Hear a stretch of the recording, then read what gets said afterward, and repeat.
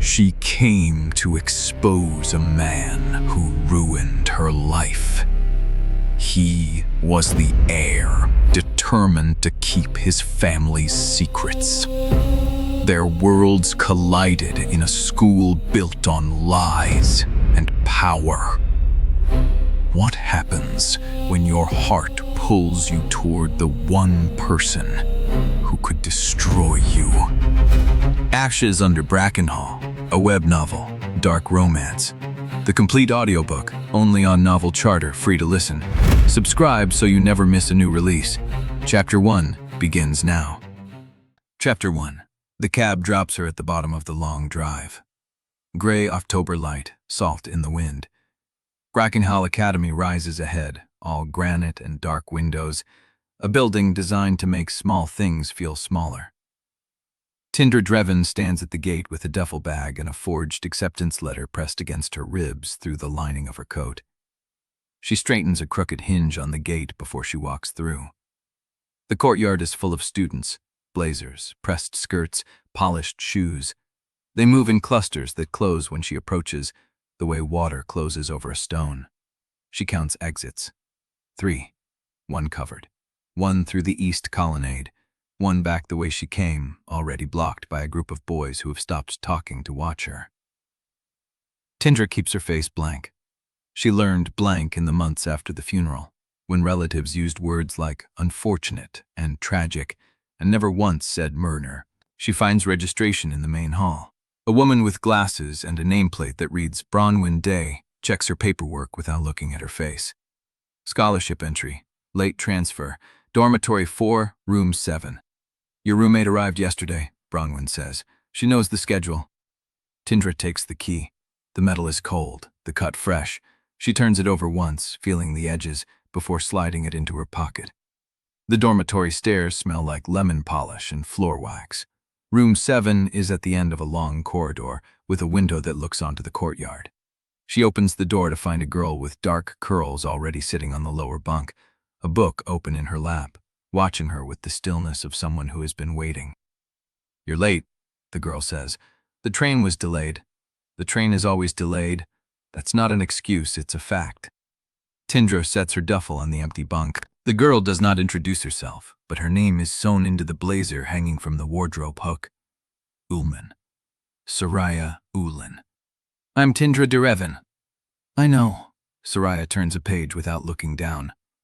They sent a profile. Scholarship from the Northern District. Mother deceased. Father absent. Academic record clean but unremarkable. You're here because Brackenhall needed more scholarship bodies after the last round of donor complaints about diversity optics. Tindra feels the words like a blade she was expecting. She keeps unpacking. You read the file, she says. I was curious. Soraya finally looks up. You're not what I expected. What did you expect? Someone quieter. Tindra places her homework journal on the desk. The map is inside the spine lining, folded so flat it barely raises a bump. She can feel it there, a second pulse. I am quiet, she says. Soraya's mouth curves, not quite a smile. Sure. Orientation is a blur of names and handshakes and corridors that all look the same. Tindra maps them anyway, turning each corner into a mental coordinate. The sealed archive is in the north wing, accessible only through a corridor with a keycard reader and a security log. She knows this from her mother's notes, from the months of reconstruction after the body was found in the river, after the coroner called it accidental and the university closed the investigation. Her mother did not fall into a river. Her mother was put there. The thought sits in her chest like a stone she carries everywhere. By midday, she has memorized the patrol schedule of the single security guard who covers the north wing. By late afternoon, she has identified 3 teachers who leave their offices unlocked. By evening, she knows the location of every camera in the main building. She does not know Jorin Malek's name yet. She learns it in the courtyard, after dinner, when the light is failing and the air smells like rain coming. She is walking toward the east colonnade when he steps into her path. He is tall, lean, dark-haired, with the kind of confidence that does not need to raise its voice. Behind him, 3 others fan out like they have done this before. The one on his left has a sharp grin and eager eyes. The one on his right looks bored, like he has seen this performance enough to find it routine. New scholarship, Jorin says. Not a question. Tindra stops. She keeps her weight balanced, her hands still at her sides. Yes. From the Northern District, factory town. Paper mill shut down 5 years ago. Mother was a researcher at the university, died in an accident. He says the word accident with a delicate precision that makes her blood go cold. Am I missing anything? She does not react. She has trained herself not to react, but she reads his lips in the dim light, watches the shape of each word, and she knows this is not random. He has been told about her. Someone prepared him. You missed the part where I chose to come here, she says. The boy with the sharp grin laughs. Jorin does not. Nobody chooses Brackenhall, he says. Brackenhall chooses you, and it didn't choose you. He steps closer, close enough that she can smell his cologne, something expensive and clean, close enough that she has to tilt her chin up to hold his gaze. You're a line item, he says, quiet enough that only she can hear.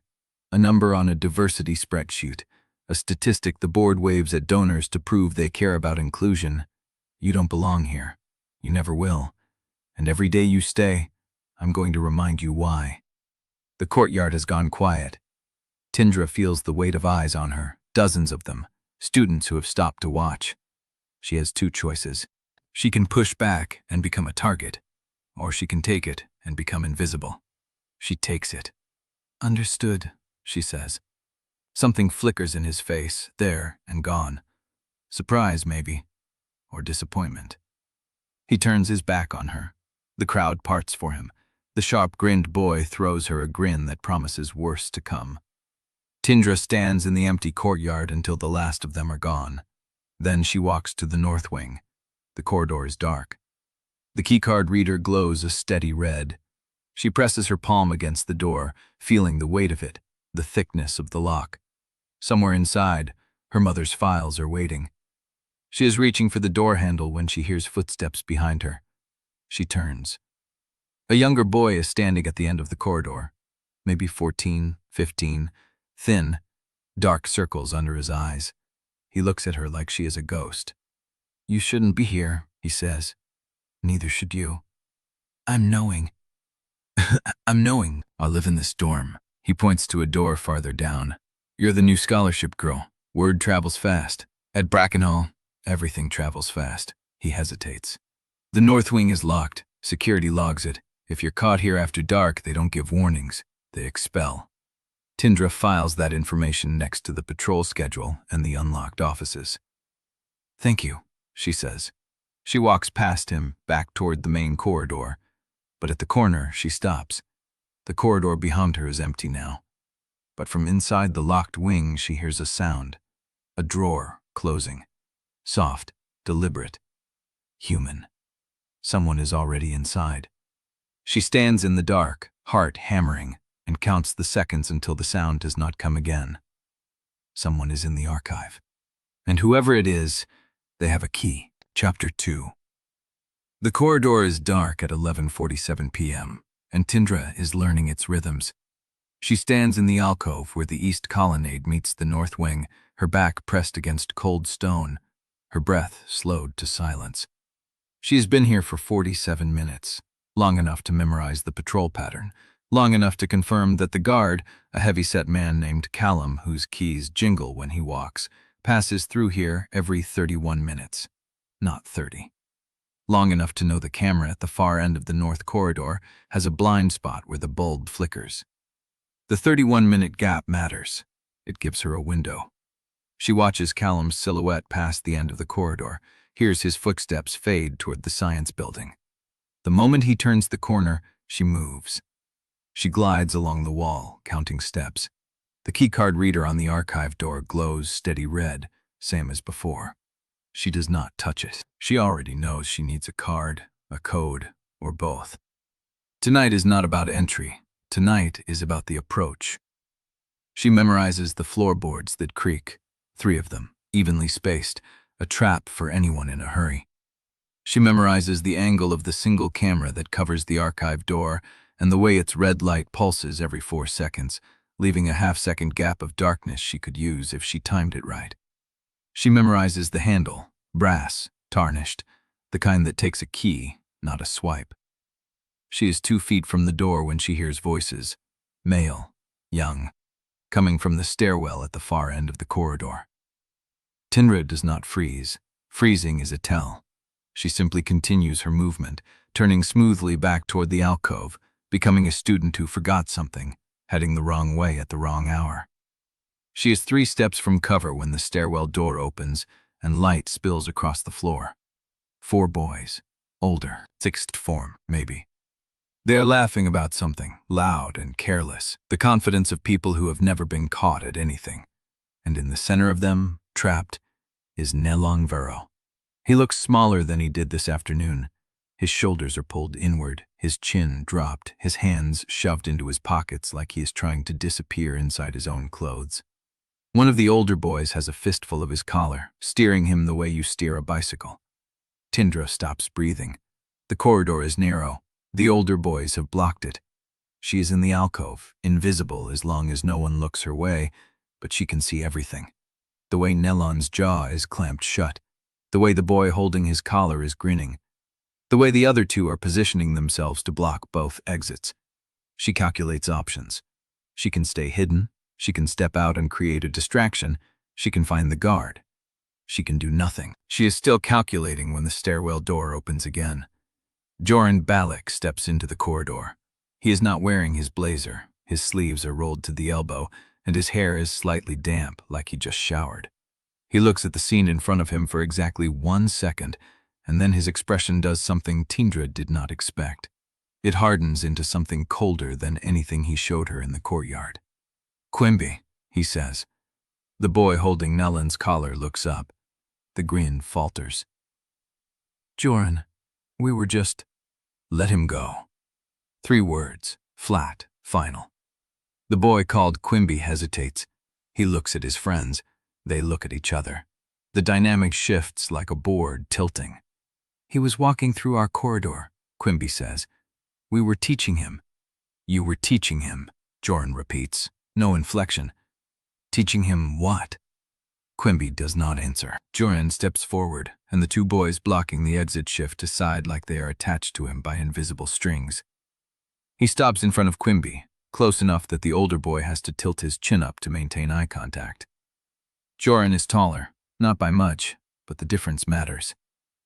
"I said let him go." Quimby releases Nelan's collar. Nelan stumbles back a step, then another. He does not run. He stands there, frozen, like he is waiting for the other shoe to drop. Jorin turns to him. "Go back to your door, Vero. Take the east stairwell." Nelan stares at him. For a second, Tindra thinks he is going to say something, but he just nods once, a short, jerky motion, and then he is gone, his footsteps fast and light, retreating down the corridor in the direction Jorin pointed. The silence after he leaves is thick. Quimby is breathing hard. His friends are watching Jorin with expressions that have shifted from confusion to wariness. "That's the 2nd time this month," Quimby says. "Why do you care about a 2nd year?" Jorin looks at him. The coldness in his face does not waver. "Because I said so." He turns his back on them, the same way he turned his back on Tindra in the courtyard. The difference is this time, no one laughs, no one moves. He walks down the corridor toward the stairwell, and Quimby and his friends stand there like they have been dismissed. They wait until he is gone. Then they mutter something Tindra cannot hear and head back the way they came. The corridor goes dark again. Tindra stays in the alcove for a full minute after the last sound fades. Her heart is beating too fast. Her mind is turning over what she just saw, trying to fit it into the shape she already has for Jorin Malek, the boy who humiliated her in front of the entire courtyard, the boy who called her a line item, the boy who threatened to remind her every day that she does not belong. That same boy just stopped 4 older students from cornering a younger one, quietly, with no audience, with no one to impress. She does not know what to do with that. She pushes it aside. She has a job to do. She moves out of the alcove, back toward the archive door. The corridor is empty now. The camera at the far end is still flickering. She counts the seconds, waits for the half-second gap of darkness, and steps into the blind spot. She presses her palm against the wood of the door.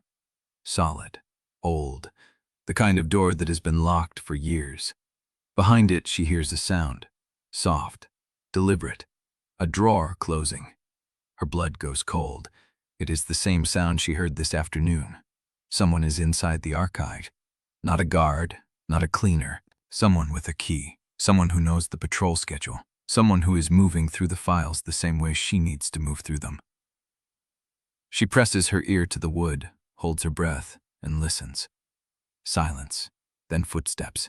Slow, measured, moving toward the other side of the door. She pulls back, steps away, melts into the shadow of the alcove just as the lock clicks. The door swings open. A figure steps out, tall, dressed in dark clothing. A hood obscures the face, but Tindra catches a glimpse of the hands, pale, slender, a flash of something metallic on one finger. The figure pauses, turns, looks directly at the alcove where Tindra is hiding. Tindra does not breathe. The figure holds the position for 3 seconds, 4, then turns and walks down the corridor, silent as smoke, and disappears into the east stairwell. Tindra waits. She counts to 60 before she moves. When she finally steps out of the alcove, her legs feel unsteady. She looks at the archive door. It is closed again, locked again. The keycard reader glows steady red, undisturbed, like no one was ever here. But someone was here, and whoever it was, they looked right at her hiding spot. She walks back to her dormitory in the dark, her mind racing, her pulse still hammering. She does not sleep. She lies on her bunk staring at the ceiling and tries to fit the pieces together. Jorin Malek is cruel in public and quiet in private. Someone is already inside the archive. And whoever that someone is, they know Tindra is watching. Chapter 3. The machinery of Brackenhall Academy runs on repetition. Tindra moans this on her 3rd day, sitting in the refectory at 7:13 a.m., watching the same 6 teachers take the same seats at the same faculty table. The English master always arrives first, coffee in hand, napkin folded under his cup. The chemistry instructor comes second, brushing crumbs from his jacket. The librarian arrives last, her shoes silent on the stone floor, carrying nothing. Tindra memorizes their habits the way she memorized the patrol schedule. She logs the gaps between their routines, the minutes unaccounted for, the moments when a room is empty and a desk might hold an unlocked drawer. She does not look at the north wing, not once. She feels it behind her like a pulled muscle, a constant ache at the edge of her awareness. But she does not turn her head, does not let her gaze drift toward the corridor that leads to the sealed door. She knows what the figure in the hood knew, that Brackenhall watches, that attention is a giveaway. She eats her toast in small bites, chews slowly, keeps her expression neutral. Across the refectory, Jorin Malek sits at the center of his table. Matias Quimby is beside him, leaning in, talking low. Jorin listens without looking at him, his eyes moving across the room in a slow scan that stops on nothing and everything. When his gaze passes over Tindra, she does not flinch. She holds still, lets her eyes drift past him like he is furniture, and takes another bite of toast. His attention moves on. But she feels the weight of it, brief and precise, like a finger pressed to her spine. The morning passes in blocks. First period, history. The teacher, a woman with silver hair and a habit of tapping her wedding ring against the desk, lectures on post-war reconstruction while Tindra maps the room. 2 exits, 1 window that does not open, a filing cabinet without a lock. She takes notes in neat script, her handwriting a cover for the real observation happening behind her eyes. Second period, mathematics. The instructor drones. Tindra counts the students in the room, marks the ones who sit near the door, the ones who sit near the windows, the ones who look like they would notice if someone left early. Third period, free study. She uses it. The library is 2 floors above the courtyard, a vaulted room of tall windows and cold drafts. Tindra takes a seat near the back, where she can see both entrances and the librarian's desk. She pulls out a book she does not intend to read and watches. The librarian, Mrs. Harlow, is a woman of precise habits. She checks her watch every 15 minutes. She straightens the pens on her desk at the start of every hour. She leaves her station at 10:47 for exactly 7 minutes, returning with a fresh cup of tea. Tindra notes the timing. Then she notes something else. A man in a dark suit enters the library at 10:32. He is not a teacher. He does not approach the desk. He walks to the far wall, pretends to scan the shelves, and his eyes roam the room in a pattern that has nothing to do with books. He is looking at the students. He lingers near the window that overlooks the north wing. Tindra does not react. She turns a page in her book, keeps her breathing even, and waits. He leaves at 10:38. At 10:47, when Mrs. Harlow goes for her tea, Tindra slips out the side door. The corridor outside the library is empty. She moves quickly, her steps light, her path memorized from yesterday's reconnaissance. She takes the back stairwell, the one that leads past the service corridor, the one she mapped from the alcove last night. She stops at the junction where the north wing branches off. The archive door is 30 feet away.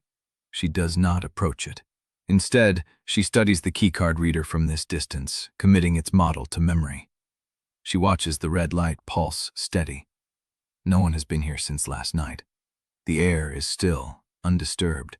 She memorizes the reader's position, the angle of the brass handle, the slight wear on the wood below the lock where someone has pressed their palm against it, again and again, over years. Then she hears footsteps. She does not turn. She continues walking, her trajectory carrying her past the north wing as if she had never stopped, her pace natural, unhurried. She reaches the end of the corridor, turns left, and disappears into the east stairwell without breaking stride. She counts to 20 before she exhales. At lunch, she sits at the edge of the refectory, alone. The meal is loud, clattering, full of conversations she does not participate in. Soraya Ullman is 2 tables over, surrounded by friends, laughing at something Tindra cannot hear. Their eyes meet once. Soraya holds the look for a fraction of a second longer than necessary, then turns away. Tindra eats her soup. She is halfway through when she notices the man in the dark suit again. He is standing near the refectory entrance, hands clasped behind his back, scanning the room. He looks at students, at tables, at faces. His gaze stops on her, just for a moment. Then it moves on. Tindra puts down her spoon. She forces herself to finish the soup. She forces herself to sit there, to finish the meal, to act like she does not feel the weight of that look still pressing against her skin. But she knows. Twice in one day, her movements are being watched. The afternoon is a blur of classes she does not fully attend to, her mind running calculations. Who is he? What does he report to? Is he Kasat Malek's man, or does he answer to someone else on the board? She does not have answers. She needs them. At 4:30, she returns to the dormitory. The room is empty, Soraya still at some activity Tindra does not know about. She locks the door, pulls out her journal, and opens the lining. The map is still there. She spreads it flat on the desk, tracing the path to the archive with her finger. The corridor, the camera, the blind gap, the service stairwell that runs behind the east wall, leading to a basement level not marked on any official campus map. She saw the door yesterday, unlocked, untended. She will check it tonight. But first, she needs to know who the man in the suit is. She closes the journal, tucks it back into its hiding place, and sits on her bunk, staring at the ceiling. The machinery of Brackenhall runs on repetition, and she is learning to read the gears. But gears can shift without warning, and someone is already turning the handle. Chapter 4. Morning inspection lines them up in neat rows across the main courtyard. 3rd years on the left, 4th years center, 5th and 6th years staggered behind. The salt wind pulls at uniform skirts and blazer lapels. Prefects walk the gaps between columns, checking collars, tie knots, heel heights. Tindra stands in the 3rd row, 4th from the left. She checked her own uniform 3 times before coming down. The hem, the buttons, the regulation knot, everything correct, everything invisible. The prefects reach her row. A girl with a clipboard stops in front of her, scans her from collar to shoes, and marks something down without speaking. No correction, no pause. Tindra does not relax. She has learned that safety in places like this is not about passing inspection. It is about whether someone wants to find a reason. The prefect moves on. The row behind her gets checked, then the next. Then the air shifts. She feels it before she sees it, the way applause feels before it starts. A ripple of attention, heads turning, whispers cutting off mid-syllable.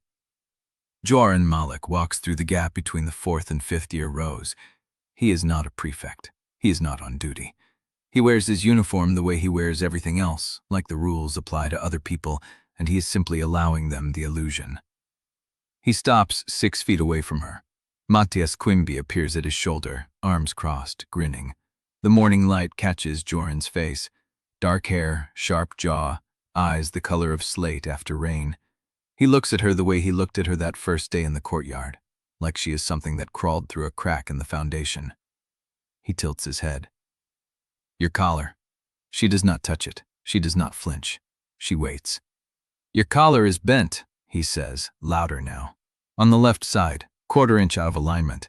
The prefect with the clipboard stops and turns. Jorin does not look at her. He keeps his eyes on Tindra. Didn't they teach you how to dress at whatever public school they scraped you from? Or do they let scholarship entries just show up looking like they slept in their uniforms? Someone laughs. Matias, then a few others. Tindra reaches up and adjusts the collar. She does it slowly, deliberately, keeping her fingers steady. Fixed, she says. Jorin smiles. It does not reach his eyes. Fixed, he repeats, tasting the word like it amuses him. You think that's how it works here? You break a rule, you fix it, and everything's fine? She says nothing. He steps closer, close enough that she can smell his cologne, expensive and sharp, the same scent from the courtyard on day 1. You're not getting it, he says, low enough that only she and Matias can hear. The collar isn't the point. The point is that I noticed it, and if I noticed it, everyone noticed it. And now everyone knows that you are the girl who showed up with a bent collar on inspection day. He pauses. Counterfeits always show themselves eventually. The word hits exactly where he aimed it. Counterfeit. Not fake, not poor, not out of place. Counterfeit. She keeps her face blank. She keeps her breathing even. She does not give him the reaction he is mining for. But she hears what he is saying. This is not humiliation for the sake of it. This is a warning. Brackenhall always spots counterfeits. He holds her gaze for 1 more second, then turns and walks away. Matias follows, laughing, slapping Jorin's shoulder like they just shared a joke. The prefect clears her throat. The inspection continues. Tindra stands in her row and does not move until the column is dismissed.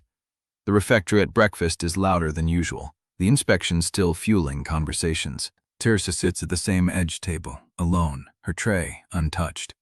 She can feel eyes on her. She does not look up to confirm. The man in the dark suit is not here this morning. She checked the entrance twice, no sign of him, but that does not mean he is not watching from somewhere else. She forces herself to eat. Toast, butter, a few bites of egg, fuel, not food. Soraya Ullman walks past her table without stopping. Their eyes meet for half a second.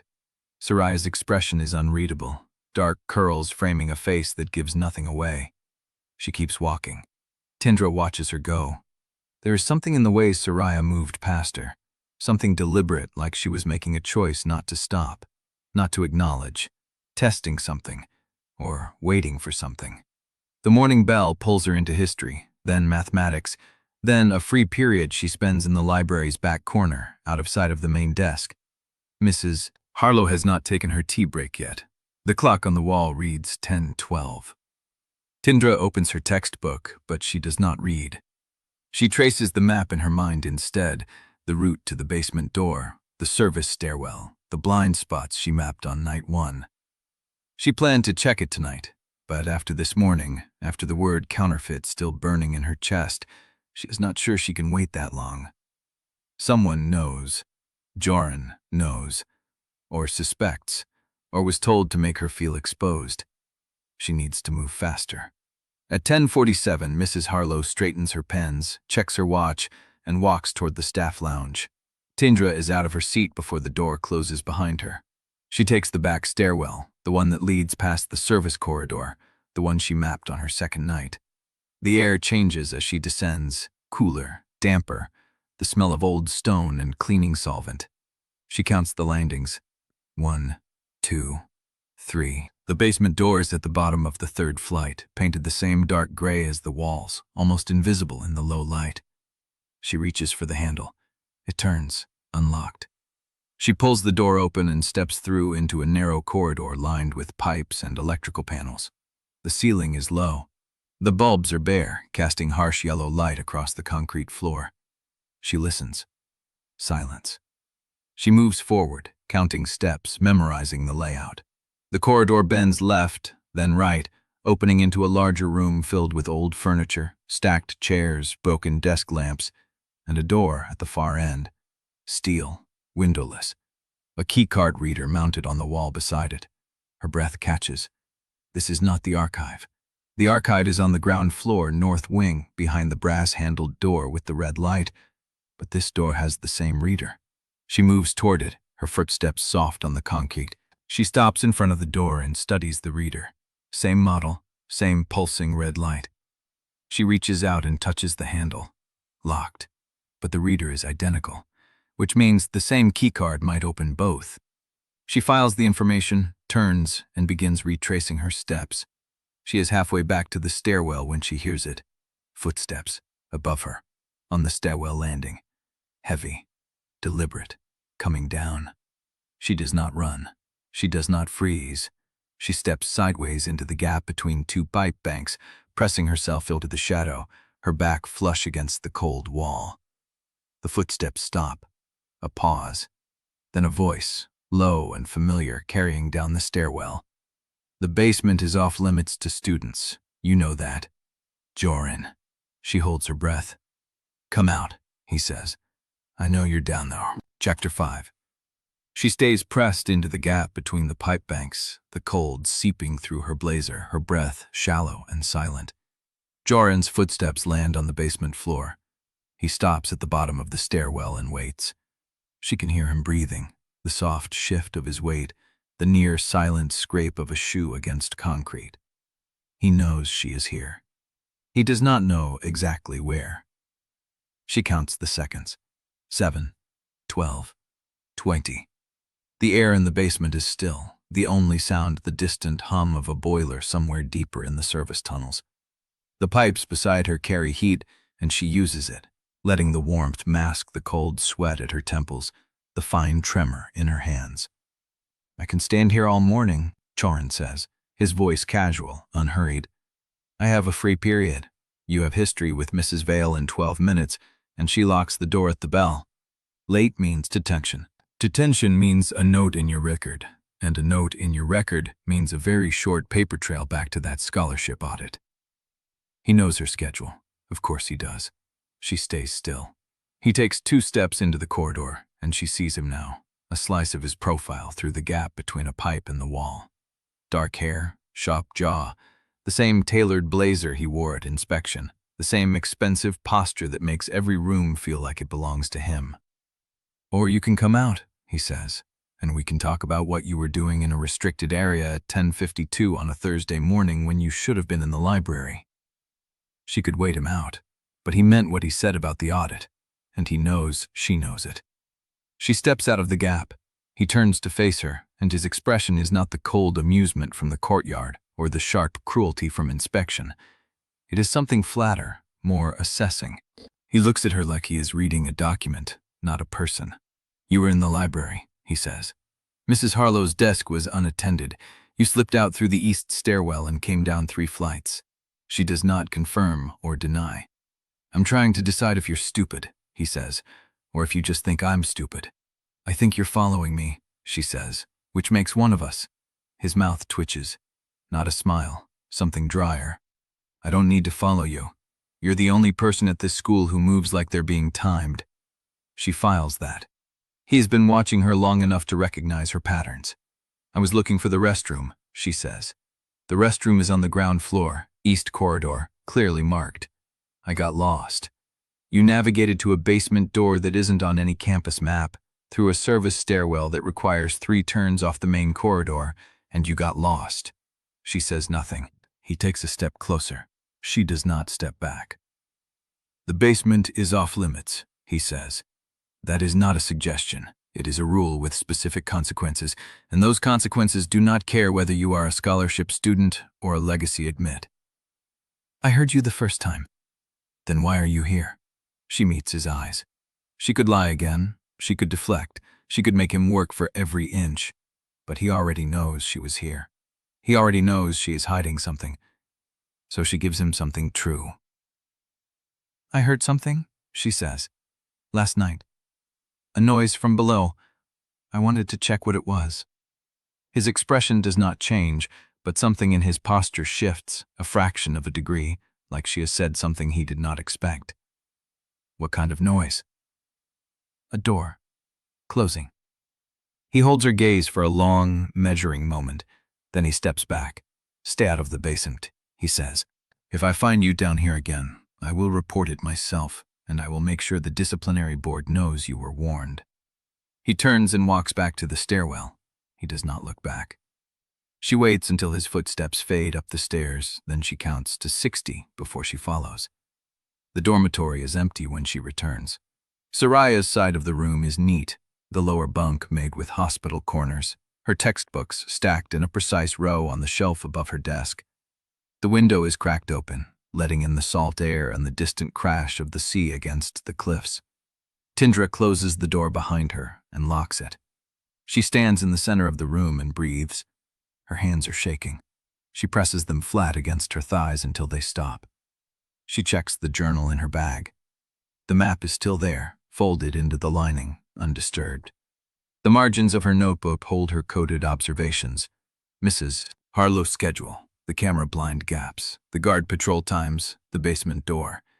She pulls the notebook out and flips through it. Everything is where she left it. She is about to put it away when she hears the door handle turn. The lock holds. A pause. Then a knock, 2 short raps. Soraya's voice muffled through the wood. "I know you're in there. You locked it." Tindra slides the notebook back into her bag and crosses the room. She unlocks the door and opens it.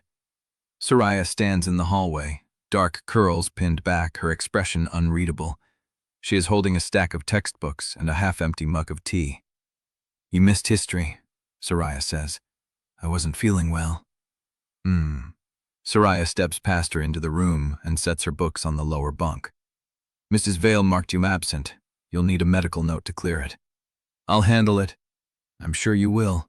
Soraya settles onto her bunk, crosses her legs, and takes a sip of her tea. She does not look at Tindra, but she is watching. Tindra can feel it, the same way she felt the man in the dark suit watching her in the library, the same way she felt Jorin watching her in the basement. She is surrounded by people who see too much. She sits at her desk, pulls out her textbook, and opens it to the page she was supposed to be studying. The silence stretches. "You moved your journal," Soraya says. Tindra's hand stills on the page. "Before you left," Soraya continues, her voice casual, conversational. "You had it on your desk, next to the lamp. When you came back, it was in your bag. You checked it before you sat down." Tindra turns her head slowly. Soraya is looking at her now, dark eyes steady over the rim of her mug. "Your scholarship essay was about coastal ecology," Soraya says. "You mentioned studying tidal patterns in your home region. But the notes in your journal margins don't look like tidal data. They look like schedules, times, names." Tindra keeps her expression neutral. "I take personal notes," she says. "It's a habit." Soraya takes another sip. "And the map you drew in the back, with the north wing marked in red, that's a habit too?" The room goes very quiet. Tindra meets her gaze and holds it. "It's a campus map," she says. "I like to know where I'm going." Soraya sets down her mug. "Most people use the brochure. I'm not most people." "No," Soraya says. "You're not." She leans back against her pillow, studies Tindra for a long moment, then reaches for the book on her shelf. "I don't know what you're doing," she says, opening it. "And I don't think you're going to tell me. But I want you to know that I notice things, and I remember them." She turns a page. "Whatever you're planning, you should be more careful." Tindra does not answer. She turns back to her textbook and stares at the words until they blur. But she does not sleep well that night. She wakes to gray light and the sound of the tide. Her first thought is the time. Her second thought is the journal. She reaches for her bag on the floor beside the bed. It is open. She sits up fast, her heart slamming, and scans the room. Soraya's bunk is empty. Made. Neat. And on the desk in the center of the room, next to Tindra's open notebook, lies a single sheet of paper. A sketch. Her sketch. The sealed wing, the corridor, the camera positions, the 3 creaking floorboards, the archive door, copied by hand, perfectly reproduced in ink. Soraya is gone, but she has left the sketch where Tindra will find it, where anyone walking into the room will find it. Tindra stares at the paper and feels the walls closing in around her. Chapter 6. She folds the sketch and slides it into her pocket. Then she waits. Soraya returns 12 minutes later with toast and an expression that gives nothing away. She sets her plate on the desk, exactly beside the space where the sketch lay, and sits. "You found my study aid," Soraya says. "You copied my map. I copied a drawing of a corridor. You're the one who filled it with threats and escape routes." Tindra's fingers press against the paper in her pocket. Soraya's eyes track the movement, and Tindra knows she was meant to see it. Everything Soraya does is deliberate. "What do you want?" Soraya picks up her toast, takes a bite, chews. "I want to know what kind of fire I'm standing next to," she says. "You're not a scholarship student from the Northern District. Your title data is fake, your handwriting is coded, and you have a map of a locked wing that every student is warned to avoid." She pauses. "So either you're planning something that will get you expelled, or you're planning something that will get us all expelled. Either way, I'd like to know which exit to use." Tindra holds her gaze. The morning light cuts across the room, catching the dust motes suspended in the air. Somewhere in the building, a door closes. Footsteps pass in the hallway. "My mother," Tindra says, "was a researcher. She worked on a project connected to Brackenhall. She died before she could publish her findings." Soraya does not blink. "And the archive?" "I think her work is in there." "Why not go to the administration? Request access through proper channels." Tindra lets the silence answer for her. Soraya nods slowly, processing, weighing. "Because proper channels are the ones that buried her." Tindra does not confirm it. She does not have to. Soraya finishes her toast, wipes her fingers on a napkin, and stands. "I'll keep your secret for now," she says. "But I want to know what you find.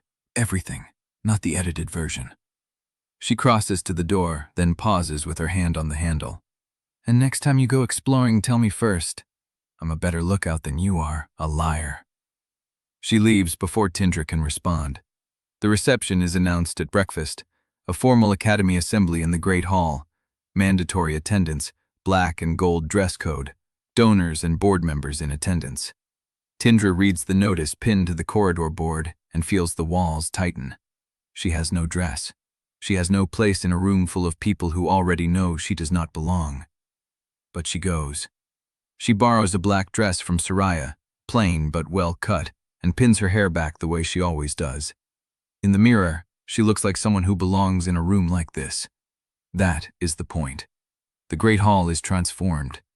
Chandeliers, white linen, silk and guk wool, and the low hum of money conversing with itself.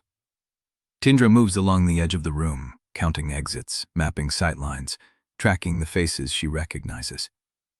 Mrs. Harlow stands near the far wall, a glass of white wine in her hand, her eyes moving across the crowd with the same precision she uses on her desk.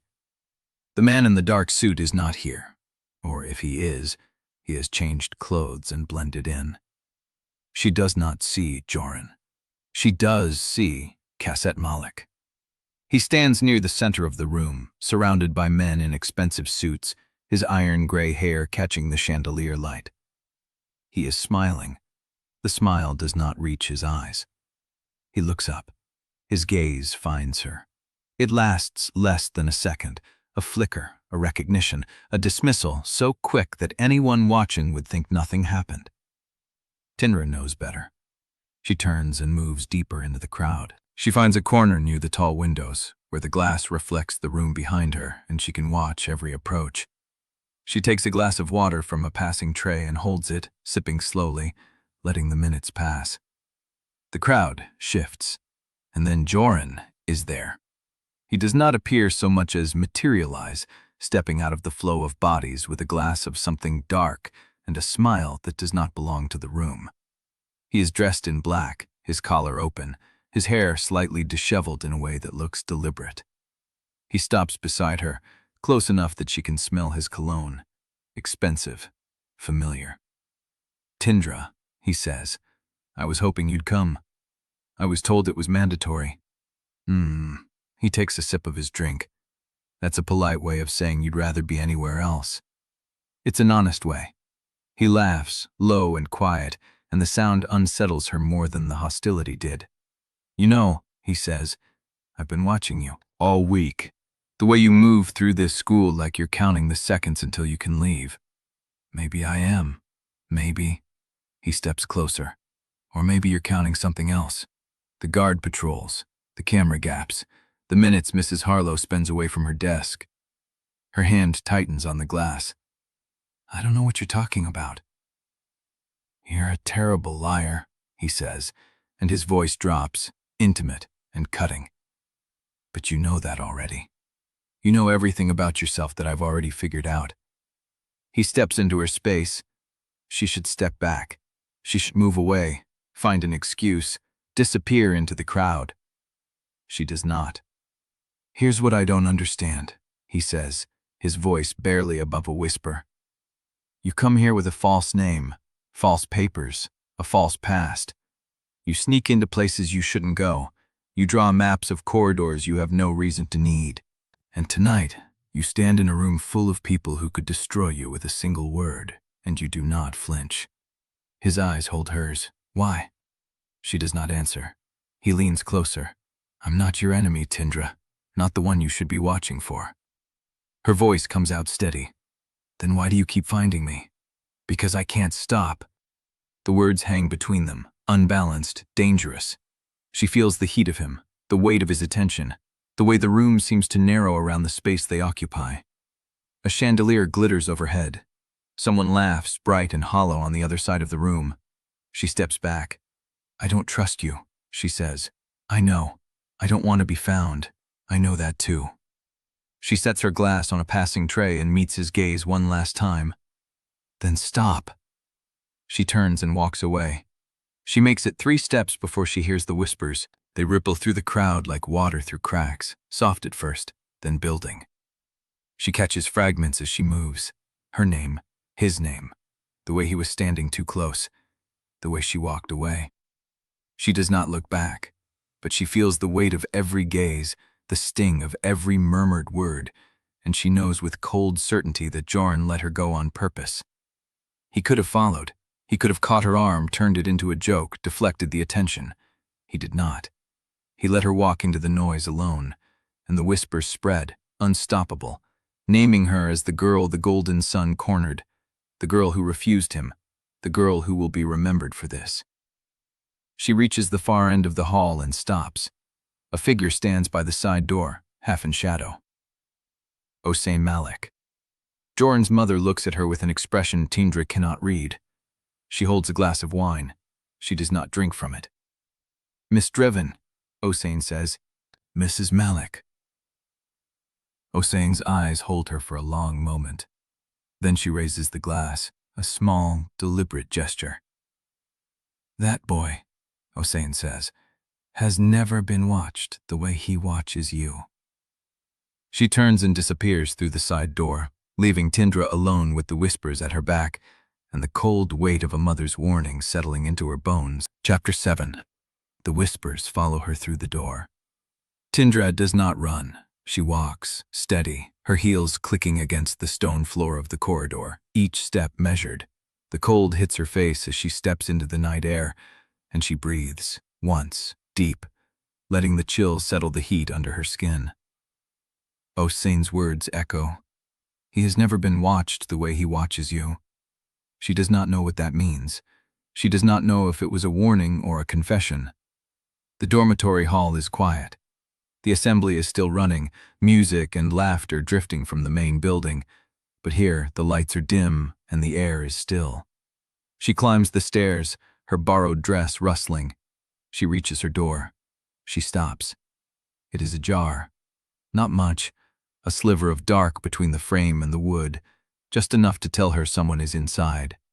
She does not enter. She stands in the hallway, listening. The silence stretches, then Soraya's voice comes from inside, flat and unsurprised. Close the door behind you. Tindra pushes it open.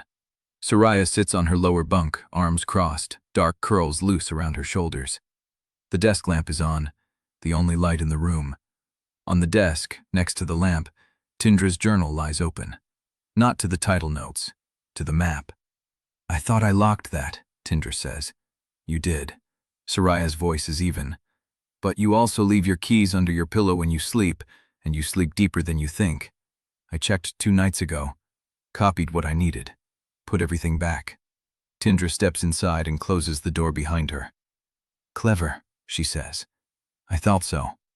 Soraya does not move. She watches Tindra with the patience of someone who has already decided the outcome of the conversation and is only waiting for the other person to catch up. "You're not from the Northern District," Soraya says. "I checked the scholarship records. The district office has no one by your name registered for this year's transfers. The signature on your application is a good forgery, but the ink is wrong. Scholarship applications use standard ballpoint.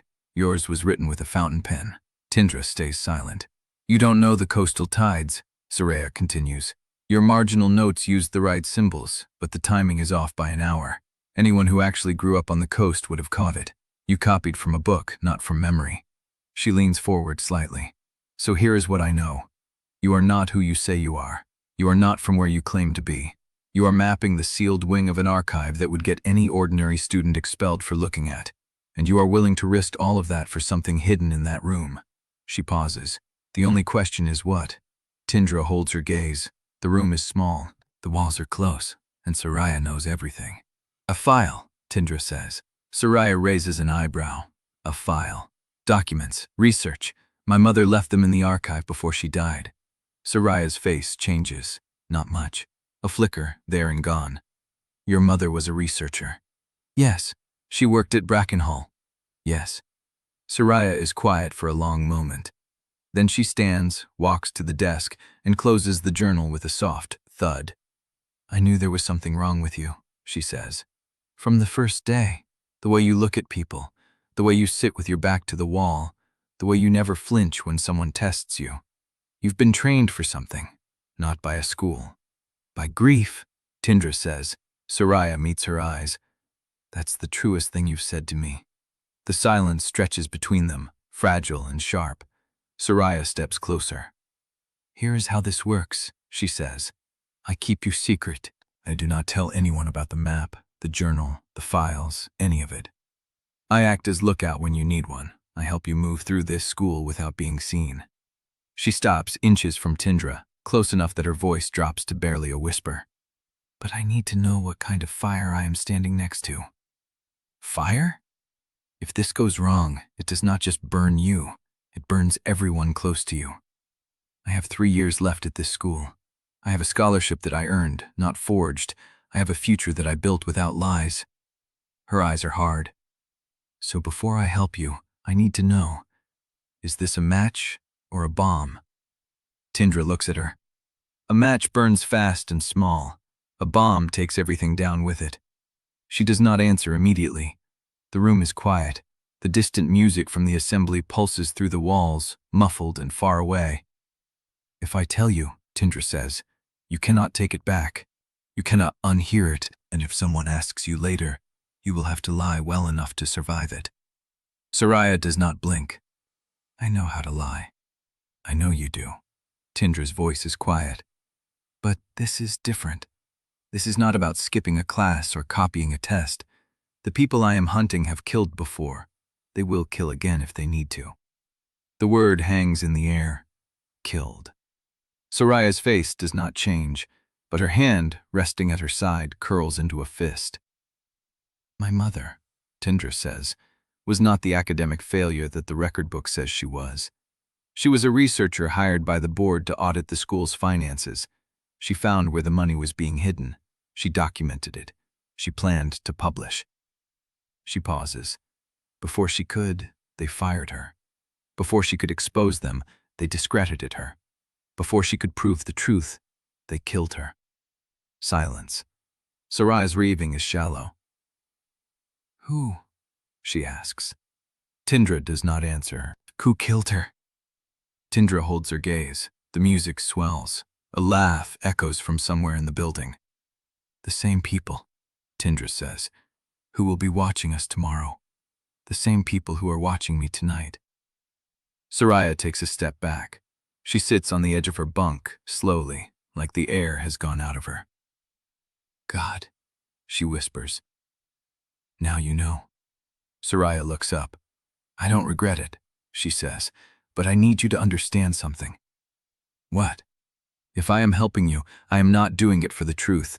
I am doing it because I saw how you looked when you said grief, like it was something you carried in your teeth. Tindra does not move. I want to be the kind of person, Soraya says, who does not walk away from that. The words land like stones, weighted, final. Tindra nods. Then I need a favor. Soraya waits. Tomorrow night, after curfew, there is a door in the basement with a keycard reader. I need to know whose card opens it. Soraya meets her eyes. I will see what I can find out. The pact is sealed in silence. And outside in the corridor, a floorboard creaks. Both of them freeze. Chapter 8. The floorboard does not settle. Tindra stands frozen, Soraya motionless on the edge of bunk, both of them breathing shallow, listening to the silence press against the door. 20 seconds. 30. Nothing moves. Soraya's eyes ask the question. Tindra shakes her head once. Not safe. Not yet. She crosses to the door in 3 silent steps and presses her ear to the wood. The corridor beyond is empty. No breathing. No shift of weight. But the floorboards in Brackenhall do not creak on their own. They settle only after weight lifts. Someone was there. Whoever it was, they are gone now. Sleep does not come. Tindra lies awake in the dark, running through every person who could have been standing outside. A prefect checking rooms. The man in the dark suit. Jorin. Someone sent by cassette. Someone Soraya talked to before she understood what she was stepping into. At 3:47 a.m., she gives up. She sits up, pulls the journal from beneath her mattress, and spreads the map across her knees. The route to the archive is drawn in faint pencil marks, invisible unless you know where to look. 3 service stairwells, 1 camera blind, a door that should be locked but is not. She traces the path with her finger. 31 minutes between guard passes, 4 seconds of camera gap. Mrs. Harlow's tea break at 10:47. The basement door with the identical keycard reader. Too many variables, too many people watching. By the time gray light seeps through the window, she has memorized every weakness in the route and every person who could exploit them. Soraya finds her at breakfast. She slides into the seat across from Tindra without asking, sets down a tray she does not touch, and speaks low enough that the tables around them cannot catch the words. The east service stairwell has a door that sticks at the bottom, she says. 3rd step from the landing. It creaks. Tindra's fork stops halfway to her mouth. I walked it this morning, Soraya continues, pulling a napkin toward her and drawing with her fingertip. The door at the base of the stairwell leads to a passage that runs behind the boiler room. There is a second exit that empties into the north corridor, past the camera arc. How far past? Far enough. The camera sweeps right to left. If you time it right, you can cross the gap between sweeps and stay in the blind spot the whole way. Tindra watches Soraya's finger trace the route on the napkin. Show me. Soraya draws, quick, precise strokes. The east stairwell, the boiler room passage, the door that leads to the north corridor, the blind spot between camera sweeps, the approach to the archive door. Tindra memorizes it in one pass. You measured the camera sweep. I timed it. 14 seconds from left to right. 2-second pause before it resets. The blind spot is 3.5 seconds if you cross at the midpoint of the pause. Tindra looks at her. Why did you do this? Soraya meets her gaze. Because if I am going to be your lookout, I need to know the terrain better than you do. You are the one who opens doors. I am the one who keeps you from getting caught. The words settle between them. Tindra does not know how to answer. She has never had someone cover her blind side before. She has never trusted anyone to watch what she cannot see. Thank you, she says. Soraya nods once. Do not thank me yet. I also found out whose keycard opens the basement door. Tindra goes still. Mrs. Harlow? The librarian. The woman with the tea break at 10:47. The woman whose desk Tindra slipped past twice already. How do you know? Soraya leans back. I asked the right person the wrong question. Told the admin clerk I left a book in the basement storage room last term and needed to retrieve it. She checked the access log and said only Mrs. Harlow had clearance for that level. Tindra's mind races. Mrs. Harlow? The librarian holds the key to the basement vault. The same woman who leaves her desk unattended every day at 10:47 for exactly 7 minutes. The same woman who could have been the one inside the archive the night Tindra watched from the alcove. What else did you find out? Soraya shakes her head. That is all I could get without raising questions. Tindra files the information. Mrs. Harlow, the basement keycard, the 7-minute window, the archive access. Pieces are connecting. She just does not know what shape they make yet. At 10:47, Tindra is in position. She watches Mrs. Harlow straighten her pens, check her watch, and walk toward the staff lounge. The librarian's keycard hangs from a lanyard at her hip. Visible, accessible, but not today. Today is about the route, not the key. Tindra slips from the library, takes the east stairwell, and counts the steps. Third from the bottom. Soraya was right. It creaks. She steps over it, reaches the door at the base, and eases it open.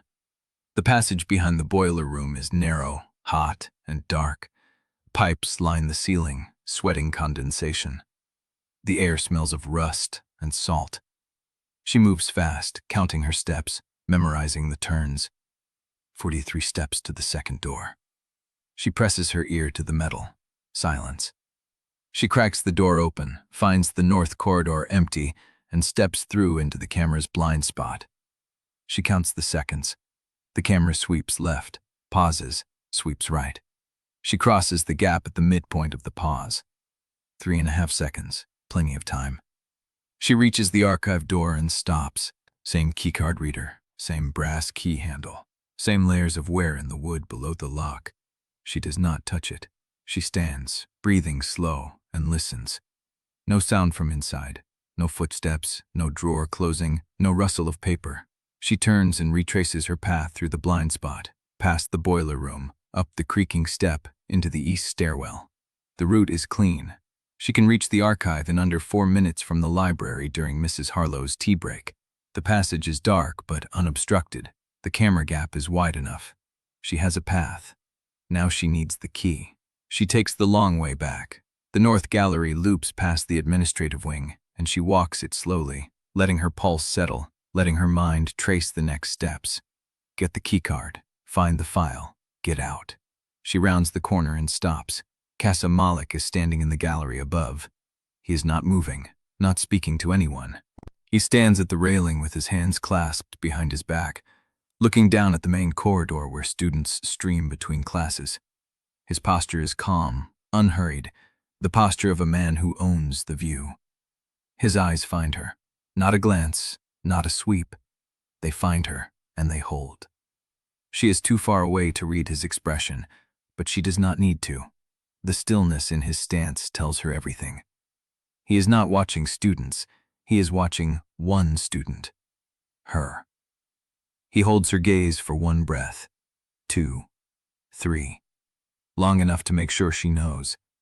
Then he turns, unhurried, and walks away along the gallery, his footsteps echoing on the stone. Tindra stands frozen. The corridor continues moving around her.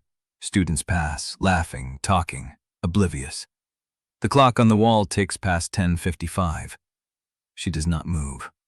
Because Malek was not standing in that gallery by accident. He was not watching the crowd at random. He was there, watching, waiting. And the way he held her gaze, steady and calm, was not a threat. It was an acknowledgement. I see you, Tindra Drevyn. I have always seen you. She forces herself to breathe, forces herself to turn and walk. She does not look back.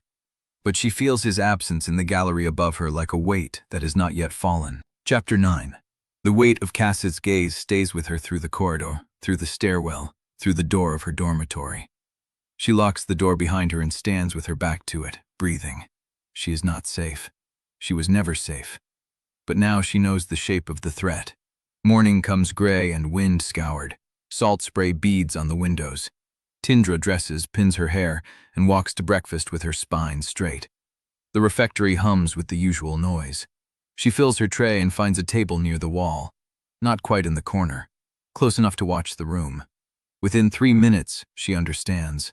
The table nearest hers fills with students who do not look at her. The table beyond that fills with students who do look at her, then look away with practiced disinterest. The empty seats around her stay empty. She is being quarantined. Matias Quimby walks past her table with 2 other sixth-form students. He does not glance at her, but he adjusts his trajectory slightly, making sure his shoulder brushes the edge of her table, a territorial marker.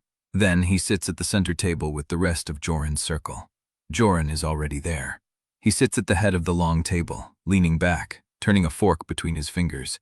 His eyes sweep the room, land on her for a fraction of a second, then move on. His expression does not change. He is the blade. She knew that already.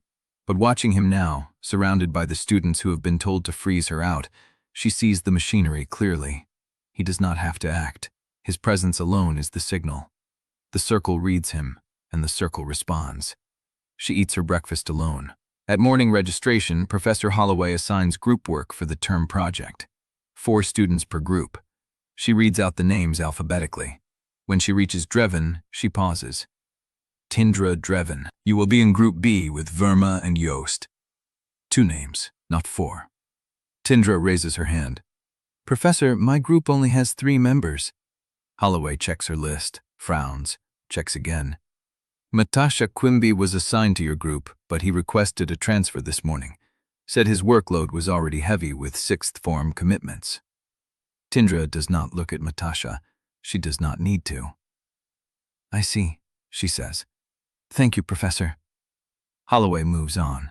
The room settles into discussion, but Tindra feels the shape of the message. Not just exclusion, public exclusion. Documented. The kind that gets noticed by other teachers, by prefects, by anyone watching for cracks in her standing. She takes notes. She participates. She gives nothing away. But her hand beneath the table is a fist. At lunch, she finds her usual spot in the refectory already occupied. A girl she does not recognize sits at the table, books spread, earbuds in. She does not look up when Tindra approaches. The table is full. Tindra scans the room. Every table with an empty seat also has a student who looks away when her gaze reaches them. Not hostile, just unavailable. She takes her tray to a standing ledge near the window and eats looking out at the gray sea. Let them see her adapt. Let them see her not break. She is leaving the refectory when she hears the voices. Around the corner near the east stairwell, the one Nelan Vero fled down the night Jorin saved him. The same geography of predation. She stops, listens. That's 3 weeks late, Vero. 3 weeks. Matias's voice, low and pleasant with cruelty underneath. I had it. I had the signed copy, but my advisor said I needed the approved version, and the forms went to the wrong office, and you expect me to care? Tindra edges closer to the corner, peers around. Matias has Nelan pinned against the wall with his body, not touching him, but close enough that Nelan cannot move without pushing through him. 2 other boys stand behind Matias, watching. Nelan's face is pale. The dark circles under his eyes look deeper than they did days ago. Please, Nelan says, and his voice cracks. I just need 1 more day. I can get it done by tomorrow, I swear. That's what you said last week. I know, I'm sorry. Sorry doesn't fix my deadline. Matias reaches out and takes the collar of Nelan's shirt. Not hard, just holding it. Testing the fabric, testing the boy. Tindra's feet want to move. She does not, because she sees movement behind Matias.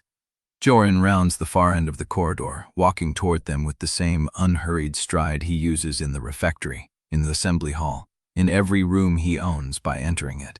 Matias sees him approaching. He does not let go of Nelan's collar. You're late, Matias says. We were just discussing Vero's deadline problem. Jorin stops a few feet away. He looks at Matias's hand on Nelan's collar. He looks at Nelan's face. He looks at Matias again. Let him go. 2 words. Flat. No anger. Matias hesitates. He's 3 weeks late on the form my father needs for the board packet. I told him I'd handle it personally. I said let him go. The silence stretches. Matias's jaw works. His fingers tighten on the collar, then release. Nelan stumbles back, gasping, his hand going to his throat. "Go," Jorin says, and somehow the single word is both dismissal and protection. Nelan does not wait. He turns and runs. The two boys behind Matias shuffle, uncertain. They look at Matias. They look at Jorin. They do not know which authority to follow. Matias knows. He straightens his jacket, steps back, puts space between himself and the wall where Nelan was trapped. "You're going to need to explain this to my father," he says. "I'll explain it to yours if you explain it to mine." Matias goes still. The air between them shifts. Then Matias laughs, a short, hollow sound. "Fine, have it your way. But the board needs those forms, and Vero is the only one who can sign off. If we miss the filing deadline because you decided to play hero, then we miss it." Jorin says it like the deadline does not matter, like the board does not matter, like Matias does not matter. Matias stares at him for a long moment. Then he shakes his head and walks away, the two boys trailing behind. Jorin does not move. He stands in the empty corridor, hands loose at his sides, looking at the space where Nelan was trapped. Tindra watches him from the corner. She should leave. She should slip away before he sees her, before this moment becomes another thing she has to explain. But she does not. Because Matias's face, when Jorin told him to let go, was not angry. It was confused. It was the look of someone who thought he understood the rules, only to discover the person who wrote them has stopped following them. She steps out from the corner. Jorin turns. His eyes find her. For a second, neither of them speaks. Then he says, "You hoard all of that?" It is not a question. "Yes." He holds her gaze. The corridor is empty. The noise of the school hums somewhere beyond these walls. But here, in this narrow passage, there is only the two of them, and the silence, and the echo of what she just witnessed. "I need to ask you something," she says. He waits. Why him? The question hangs. She sees something flicker behind his eyes. Not defensiveness, not anger, something older, something he does not want her to see. Then he turns, and his voice, when it comes, is quieter than she has ever heard it, because someone should have done it for me. Chapter 10. The silence stretches between them in the narrow corridor. Tindra watches Jorin's face, the way his jaw tightens around the confession he did not mean to give. "I don't know what that means," she says, "and I don't know if I believe you." He meets her eyes. "I didn't ask you to." He turns and walks away, but he does not take the same unhurried pace she knows. His strides are shorter. He is not leaving a room he owns this time. She stays in the corridor, the echo of his voice still pressing against her ribs. "Because someone should have done it for me." She should not feel anything for him. She should file that knowledge away as useful, another data point to deploy when she needs leverage. That is what the old Tindra would do. The Tindra who arrived 4 days ago with forged papers and a map and a plan that did not include room for anyone else. But she is still standing in the corridor, her mother's page in her journal, and the air where Jorin stood is colder now. She looks down at the journal in her hands. She had not realized she was still holding it. She opens it, slips past the false title notes, past the coded schedules, past the map she drew by hand. Her fingers find the edge of the hidden compartment. She has not pulled the page out since the night she arrived, has not looked at her mother's handwriting since she stepped onto Brackenhall's grounds, because looking at it makes the grief feel fresh, and she cannot afford fresh. She slides the page free. The paper is thin, folded twice, edges softened from years of handling. The ink has faded in places, but she knows every word by heart. Termination order signed by Malek. Donor transfer records for 3 shell companies mapped to Malek Urban Group's subsidiary network. A list of dates corresponding to board meeting minutes that were later redacted from the official record. She is so focused on the ink that she does not hear the footsteps. The corner of the corridor swings Matias Quimby back into view, his 2 followers behind him, his face still carrying the confusion that Jorin left there. He sees her, sees the page in her hands, sees her alone. "You," he says, and the word lands like a stone. She closes the journal, but the page is still half out, the thin paper catching the corner of the cover, and she cannot tuck it away fast enough, cannot move, because Matias is already walking toward her, already deciding what to do with what he has found. "What do you think you're doing back here?" "Walking." "Funny." "I don't think it's funny." He steps closer. The two boys behind him fan out, blocking the corridor in both directions, and Tindra's heart hammers against her ribs, but she keeps her face still, keeps her hands steady, keeps the journal pressed closed against her chest. "I asked you a question," Matias says. "I answered it." His eyes drop to the journal. Something flickers in them. Recognition. "That's the notebook you're always carrying." She says nothing. "Let me see it." "No." The word comes out flat, unafraid. She does not know where she found the nerve, but it is there, sitting in her voice like a stone. Matias takes another step. "You think because Jorin let you off easy tonight, I will too?" "I think you're afraid of him." The silence that follows is worse than any raised voice. Matias's face shifts. Not anger, something colder. He reaches out fast and grabs the journal. She holds on. Paper tears. The hidden page slides free, catches the draft, skids across the stone floor, and stops at the feet of the person rounding the corner. Jorin. He looks down at the page. Tindra's stomach drops.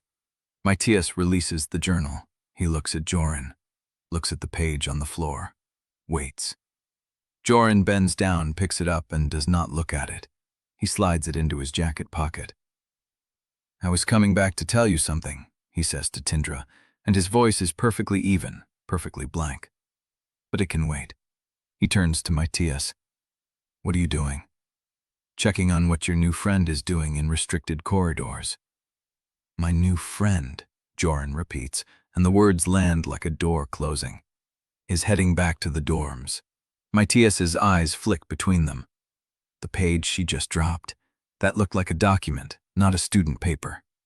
"It's a personal letter," Tindra hears herself say. "From my mother." The truth tastes strange on her tongue, lighter than she expected. Matias looks at Jorin. Jorin looks at her. "I'll see that she gets it back after I read it," Jorin says, and she cannot tell if he is lying or not, if he's protecting her or cornering her, and the uncertainty is worse than any threat Matias could have made. Matias hesitates. Then he laughs. "Short. Fine. But if that document turns out to be something I need to know about, Malek, you and I are going to have a longer conversation." He walks away. His followers follow. The corridor empties. Tindra stands alone with Jorin, and he has her mother's page in his pocket, the one piece of evidence she cannot afford to lose. "Give it back." "Not here." "When?" He looks at her for a long moment. "Tomorrow, after first class. The empty classroom at the end of the east wing." "Now?" "I can't." "Why not?" He steps closer, close enough that she can smell the soap on his skin, see the tension in his jaw, the way his hands are fisted at his sides, even as his voice stays level. "Because if I give it to you now, out here, where anyone could see, and Matias decides to search you tonight, he will find it. And if he finds it, he takes it to my father, and you lose everything." Her breath catches. "I'm not taking your side," he says, so quiet she almost does not hear it. "I'm keeping your evidence safe until you can keep it safe yourself." He walks away. She stands in the empty corridor. The page is gone. Her mother's handwriting, the termination order, the dates, the names, in Jorin Malek's pocket, and she has no choice but to trust that he will give it back. The rest of the day passes in a blur. She goes to afternoon classes, sits through physics without hearing a single equation, watches the clock crawl toward dinner, toward study hall, toward the hour when she is supposed to meet him. She tells Soraya. "He has her page?" "Yes." "Did he read it?" "I don't know." Soraya's face tightens. "Tindra, if he reads that page, he knows everything. The transfer records, the names, your mother's entire case." "I know." "Does he know what's on it?" "He knows it's important. He saw me holding it. He saw Matias try to take it. He picked it up and pocketed it without looking at it." Soraya is quiet for a moment. "Do you trust him?" The question lands harder than it should. Tindra thinks about the corridor, the way Jorin stood between her and Matias, the way he promised to return the page tomorrow, not today, not now, not where anyone could see. She thinks about what he said. Because someone should have done it for me. I don't know, she says. And the truth is worse than the lie would have been. The empty classroom at the end of the east wing smells like chalk dust and sealed windows. She arrives early, 5 minutes to first period. The corridor outside is empty, the morning light filtering through frosted glass, casting everything in a pale, underwater glow. She waits. The door opens. Jorin steps inside. He looks at her. Then he reaches into his jacket pocket, pulls out the page, and holds it out. She takes it, checks it. It is folded exactly as she left it. The ink is untouched. The edges are undamaged. He did not read it. Why? She asks. Because I told you I would keep it safe. That's not an answer. It's the only one I have. The bell rings. First period. Neither of them moves. If I wanted to destroy you, he says, quiet enough that the words barely reach her, I would have done it already. But you need to understand something. She waits. He looks at her. Gay morning light catches the side of his face, the tension in his jaw, the uncertainty he is trying to hide. I don't know what you're looking for. I don't want to know. Because if I know, I have to choose. Choose what? Between my father and the truth. The silence stretches. Then he turns and walks out, leaving her alone in the chalk dust classroom, her mother's page pressed against her chest. The question she has been avoiding since the moment she met him finally spoken aloud. She does not know which side he will choose either, and that uncertainty, more than any fear of what is on the page, is what keeps her standing there, frozen, long after the second bell rings. Chapter 11. The page is warm from her palm. She stands in the empty classroom, the chalk dust settling around her, and looks at the folded paper she has carried for months. The ink is still dark. The edges are still sharp. Jorin did not read it. He held it overnight, carried it through dinner and study hall and whatever happens in the rooms he occupies, and returned it exactly as she gave it to him. The bell for first period rang 2 minutes ago. She should move, go to class, sit through equations and pretend her world has not tilted. Instead, she unfolds the page, her mother's handwriting. The neat, precise letters she learned to read upside down as a child, watching her mother work at the kitchen table. The termination order signed by Malek. The donor transfer records, the dates that match redacted board minutes. All here, all intact. He did not read it. She folds it again, slides it into the hidden compartment in her journal, presses the lining flat. Then she walks to physics. The classroom is half full when she arrives. Professor Alistair glances at her but says nothing. She takes a seat near the back, close to the door, where she can see every entrance. Soraya is 2 rows ahead. She does not turn around. Good. Tindra opens her notebook, writes the date, draws a small circle in the margin, stares at it until the edges blur. He did not read it. The words loop. She tries to trap them, examine them from every angle, find the hidden motive, the angle she is missing. Jorin Malek has been ordered to watch her. His father expects reports. Every interaction between them is a potential data point Casa can use to tighten the net. And yet, he took the page. He held it. He could have opened it in the time it took to walk from the east corridor to wherever he sleeps. He could have memorized every name, every transfer record, every date that ties his father to a fraud ring that destroyed her mother. He did not. Why? The question scrapes at her through the entire period. Through the derivation Alistair writes across the board, through the problem set she completes without seeing a single number, through the moment Soraya catches her eye on the way out and tilts her head, a silent question. Did he? Tindra gives a single shake of her head. No. Soraya's expression flickers. Surprise. Then something else. Calculation. They do not speak until the corridor clears. He didn't read it? No. How do you know? Tindra pulls the page from her journal, unfolds it, holds it up so Soraya can see the creases, the untouched ink, the way the paper has not been refolded wrong. Soraya studies it. Then she looks at Tindra. That's not possible. It's what happened. Tindra. He had it for an entire night. 12 hours. He could have read it in 30 seconds. I know. Then why didn't he? Tindra slides the page back into its compartment, presses the lining flat. The motion is automatic. a habit she has repeated so many times the muscle memory does not require thought. I don't know. Soraya's jaw tightens. That's the problem. You don't know. And he's still the son of the man who killed your mother. The words land like a slap. Tindra does not flinch. She has been carrying the shape of that truth since the moment she arrived at Brackenhall. But hearing it spoken aloud, in Soraya's flat, unsparing voice, makes it real in a way that hurts. I know who he is, Tindra says. Do you? The question hangs between them. Soraya looks at her for a long moment. Then she shakes her head and walks toward her next class, leaving Tindra alone in the emptying corridor. The rest of the day passes in layers.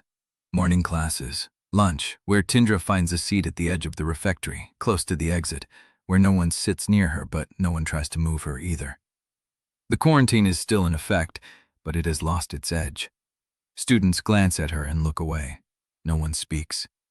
She eats quickly, watches the room, notes the tables where Jorin's circle sits, the way Matias keeps glancing toward the center table where Jorin is not sitting. Because Jorin is not in the refectory. She notices it halfway through the meal. His seat at the center table is empty. His usual group is scattered, uncertain, filling the space with conversation that does not quite land. He is not here. She tells herself it does not matter. She does not believe it. Afternoon classes blur. By the time the final bell rings, the light through the windows has turned gray, the coastal clouds rolling in from the sea. Rain starts before she reaches the dormitory, a thin, persistent drizzle that beads on her coat and runs down the back of her neck. She walks fast, keeps her head down. The page is still safe in her journal. She checks it 3 times. Soraya is already in the room when she arrives, sitting on her bunk with a book open in her lap. She does not look up when Tindra enters. You're thinking about him. It is not a question. Tindra sets her bag on the desk, pulls out her journal, checks the page again, the compulsion too strong to resist. I'm thinking about what he wants. Same thing. He didn't read it, Soraya. He had every reason to, every opportunity, and he chose not to. Soraya closes her book, sets it aside. Her dark curls catch the lamplight as she turns to face Tindra. Maybe he didn't read it because he already knows what's on it. The thought hits Tindra like cold water. She has considered it. Of course she has. The possibility that Jorin knows more than he admits, that his father has already shared enough of the story to make the page redundant, that the restraint is not restraint at all, but a performance designed to keep her close until Cassette decides to move. But if I wanted to destroy you, I would have done it already. She heard him say it, saw the tension in his jaw, the way his hands stayed fisted at his sides, the effort it took to keep his voice level. He meant it. She is not sure why she knows this, but she does. He doesn't know, she says. How can you be certain? Tindra looks at the page in her hands, her mother's handwriting, the evidence that cost a life. Because if he knew what was on this page, he would have already chosen a side. Soraya is quiet for a long moment. And you think he hasn't? I think he's still trying not to. The words hang in the air, fragile and dangerous. Soraya studies her, then she nods, a single, slow motion that could mean anything. Then we'd better find what we need before he does. That night, Tindra lies awake. The rain has stopped. The silence in the dormitory is thick, broken only by the occasional creak of old pipes, the distant hum of the heating system. She holds the page in her hands, traces her mother's loops and lines, the way the ink thins at the end of each word, as if she was writing fast, running out of time. I'm coming, Mom. She folds the page, slides it back into the journal, presses the lining flat. Then she hears it. Footsteps in the corridor. Slow, deliberate, stopping outside her door.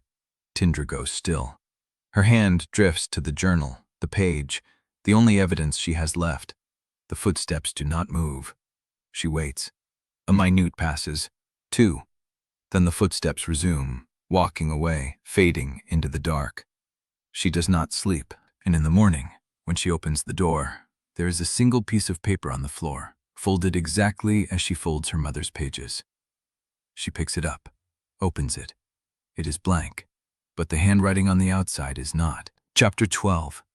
Tindra stands in the doorway, the blank note pinched between her fingers, the fold lines matching her mother's pages exactly. Soraya appears behind her, barefoot on the cold floor. "What is that?" Message, left under the door. "From who?" Tindra turns the paper over. The handwriting on the outside is cramped, tilted right, written in a hurry. Not her own, not Jorin's, not anyone she recognizes from the few notes she has seen pass between students. Someone who knows how I fold my mother's pages. Soraya takes the paper, studies the fold lines, the blank interior, the way the handwriting stops at the edge of the folded seal, deliberate, as if the message was always meant to be the delivery itself. "This is a warning," Soraya says, "or a threat. Same thing, depending on who sent it." Tindra takes the paper back, slides it into her pocket beside the evidence page. 2 pieces of paper now, one carrying her mother's final work, and the other carrying nothing but the shape of her habits. She does not like the symmetry. At breakfast, the refectory hums at low volume. Rain streaks the tall windows, turning the light gray and watery. Tindra eats at the edge table again, back to the wall, watching the room. Jorin's seat is still empty. His circle is smaller today. Matias sits at the center table with 2 others, but they keep glancing at the door, waiting for someone who does not arrive. Tindra finishes her toast, drinks her tea, lets the silence settle around her like armor. Soraya slides into the seat across from her, a folded newspaper in her hand. No food, no tea, just the paper, which she opens and holds between them like a shield. "Found something," Soraya says, low enough that only Tindra can hear. "Guard rotation log." "What about it?" Soraya tilts the paper so Tindra can see the margin. A handwritten note in the corner, small, almost erased, the kind of annotation a tired security guard leaves for the next shift. Subject logged, dark hair, gray coat, east wing pattern. Report to CM Malek. Tindra's pulse ticks up. She keeps her face still. "Where did you get this?" "Admin clerk. She keeps a carbon copy of every shift report before they're filed. I asked if I could help reorganize the storage closet." "Clever. I know." Soraya folds the paper. "There are more. At least 4 from the past week, all noting your movements, all initialed by the same guard, all addressed to CM. "And Jorin?" Soraya hesitates. One of them has a 200 line. His name is listed. Tindra feels the floor shift beneath her. Not because she is surprised. She knew Jorin was watching her, tracking her, reporting back. He admitted as much in the basement, in the stairwell, at the assembly. But seeing it written, documented, filed as part of a coordinated surveillance order, makes it real in a way she cannot deny. He was never just watching her. He was logging her. For his father. She finds him in the east wing, in the same empty classroom where he returned her mother's page. He is standing at the window, back to the door, hands in his pockets. The rain runs in sheets down the glass, distorting the courtyard beyond. He does not turn when she enters. "You've been avoiding me." "I've been thinking." "About what?" He turns. His face is unreadable, the sharp lines of his jaw tight, his dark eyes holding something she cannot name. "About what happens when you can't stay neutral anymore." Tindra steps closer. The door clicks shut behind her. She pulls the folded guard log from her pocket and holds it up. "I found the reports." Jorin's expression does not change, but something in his posture shifts, a fraction of an inch, the way a person braces before impact. "Your father ordered security to log my movements," Tindra says, "and you were copied into every report." "I know. Did you read them?" "No." "Did you write any of them?" "No." She watches him, looks for the tell, the flicker of evasion, the micro-expression that gives the lie away. She sees nothing. "I believe you," she says, "but it does not change what you did. I know. You stood by while your father built a case against me. You humiliated me in front of the school. You followed me, tracked me, cornered me in basements and stairwells. You made sure everyone knew I did not belong here." He does not look away. "Yes. And now you want me to trust you." "I don't want you to trust me." His voice is quiet, flat. "I just want you to stop being wrong about me." "I'm not wrong about you." You don't know what I am.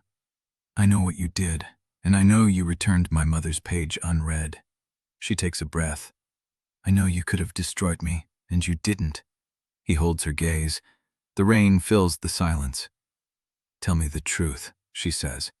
Were you ever going to tell me about the reports? No. Why not?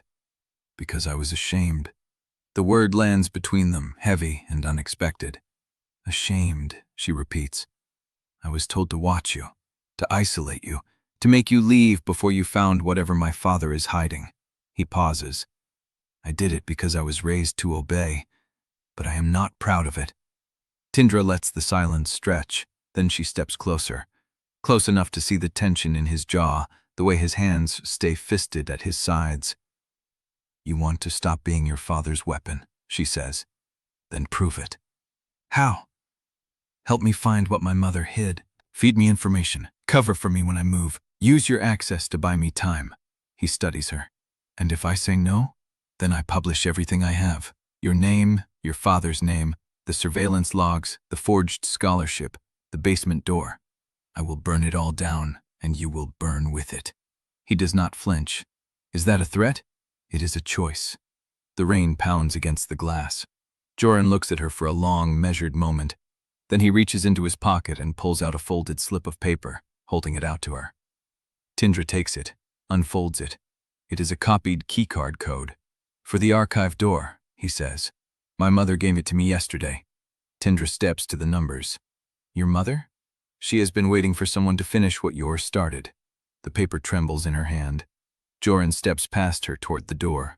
He stops with his hand on the handle, his back to her. One condition. What? When you find what you are looking for, when it is over, you do not disappear. He opens the door and walks out. Tindra stands alone in the empty classroom, the keycard code warm in her palm, the question of what she just started pressing against her ribs like a blade she is not sure she can control. Chapter 13. The slip of paper stays in Tindra's palm long after Jorin leaves the classroom. She memorizes the code before she folds it into her sleeve. 7 digits, no letters. The same model reader as the archive door. Jorin Malek gave it to him, which means Jorin has known about the archive's lock system, has had access to it, has been waiting. The question that follows is worse. How long has she been waiting?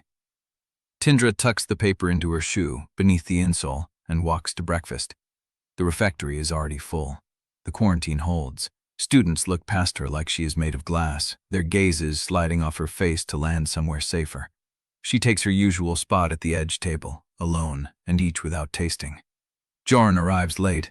She feels him before she sees him, a shift in the room's attention, conversations dipping half a decibel as he passes. He does not look at her.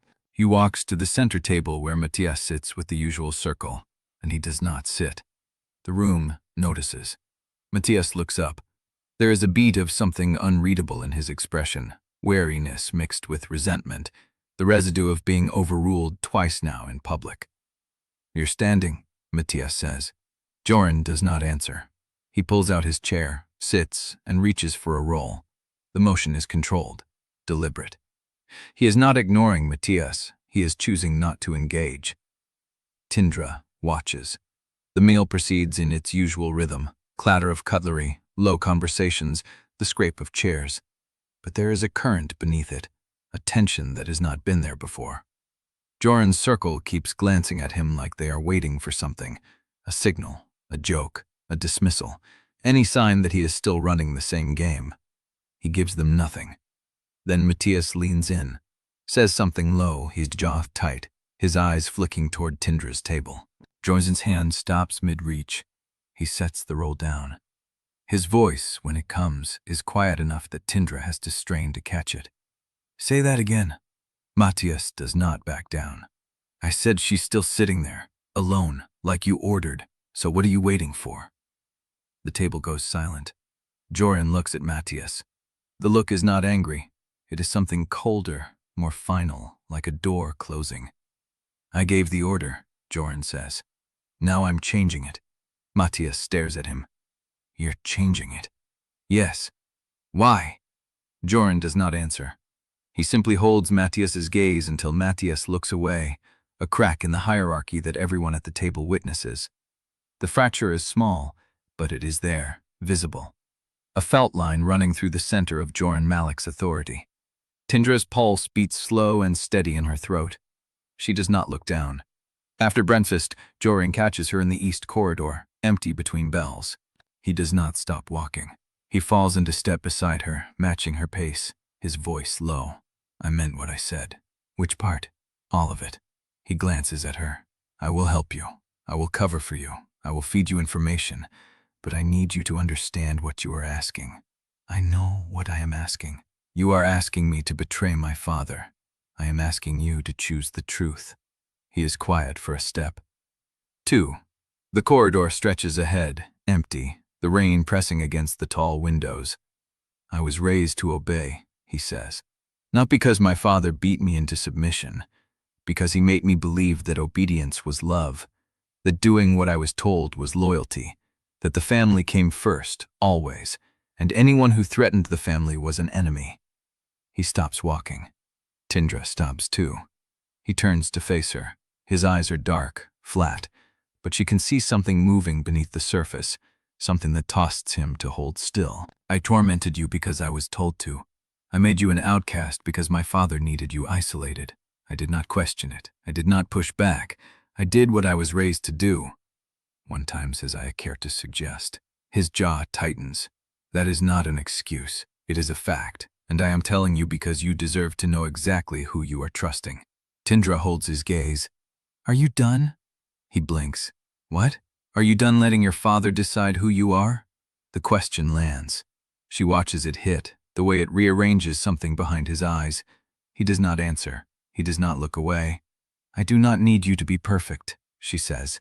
I need you to be honest, and I need you to do what you say you will do. Can you do that? Yes. Then we have a deal. She turns and walks away. She does not look back. She does not need to. She can feel him watching, the weight of his attention like a hand at her spine, steady and present and terrifying in its sincerity. At lunch, the quarantine breaks. It is not announced. There is no signal. But when Tindra walks into the refectory, Matias Klingby is standing near her usual table, arms crossed, a smirk on his face. The table is full, every seat occupied. Students who have avoided her for days now sit at the table she has been eating at alone, their backs to her, their chatter loud and pointed. Matias watches her stop.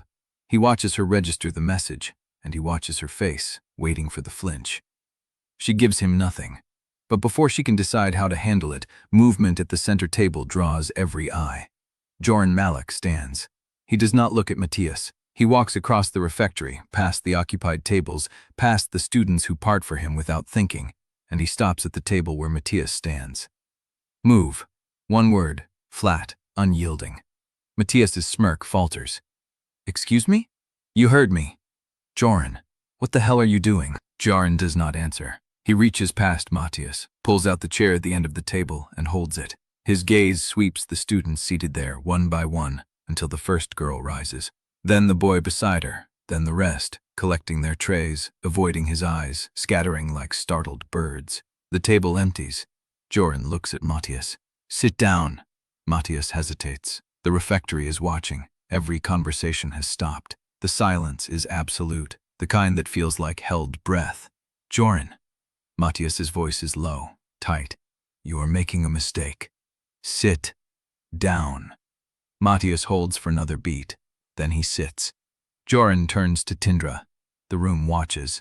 The silence stretches. Sit, he says. You eat here now. Tindra looks at the empty table, looks at him, looks at the faces around her, startled, confused, calculating. She sits. Jorin does not join her. He walks back to the center table, picks up his tray, and carries it to the seat beside hers. He sets it down without ceremony and begins to eat. The refectory exhales. Conversations resume, quieter now, charged with speculation. Tindra stares at her tray, not hungry, her heart beating a rhythm she cannot name. Across the room, Matias Quimby watches them with a look that has gone from confusion to cold, quiet understanding. He has just watched the king break his own crown, and he knows exactly who to tell. Chapter 14. Jorin's tray sits beside hers, and the refectory has not stopped watching. Tindra keeps her eyes on the food she is not eating. The silence around their table is louder than the conversations filling the room.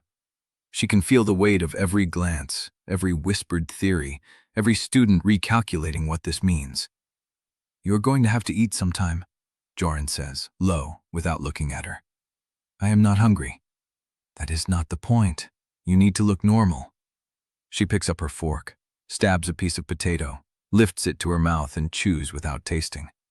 Across the room, Matias Quimby is not eating either. He is watching.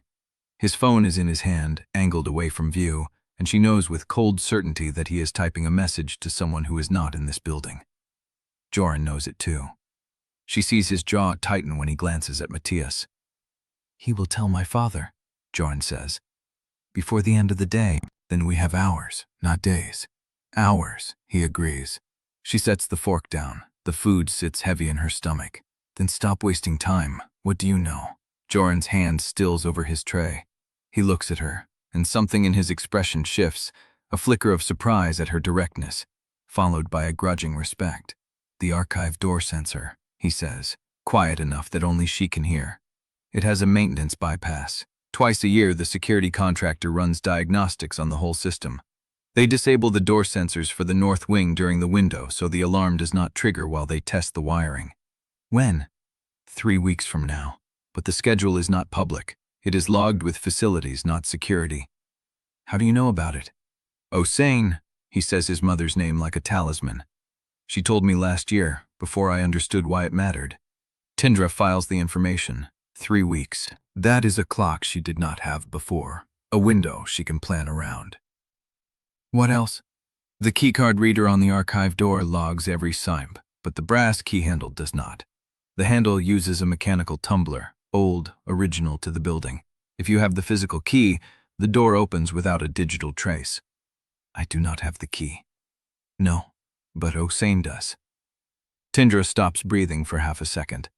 "She has the archive key?" "She has a copy. She has had it for years. She told me she was waiting for the right person to use it." The words land like stones in still water. Jorin Malek has been holding a path into the archives since before Tindra arrived, since before her mother's death, possibly.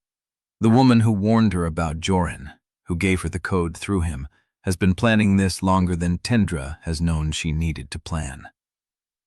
"Why did she not tell me directly?" "Because she is careful. Because my father watches her the way he watches everyone. Because if she is seen talking to you too often, he will know she is involved before you ever reach the door." Tindra absorbs this. The refectory noise washes around them, a buffer of ordinary sound. "There is one more thing," Jorin says. "Board members who request sealed records. My father is the only one who has accessed the archive in the past 18 months. But 3 years ago, a woman named Dr. Ellswood requested files from the closed section. She was a visiting researcher. She asked for the financial audits from the year your mother worked here." Tindra's pulse sharpens. What happened to her? Her request was denied. She left Brackenhall 2 weeks later. No explanation. Another name. Another trail gone cold. "Ellswood," she repeats, committing it to memory. "I tried to find her," Jorin says. "After I learned about my father's severance orders on you, I wanted to know if she was still alive. If she had been silenced." "Was she?" "I found an obituary. Car accident, 3 months after she left Brackenhall. No survivors." The word accident lands like a blade. Tindra's mother was an accident. Dr. Ellswood was an accident. 2 women who asked the wrong questions, who pulled at the same thread, who died before they could pull it free. "Your father," she says, and her voice is steady in a way that surprises her, "does not leave loose ends." "No," Jorin says. "He does not." He looks at her, and there is something raw in his gaze, something that looks like grief he has not learned to name. "That is why I am here," he says. "That is why I am helping you. Because I have watched him clean up his messes my entire life, and I am tired of being one of the tools he uses to do it." Tindra holds his gaze. The air between them is thin, charged, full of things neither of them knows how to say. She opens her mouth to respond, but a shadow falls across the table. Prefect Duval. Tall, narrow-shouldered, with a clipboard pressed against his chest like a shield. He stands at the edge of their table, looking at Tindra with the expression of someone who has been sent. Tindra Drevyn. She does not flinch. Yes, you missed evening sign-in last night. Your name was not on the roll. I signed in at the main hall. The prefect on duty saw me. He does not remember seeing you. Then he is not paying attention. Duval's jaw tightens. He is young, probably a sixth former, new enough to his authority that he wears it like an ill-fitting coat. Someone sent him. Someone wanted him to test her. Sign-in records show a gap. If you cannot account for your whereabouts between 9 and 10 last night, I will have to file a formal report. He is waiting for her to blink, to stumble, to give him something he can use. Before she can answer, Jorin stands. He does not stand fast. He does not stand aggressively. He stands with the slow, deliberate ease of someone who knows exactly how much space he occupies and is not afraid to use it. She was with me. Duval's eyes widen. What? I said she was with me, from 9 until after 10, in the East Wing study room. We were reviewing material for a joint project. The prefect's clipboard drops a fraction of an inch. He looks between them, and Tindra watches the calculation happen behind his eyes. Jorin Malek is the board treasurer's son. Jorin Malek is the student who broke the quarantine at lunch. Jorin Malek is choosing to stand between her and an official report. I was not aware you had a joint project, Duval says, his voice thinner now. Now you are aware. Jorin's tone does not rise. It does not need to. Is there a problem? Duval hesitates. I see they presently swearing the mind COVID smysgraph that speaks that heavenly feeling traps. No, you are aware. Jorin's tone does not rise. It does not need to. Is there a problem? Duval hesitates. The clipboard presses against his chest again, a shield he is losing faith in. No, he says. No problem. He walks away. Tindra watches him go, her heart beating hard enough that she is certain everyone in the refectory can hear it. She looks at Jorin. He is still standing, still watching the prefects retreating back. His hands are steady, his breathing is even. But she sees the slight tremor in his fingers as he reaches for his tray. That tremor tells her more than his words ever could. He just lied for her, publicly, to a prefect who will report to his father within the hour. He just burned the bridge behind him. Why did you do that? She asks, her voice quiet. He looks down at her. The light from the tall windows catches his face, and for a moment he looks younger, less armored. Because I told you I would, he says. And I meant it. He sits back down, and the refectory resumes its slow churn of noise and movement. But nothing feels the same. Tindra looks at her tray. She picks up her fork. She eats. Across the room, Matias Quimby is no longer watching them. He is already on his phone, walking toward the door. Chapter 15. The rain starts before she reaches the east stairwell. Not the soft coastal drizzle she has learned to read, the kind that slicks the stone and passes in minutes. This comes hard and sudden, driven by wind off the water, slamming against the windows hard enough to rattle the frames. By the time Tindra reaches the service corridor, her hair is plastered to her temples and her uniform blouse is dark across the shoulders. She stops inside the doorway, breathing hard. The corridor is narrow here, walled with exposed pipework and old electrical conduits. A single bulb burns at the far end, casting weak light across the concrete floor. The air smells of rust and cold stone and something chemical she cannot name. She came here to think, to be alone, to run the math in her head until the numbers settle into something she can act on. 3 weeks until the maintenance window. 3 weeks of watching every shadow. 3 weeks of trusting a boy whose father signed her mother's death warrant. She presses her palm against the cold pipe and lets the chill ground her. She is still standing there when she hears footsteps, not from outside, from the corridor ahead. She freezes. Her hand drops from the pipe. She counts the footfalls automatically, a habit so ingrained it no longer feels like choice. 2 steps, a pause. 2 more. Slow, deliberate. Someone who knows these halls and is not afraid to be heard. She turns to slip back into the stairwell, but the door has already closed behind her, latching with a soft click that sounds like a gunshot in the silence. She tests the handle. Locked. She is trapped. The footsteps stop. She holds her breath, pressing herself against the wall, her fingers finding the groove of a pipe joint and gripping it hard enough to whiten her knuckles. A figure rounds the corner ahead.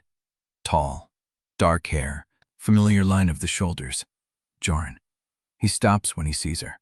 His hand drops from where it had been reaching for something in his jacket pocket. For a long moment, neither of them speaks. The rain hammers against the wall outside, a constant drum that fills the space between them. "What are you doing here?" she asks. "I could ask you the same." "I asked first." He steps closer. The weak bulb catches the angles of his face, the hollow beneath his cheekbone, the way his mouth stays set in something that is not quite a line and not quite a frown. "I saw you leave the refectory," he says. "You looked like someone running from something." "Maybe I was. Maybe I wanted to make sure you had somewhere to run to." The words land softer than she expects. She does not know what to do with them, so she stores them, files them away, the way she files everything. "Your father is going to find out about the lie," she says, "if Matias has not told him already." "He knows." She goes still. "How?" "Because Matias called him before he left the refectory, and because my father does not wait. He called me before I reached the east wing." She watches his face. He does not look away. "What did he say?" "He asked me if I had lost my mind, asked me if I understood what I was doing, asked me if the girl was worth burning everything I have been given." "What did you tell him?" Jorin's jaw tightens. The muscles in his throat work as he swallows. "I told him I was done being a tool." The words echo in the narrow corridor. For a moment, the only sound is the rain. That sounds like a declaration of war. It is. He moves closer, and she does not step back. The corridor is too narrow for distance anyway, and some part of her does not want to create it. "He wants me to stop helping you," he says. "He wants me to deliver you to the prefect's office with a confession. He wants me to tell them you forged your papers and that I only just found out." "Are you going to?" The question hangs between them. He looks at her, and there is something in his eyes that she cannot name. Not anger, not cruelty, something raw, something that looks like the shape of a decision already made. "No." The word lands like a stone in still water. "Then what are you going to do?" "I do not know yet." He runs a hand through his wet hair. "But I know I will not do what he tells me, not anymore." She wants to believe him. She wants to let herself feel the relief that is gathering in her chest like water behind a dam. But she has trusted the wrong people before. She has believed promises that turned into cages. She reaches into her pocket and pulls out the folded page she has carried all day. The termination order. Signed by Jorin Malek. She holds it out. Jorin looks at it. His hand hovers near the paper, then drops. "I told you I do not want to read it." "Read it anyway." "Why?" "Because if you are going to help me, you need to know what you are helping me do. You need to know exactly what your father did." He is quiet for a long moment. The rain drums. The bulb flickers overhead. Then he takes the paper. He unfolds it slowly, his fingers careful, like he is handling something that could shatter. His eyes move across the page. She watches his face as he reads the termination order. The shell company transfers. The dates that match the redacted board minutes. She watches the color drain from his skin. When he finishes, he does not look up. He stares at the page, and something in his expression cracks, a hairline fracture in the porcelain of his composure. "She was going to expose the fraud," he says, and his voice is hollow. "She found the paper trail, and she was going to take it to the board. My father signed the order to fire her and discredit her so no one would believe what she found." "Yes." "And then she died." "Yes." He folds the paper with the same careful precision, hands it back. When he looks at her, his eyes are bright, not tears, something sharper, something that looks like a wound he has been carrying for years and only now found the shape of. "He told me she was unstable," Jorin says. He told me she fabricated the evidence to extort money from the board. He told me she was dangerous and that I should stay away from anyone connected to her. He lied. I know. His voice breaks on the second word. I know he lied. I have known for years that he lies, but I never let myself see the shape of it. I never let myself look at the bodies. Tindra tucks the paper back into her pocket. Her hand is steady. Everything inside her is not. Now you know, she says. He looks at her, and there is something raw and young in his face, something that looks like the boy he must have been before his father taught him obedience was love. I am sorry, he says. Sorry for what? For being part of it, for doing what he told me, for making your life hell because he told me to. She wants to say something cutting, something that keeps the distance between them safe and clean, but she is tired, and he is standing in front of her, wet from the rain, holding a truth he did not ask for, and he looks like a boy who has been a weapon his whole life and only just realized he could have put the blade down. I know, she says. I know you are. He takes a breath, and something in his posture shifts. The armor comes back up, but it fits differently now. Looser, like he has decided it does not need to be so tight. We should move, he says. This corridor is too exposed. If someone finds us here together after the prefect's report. She nods. She knows the geometry. 2 students in a locked service corridor after curfew. Jorin's father waiting for proof that his son has chosen against him. They need to move. She reaches for the door handle, tests it again. Still locked. There is a service door at the other end, he says. Leads to the north wing maintenance area. We can circle back through the basement. She follows him through the corridor, past the banks of old pipes and the electrical panels humming with a low, constant vibration. The corridor narrows and then widens again. And then they are standing in front of a steel door with a push bars and a red exit sign glowing above it. He pushes the bars. The door opens. Cold air floods in. The rain is closer here, hitting the ground just beyond a small overhang. She steps out into the alcove, and the rain sprays her face, cold and clean. He follows, letting the door close behind them. They stand under the shallow overhang, shoulder to shoulder, watching the rain sheet down across the empty quad. The lights in the dormitory windows are going dark, one by one. 3 weeks, she says. 3 weeks. And then we find out if everything I came here for is real. He does not answer. He just stands beside her, close enough that she can feel the heat coming off his skin, close enough that if she leaned 1 inch to the right, their shoulders would touch. The rain falls, the night stretches, and somewhere in the darkness behind them, a footstep lands on loose gravel. Tindra's spine goes rigid. She turns her head, listening. The rain fills her ears, but she hears it again, a shift of weight, the scrape of a shoe on stone. Someone is watching them. Jorin has heard it too. She can see it in the set of his shoulders, the way his hand moves toward the door handle, the way his eyes scan the dark without turning his head. Do not move, he breathes. She does not move. The footsteps come closer. Chapter 16. The footsteps stop. Tindra holds her breath. The rain drums against the overhang, filling the space around them with a steady white noise that should cover movement but feels instead like it is broadcasting their position to whoever stands in the dark. Jorin's hand finds her wrist. His grip is light, careful, but she feels the tension in his fingers, the readiness to pull her into motion if the footsteps come closer. They do not come closer. They wait. The gravel does not shift again. No breath, no rustle of clothing, just the rain and the dark and the terrible stillness of someone standing in the shadows, deciding what to do with what they have seen. Then the footsteps retreat, slow, deliberate. Not a retreat, a withdrawal. Whoever it was wanted them to know they were there, wanted them to feel the weight of being watched. Jorin's hand falls from her wrist. We need to move, he says. His voice is flat, controlled, the armor back in place. Now, before they come back with someone else. She follows him along the edge of the quad, keeping to the shadows of the stone arcade that borders the east lawn.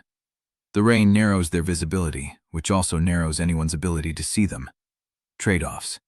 Every move is a calculation now. They reach the east service door that leads to the ground floor corridor. He pulls it open, checks the hallway, motions her through. The silence of the school at night is different now. It used to feel like an ally. Now it feels like a held breath, waiting for someone to exhale. He stops at the junction where the east corridor meets the main hall. Beyond it, the stairwell to the dormitory floors. "You should go up alone," he says. "If someone sees us together, after the prefect's report, after what Matias already told my father." She nods.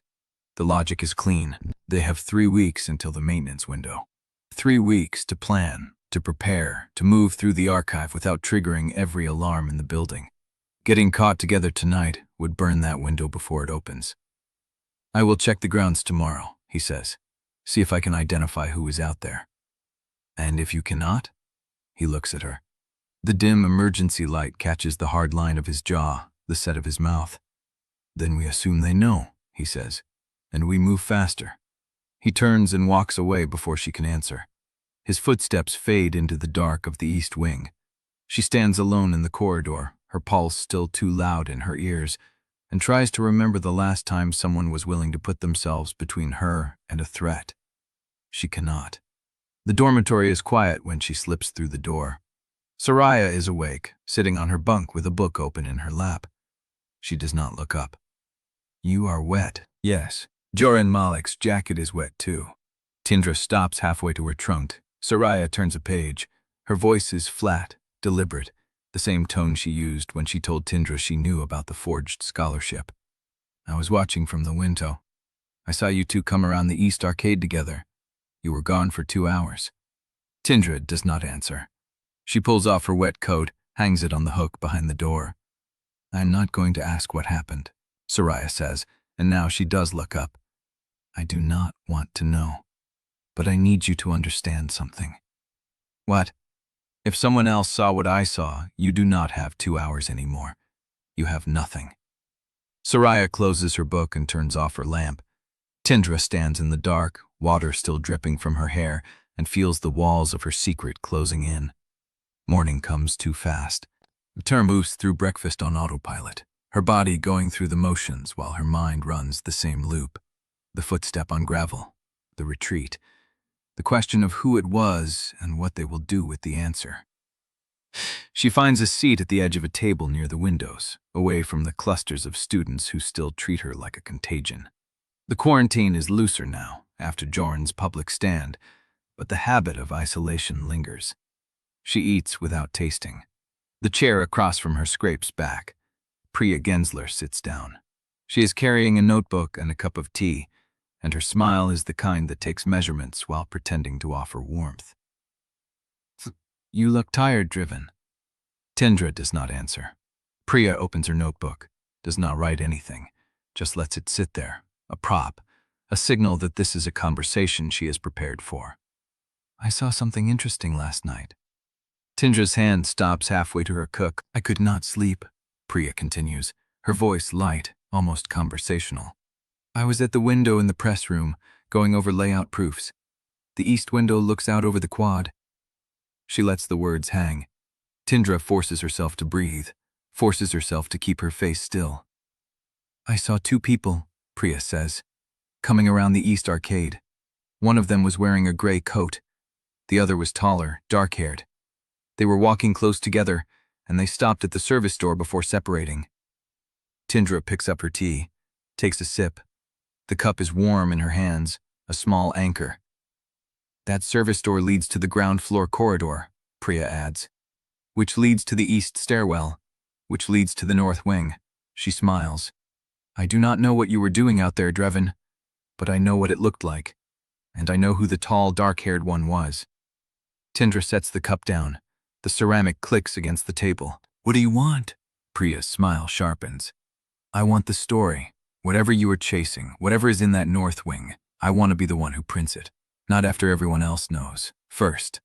"And if I say no?" Priya closes her notebook, stands. "Then I start asking questions to other people, people who might not be as discreet as I am, people like Headmistress Brock." She turns, walks toward the door, and Tindra sits alone at the table with her cold tea and her hammering heart, watching the editor walk away with enough of the truth to bring everything down. Chapter 17. The refectory air is too warm. too thick with voices that have nothing to do with her.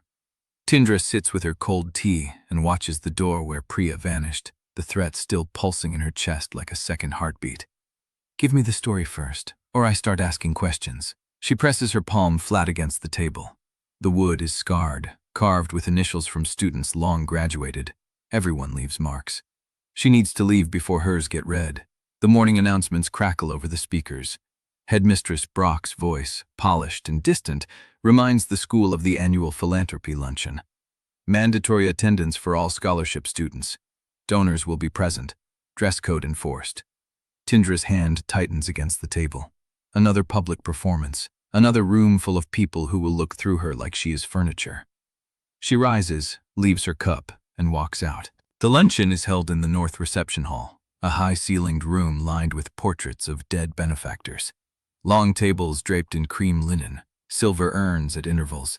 Donors in tailored suits and jewel-toned dresses circulate among students who have been trained to smile and be visible and never complain. Tindra finds a position near a pillar, half hidden, watching the crowd the way she always does, counting exits, mapping sightlines, noticing who speaks to whom and how long their hands linger on a glass. Soraya is across the room, dark curls pinned back, her polite smile a mask Tindra recognizes because she wears one too. They have not spoken since last night. She told you she does not want to know. Smart. A shift in the crowd, a ripple of attention near the center table. Jorin Malek has entered. She moves through the room like she owns it, which she does in the way that matters. Silver streaking her dark hair, a deep green dress that catches the light. She stops to speak to a donor, touches a student's shoulder with practiced warmth, laughs at something the headmistress says, and then her gaze finds Tindra. It is not an accident. Jorin excuses herself from the conversation with a hand on the donor's arm and crosses the room. Her heels are quiet against the marble. She stops within arm's reach, close enough that her perfume curls between them, something floral and expensive. Miss Drevyn. Mrs. Malek. Jorin smiles. It does not reach her eyes. I wanted to thank you personally. Tindra's spine locks. For what? For the essay you submitted to the scholarship board last month, the one on coastal erosion and infrastructure concealment. Jorin's voice is warm, public, pitched to carry. I read it. Your analysis was remarkable. I have asked the board to consider it for the annual research prize. Around them, heads turn. A scholarship student being praised by Jorin Malek is noticeable. A scholarship student being praised for an essay that does not exist is a message. Tindra keeps her face still. Thank you, Mrs. Malek. I did not expect anyone to notice. Well, I did. Jorin reaches into her small clutch purse, pulls out a folded card, presses it into Tindra's hand with a grip that lingers a half-second too long. Consider it encouragement, she says. I look forward to reading more of your work. She turns and walks away, already reaching for the next conversation, and Tindra is left holding a card that feels heavier than paper should. She does not open it in the hall. She waits. Endures another hour of small talk and charity speeches, and the weight of eyes that slide over her like she is glass. Smiles when she is expected to. Nods when the headmistress announces a new donor wing. Counts the minutes. When the luncheon ends, she walks out at a normal pace. Does not run. Does not look back. The east stairwell is empty. She takes the steps 2 at a time, pushes through the door to the third-floor corridor, and locks herself in the bathroom stall at the end of the row. Her hands are steady. They have to be. She unfolds the card. The paper is thick, cream-colored, the kind that costs more than a week of groceries. The handwriting inside is elegant and female, the same script that wrote the archive code through Jorin. East Service Stairwell, basement level. Behind the loose panel in the third riser from the bottom. A set of floor plans from 1987, before the north wing was remodeled. The original archive entrance was not through the north corridor. It was through the basement. Your mother knew. She asked me to keep them safe. No signature. Tindra reads it twice, 3 times. Her mother knew Jorin. Her mother trusted her enough to leave a map. And Jorin has been holding it for years, waiting for someone to come looking. The stall is small and cold, and the air smells like bleach and old pipes, and Tindra presses her forehead against the metal door and tries to breathe. Someone inside the Malek family has been preserving a path into the archive for years. Not Jorin, not Kassat, Oksane. And she has been waiting. When Tindra finally leaves the bathroom, the corridor is empty. She walks to the service stairwell, checks both directions, and descends. The basement is dark. The single bulb at the far end throws long shadows against the concrete walls. She counts the risers from the bottom. 3rd. She kneels, runs her fingers along the edge of the tread, finds a seam where the wood has been cut and replaced. The panel slides loose. Inside, a flat envelope, yellowed at the edges, sealed with wax that is cracked with age. She pulls it out. The panel slides back into place with a soft click. Tindra straightens. The envelope is warm in her hands, or maybe that is her own heat bleeding into the paper. She turns it over. The wax seal is stamped with a crest she does not recognize. A single star above 3 stacked lines. She breaks it open. Inside, a map, hand-drawn, detailed. The north wing as it was 35 years ago, before the remodel that sealed the archive and buried its original entrance beneath a foundation wall. A note is tucked inside, same handwriting, fresher ink. They walled it shut in 1989, but walls can be unbuilt. The key is in the old caretaker's shed, behind the loose brick in the south wall. Tindra stares at the words. Someone inside the Malek family has been preserving a path into the archive for years. Oksane did not just keep the map. She kept the key, and she has been waiting for someone to use it. The basement air settles around her, cold and patient, and Tindra holds the proof in her shaking hands that her mother was not alone after all. The floorboard above her head creaks. She freezes. The creak does not repeat, but she heard it. Someone is up there, at the top of the stairwell, standing still, listening. Tindra folds the map, slides it inside her jacket, and does not wait to find out who it is. Chapter 18. She does not run. Running draws attention, and attention is a liability she cannot afford. She walks, steady pace, shoulders level. The map pressed flat against her ribs beneath the jacket, the envelope folded into her waistband. The stairwell door swings shut behind her. The corridor beyond is empty. She takes the east passage toward the north wing maintenance access, the route she has memorized down to the placement of every loose tile. Her pulse hammers against her collarbone, but her hands stay still. She needs to think. Jorin Malek has been preserving a path into the archive for years. Oksane knew her mother. Oksane kept the key. The implications spiral outward like cracks in glass. She rounds the corner toward the disused equipment room, the one with the lock that sticks and the window that does not quite close, and finds Jorin already there. He stands with his back to the far wall, arms crossed, dark hair still damp from the rain. He looks like he has been waiting. "I saw you leave the luncheon," he says. "You look like someone who just found a body." Tindra closes the door behind her. The lock catches with a click. "I found something better."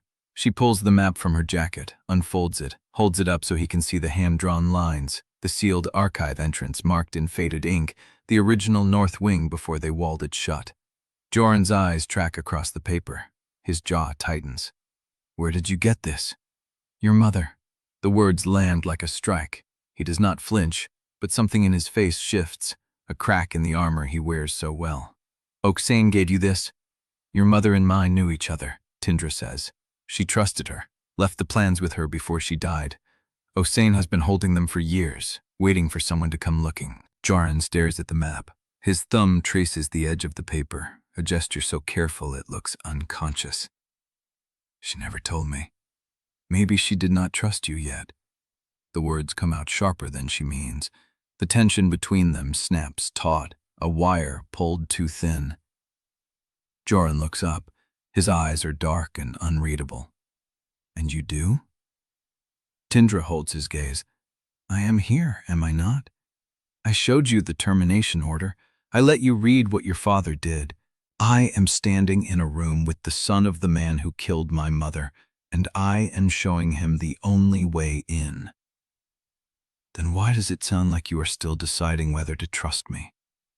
"Because trust is not a switch, Jorin.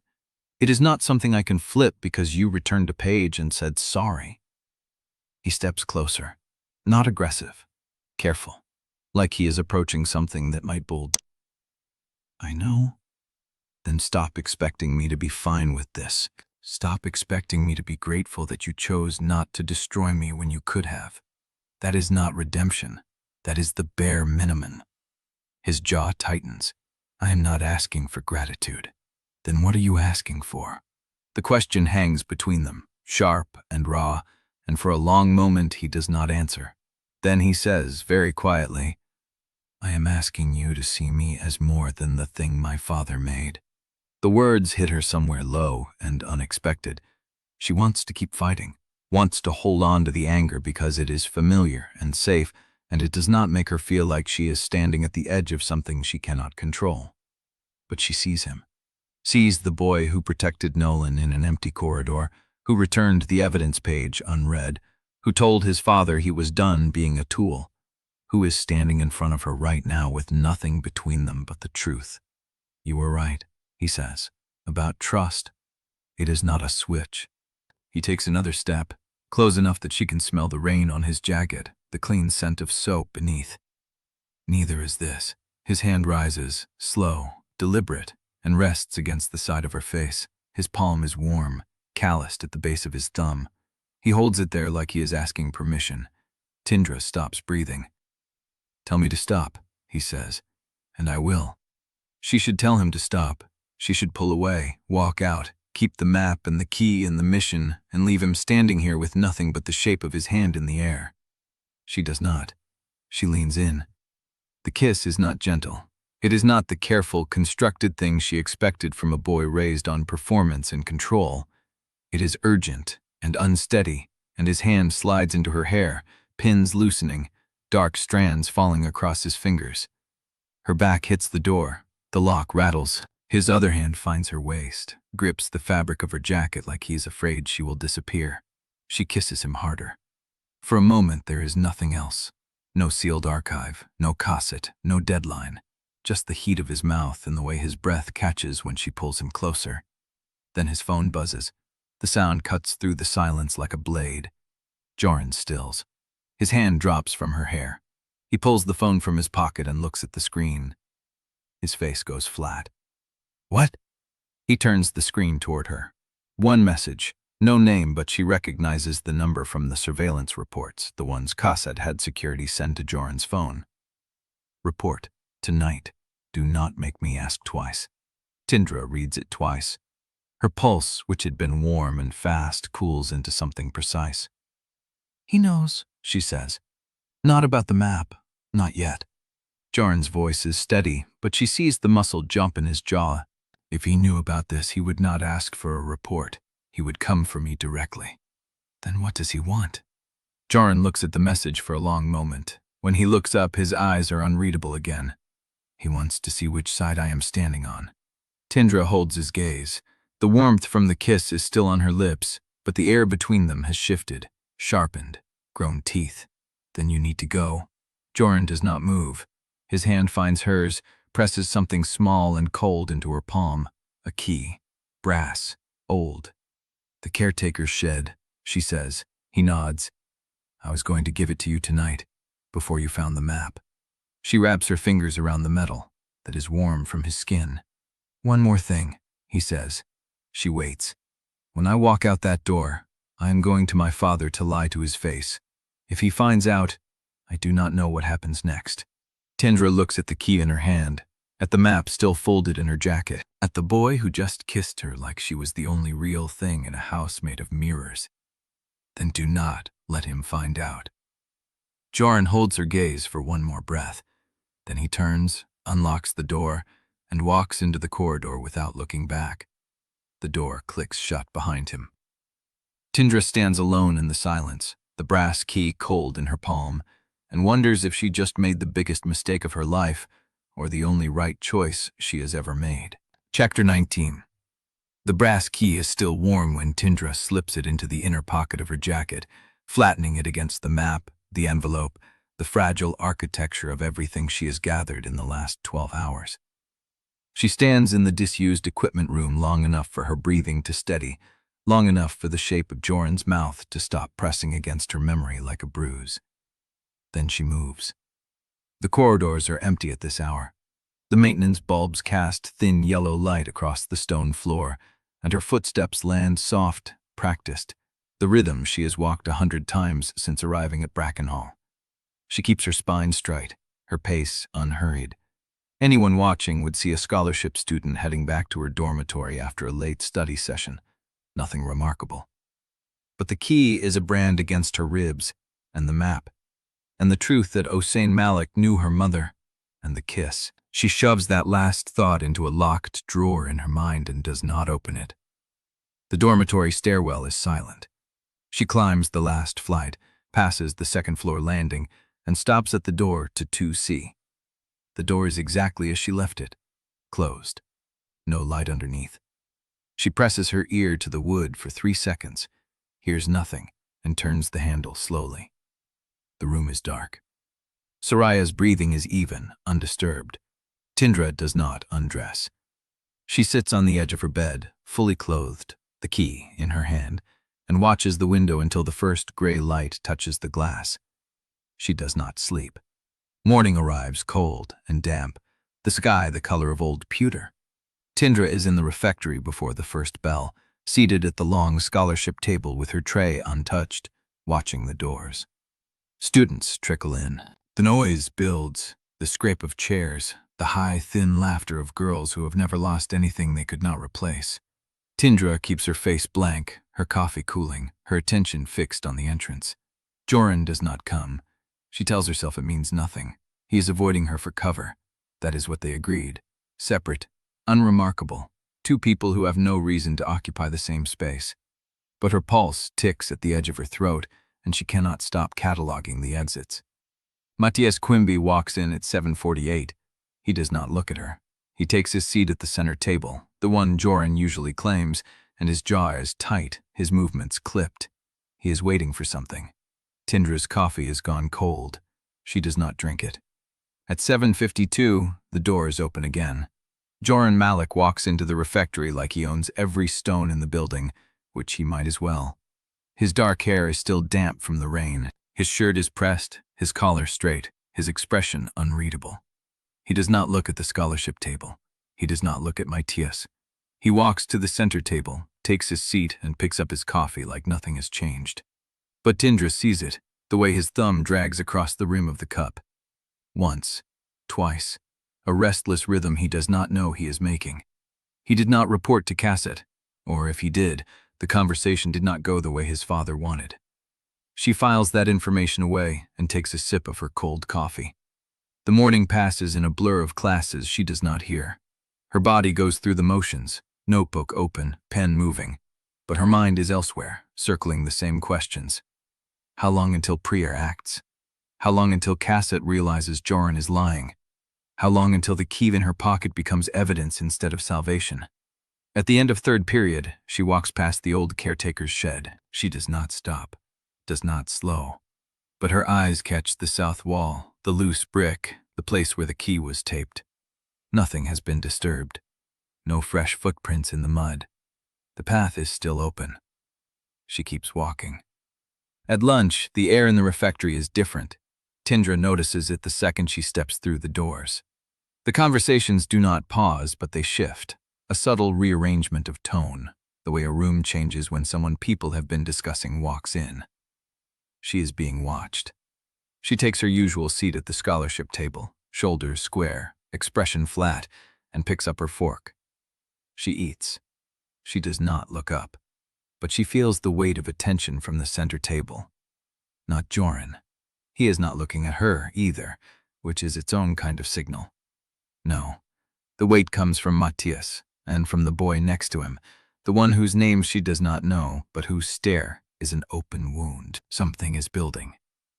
She eats her lunch in even bites and waits for it to break. It breaks at 12:43. The refectory doors swing open, and Prefect Duval enters with a clipboard and a grim expression. He does not look at the students. He walks straight to the head table, where one of the junior staff is eating, and speaks in a low voice. Tindra watches his mouth. Bag search. East Wing service exit. Someone reported a student near the restricted corridor last night. Her stomach drops. She keeps her face still, Her fork continues moving, but her mind is already 3 steps ahead. The key is in her jacket. The map is in her waistband. If they search her, if they find either, everything ends here. She needs to get out. But the prefect is already moving toward the scholarship tables, clipboard in hand, his eyes scanning the rows. She has maybe 60 seconds. Jorin Malek stands up from the center table, loud enough that half the refectory turns to look. He does not glance at Tindra. He does not glance at the prefect. He walks straight to Matias, leans down, and says something too quiet for anyone else to hear. Matias goes pale. Jorin straightens, looks at the prefect, and says clear and cold, "Duval, a word." The prefect hesitates. Jorin's authority is older than any title Brackenhall hands out, and everyone in the room knows it. Duval changes direction. Jorin meets him halfway, and the two of them step into the corridor. The door swings shut behind them. The room exhales. Tindra does not. She pushes her tray away, stands slowly, and walks toward the side exit. No one stops her. No one looks at her. She steps into the corridor, turns left, and slips into the east stairwell before anyone can think to follow. The key is still in her pocket. He does not know what Jorin said to Duval. She does not know if the bag search is cancelled or merely delayed. But she knows one thing with absolute certainty. He ignored his father's summons to protect her. And somewhere in the Malek house, Kassad is learning that his son is not coming home. Chapter 20. The east stairwell is cold and silent. Tindra leans against the wall, her pulse still hammering from the escape, and waits for her breathing to even out. The brass key presses against her ribs through the jacket lining. The map is a rigid rectangle against her stomach. She has both. She has a path. She has a way in. But Predet Gensler has her name. And now Prefect Duval has a report about the restricted corridor. She pushes off the wall and climbs the stairs. 2 flights up, she takes the north passage toward the dormitory wing, moving fast but not running. Running draws eyes. Running gets remembered. The corridor is empty. The afternoon light falls in gray rectangles across the stone floor. She counts her steps, her footsteps matching the rhythm of the camera sweep she has memorized, and reaches the dormitory door without seeing anyone. She steps inside. Soraya is sitting on her lower bunk, legs crossed, a textbook open in her lap. She does not look up. "You need to see this." Tindra stops. "See what?" Soraya holds up a folded piece of paper. Her expression is unreadable, the careful neutrality of someone who has seen something she cannot unsee. Tindra crosses the room and takes it. The paper is cheap, the kind torn from a spiral notebook. The handwriting is neat and unfamiliar. "Soraya, I know you share a room with the scholarship girl who carries Jorin Malek's attention like a wound. I also know what happens to people who shelter frauds at Brackenhall. Think carefully about whose side you are on. Everyone is watching now. Come find me if you want to stay ahead of the story." PG Tindra reads it twice. The paper trembles in her hand, almost imperceptibly. "When did you find this?" "Under my pillow during second period." Soraya's voice is flat. "Someone came into our room while we were both in class. They knew exactly where I would find it." Tindra's mind moves through the implications. Someone with access to the dormitory. Someone who knows Soraya's schedule. Someone who knows about the scholarship fraud. Priya Gensler. "She's closing in from both directions," Soraya says. "She warned you directly at breakfast. Now she is warning me indirectly. She wants me to decide whether to cooperate with her or protect you." "Are you going to?" Soraya looks up. Her dark eyes are hard, but there is something else beneath the surface. A question. A test. "That depends on what you are going to do about it." Tindra folds the note and hands it back. "I am going to get into the archive before she can expose me." "And Jorin?" The name lands between them like a stone dropped into still water. Tindra does not answer. Soraya watches her for a long moment, then shakes her head slowly. "You think no one sees it, but I see it. Priya sees it, and if we see it, Kassad Malek will see it too. It is not what you think. It does not matter what I think." Soraya stands, the textbook sliding off her lap and landing on the mattress. "It matters what it looks like. And it looks like the scholarship girl who should be invisible is suddenly the one person Jorin Malek will cross his father for. Tindra's jaw tightens. That is not a problem. It is the problem. Soraya steps closer, her voice dropping.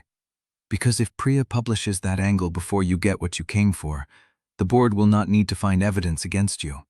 They will just need to make you look dangerous enough to expel, and Jorin's attention will be the proof they use. The room feels smaller. Tindra thinks of the key in her pocket, the map in her waistband, the 3-week window that suddenly feels like hours. Say gave me a deadline, Tindra says quietly. Priya. She wants the story first, or she goes to the headmistress. Soraya's eyes widen. How long? 3 days, maybe less. 3 days. Soraya lets out a breath. That is not enough time to plan a proper breach, and you cannot get to the caretaker's shed without being seen during the day. The grounds are too open. I know. Then what are you going to do?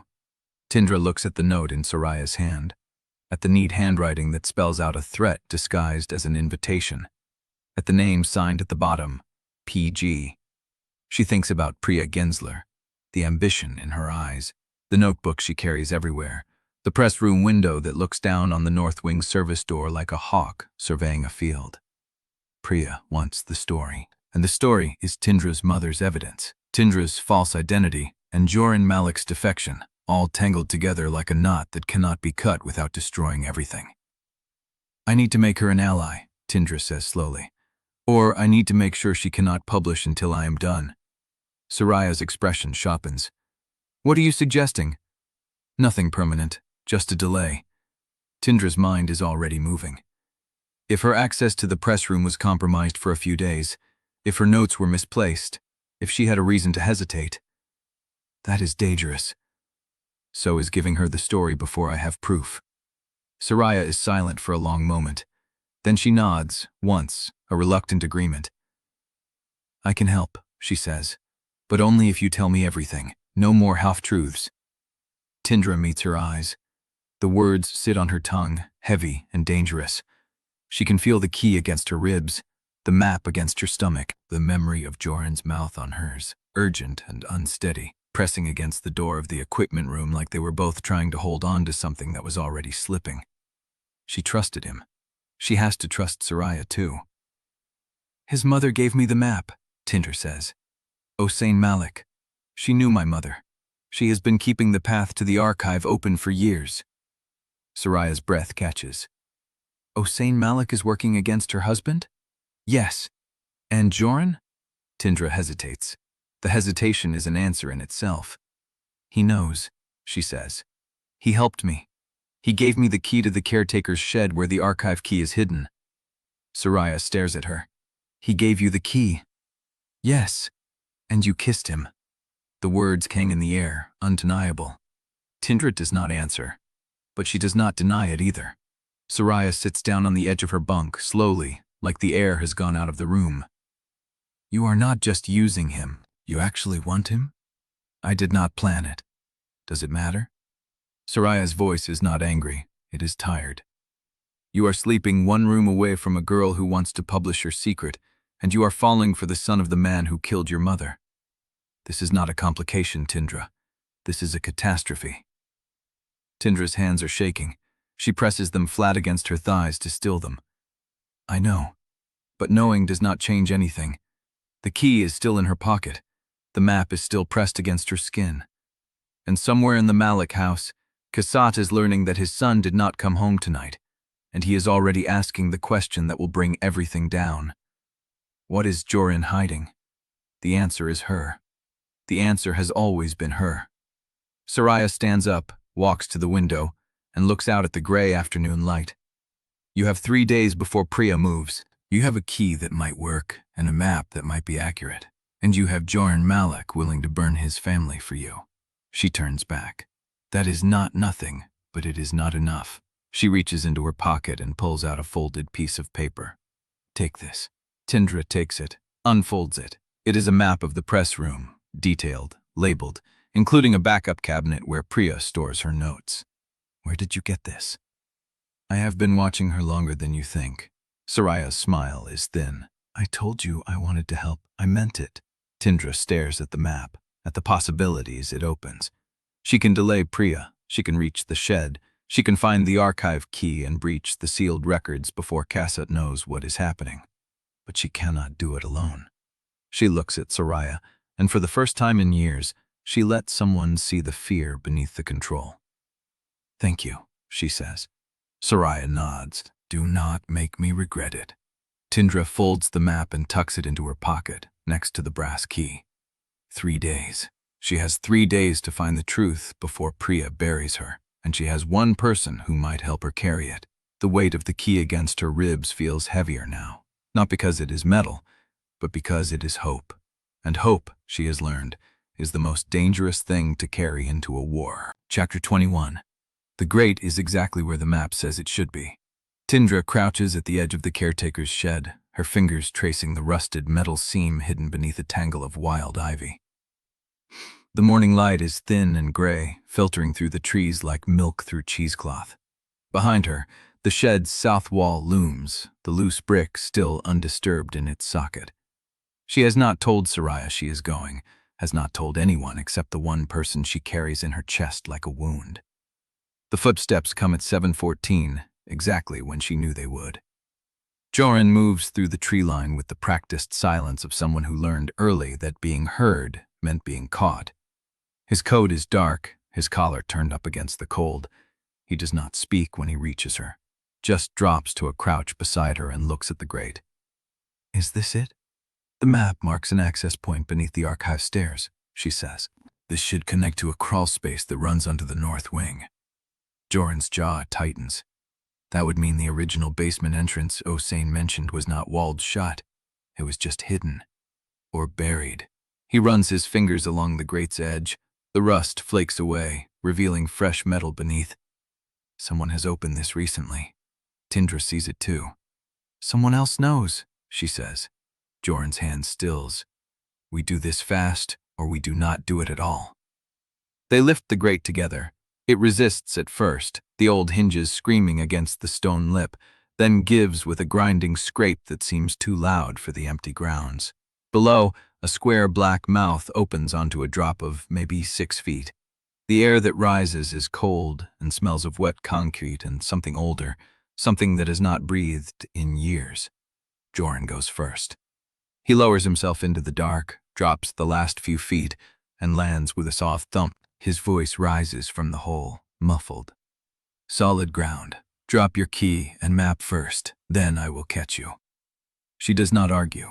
The key and the folded map go down first, then she follows, lowering herself by her fingers until she has no choice but to let go. Jorin catches her at the waist, his hands firm and sure, steadying her until her feet find the ground. They are standing in a narrow tunnel. The ceiling is low enough that Jorin has to duck his head.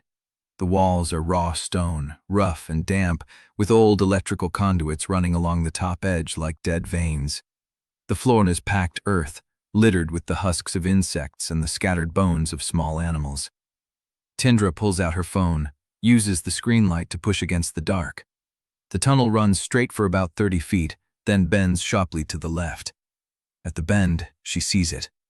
A door, old, metal, with a handle that looks like it belongs on a ship. She approaches slowly. The handle turns. The door swings open on hinges that have been oiled recently. Jorin is behind her, his body close, his breath warm against her neck. That is fresh. That is someone else's work. Or hers. Osane? She has had years to maintain this path. Tindra steps through the door into a space that opens up, wider than the tunnel. A square room may be 15 feet across. The ceiling is higher here. And against the far wall, a second door, larger, steel, with a keycard reader that matches the archive door's model exactly. She freezes. This is it, she breathes.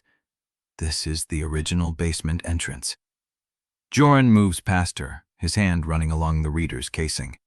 It is dead, no power. Then how? He points to the left of the door.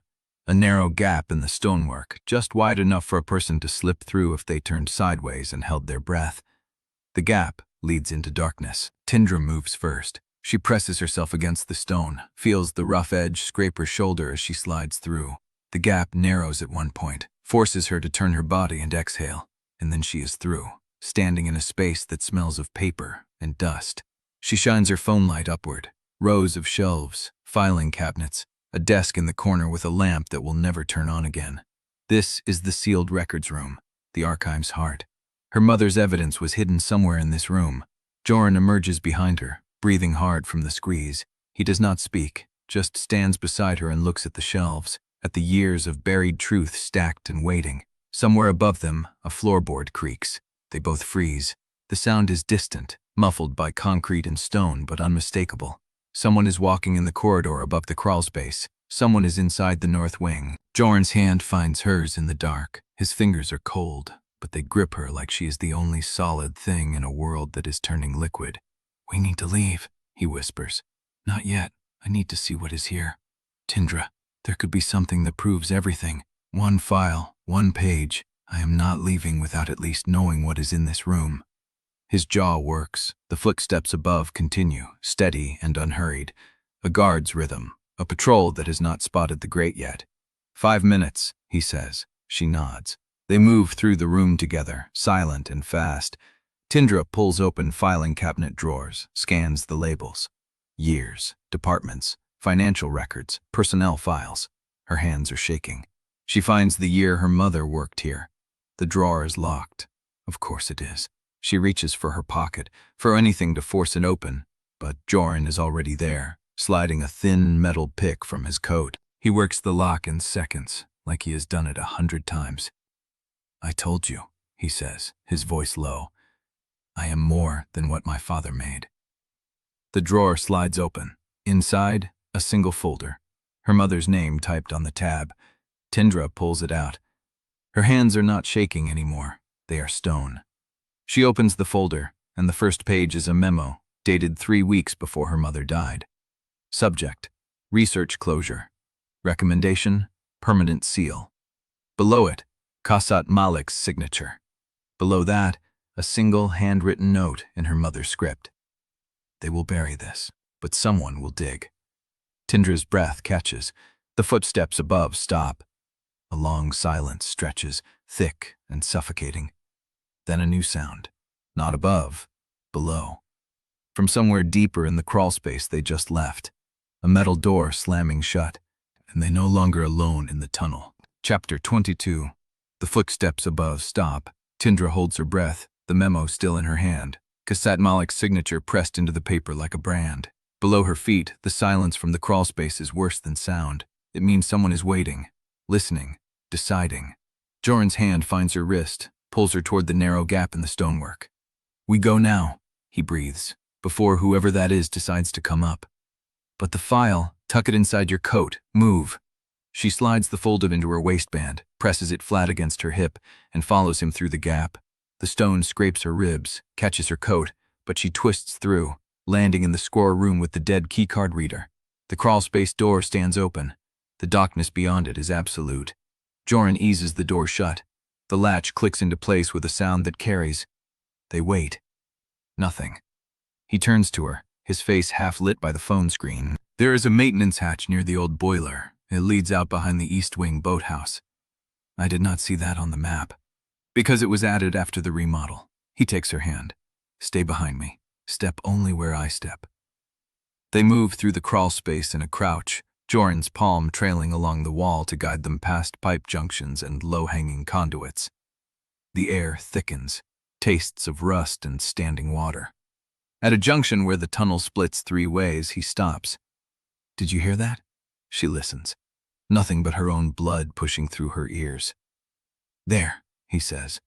"Behind us, a footstep." They run.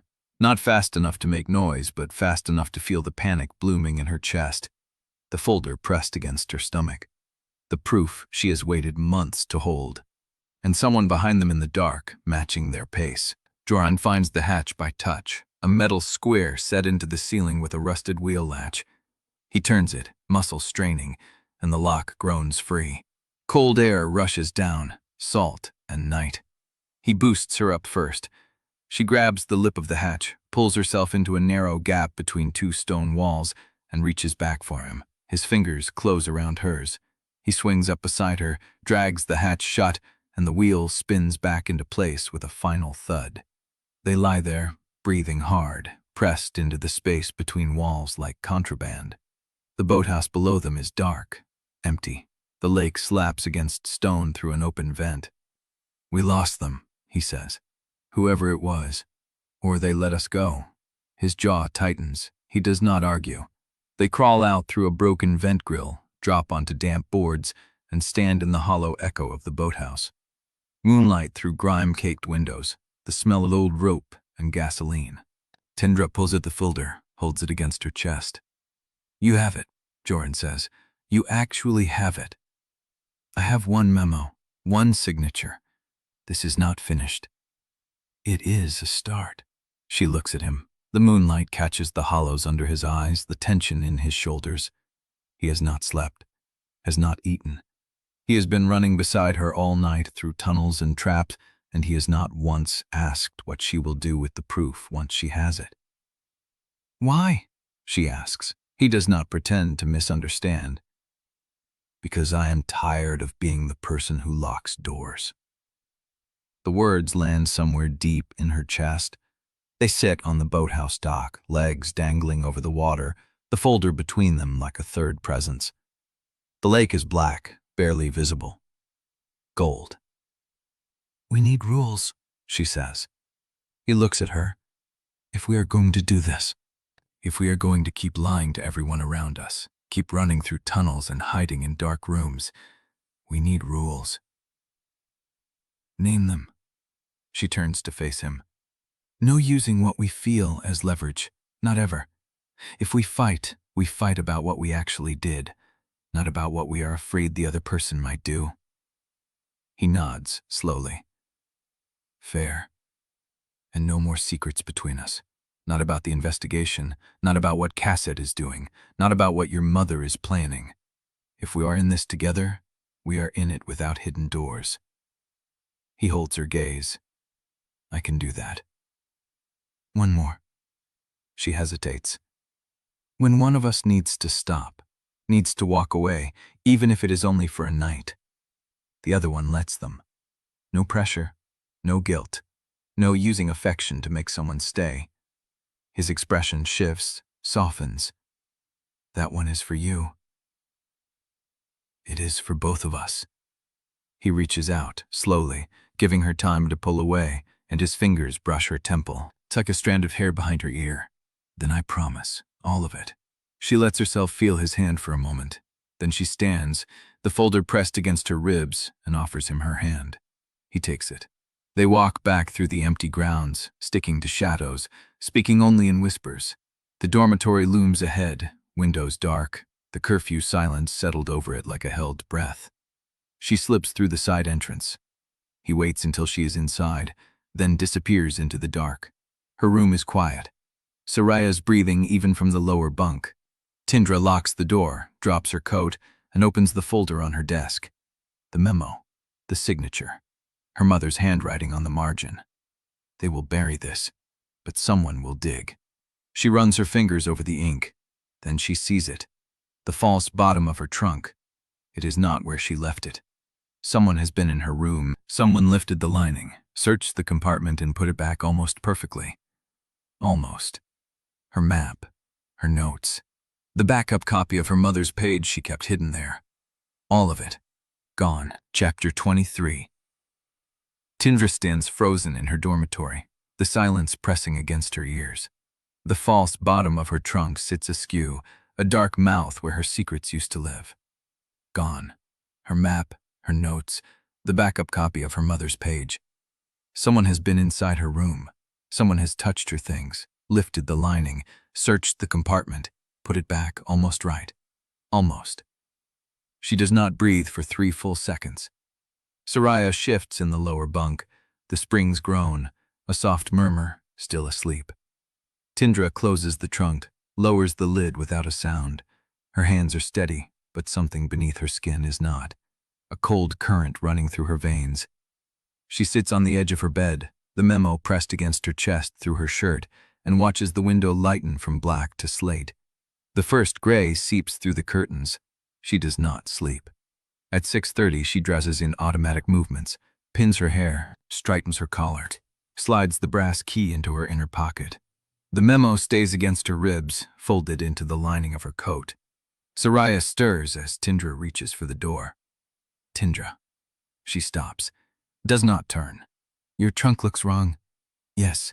You want to tell me what happened? Not yet. Soraya is quiet for a moment. Then, be careful. Tindra nods once and steps into the corridor. The refectory is half full when she arrives. She takes her usual seat at the scholarship table, back to the wall, facing the doors. The memo presses against her ribs with every breath. The loss of her backup documents is a hollow ache she cannot afford to feel. She eats without tasting. The doors open at 7:12. Priya Gensler walks in alone. She does not look toward the scholarship table. She collects a tray, fills a cup, selects a table near the east wall where the morning light catches her glasses. She sits, arranges her notebook, begins to write. Tindra watches her write. The pen moves in short, controlled strokes. Not notes, something else. A message, a list, an outline. Priya does not once look up, but she knows.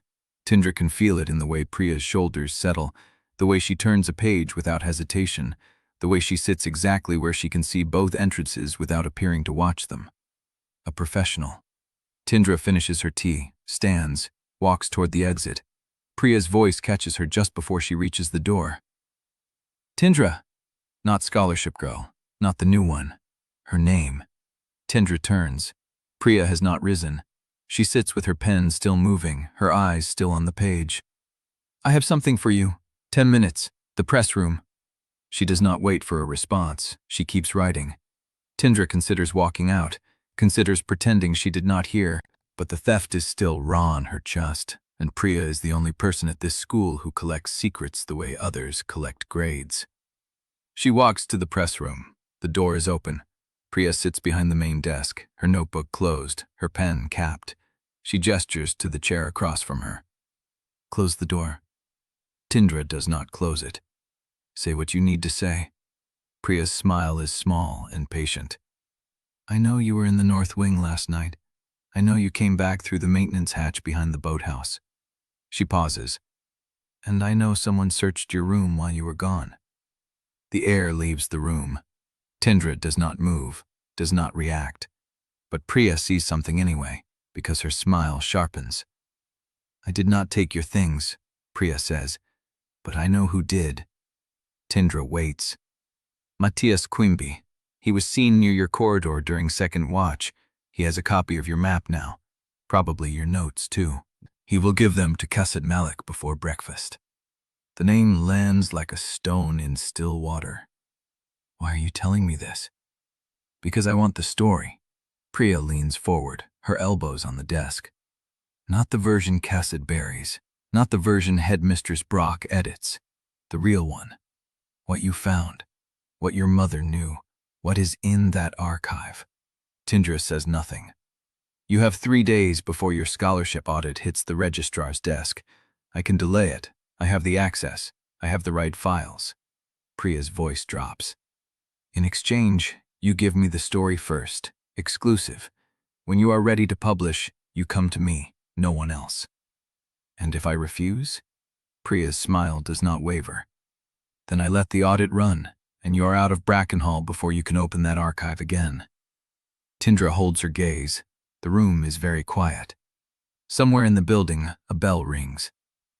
3 days, Tindra says. If I find what I am looking for, you get the story. But I choose the timing. You choose the timing of the handoff. I choose when it publishes. No. Priya tilts her head. 4 days, Tindra says. You get the evidence in 4 days. I will tell you when it is safe to release it.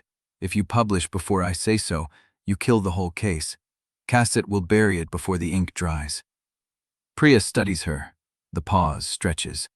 4 days, she repeats. And you give me everything. The files, the documentation, the chain of evidence. Everything. Priya reaches into her notebook, pulls out a folded card, and slides it across the desk. Tindra picks it up, opens it. A single line in neat handwriting. Board meeting, Thursday, 9:00 a.m., main hall, 3 days from now. You were going to have 3 weeks, Priya says, but Cassette moved the meeting up. He knows you found something. He is going to seal the archive permanently before you can get back in. Tindra folds the card, slips it into her pocket. One more thing, Priya says as Tindra turns to leave. The person who left the blank note under your door. Tindra stops. It was your roommate. Chapter 24. The Malek house sits 3 miles from campus, behind a wrought iron gate that Jorin has never seen left open. He parks his mother's car in the circular drive and cuts the engine. The windows are dark except for the study. His father's study. The one with the oak decks and the locked drawers and the framed photographs of men who built this city on deals that never made the papers. Jorin sits in the silence. The engine ticks as it cools. He should have gone to the dormitory, should have checked on Tindra after the press room. But his mother texted him 30 minutes ago, 3 words in that precise cursive font she uses even on a phone. Come home tonight. Not a request, not a warning, a command dressed as invitation. He walks up the stone steps and lets himself in. The house smells like lemon polish and cold air. The hallway is dark, but voices filter through the study door, which is cracked half an inch, and Jorin stops before he reaches it because he has never heard his mother sound like this. You think I do not know what you buried in that archive? Osen's voice is low, controlled, but there is something underneath it that Jorin has never heard before. A crack in the porcelain. Cassette's response is too quiet to catch, just the rumble of a man who has never needed to raise his voice to end an argument. Jorin stands in the dark hallway. He should announce himself, should knock, should walk away. He stays. You signed the seal order yourself, Osen says. 3 weeks before she died, you told the board it was a routine closure. You told me she resigned. A pause. The silence stretches. I have copies, Cassette. Jorin's blood goes cold. I have the resignation letter you forged. I have the board minutes from the meeting that never happened. I have the transfer record she flagged before you buried them. Osen's voice drops to something almost gentle. I have been keeping them for 8 years, in case someone ever came looking. The study door creaks. Someone moves. You should have burned them, Cassette says, and his voice is calm, horrifically calm. You should have burned them the day she died. She was my friend. She was a liability, and you made yourself one too, keeping her paperwork like a souvenir. Jorin's hand finds the wall. His fingers press into the plaster. I kept them because someone had to remember what you did to her, Osen says. And now her daughter is here, and she is going to find everything you tried to erase. The silence that follows is worse than any scream. Jorin steps back. His heel meets a loose floorboard. The study door swings open. Cassette stands in the doorway, his shirt sleeves rolled to the elbow, the burn mark near his left wrist exposed. He looks at his son the way a man looks at a tool he has left out in the rain. How long have you been standing there? Jorin does not lie. Long enough. Cassette's jaw tightens. He glances back into the study, toward the shape of Osen standing behind the desk, and then he steps into the hallway and pulls the door shut behind him. We need to talk. It is not an invitation. Cassette leads him to the library at the end of the hall, a room Jorin has been in maybe 3 times in his life. Bookshelves, floor to ceiling, a globe that does not spin, dust on everything except the desk, which is clean enough to reflect the lamp. Cassette does not sit. He stands behind the desk, his hands flat on the surface, and looks at his son with an expression Jorin has seen before. It is the expression his father wears before delivering a verdict. You have been seen with the Drevyn girl. Not a question. I have. At night, in corridors, near the archive. Yes. Cassette's hands do not move. And you lied to me about it. Jorin meets his eyes. I did. The words hang between them. Jorin waits for the explosion, the cold fury, the punishment disguised as correction. It does not come. Instead, Cassette pulls out the chair behind the desk and sits, slowly, like a man who has been standing too long. You think I am the villain of this story, he says. Jorin says nothing. You think I destroyed her mother because I am cruel, because I enjoy power, because I woke up one morning and decided to ruin a good woman's life. Cassat leans back. The chair creaks. But I did not wake up and choose any of it. I woke up and found a problem that would have destroyed this school, destroyed the livelihoods of 200 employees, destroyed the futures of every scholarship student who depends on donor funding, and I chose the only path that let the institution survive. She was your employee. She trusted you. She was a researcher who found something she was not supposed to find. Cassat's voice does not rise. And when I offered her a way out, when I offered her a generous severance and a signed recommendation and a promise that her reputation would remain intact, she refused. She chose to keep digging. She chose to threaten the stability of everything I had spent 20 years building. Jorin's throat is tight. So you destroyed her. I contained her. Cassat's eyes are flat. There is a difference. Where? The word comes out before Jorin can stop it. Cassat watches him. The lamp casts shadows across his face. You want to know if I killed her? Jorin does not answer. I did not order her death. Cassat's voice is quiet. I ordered her silence. I ordered her removal from the institution. I ordered the archive sealed. I ordered the record cleaned. I did not order a car to hit her on a rain-slicked road 3 months after she left. Jorin's hands are shaking.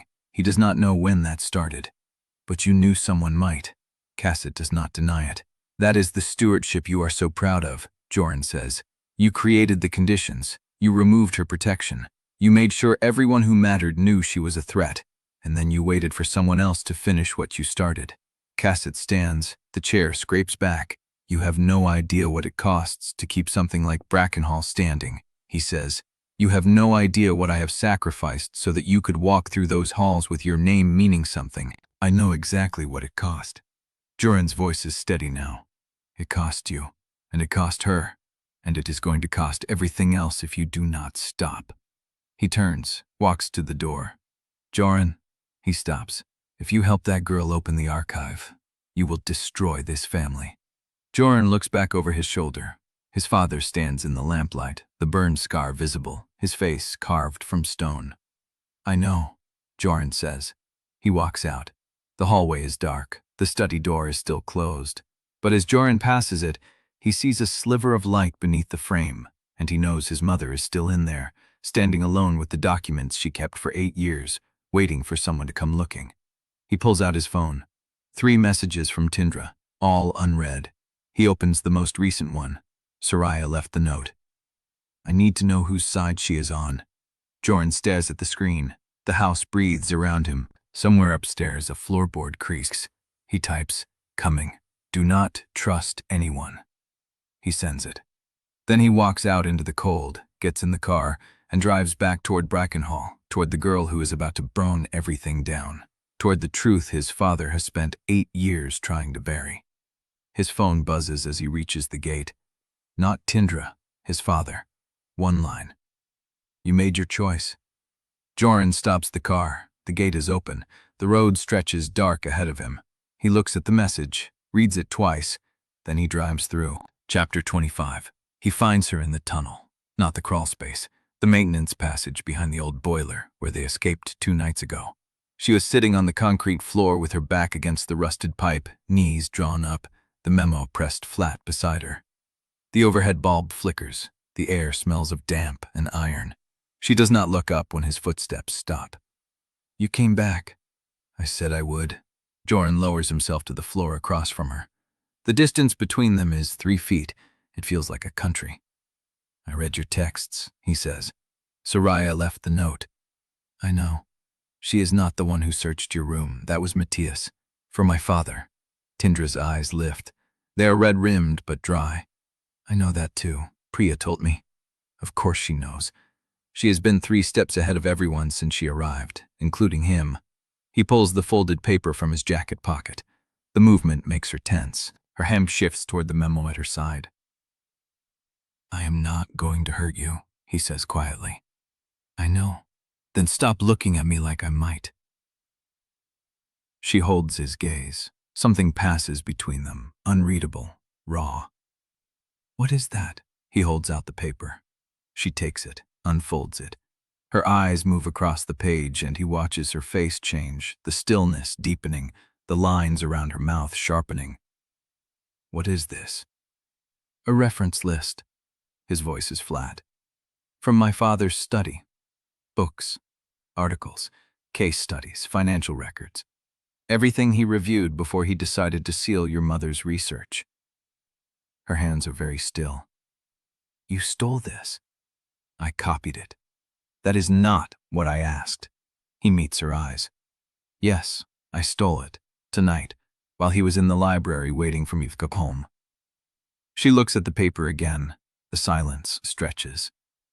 Jorin, what? This list. Her voice is barely audible. It matches fragments I found in my mother's notes. Dates, names, document codes. She was reading the same sources he was.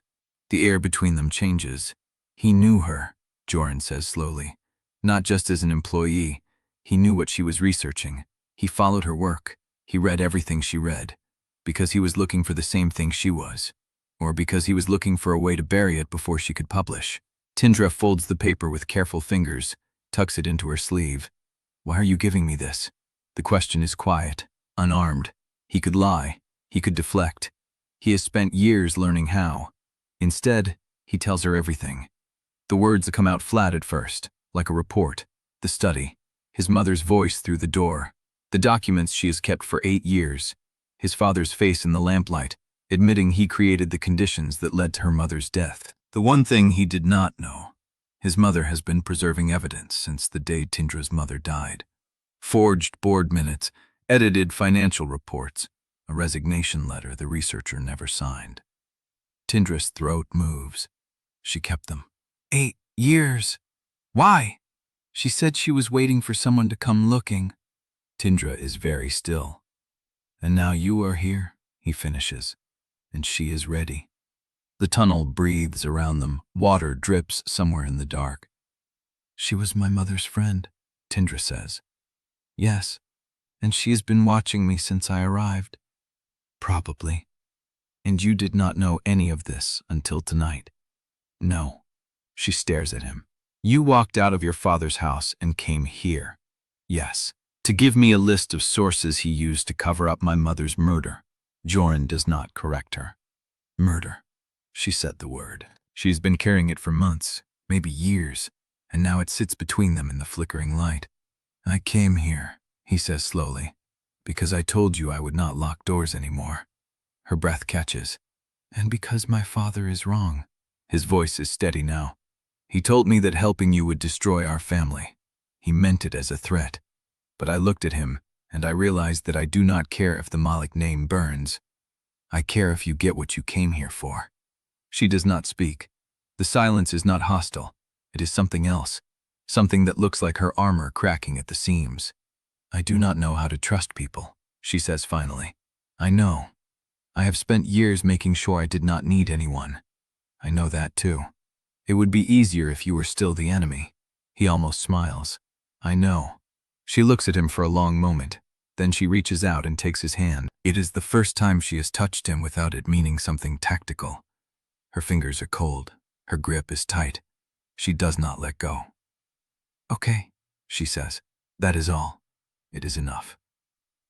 They sit in the tunnel for another minute, hands locked, the overhead bulb flickering, the memo and the reference list pressed between them like the beginnings of something they have not named yet. Footsteps. Fast. Coming from the boathouse. Jorin is on his feet before she is. His hand slides to her elbow, pulling her up, and they are both vest for whoever is coming through the maintenance hatch. Soraya's face appears in the gap.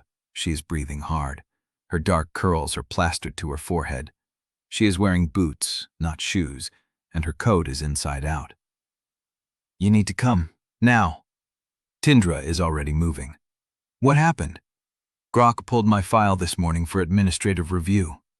Your file? Every file. She's doing a comprehensive audit of all scholarship records, starting today. The tunnel goes silent. Tindra's hand is still in Jorin's. He can feel her pulse through her palm, fast and steady, like a bird learning to fight. Priya said she would delay it, Tindra says. Priya is not the headmistress. Soraya's voice is sharp. Brock has the authority to suspend any scholarship student who cannot produce original documentation. She has already requested the registrar's backup files. Tindra, she has your folder. Chapter 26. The tunnel goes cold. Tindra's hand is still in Jorin's. She feels the blood drain from her fingers, then the rush back when she forces herself to think instead of panic. How much time? Soraya's breath is still ragged. Brock called the registrar at 7. She wants every scholarship file on her desk by noon.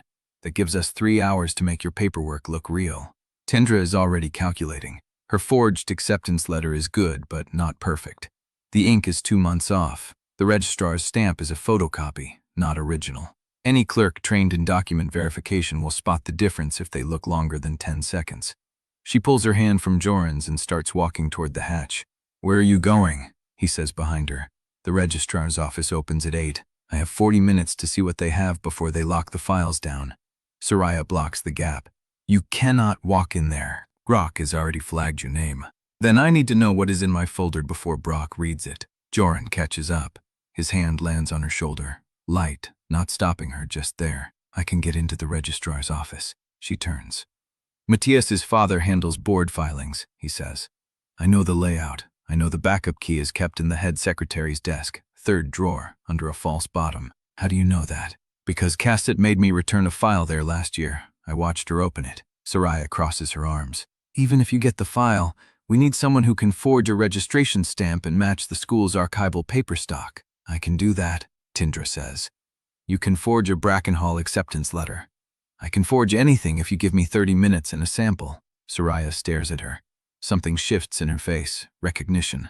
Estimation. Maybe the first real respect she has shown. "Then we need paper from the administration's supply closet," Soraya says. "Same weight, same watermark. And I know where they keep the spares." They split. Jorin goes first, sliding past the maintenance hatch into the gray morning light. Tindra watches him move through the mist toward the main building, fast and low, the way someone moves when they know exactly where the cameras are. She counts to 60, then she follows. Soraya is waiting in the East Corridor utility closet when Tindra arrives. She has already pulled 3 sheets of letterhead from a box marked holiday cards. "They keep the good stock in the back," Soraya whispers. "Administration never checks this box. I found it during winter break when I was looking for tape." Tindra takes the paper. It is heavy. Cream. The watermark catches the fluorescence. "Now I need the file." "Jorin will bring it." "And if he does not?" Soraya's mouth tightened. "Then we find another way." They wait. The corridor outside hums with early morning activity. Custodial carts, a prefect's footsteps, someone laughing near the east entrance. Normal sounds, the school waking up, unaware that 3 students are trying to keep a dead woman's daughter from being erased. 8 minutes pass, then the door opens. Jorin slides in, breathing hard, carrying a manila folder pressed flat against his chest. He closes the door, locks it, and holds out the file. 23 minutes before the secretary notices. Tindra takes it. Her hands are steady, even though her heart is not. She opens the folder. Her name stares back at her. Tindra Drevyn, scholarship applicant, academic year, current. Below it, the acceptance letter she forged in a hotel bathroom 6 months ago, sitting next to her mother's hospital bills. She traces the edge of the paper. It looks convincing. It looks like she spent hours matching the font, the spacing, the signature. She did. But now, under the white light of a utility closet, she sees every flaw. The ink is too matte. The seal is slightly off-center. The registrar's signature is close, but not exact. "They will catch this in 5 minutes," she says quietly. Soraya takes the file, studies it. Her eyes move fast. "Not if we replace it." Tindra looks up. Soraya pulls a similar folder from inside her coat. "I copied the registrar's template yesterday when I realized Priya would not stop the audit."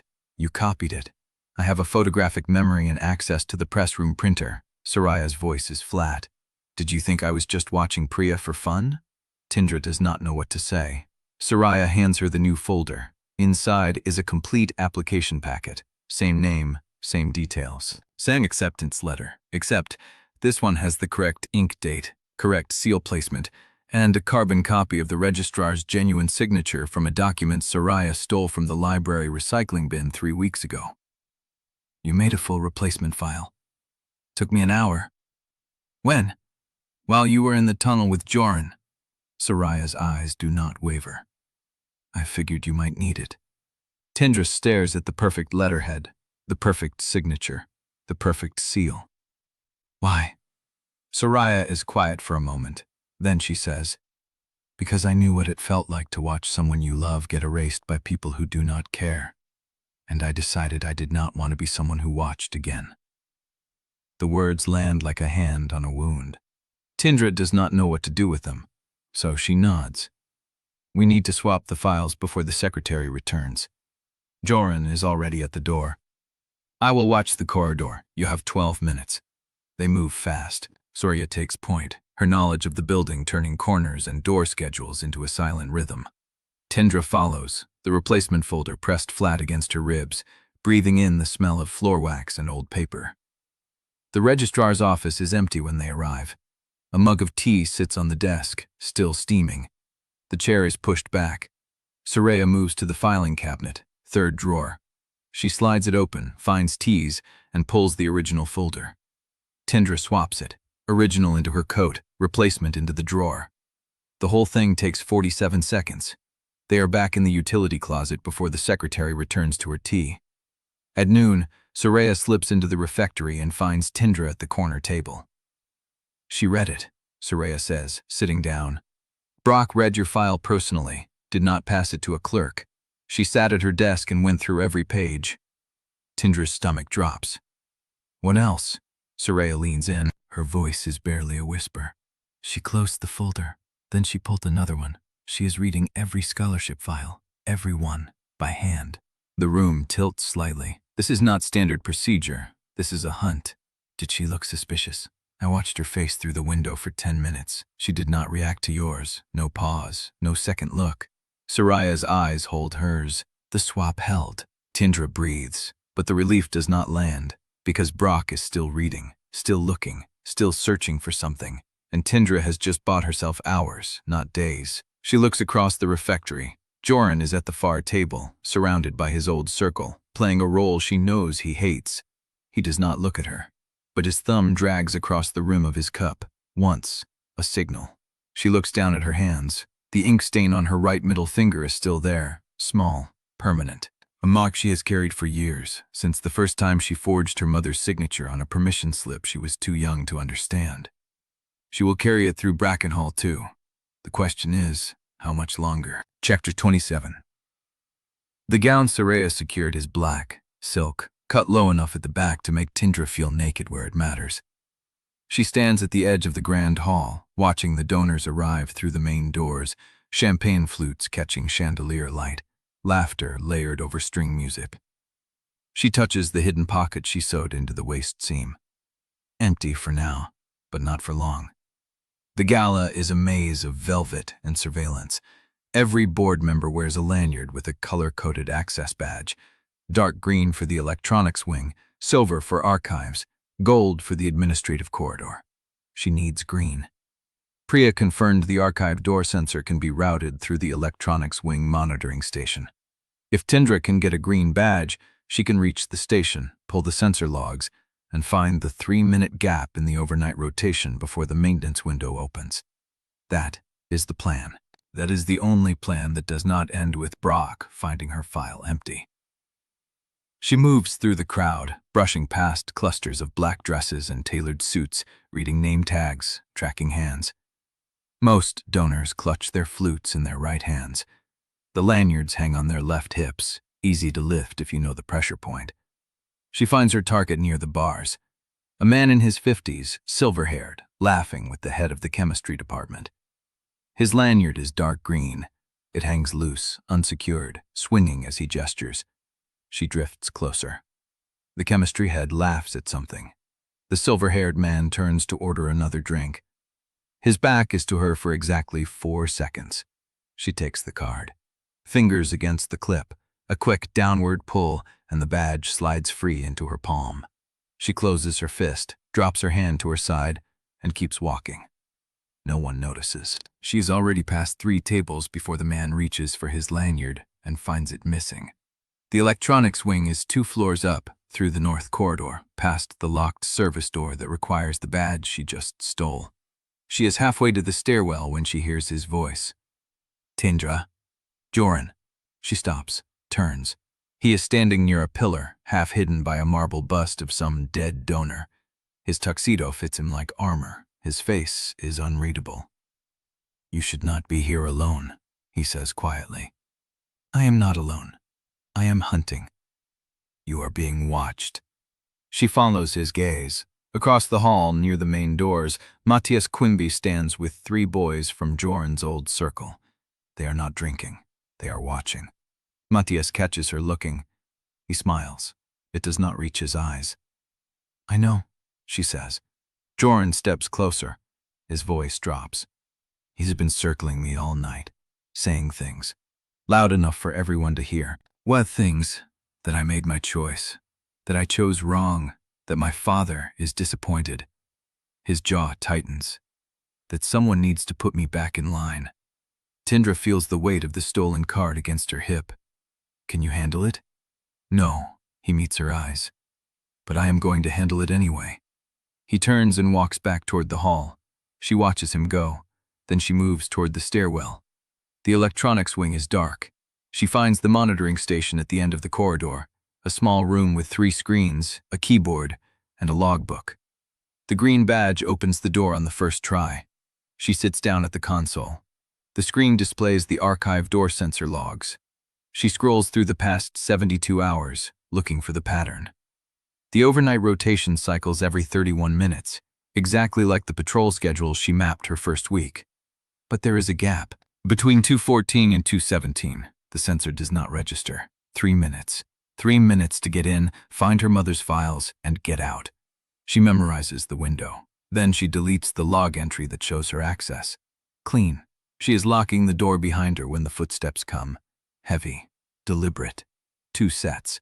She presses herself against the wall, holding her breath, as Matias Quimby rounds the corner with a prefect she does not recognize. He stops. Looks at her. Lost, Drevyn? The prefect is staring. His hand is on his radio. She keeps her face still. I was looking for the restroom. The signs in this building are terrible. Matias's smile does not move. Restroom is on the ground floor, by the bars. Thanks. She steps past him. His hand catches her wrist.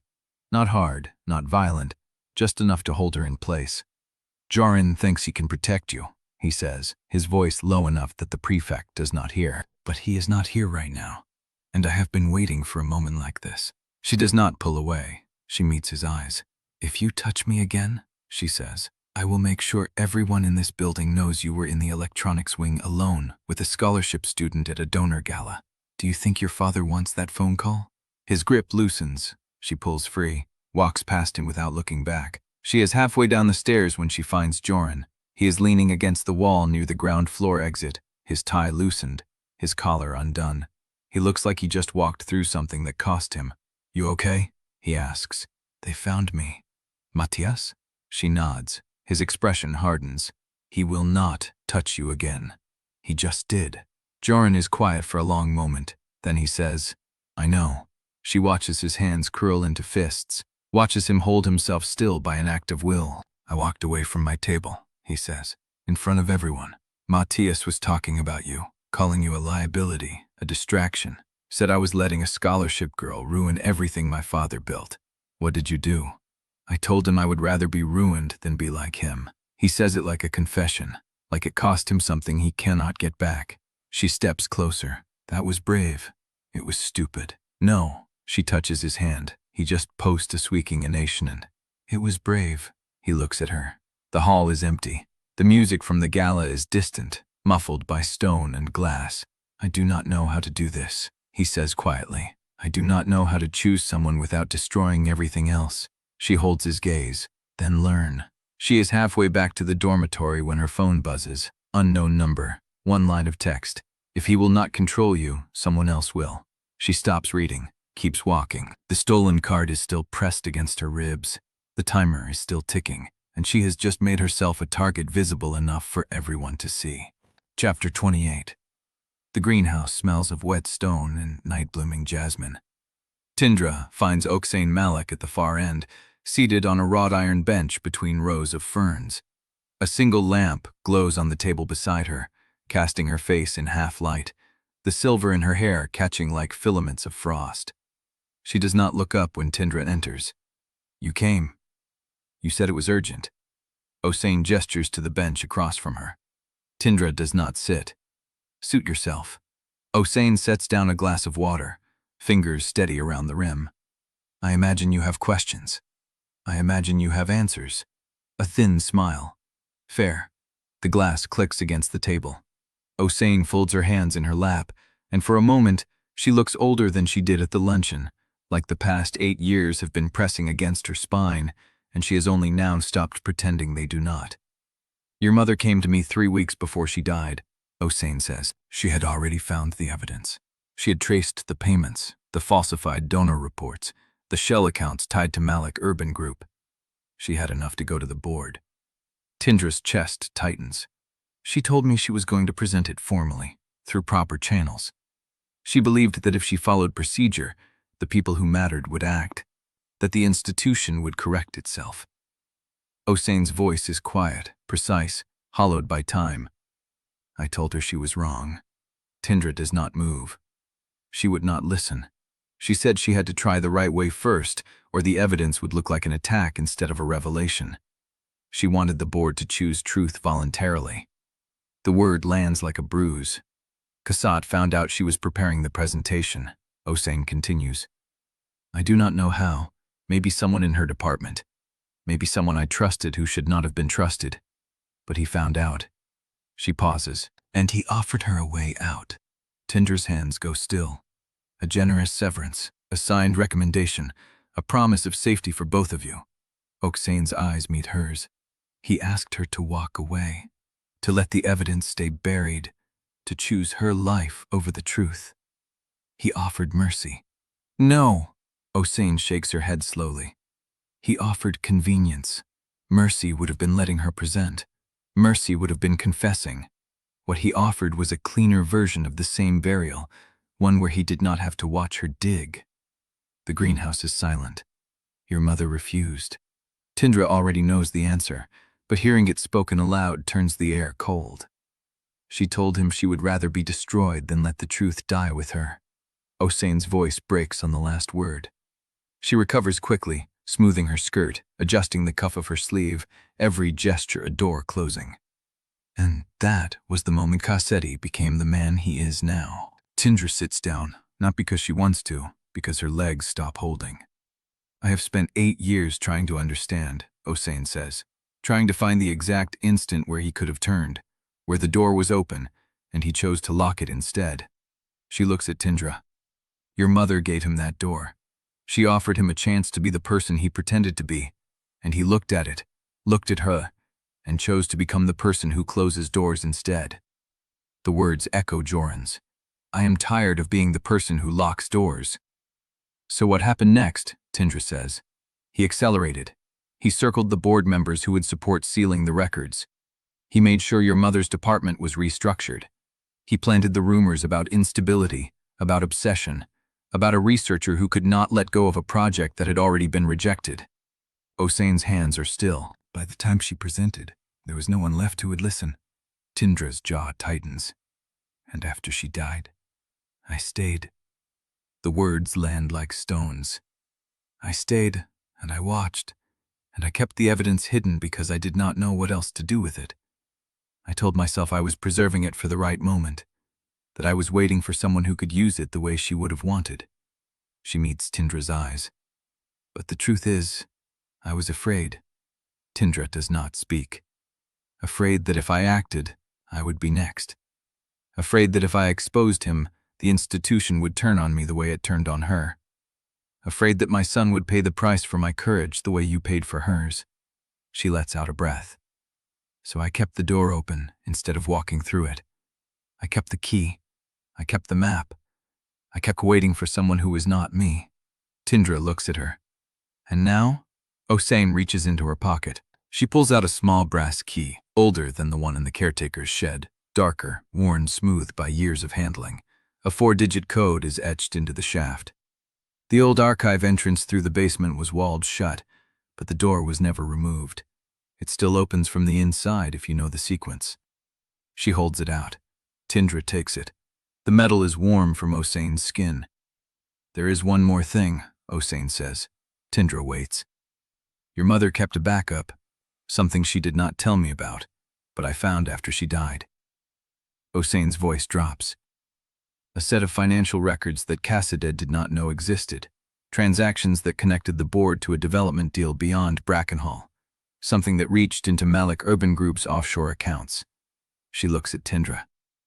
I do not know where she hid them, but if you find her files in the archive, you will find a reference, a page number, a case code, something that points to the backup.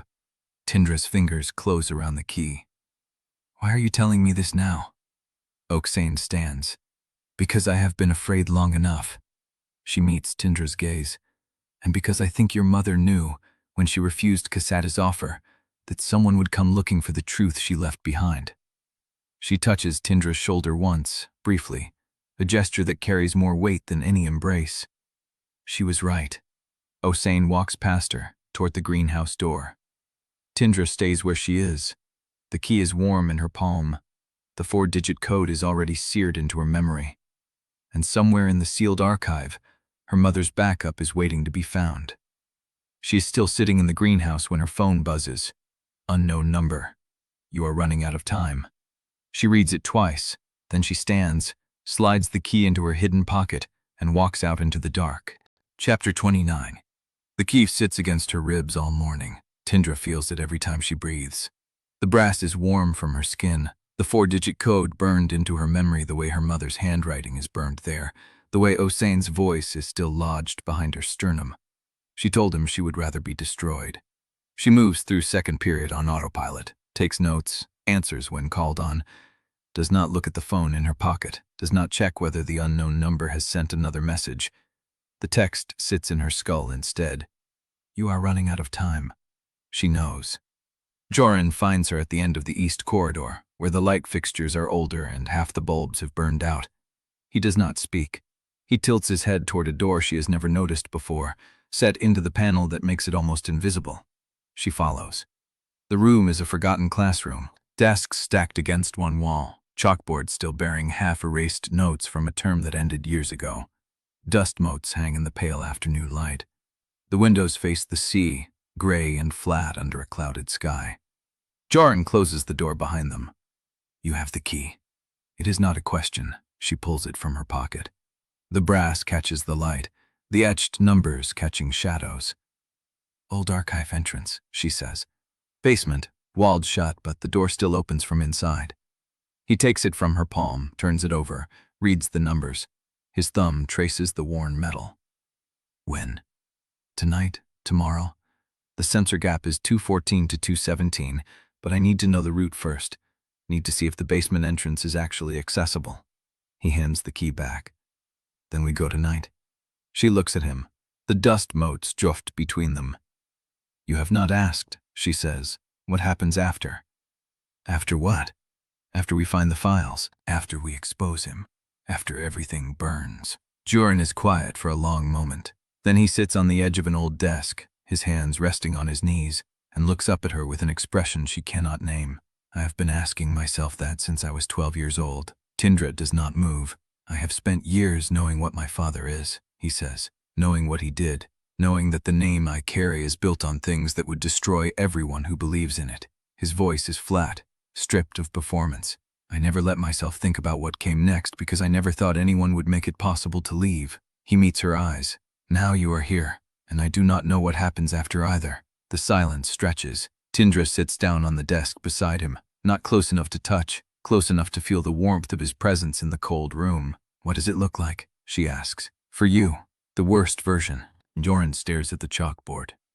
You disappear, he says. You get what you came for, and you leave, and I spend the rest of my life wondering if you made it out, or if he found you first.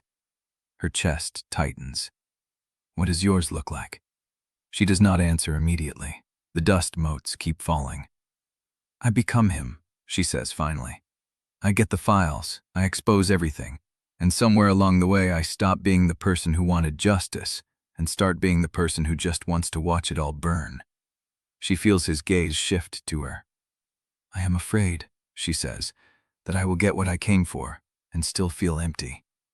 That my mother's name will be cleared and I will have nothing left to hold on to." Jorin does not speak. Then his hand finds hers. Not grabbing, not tactical. Just there, his fingers threading through hers, the contact light enough that she could pull away. She does not. "I do not want to become him," he says quietly. "You will not. You do not know that. I know." She turns her hand, interlocks their fingers fully. "Because you are sitting in a room with the daughter of the woman he destroyed, and you are helping her burn everything he built." He lets out a breath that is almost a laugh. "Look at us," he says, "planning arson in a dead classroom." She smiles. It is small and fragile and real. "Where else would we be?" He turns toward her. The light from the window catches his face, and she sees the exhaustion there, the raw edges he usually keeps hidden. Tindra. Her name. Just her name. She does not answer. She leans. The first touch of lips is tentative, almost questioning, like they are both testing whether this is still allowed after everything they have confessed. Then his hand moves to the back of her neck, fingers pressing into her hairline, and the kiss deepens into something more desperate. She tastes dust and rain and the faint bitterness of coffee. His other hand finds her waist, pulls her closer, and she lets herself be pulled, lets herself want this without calculating the cost. The desk creaks under their weight. She breaks the kiss just far enough to press her forehead against his. "When this is over," she says, "if we survive it, I want to know who I am without revenge." His thumb traces her jaw. "I want to know who I am without his shadow." She kisses him again, slower this time. The tenderness is unbearable, the kind that hurts because it is fragile, because the world outside this room is still hunting them. His hand slides into her hair, and then a key turns in the lock. The sound is sharp, metallic, unmistakable. The tumblers click in sequence, and the handle begins to turn. Tindra freezes. Jorin's hand tightens on her waist. The door swings open. Chapter 30. The door swings open. Tindra moves before thought catches up. Her body acts on the animal logic of survival, shoving off the desk, pulling Jorin with her toward the gap between the chalkboard and the wall, where the shadows pool thickest. Jorin's hand clamps around her wrist. They press into the corner, into the dark, into the space where the old radiator casts a rusted shadow broad enough to hide two people if they do not breathe. The door finishes its arc. Light spills across the dusty floorboards. A figure steps inside, silhouette framed against the corridor glow. Tindra counts the heartbeats pounding in her ears, watches the shadow move, catalogs details with the mechanical precision that has kept her alive this long. Female. Compact build. Dark hair pulled back. The walk is unhurried, deliberate, the gait of someone who knows exactly where she is going. Priya Gensler. She stops in the center of the room, her head turned slowly, scanning the desks, the chalkboard, the overturned chair near the window. Tindra feels Jorin's chest against her shoulder blade, his breathing controlled, shallow, timed to hers. His thumb presses once against her wrist. A signal. Wait. Priya's gaze passes over their corner without stopping. She is looking for something specific. The dust motes still drift in the light. Priya walks to the desk where Tindra and Jorin were sitting moments ago, runs her finger along the surface, examines the disturbed dust. Then she pulls out her phone, types something, pockets it, and leaves. The door clicks shut. The lock turns from the outside. Tindra exhales. Her legs feel unsteady. Jorin's grip loosens on her wrist but does not let go. "She did not see us," he says quietly. "She knew we were here." He is silent for a beat. "Yeah." Tindra pulls away, closer to the door, presses her ear against the wood. Nothing. No footsteps. No voices. "She left the lock engaged," she says. "We are trapped." Jorin joins her at the door, examines the old mechanism, runs his fingers along the frame. This is not a standard Brackenhall lock. It is older, the kind that takes a skeleton key, which she has. Tindra presses her palm flat against the wood. The texture is rough, layered with old paint, the grain warped from decades of coastal damp. "She did not come here to catch us," she says slowly. "She came here to confirm something. That we are using this room. Or that we are still at Brackenhall at all." Jorin is quiet for a moment. Then he steps back, examines the hinge pins. "I can get us out." "How?" He pulls a thin metal tool from his pocket, the same one he used on the filing cabinet in the tunnel. "The hinge pins are old. They will slide out if I can reach them." He works quickly, efficiently, the movements precise. Tindra watches his hands, the way his fingers find the weak points in the mechanism without hesitation. The first pin slides free. The second follows. The door sags in its frame, and Jorin catches it, eases it open far enough for them to slip through into the corridor. The hallway is empty. Tindra steps out, turns back to watch him reseat the pins, restoring the door to its locked appearance. Anyone checking would need to look closely to notice the disturbance. They stand in the corridor, the silence pressing in. "Priya has the key," Jorin says. "That means she has been inside this room before. She did not discover it tonight. She has been watching us longer than we thought." He meets her eyes. "She knows about the hidden classroom. She knows we meet here. If she went to the administration with that information, you would be expelled before the archive censor gap opens." Tindra's mind races through the implications. Priya did not confront them. She confirmed their presence, took a photograph of the disturbed dust, and left without making contact. That means Priya is not ready to burn the information yet. She is holding it, waiting, deciding which moment to use it. "She will come to you," Tindra says. "Not to me." Jorin frowns. "Why?" "Because she wants the story, and she knows I am the one hunting it. She will try to leverage you to get to me." He does not argue. He knows she is right. The corridor stretches empty in both directions. Somewhere above them, the school hums with its usual rhythms, classes, meals, the machinery of 1,000 students moving through their days unaware of the war being fought in the gaps between walls. Tindra looks at Jorin. His jaw is tight. His eyes are hard. "I need to find out what Priya knows," she says. "And I need to find out before tonight." "Tonight?" "The censor gap, 214 to 217. If we are going to check the basement entrance, that is our window." He nods. "Then we split. I will find Priya. You prepare the route." She hesitates. The instinct to argue rises, the need to control every moving piece. But she pushes it down. "Find me before curfew." "I will." They separate without another word, Jorin moving toward the main building, Tindra slipping back toward the east wing, her mind already running calculations.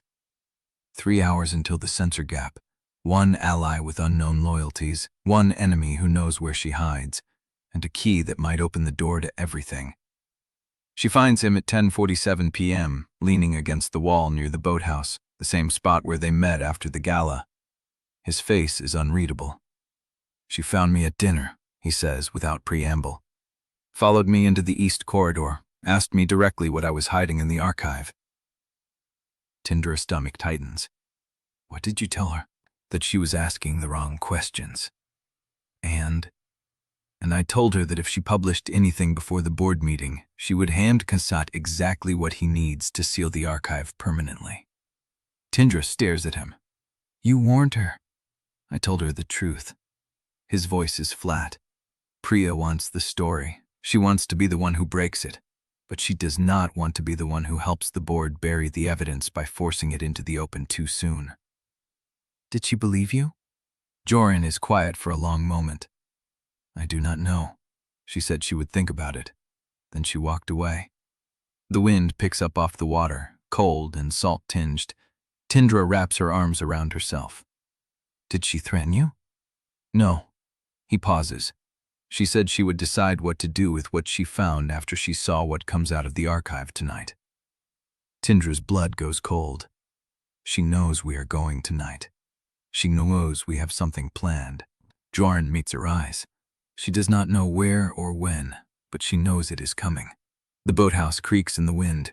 Tindra looks out at the dark water. the lights of Brackenhall reflected in the shifting surface. Then we have until dawn to get in and get out before she decides which side timing serves. Jorin steps closer. His hand finds hers in the darkness. Then let us not waste the night. She looks down at their interlaced fingers, at the fragile warmth between them, at the war waiting on the other side of a locked door. Let us not waste anything. They move together into the dark, the key cold in her pocket, the 4-digit code burned into her memory, the clock ticking toward a window that might close before they ever reach it. Chapter 31. The boathouse groans around them, salt wind rattling the old planks. Tindra's hand closes around the key in her pocket, the 4-digit code burning in her memory. Tonight, Jorin says. The sensor grab. We go. She nods, then stops. No.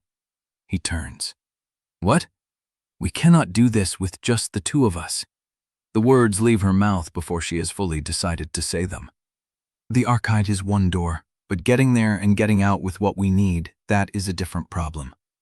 Jorin studies her in the dark. You want Soraya.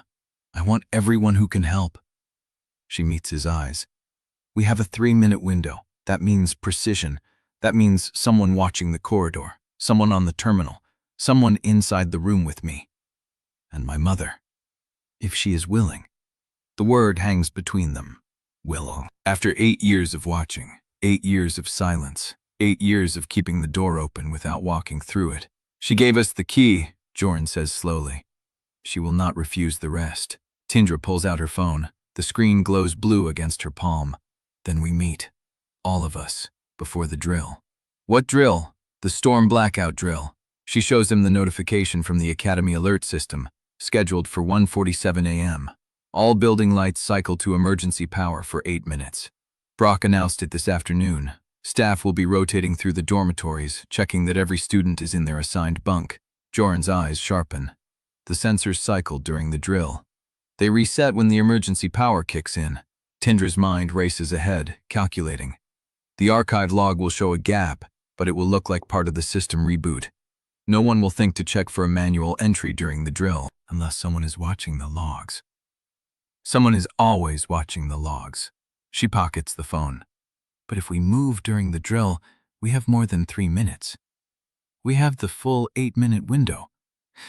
And with the chaos of the drill, no one will notice a missing student for at least 15 minutes after.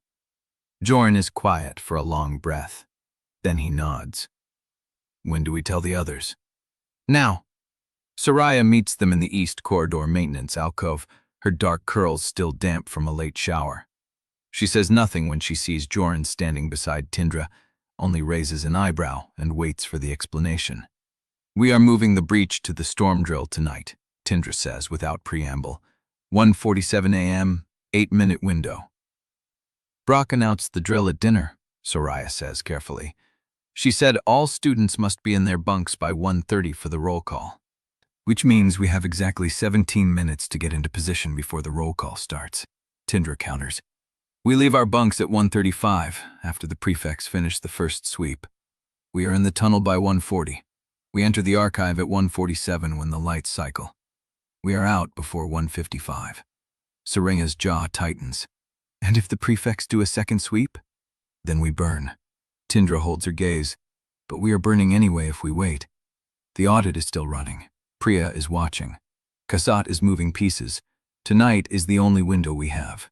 The word burns hangs in the air between them. Soraya exhales slowly. What do you need from me? The electronics wing terminal. When the drill starts, I need you to delete the log entries for the archive door from the past 24 hours. Not just our entry. Everything since midnight. Make it look like the power cycle wiped the buffer. Soraya's face tightens. That requires access to the monitoring station. You have the green badge, Jorin says.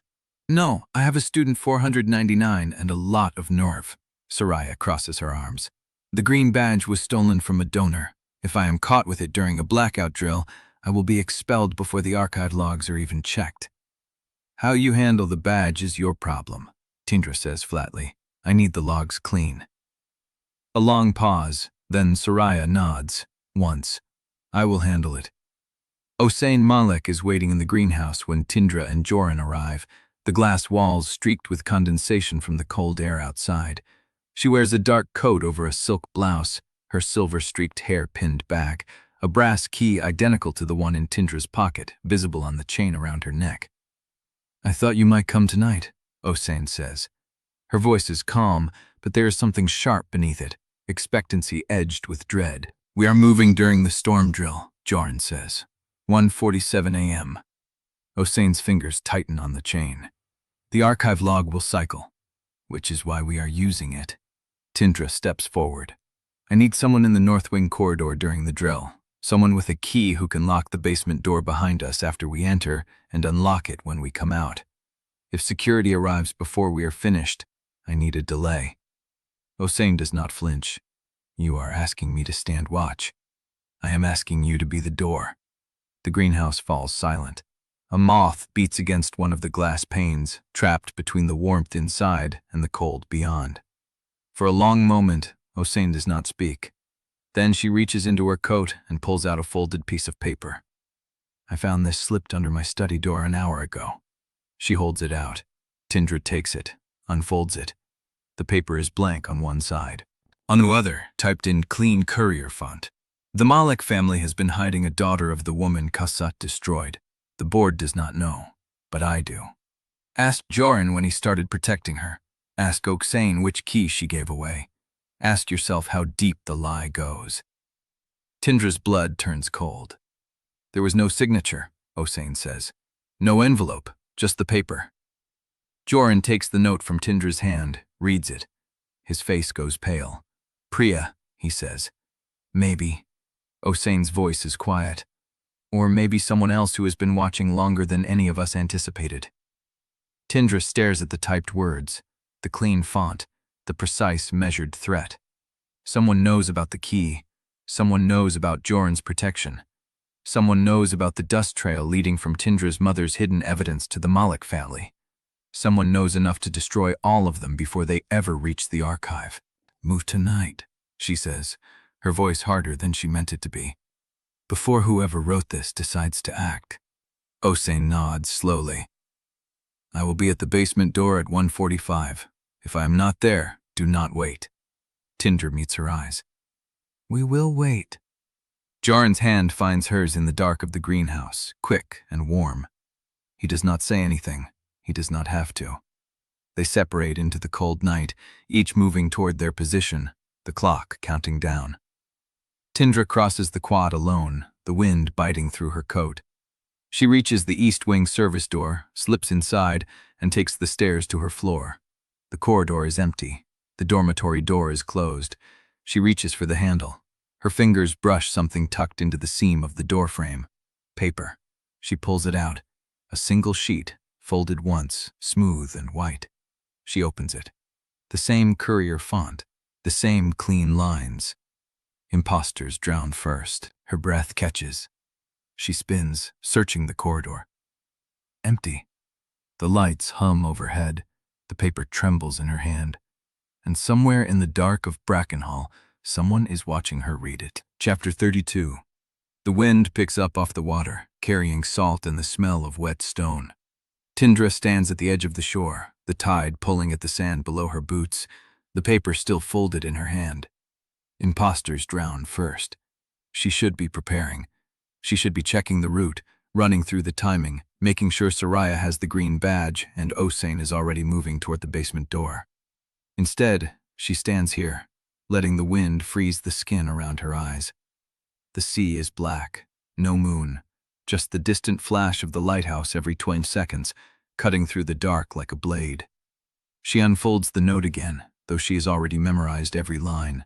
The same clean courier, the same careful spacing. Someone in Brackenhall knows who she is, knows what she is trying to do, knows enough to threaten her in a font designed to leave no trace. She should be afraid. She is afraid, but beneath the fear, something else stirs, something colder and harder than dread. She is tired of running, tired of hiding, tired of being the one who waits for the other shoe to drop. If someone wants to drown her, let them try. She folds the note back into her pocket, next to the brass key with the 4-digit code etched into its surface. The metal is warm against her hip, a constant reminder that tonight, Everything changes. Footsteps in the gravel behind her. She does not turn. Strange place for a midnight walk, Jorin says. Strange night for one. He stops beside her, close enough that she can feel the warmth radiating off him, the solid weight of his presence in the dark. He does not try to take her hand. He just stands there, facing the water the same way she is. Soraya is in position, he says. She managed to access the monitoring station. The logs from the last 3 days are already wiped. She is waiting for the drill to start before she clears the rest. Good. Yalxane texted. She is at the basement door. The corridor is clear. Good. A pause. Tindra. She closes her eyes. I know, she says. We should be moving. Probably. But neither of them moves. The lighthouse flashes. 12 seconds. Another flash. The rhythm is steady, mechanical, indifferent to everything happening on this patch of shore. I used to come here with my mother, Tindra says. The words come out before she can stop them. She has never told anyone that. Not Soraya, not Jorin, not a single person in the years since her mother died. Jorin does not speak. He waits. She would bring her research notes and sit on that rock. Tindra points to a flat outcropping half submerged by the tide. She said the salt air helped her think. I would sit beside her and throw stones into the water and asked her what she was looking for. She can see it so clearly. Her mother's dark hair blowing across her face. The way she would tap her pen against the page when she was working through a problem. The way she would look up and smile, like Tindra was the only interruption she ever welcomed. She never told me the truth, Tindra says. Not the whole truth. She said she was writing a book about how money moved through old institutions. She said it would be important one day. Another flash of light. I thought she meant important like a textbook. Something that would sit on a shelf and gather dust and make her proud. She swallows. I did not know she was writing evidence.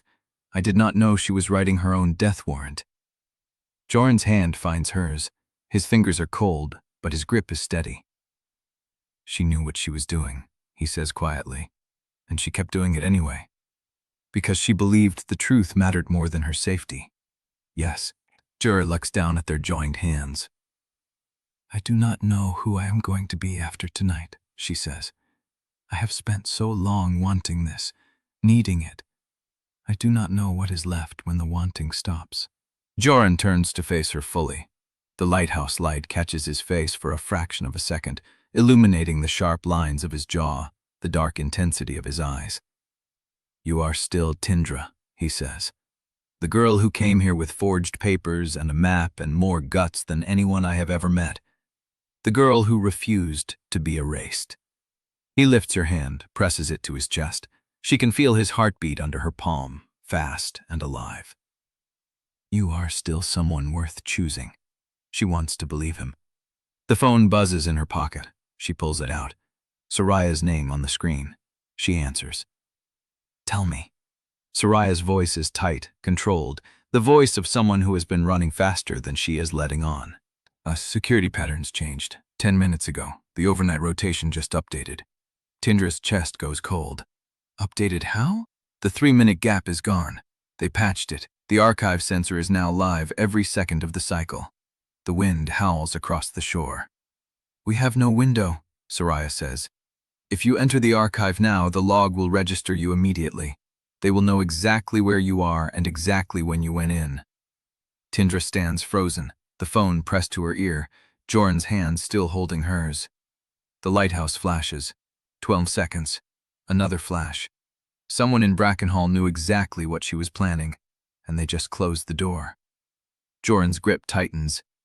What did she say? Tindra looks at him, the taste of salt already on her tongue. Chapter 33. The phone is still warm against her ear. Soraya's words hang in the salt air, each one a separate weight. The archive sensor is now live every second of the cycle. Tindra's hand drops to her side. The lighthouse flash catches her face, then releases it. Jorin is watching her, waiting, his grip still holding hers like he can anchor her to this moment before it spins out. We go anyway, she says. Jorin does not flinch. The basement entrance was never on the sensor grid, she continues, the words coming faster now, assembling themselves as she speaks. Hossein said the door was walled shut. That means it was never connected to the modern system. If we enter through the old entrance, there is nothing to log. Jorin's jaw tightens. We do not know that. We know the sensor covers the North Wing archive door, not the basement vault, not a door that was sealed before the system was installed. Rain starts to fall, hard, cold. The first drops hit the back of her neck like needle pricks. Tindra. I did not come this far to stop because someone changed a rotation. She pulls her hand free and dials Soraya back. 1 ring. 2. What are you doing? Soraya's voice is sharp. Changing the plan. I am using the basement entrance. The key Oksane gave me. The sensor does not cover that door. A pause, long enough for the rain to soak through Tindra's collar. There is no guarantee, Soraya says. There is no other option. Another pause. Then Soraya exhales, a sound like surrender. I will keep the monitoring station live. If anything trips, I will know before the alarm sounds. Do it. Tindra. Soraya's voice drops. Whoever changed that rotation knew what they were doing. They knew your window. They closed it deliberately. I know. If you go through the basement, you are blind. I know. The line goes quiet. Then Soraya says, do not drown, imposter. The click of the call ending. Tindra turns to Jorin. The rain is coming faster now, slanting off the water, soaking through the shoulders of his coat. It will take me 8 minutes to reach the archive through the basement route, she says. I need you above ground. His eyes narrow. Above ground doing what? The drill starts in 4 minutes. Every student is supposed to be in their bunk by 1:30. If someone is watching, they will expect us to abort. They will be watching the tunnel, the boathouse, the basement door. So you want me to be somewhere else? I want you to be visible. Walk the East Wing corridor. Let yourself be seen. If anyone is waiting for me, you pull their attention. Jorin's jaw works. The rain runs down his throat, darkens the collar of his shirt. That leaves you alone inside. I was alone before you. The words come out harder than she meant. She sees something flicker in his eyes, hurt or recognition. She cannot tell which. I did not mean, I know what you meant. He steps closer, close enough that the rain does not reach her face anymore. His hand finds her jaw, tilts her chin up so she has to meet his eyes. 8 minutes, he says. 8 minutes. If you are not out by then, I am coming in after you. I do not care who sees. Jorin, you can be alone later. Tonight, you are not. He kisses her. Hard, fast, the taste of rain and salt. Then he is gone, his boots already carrying him up the beach toward the east wing, his silhouette cutting through the dark. Tindra stands alone in the rain. The lighthouse flashes. She counts the seconds until the drill. The sirens start at 1:47. They tear through Brackenhall like an animal scream, 3 long blasts that shake the windows and send light spilling across the stone courtyard. Tindra hears them from the basement tunnel, muffled by earth and concrete, but unmistakable. She moves. The old key is in her hand, the brass cold and wet. She found the entrance behind a false wall in the boiler room, just as the map had promised, a narrow door hidden behind a rusted pipe rack. It took her 30 seconds to clear the rack, 45 to work the key into the lock. The tumblers turned. The door opened. Now she is inside. The passage is narrow, barely wide enough for her shoulders. The walls are raw stone, sweating moisture, the air thick with the smell of old paper and rat droppings. Her flashlight cuts a weak beam through the dark, illuminating a floor of packed earth and broken flagstones. She counts her steps. 20, 40, 60. The tunnel bends left, then right. She finds a second door, identical to the first, the same brass lock, the same 4-digit code etched into the plate. She enters the code. The lock clicks. The door swings open into a room she has only imagined. It is smaller than she expected, maybe 12 feet square. Shelves line every wall, packed with boxes and ledgers, their spines cracked and faded. A wooden desk sits in the center, covered in dust and a single steel lamp.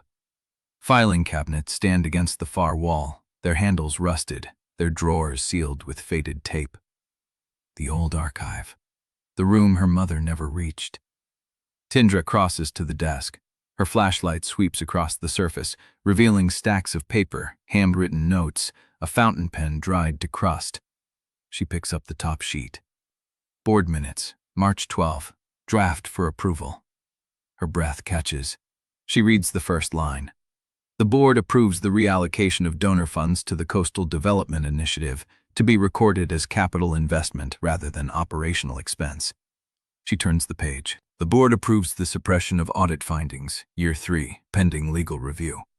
More pages, more approvals, more signatures. She finds a box labeled Resignation Letters, Original. Inside, a letter dated 2 weeks before her mother's public disgrace, written on Brackenhall letterhead, signed by Jorin Malek, addressed to a man whose name she does not recognize. Your service to this institution has been invaluable.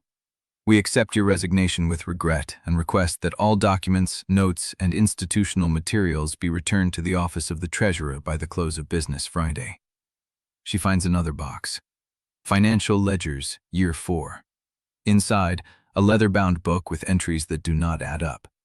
She finds a third box. Hush Agreements. She opens it. The first page bears a name she recognizes, Dr. Mariana Ellswood. 3 months before her death, Dr. Ellswood signed a non-disclosure agreement. The terms were generous: a full year's salary, a letter of recommendation, a promise that her research notes would be returned to her upon signing. The notes were never returned. Neither was she. Tindra's hands are shaking. She keeps digging.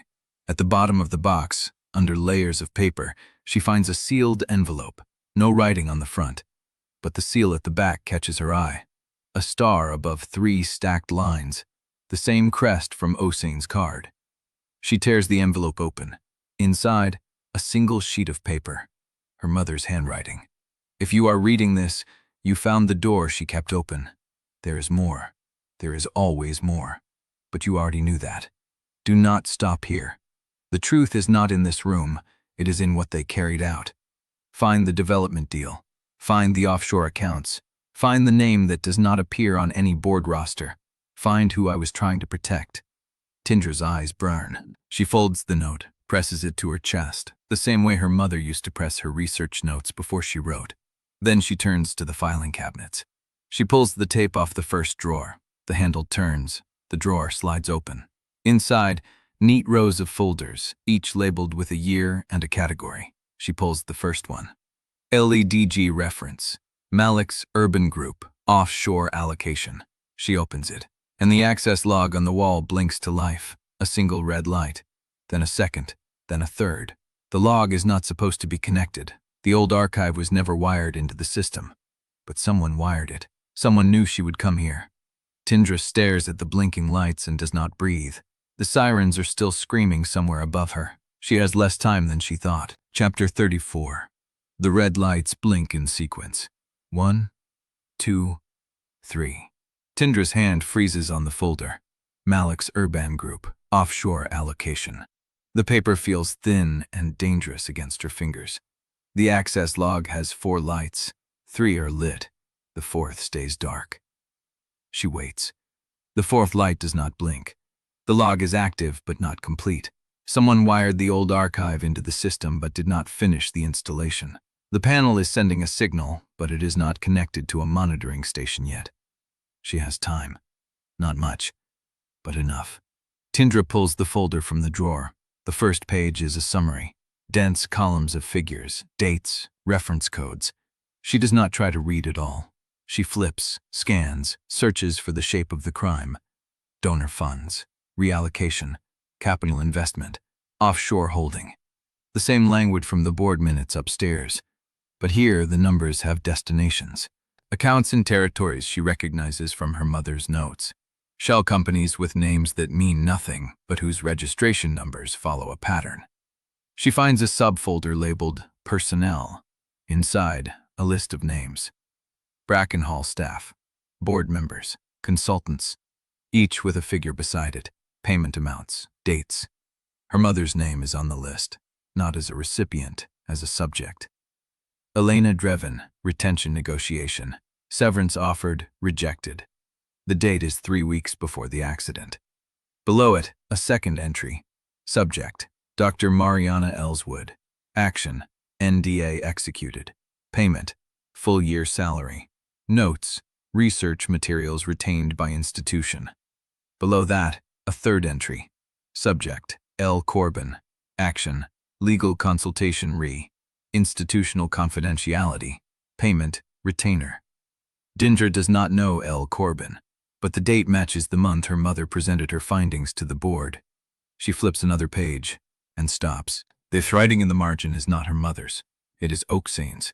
Kassad approved this allocation personally. The board was not informed of the destination.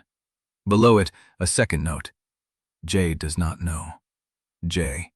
Jorin. Tindra's throat tightens. Oksane was not just preserving evidence. She was annotating it, tracking each lie as it was buried.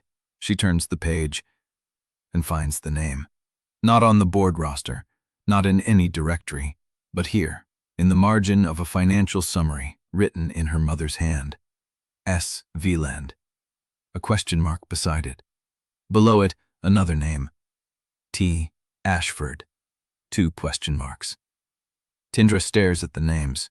They mean nothing to her. But her mother wrote them here, in the hidden archive, beside numbers that do not add up and allocations no board member authorized. She folds the page, slides it to her waistband beside the note. The access log blinks. 4th light. Still dark. She reaches for the next drawer. The footsteps reach her before her hand touches the handle. Not distant, not above. In the corridor outside the door. Multiple sets, moving fast, boots on stone. Tindra kills her flashlight. The room goes black. She presses herself against the wall beside the door frame, breathing through her mouth, every muscle locked. The footsteps stop. Silence. Then a voice. Low. Male. Familiar. Check the boiler room. I want eyes on the basement grate. A second voice. The door is sealed, has been for years. Check it anyway. Tindra recognizes the first voice, Matias Quimby. She does not know who he brought with him, but she knows what he is doing here. Someone sent him, someone who knew she would come tonight. The footsteps move away. She counts. 10 seconds. 20. She risks breathing. The 4th light on the access log is still dark. The system did not finish connecting. Matias does not know she is inside the old archive. He is checking the tunnel entrance, the grate, the boiler room. He thinks she is still trying to get in. He does not know she is already in. Tindra moves. She opens the second drawer as quietly as the rusted handle allows. Finds another folder. Development Initiative. Coastal Zone. She opens it. Inside, a single sheet. A memorandum from Jorin Malek to an address she does not recognize. The Brackenhall board has approved Phase 1 funding. Transfer schedule attached. All correspondence regarding this project should be directed to legal counsel for institutional confidentiality. Attached, a transfer schedule. 300,000, 450,000, 200,000. All routed through an intermediary account. All marked operational expense. Tindra reads the account number, memorizes it, repeats it twice in her head. She folds the memorandum, slides it into her waistband. The footsteps return, closer this time. She hears the outer basement door creak open.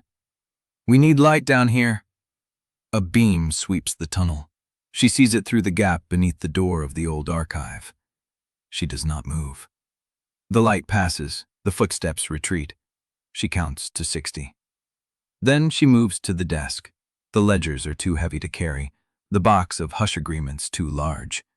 But she can take what matters, what connects, what proves. She finds the drawer labeled Personnel Terminated. Her mother's file is there, thin, almost empty. A resignation letter she never signed. A termination notice dated 3 days after the refusal. A memo from Jorin Malek. Dr. Drevyn's access to institutional materials is revoked effective immediately. All research materials to be returned to the office of the treasurer by close of business. The office of the treasurer. Him. He wrote it himself. Tindra takes the memo, folds it, adds it to her waistband. She takes the termination notice. She takes the resignation letter her mother never signed. She takes the NDA from Dr. Ellswood's file. She takes the list of offshore allocations. She takes the names. S. Veland. T. Ashford. She does not know them yet, but she will. The access log blinks. Fourth light. Flickers.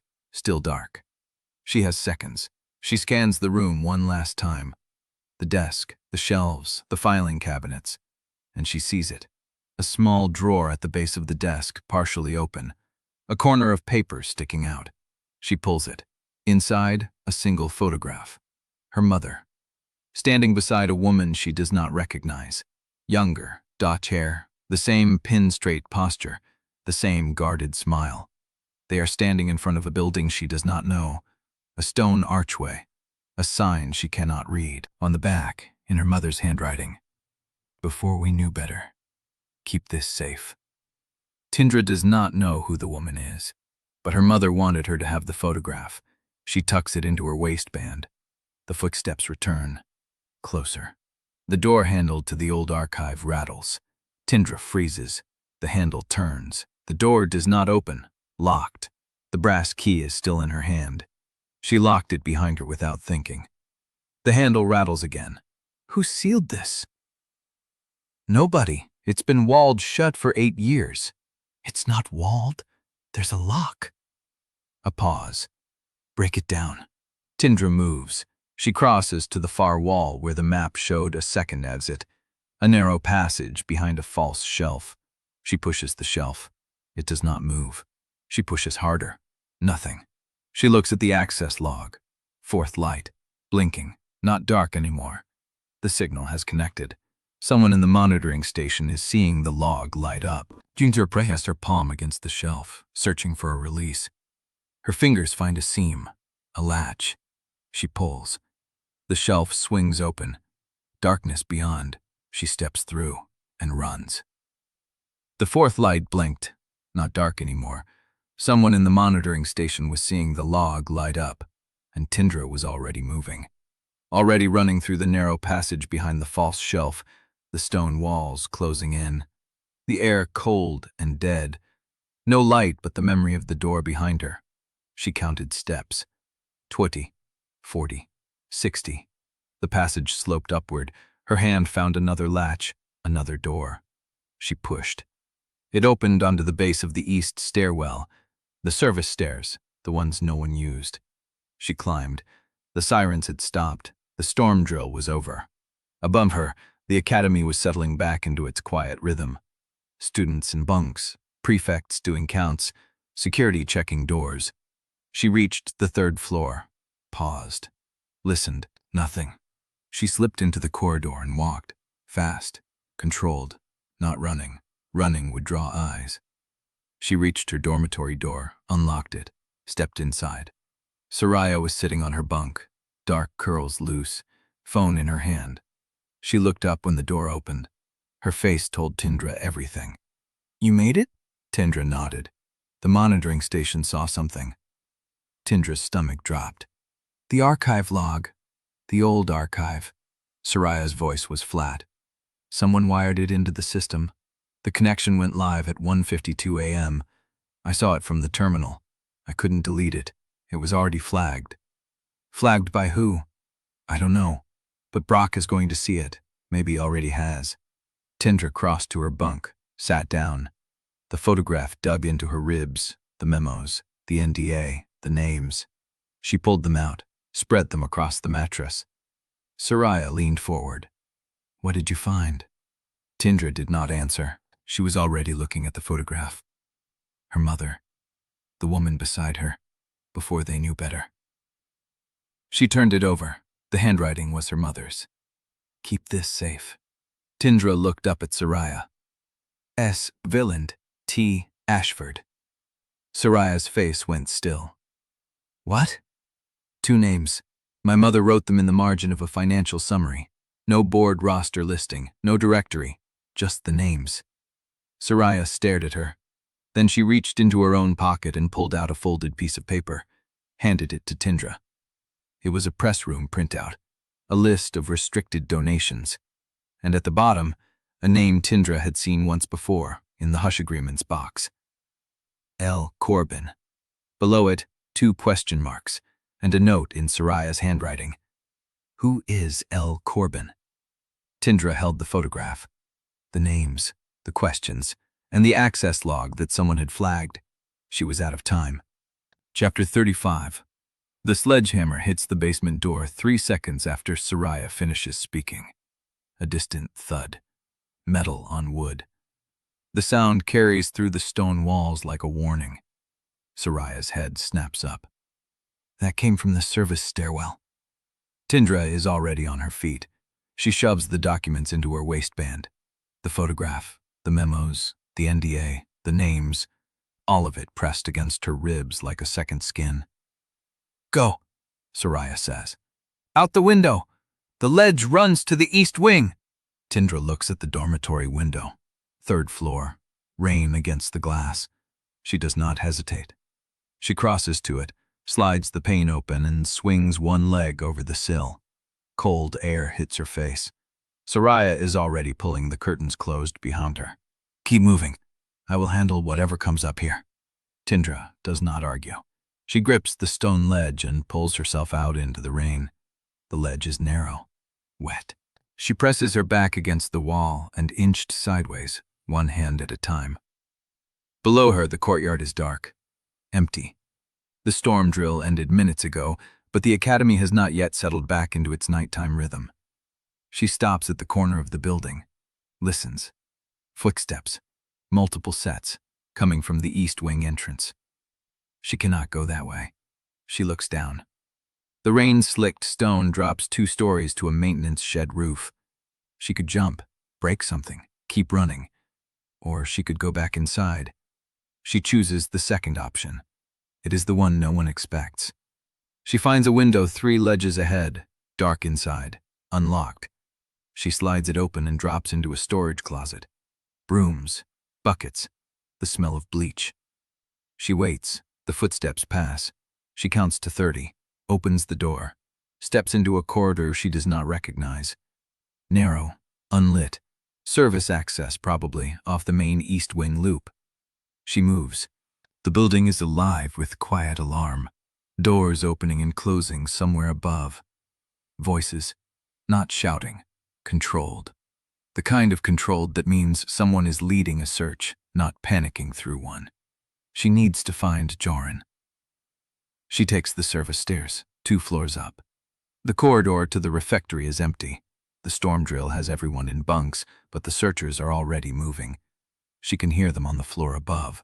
Prefects, security, checking rooms. She reaches the east corridor, the one that leads to the hidden classroom. The door is open. She stops. The classroom was empty when Jorin freed them. She watched him reseat the hinge pins and restore the locked appearance. Priya had the key. Now the door is standing open. She steps inside. The room is empty, but something has changed. The dust on the desk has been disturbed. A single piece of paper sits in the center, weighted by a pen. She crosses to it. 1 line, handwritten. You should have taken the deal. Tindra's blood goes cold. She knows this handwriting. She has seen it once before, on the termination notice in the archive. Kassat Malek's signature. The same precise, controlled lettering. Kassat was here. Kassat knew about the hidden classroom. She spins. The door is still open. The corridor is still empty. But the air feels different now. Thicker. The building is holding its breath. She steps back into the corridor and hears her name. Drevyn. Not the forged one. Her real one. Headmistress Brock is standing at the end of the corridor. She is not alone. 2 security guards flank her. One of them is holding a clipboard. The other has a radio. Brock's face is unreadable. Her voice is calm. I was hoping we would not meet like this. Tindra does not run. Running would confirm everything. She stays still, lets the rain drip from her hair onto her shoulders. I am sorry, Brock says. I do not believe that is your name. Tindra says nothing. The access log flagged at 1:52 a.m., the old archive, the one that has been sealed for 8 years. Brock takes a step forward. Her shoes make no sound on the stone floor. I reviewed the footage. There is only one person in this academy who matches your build, your height, your hair. She stops, looks at Tindra with something like disappointment. Matias Quimby identified you from the corridor outside the archive. So Matias was the one sent to find her, the one who ordered the door broken down, the one who will report back to Kassat. Brock folds her hands. I am going to give you one chance. Walk with me, quietly. No confrontation, no prefects, no audience. Tell me what you took from that room, and we will discuss what happens next. Tindra looks at the guards, at Brock, at the open classroom door behind her. She could run. She could disappear into the service corridors and find Jorin and Osain and Soraya, and they could burn the whole thing down tonight instead of waiting. But Brock is watching her, and Brock already knows her name. The forged one, the real one. Someone told her. Tindra straightens her spine, pins her face to neutral. I took nothing. Brock's smile does not reach her eyes. Then you will not mind letting the guards check. Tindra feels the documents pressing against her ribs. The photograph, the memos, the names. She does not move. Brock sighs. Very well. She nods once. The guards step forward, and Tindra knows, in the space between one heartbeat and the next, that the moment she has been dreading since the first forged acceptance letter finally arrived.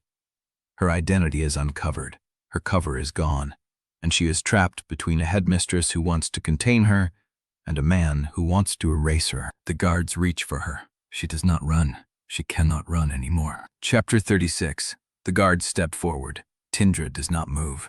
The documents press against her ribs, the photograph, the memos, the names she will not let them find. Her spine stays straight, her face stays empty. The first guard reaches for her shoulder. Wait! Brock's voice cuts through the corridor. The guard stops. The headmistress steps closer, her shoes silent on the stone. I would prefer not to do this in the hallway. Brock's tone is almost kind. Almost. There are students in their bunks, prefects making rounds. I do not believe either of us wants an audience. Tindra holds her gaze. Then do not search me. Brock tilts her head. Clever, but you are not in a position to negotiate. She pauses. We can do this here, with security recording the encounter, or we can do this in my office, without an audience. You choose. Tindra feels the weight of the choice. A private room means no witnesses, no one watching what Brock says, what Brock does. But it also means no one watching what Tindra says, what Tindra does. Your office? Brock nods. Follow me. The guards fall into step behind her. Tindra walks between them, her heart hammering against the documents hidden beneath her clothes. Every step feels like a countdown. They cross the main hall. The storm drill sirens have stopped. The building is settling back into silence, the kind of silence that means everyone is listening. Brock's office is at the end of the west corridor, dark wood panels, a brass nameplate. The headmistress unlocks the door and gestures Tindra inside. The room smells like old paper and beeswax. Bookshelves line 3 walls. A massive desk dominates the center, its surface clean except for a single folder and a pen. Brock closes the door. The guards do not enter. They stand outside, their shadows visible through the frosted glass. Sit. Tindra does not sit. Brock settles into the chair behind her desk. She folds her hands, looks at Tindra with an expression that could be pity or could be calculation. You came here with forged papers, she says. You have been accessing restricted areas. You broke into a room that has been sealed for 8 years. She pauses. Do you understand how serious this is? Tindra says nothing. I could call the authorities right now. Have you arrested for fraud, for trespassing, for theft of institutional records? Brock's voice is measured. But I am not going to do that. Not tonight. Why? Because I want to know what you found. Tindra feels the question land like a stone in her chest. Brock does not know. She knows about the archive, knows about the breach, but she does not know what Tindra took. I told you. Nothing. Brock's smile thins. You are lying, but that is fine. We have time. She reaches into her desk drawer, pulls out a key, sets it on the blotter. You will be confined to the north guest room for the night. It is comfortable, locked from the outside. Tomorrow, we will discuss what happens next. Tindra looks at the key. And if I refuse? Then the guards will take you to the local station instead, and I will file charges by morning. Brock stands. I am offering you a choice because I would rather understand this situation before I act on it. That is more than you deserve. Tindra holds her ground. What about Malek? Brock's eyes flicker, just barely, a crack in the composure. What about him? He left me a note tonight, in the hidden classroom. You should have taken the deal. Tindra watches Brock's face. He knew about that room. He knew I would be there. How? Brock says nothing for a long moment. Then she picks up the key and walks to the door.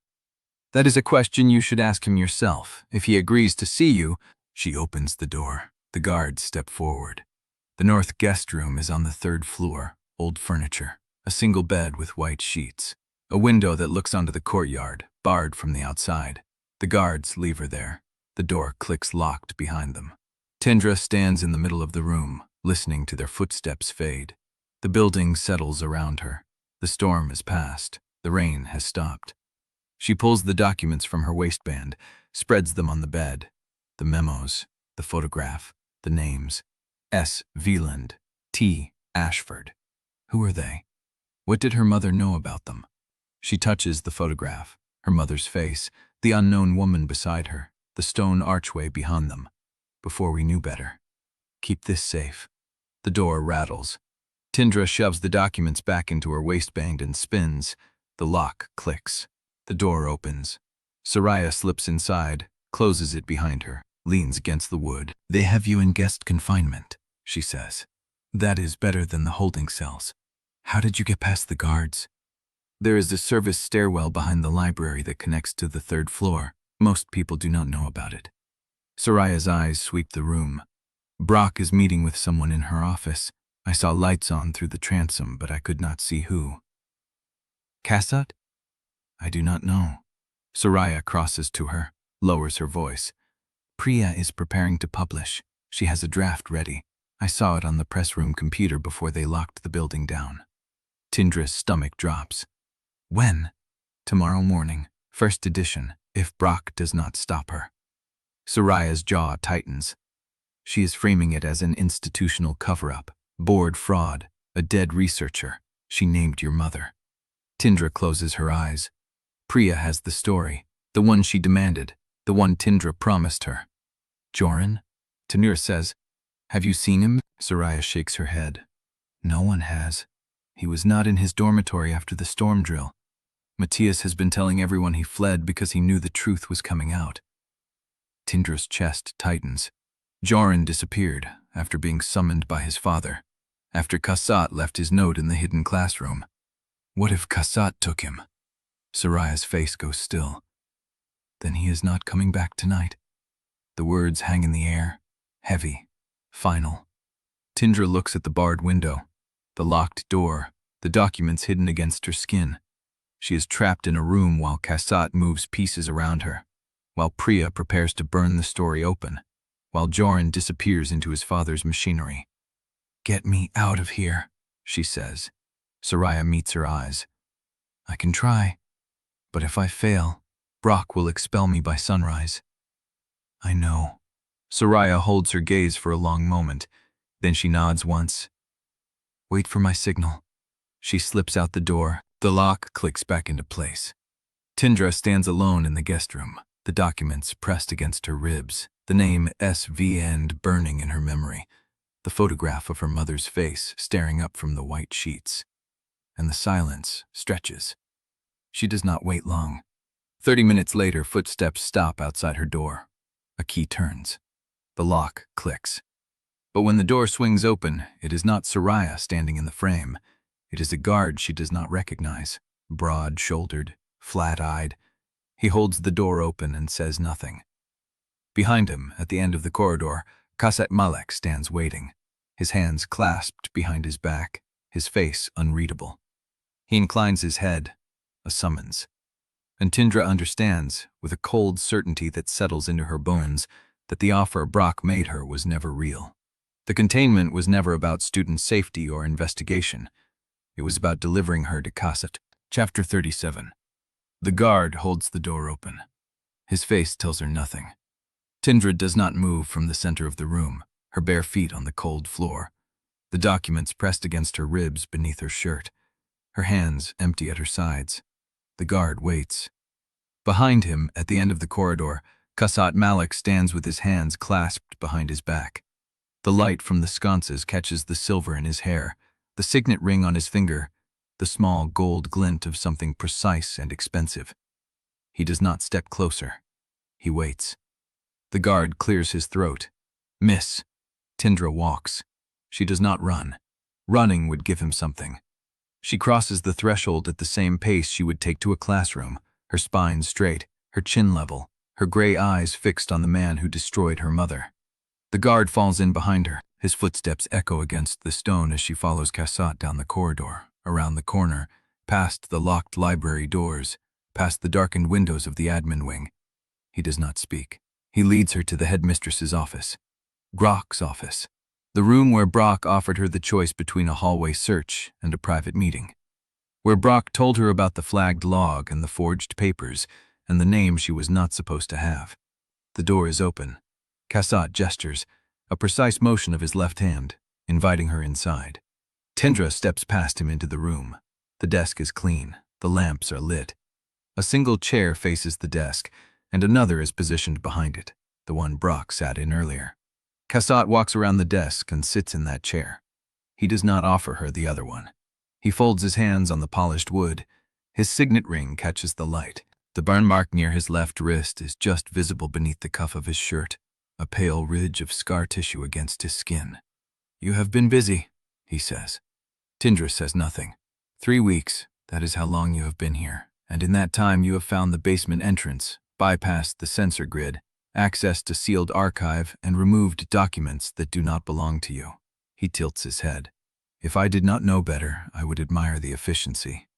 "I found a room full of filing cabinets," Tindra says. "That is not a confession. You found enough to convince Matias Quimby to report you. You found enough to make Alund Brock lock a student in a guest room. You found enough for me to be standing here instead of letting the system handle you." He says it like a compliment, like she has earned his attention. Tindra keeps her hands still, her breathing even. "I was not expecting you tonight," she says. "I know. Brock said she would decide what happens in the morning. Brock makes decisions that protect the institution." Jorin leans back. "I make decisions that protect the institution from people like you." The silence stretches. Tindra holds his gaze. She will not look away first. She will not give him that. Jorin watches her with dark brown eyes that hold no warmth, the same eyes Jorin has, but colder, older, used to being obeyed. "You look like her," he says. Tindra's chest tightens. She does not let it show. "Your mother. You have her chin, her stillness." He pauses. "She also knew how to stand in a room and say nothing while the walls closed around her." "Is that what happened?" Tindra's voice is flat. "The walls closed around her? You want to know if I killed your mother?" The words land like a blade on stone. "Yes," Tindra says. Jorin holds her gaze for a long moment. Then he reaches into his jacket and pulls out a folded piece of paper. He places it on the desk, smooths it flat with the palm of his hand. It is a photograph. Tindra recognizes the angle, the stone archway, the dark hair and guarded smile of the woman standing beside her mother.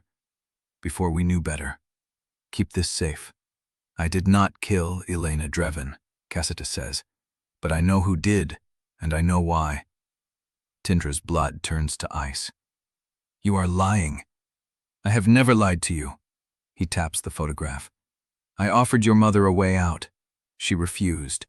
I made sure the institution survived her choice. That is the truth.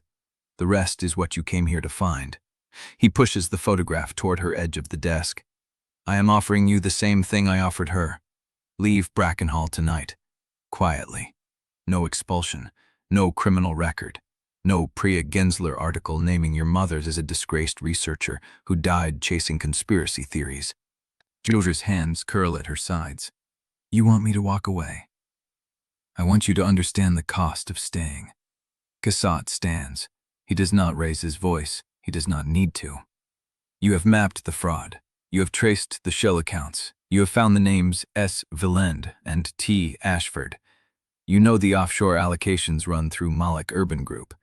You have enough to destroy this institution, the board, and everyone who ever touched the money. He walks around the desk, stops a few feet from her. What you do not know is who benefits from the truth. You think it is your mother's memory. You think it is justice. His voice drops. It is not. The truth, fully exposed, destroys Brackenhall. The scholarship program ends. The students who depend on it, the ones who came here the same way I did, the same way you pretended to, they are sent home. The fraud investigators freeze the assets. The donors flee. The school closes. He lets that land. Your mother understood that. She chose to burn it all down anyway. I chose to keep it standing. Tindra's throat burns. You chose to bury proof that people died. I chose to let thousands of students graduate instead of watching the whole system collapse over one woman's obsession. His jaw tightens. Your mother was brilliant. She was also reckless. She believed the truth would save people. It does not. The truth destroys. And then the people who survived the truth have nothing. He steps closer, close enough that she can smell wool and cologne and something older, something like ash. You can publish whatever you found. Priya will print it. The board will scatter. Malek will be ruined. Jorin will lose his inheritance, his family name, his future. And you will have won. He pauses. Or you can leave tonight. Let the story stay buried. Protect your mother's name from being dragged through scandal. Protect the students who will lose everything if the school falls. Protect Jorin. The name lands like a hook in her ribs. Where is he? Tindra's voice cracks. She hates that it cracks. Kasat's expression does not change. He is safe, for now. The words hang in the air. Tindra's hand moves toward the photograph. Her fingers brush the edge of the paper. Kasat watches her, his face unreadable, his breath steady. You have until sunrise, he says. Choose. He turns and walks toward the door. Tindra stands alone in Brock's office, the photograph in her hand, the documents burning against her ribs, the names S. Valand and T. Ashford burning in her memory, and Jorin's face burning behind her eyes. The door clicks shut, the lock turns, and she has no idea what she will do when morning comes. Chapter 38. The photograph trembles in Tindra's hand. Her mother's face, the unknown woman's guarded smile. Before we knew better. Keep this safe. She slides it into the waistband with the other documents, presses flat against her ribs. The paper is warm now, alive with her heat. The lock on the office door clicks again. Tindra's body goes rigid. She measures the distance to the window. The drop is 3 stories onto flagstone. Not survivable. The door swings open, and Jorin stands in the frame. His shirt is torn at the collar. A purple bruise blooms along his jaw, already darkening at the edges. His knuckles are split, the skin raw and glistening. He looks at her like he has been holding his breath for hours and just remembered how to inhale. Tindra, his voice scrapes. She does not move, cannot move.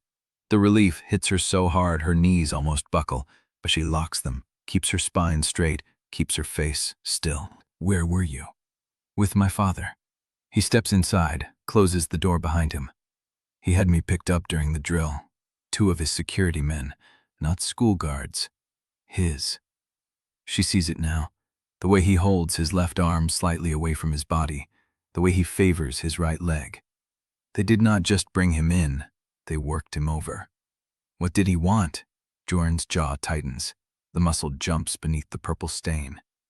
He wanted me to confirm what he already knew, that I helped you, that I gave you the classroom, that I stood between you and Matias, that I chose you over him. He stops, rubs the back of his neck. The motion makes him wince. I did not need to say much. He had the timeline, the texts, the archive log. Matias gave him everything. Matias. He has been reporting to my father since the Gala, possibly longer. Jorin's voice drops. I trusted him. For years. I thought he was loyal to me. Loyalty. The word tastes foreign in Tindra's mouth. She has spent so long refusing to need it from anyone that she forgot how it feels to watch someone lose it. What did he tell you? She asks. That I have until tomorrow to break from you publicly, make a statement, call you a manipulator, say I was used. He meets her eyes, or he will destroy everything. My inheritance, my future, my mother's funding, all of it. And what did you say? Jorin holds her gaze, does not blink. I told him I would rather be ruined. The words hit her like a hand at her sternum. She remembers him saying that at the Gala, across the ballroom, voice carrying like a blade. But that was performance, a line drawn in front of witnesses. This is private, bare, offered without an audience. He hurt you, she says. He does not need to hurt me. He owns the money, the name, the board. Jorin's voice goes quieter. He owned me. For 17 years. I let him because I did not know there was another way to survive. He takes a step toward her, stops. I owe you an apology. Tindra's throat tightens. You already apologized. Not for this. He shakes his head. For the first day, the scholarship assembly, the way I isolated you before you could even find the refectory. My father told me to make you an outsider, to make sure no one would help you, to make you afraid enough to leave. He swallows. I did not question him. I did not wonder why. I just did it. Because he told me to. Because cruelty was the only language I knew how to speak. The bruise on his jaw darkens as he talks. The split on his knuckle weeps a thin line of blood. I am sorry, Tindra. Not because I want something from you. Not because I am trying to earn absolution. I am sorry because I was the first person in this building who made you feel unsafe. And you deserved better than that. You deserved better than me. The silence stretches. Tindra feels the documents against her ribs, the photograph, the names, the weight of every choice her mother made when she refused to let silence protect her. I would rather be destroyed than let the truth die. She crosses the distance between them. Her hand rises, stops an inch from his bruised jaw. She waits. He does not flinch. She touches him, light. Her fingertips against the purple bloom, the heat of his skin, the flinch he does not suppress but does not pull away from. I know what you did for me, she says. I know what it cost. It cost everything. Then we are even. His breath catches. I came here to burn down your father's empire, she says. I did not expect to find someone worth saving from the fire. Jorin's hand closes around her wrist, gently. His thumb traces the inside of her arm.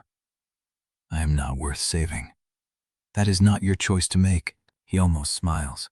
The expression does not reach his eyes, but it softens something in his face that was sharp before. Cassat locked me in this office, Tindra says. He gave me until sunrise to choose. Leave quietly or stay and burn everything. What did you choose? She looks at him, at the blood on his knuckles, at the bruise on his jaw, at the boy who walked into his father's grip and came out still refusing to break. I was still deciding. And now? She opens her mouth to answer. A knock at the door cuts her off. 3 shop raps, formal. Headmistress Brock's voice comes through the wood, flat and precise. Tindra, Jorin, the board has been convened. You are both required in the boardroom, immediately. Tindra's blood turns cold. Jorin's hand tightens around hers. Do not walk into that room alone, he says.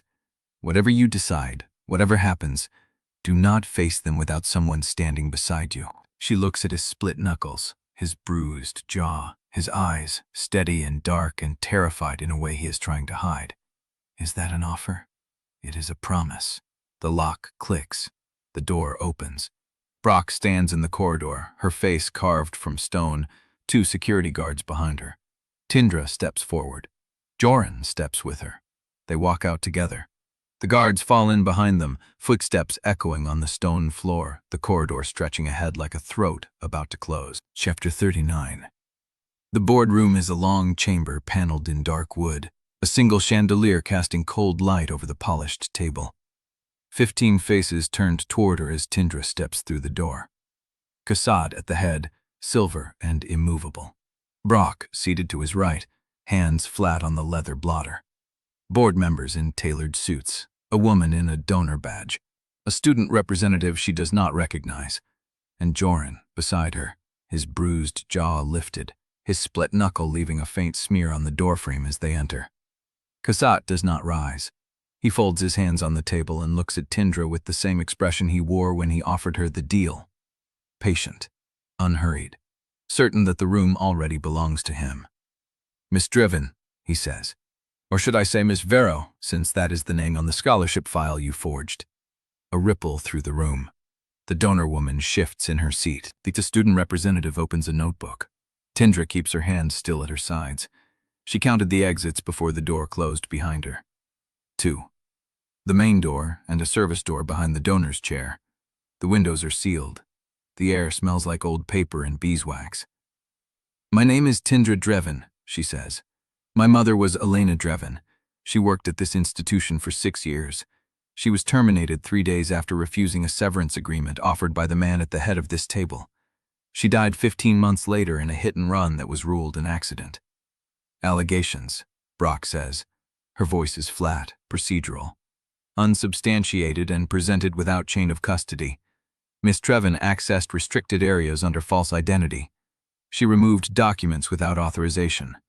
We were here to determine what action the board will take." Kassat inclines his head. The institution has a duty to protect its records from unauthorized removal. Miss Drevyn trespassed, stole evidence, and is currently using that theft to blackmail the board into accepting her version of events. "I stole nothing," Tindra says. "I recovered what your archive was hiding." She reaches into her waistband, pulls out the folded pages, the offshore allocation ledger, the NDA signed by Dr. Mariana Ellswood, the photograph of her mother with the unknown woman. She lays them on the table. "These are donor funds routed through Malek Urban Group shell companies," she says. "This is a non-disclosure agreement signed by a visiting researcher who requested the same sealed audits my mother accessed before her termination. She died in a car accident 3 months later. This is a photograph of my mother with a woman I have not yet identified, inscribed, 'Before we knew better. Keep this safe.'" She turns to Kassat. "You told me the truth destroys.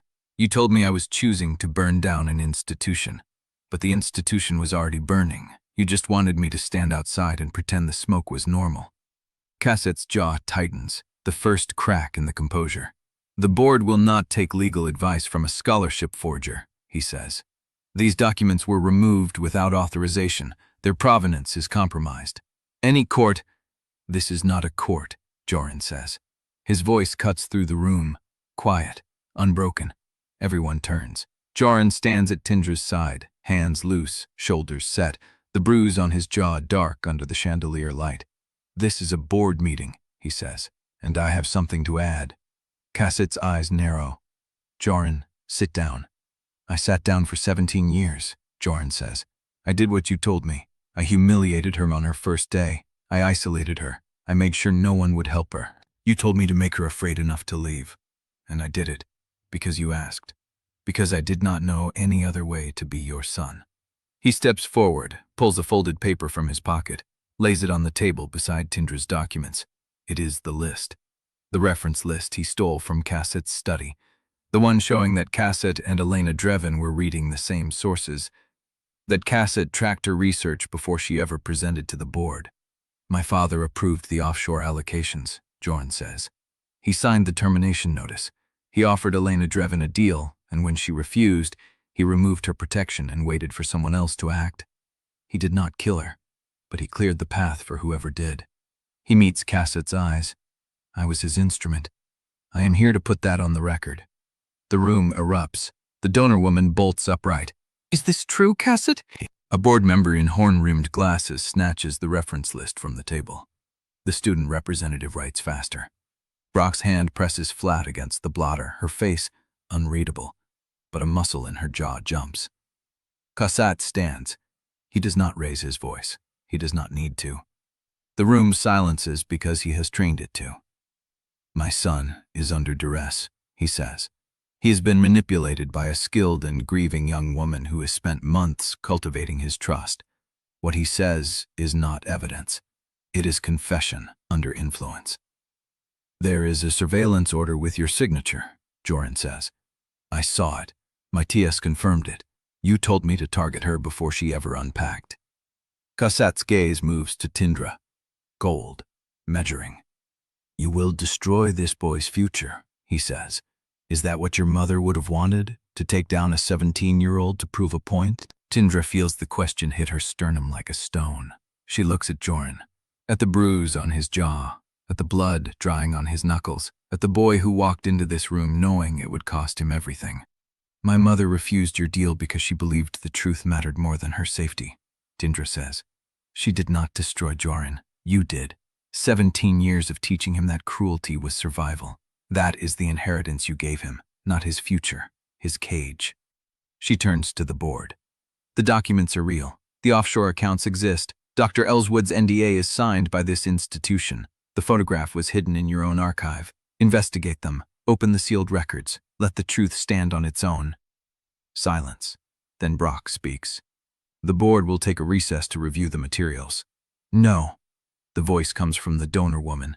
She is still standing, her hands pressed to the table, her face pale. "I was on this board when Elena Drevyn presented her findings," she says. "I was told she was unstable, that her research was obsessive. I voted to accept her resignation without a hearing." She looks at Cassett.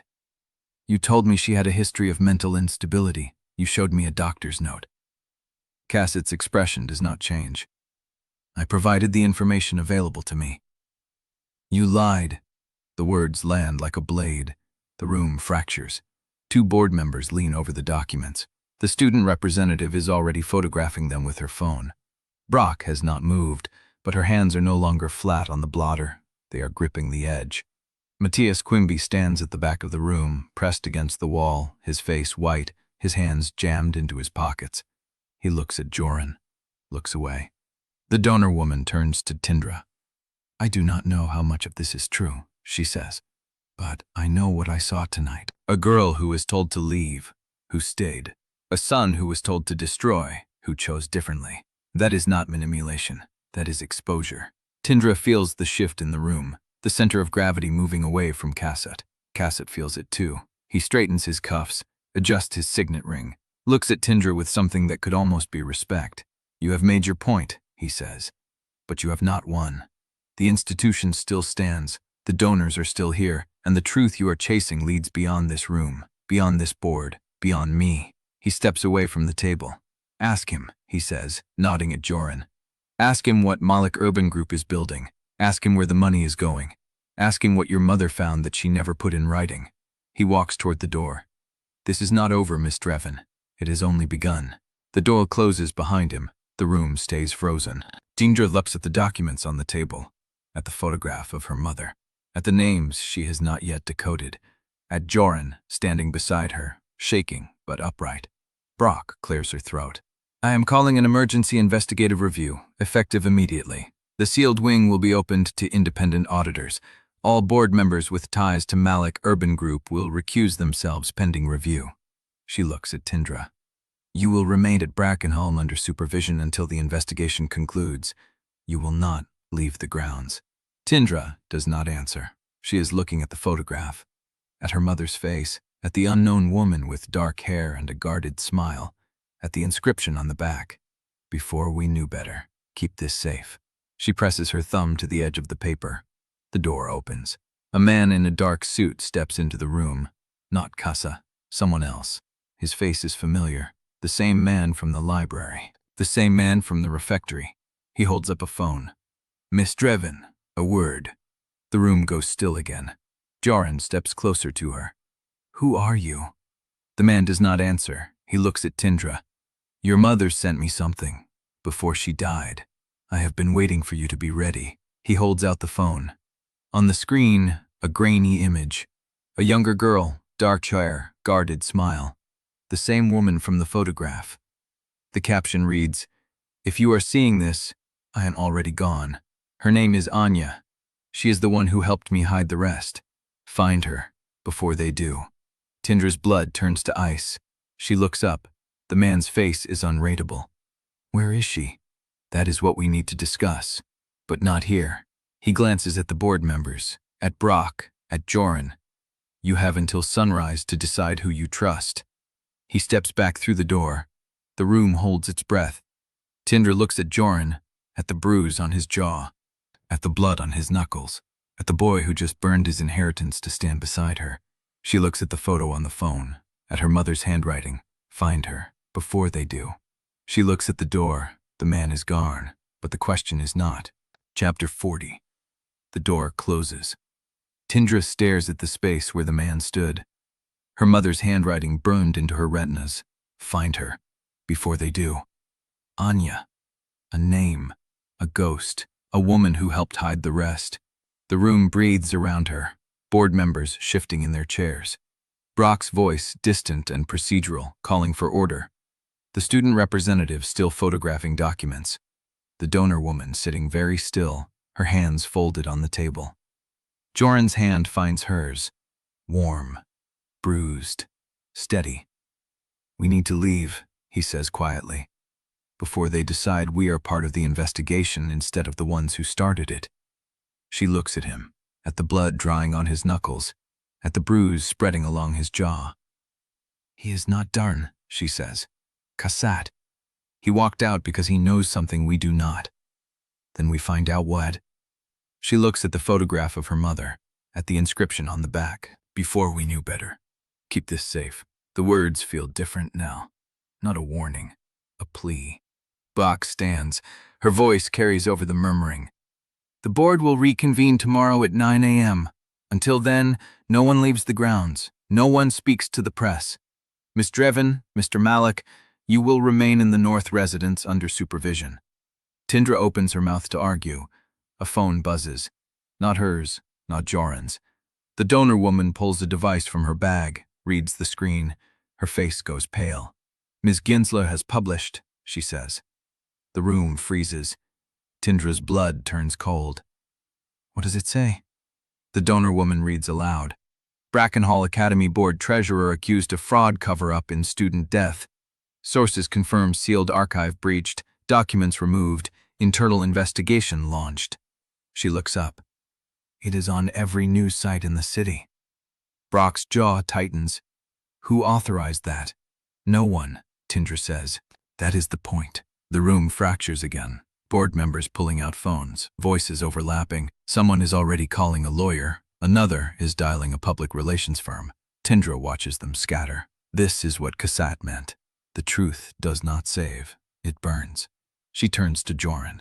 We need to find the man in the dark suit. Why? Because he knows where Anya is. And if Kassat finds her first, she disappears like my mother. Jorin's hand tightens around hers. Then we move. They step toward the door. Brock's voice stops them. Miss Drevyn, Mr. Malek, if you leave this room, I cannot protect you. Tindra looks back. I was not asking for protection. She walks out. The corridor stretches ahead, empty now. The security guard's gone. The chandeliers hum with cold light. The marble floor reflects nothing. Jorin matches her pace. Where do we start? The library. That is where I saw him first. They move fast, footsteps echoing off the stone. Past the refectory, past the east wing, past the hidden classroom where everything began. The library doors are locked. Tindra tries the handle. Nothing. Backup key is in Mrs. Harlow's desk, Jorin says. Too far. She steps back, studies the door. The hinges are old, brass, the screws visible. Help me. They work together, Jorin bracing the frame, Tindra twisting the screws free with the edge of the brass key. The metal gives, slowly, reluctantly. Then the door swings open on one hinge. They slip inside. The library is dark. The stacks rise around them, shadowed and silent. The air smells of old paper and dust. Tindra scans the room. Empty. She moves to the circulation desk, checks the drawers. Nothing out of place. He was here, she says, watching me, before I even knew. Jorin stands at the window, looking out at the grounds. There is someone on the lawn. Derdrin drains him. A figure stands at the edge of the main courtyard, dark suit, phone pressed to his ear. The same man. He is waiting. For what? For us to decide. She watches him lower the phone, watch the building, watch the window where they stand. Then he turns and walks toward the east gate. Tindra's pulse accelerates. He is leaving. Then we follow. They move. Out of the library, through the service corridor, past the boiler room where the old archive entrance waits, still sealed, still holding secrets. The east gate is unlocked. The man stands on the other side, his back to them, phone still in hand. Tindra steps through. "Who are you?" He turns. His face is unreadable. "My name is not important. What I carry is." He holds up a sealed envelope. "Your mother gave me this 3 days before she died. She said if anything happened to her, I was to wait for someone who came looking. She said you would come." Tindra's throat tightens. What is in it? Directions, a name, a warning. He holds it out. She takes it. The paper is thick, warm from his pocket. The seal is the same crest, star above 3 stacked lines. "She trusted me," he says. "I am trusting you. Do not open it until you are somewhere safe, and do not let anyone else see it." He looks at Jorin. "You chose well tonight. Do not undo it." He turns and walks into the darkness. Tindra stands at the gate, the envelope pressed against her chest, her mother's handwriting still burning in her mind. Find her, before they do. Jorin steps beside her. "What now?" She looks at the envelope. "We find somewhere safe." They move back through the gate, through the grounds, past the darkened buildings where students are still being held in their rooms, where phones are buzzing with Priya's article, where the institution is already trying to contain what cannot be contained. They reach the boathouse. The door is unlocked. Inside, the air is cold and damp. The boats are covered in tarps. The floorboards creak under their weight. Tindra sits on an overturned crate, breaks the seal. Inside, a single sheet of paper. Handwritten. "Tindra, if you are reading this, I am already gone. I am sorry I could not tell you myself. I am sorry I could not stay. Anya knows everything. She has the rest of the evidence. The accounts, the names, the reason Cassatt buried the truth so deep. Find her. She is the only one who can finish what I started. The address is on the back. I love you. I always have." Mum Tindra turns the paper over. An address, a street name, a number, in the city. She looks at Jorin. "We need to leave. Tonight." He does not argue. "Then we go." She folds the letter, presses it against her heart. The boathouse door swings open. A figure stands in the doorway, silhouetted against the moonlight. Going somewhere? Chapter 41. The figure steps forward. Moonlight catches dark curls. Soraya. Her face is pale, eyes wide, her breath fast like she ran the whole way. "Tindra, the whole school knows." Tindra stands. The letter is still pressed against her chest. "Knows what?" "Everything. The board meeting, the archive, your mother, Priya's article is everywhere. Students are reading it in their dorms, staff are calling each other, donors are calling Brock." Jorin moves to Tindra's side. "How bad?" "Bad enough that Matias is already telling people you broke into the archive because Cassatt caught you stealing first. He is spinning it. Some are believing him." Tindra's jaw tightens. "Of course they are." "We need to move," Jorin says. "If Brock locks the gates before we reach the address." "She is already doing it." Soraya's voice drops. 10 minutes ago, she announced a temporary lockdown. No one in or out until morning. She called it a safety measure. Tindra's chest goes cold. It is evidence control, obviously. Soraya steps inside the boathouse. The door swings shut behind her. The space feels smaller now, the 3 of them standing in the dark among covered boats and creaking wood. Brock is calling an assembly in the main hall in 20 minutes. Mandatory attendance. She's going to address the school. "Address them with what?" Tindra says. "Lies?" Spin, containment, the usual. Jorin rubs his bruised jaw. "If we are trapped inside, we cannot reach Anya, and if Casa finds her first, he will not." Tindra's voice is hard. "We find a way out before the lockdown takes hold. There has to be a gap between the announcement and enforcement." Soraya shakes her head. "Guards are already at the east gate. I saw them on my way here." "The service road?" "Same. 2 cars parked across the exit." Jorin looks at Tindra. "The old tunnel, the one that runs under the caretaker's shed. It connects to the cliff path." "It is blocked," Soraya says. "I checked it after the storm drill. The far end is sealed with a grate that would take hours to cut through." Tindra's mind is moving fast. The boathouse, the shore, the address in her pocket. The water. They both look at her. "There is a rowboat," she says. We can go around the headland, come up on the public beach past the point. There is a road there. In the dark, Soraya says, we have no other option. Jorin nods. I will get the boat. He moves to the tarps, pulls one back, revealing a narrow wooden hull with 2 oars. The boat looks old but solid. Tindra turns to Soraya. Come with us. Soraya's face shifts. Something flickers in her eyes. Fear, want, something else. I cannot. Why? Because if I disappear tonight, Brock will know you had help. She will expel me, and I cannot be expelled. Not yet. Why not? Soraya's jaw tightens. Because the L. Corbin investigation is not finished. I told you. I have been tracking that name since before you came. If I leave now, I lose the thread. Then tell me what you know. I will follow it. Soraya hesitates. The air between them feels heavy, charged. There is a file. In the press room. Priya's backup cabinet. It has the full L. Corbin retainer agreement. I have been trying to get a copy for weeks.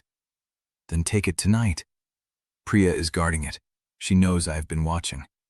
Tindra holds her gaze. Then we made her choose. The story is already out. She got what she wanted. That file belongs to the truth now. Soraya looks at her. The silence stretches. Then she nods. Fine. I will get the file, and I will meet you at the public beach by dawn. And if you cannot? Soraya's smile is thin. Then you already know where to look. She turns to the door, pauses. Tindra, yes, your mother was right. About you, about what you would become. She leaves. The door swings shut. The boathouse is quiet again. Jorin has the boat in the water now, the hull bumping against the dock. He holds out his hand. Ready? Tindra looks at the letter in her hand, the address, her mother's handwriting. She folds it, presses it against her heart. Then she takes his hand. Let us go. They climb into the boat. The water is black. The moon is hidden behind clouds. The school rises behind them, lights flickering in windows, the shape of the main hall already filling with students. Jorin takes the oars, pulls. The boat slides away from the dock. Tindra watches Brackenhall shrink. The building she entered with forged papers, the archives she breached, the boardroom she burned. The lockdown announcement comes over the PA system, distorted by distance, the words swallowed by wind. This is Headmistress Brock. Effective immediately. Brackenhall Academy is under temporary lockdown. All students must report to the main hall for an emergency assembly. No one is to leave their dormitory or approach any campus exit until further notice. The safety of our community is our highest priority. The last words twist in the air. Safety. Tindra's fingers curl around the boat's edge. Jorin rows harder. The shore recedes. The lights of the school grow smaller, dimmer, swallowed by the dark. They are out. They are free. But the address in her pocket is only half the answer. And behind her, Brackenhall is already locking its doors. Chapter 42. The rowboat scrapes against wet gravel. Tindra swings her legs over the side. Cold water soaks through her shoes, up to her ankles. Jorin drags the hull higher onto the beach, then stands beside her, breathing hard. The public beach is empty. No lights, no cars. Just the black curve of the headland and the distant hum of a road somewhere beyond the tree line. Tindra pulls out her mother's letter. The address is still legible in the spill of moonlight. A street name, a number, a city she has not seen in 3 years. Which way? Jorin says. She points toward the trees. There is a road. We need to find a car. They walk. The sand gives way to grass, then gravel, then asphalt. A single street lamp buzzes overhead, casting a weak orange circle. No traffic, no signs of life. Tindra's phone buzzes. She stops. The screen glows. Unknown number. You should have taken the deal. Jorin looks over her shoulder. His jaw tightens. Kassad, or someone he pays. She types, "Who is this?" No answer. The phone buzzes again. A different number. This one she recognizes. Soraya. Tindra answers. "Tell me you have the file." "I have it." Soraya's voice is low, tight, moving. "But there is a problem." "What kind of problem?" "The kind where Kassad's lawyers just filed a restraining order against you and Jorin. Defamation, theft of institutional property, criminal trespass. They are naming you both in a press statement that went out 10 minutes ago. Tindra's grip tightens on the phone. He is spinning. He is burying. Soraya's footsteps echo like she is in a stairwell. The statement says you broke into the archive to fabricate evidence after your mother's termination, that Jorin was manipulated into helping you, that the board was misled by emotional testimony. They are already walking back everything that happened in that room, and the investigators stalled. Grok let them in, but Cassette's people locked down the registrar annex before anyone could search it. The auditors are standing in a hallway while school council argues about jurisdiction. Tindra closes her eyes. The cold air presses against her face. He knew this would happen, she says. He planned for it. The boardroom was never the end. It was the opening move. He is betting you will run, Soraya says. And if you run, you look guilty. If you stay, he buries you in procedure until the truth is old enough to deny. Jorin is watching her. His face is unreadable. What about the L. Corbin file? Tindra says. Soraya exhales. It is real, and it is worse than I thought. The retainer was not for confidentiality. It was for active suppression. L. Corbin was a private investigator hired to track your mother's movements in her last month. The billing records go through a shell company that traces back to Malek Urban Group. Tindra's blood turns cold. They were watching her. Before the accident. Yes. A car passes on the road behind them. Headlights sweep across the trees. Tindra steps back into shadow. Where are you now? She says. Almost at the beach, but I cannot stay long. Brock will notice I am missing, and lockdown means roll call every hour tonight. Then get here. We need to see that file. I will be there in 20 minutes. Stay off the main road. The line goes dead. Tindra lowers the phone, looks at the address in her hand. Kassat is already winning the public fight, she says. If we walk into the city without proof stronger than what we have, he will have us arrested before we reach the first intersection. Jorin does not answer. He is staring at his own phone. What? He turns the screen toward her. A text message. No contact name. Just a number. Your mother's funding ends at midnight. The house is being secured. If you want to keep anything that matters, stop talking. This is the only warning. Tindra reads it twice. He is cutting you off. He is making sure I cannot afford to keep choosing you. Jorin's voice is flat, controlled, but his hand trembles slightly as he lowers the phone. He cannot touch the trust from my grandmother. That is separate. But everything else, the accounts, the property, the access, it is gone by morning. Your mother is also being cut off. That is what the funding threat means. He will freeze her charitable accounts, her personal access, everything she controls through the family. She will have nothing to live on unless she renounces me. Tindra stares at him. He would do that to his own wife? He would do anything to preserve the structure. That is who he is. The structure is the only thing that matters. People inside it are interchangeable. The wind picks up. The trees rustle. Somewhere in the distance, a dog barks. Tindra looks at the address again. Anya. The evidence. The name her mother trusted. Then we find her before dawn. We get what she has. And we make sure Kassat cannot bury it a second time. Jorin meets her eyes. And if she is already gone? Tindra thinks of her mother's handwriting. Find her, before they do. We make sure she is not. She pockets the letter, starts walking toward the road. Behind them, the lights of Brackenhall are still visible, a distant glow against the dark sky.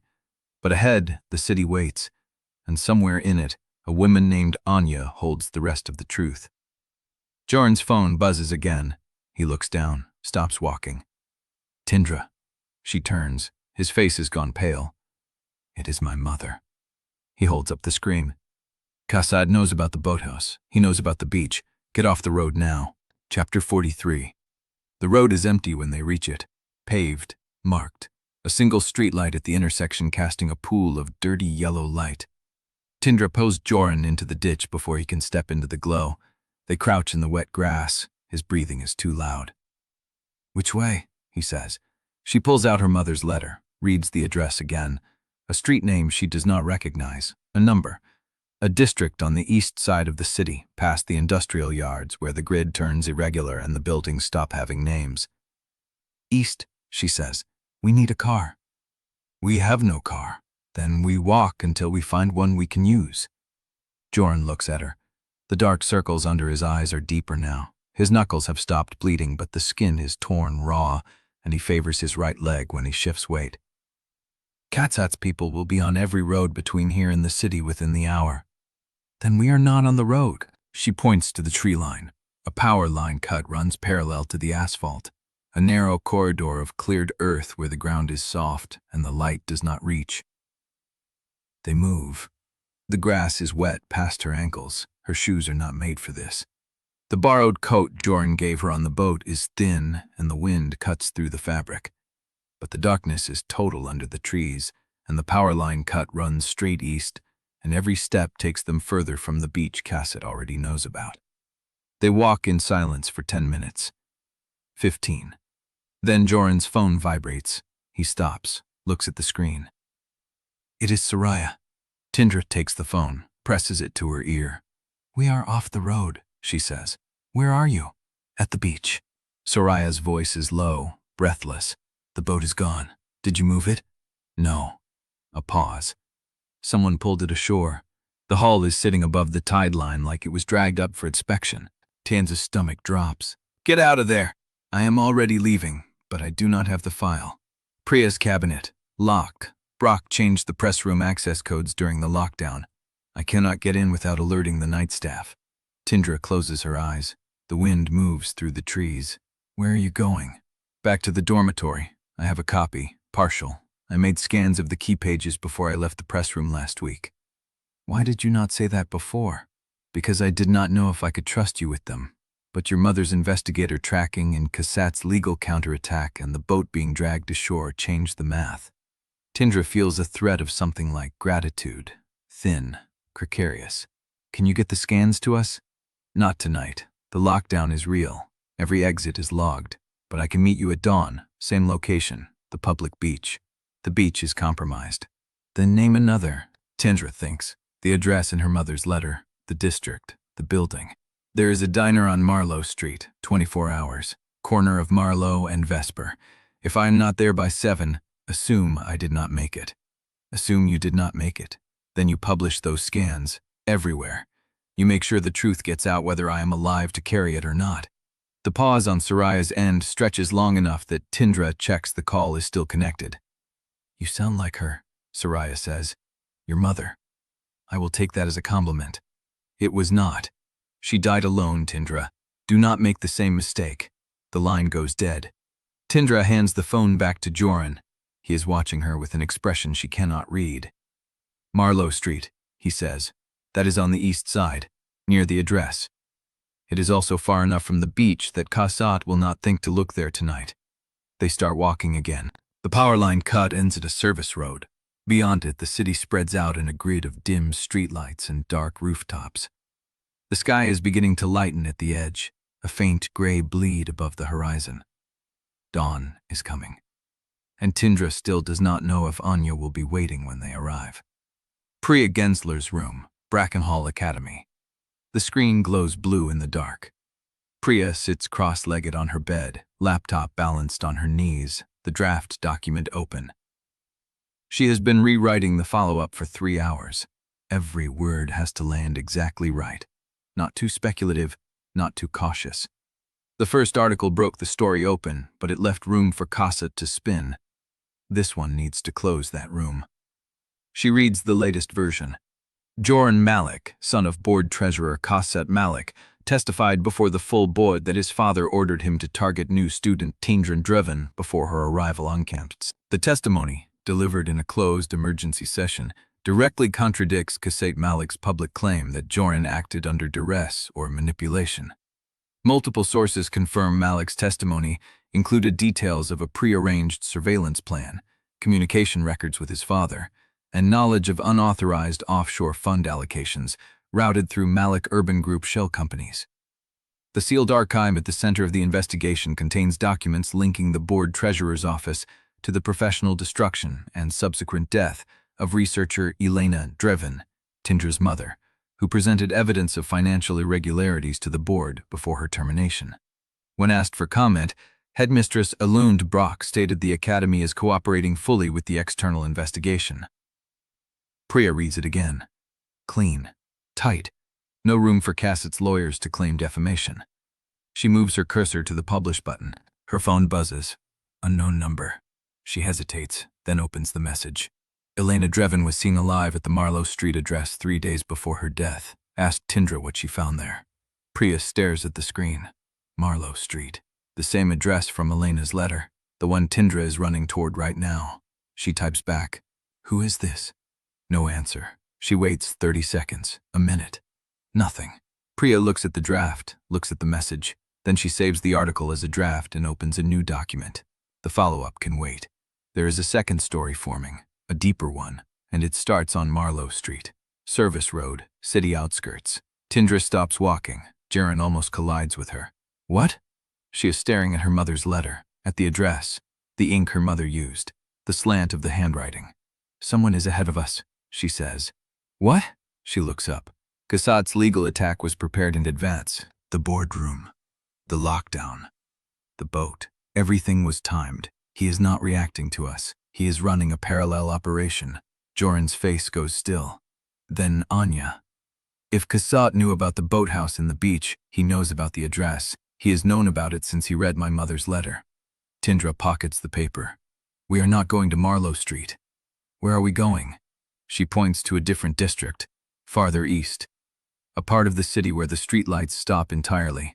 Somewhere he did not plan for. Chapter 44. The sky bleeds gray at the edge of the city, and Tindra's hand is still pressed against the letter in her pocket when her phone buzzes. Soraya's name lights the screen. Tindra answers without speaking. They are here, Soraya says. Her voice is low, compressed, the sound of someone talking into a collar. Investigators, 2 of them, plus a forensic accountant from the state auditor's office. Brock met them at the main entrance herself. Tindra stops walking. Jorin stops beside her. Where are they now? Main administration wing. They asked for the registrar annex first. Personnel files, access logs, scholarship records. Tindra's chest tightens. And they were told the annex was secured overnight by school council and board representatives. For privacy compliance. For chain of custody. The words land like a door slamming shut. Secured. Cleared. Stripped. Someone got there before them, Tindra says. Before dawn, Soraya confirms. I watched the council team walk out at 4:47 a.m. carrying 3 sealed boxes. They told the overnight security guard it was privileged material being transferred to an off-site legal facility. Tindra's fingers curl around the phone. The plastic groans. He is still ahead, she says. He knew the investigators would come for the annex first, Soraya says. He had his people strike it before they could set foot on campus. Whatever was in those boxes, it is gone now. Tindra looks at Jorin. His face is hard, unreadable, but she sees the muscle jump in his jaw. What about the archive? She asks. Sealed and guarded. Brock's own security, not Cassett's.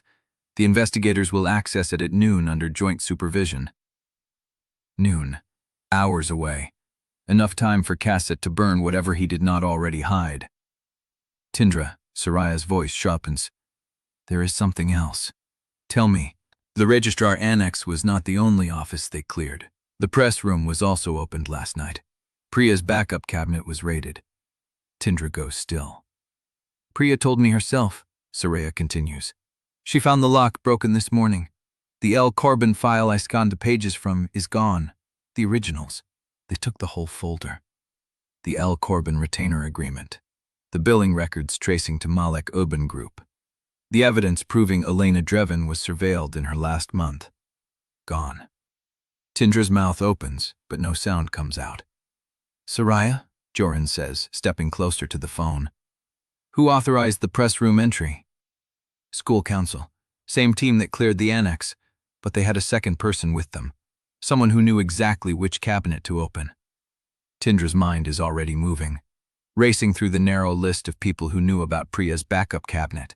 Soraya knew. Priya knew. Tindra knew. Jorin knew. And one other person. Matias, Tindra says. Soraya pauses. That is what Priya thinks. She saw him near the administration wing at 4:30 a.m. He claimed he could not sleep and was walking the corridors. He was walking the corridors because he was waiting for someone to open the door for him, That is my read, too. Tindra's hand tightens on the phone.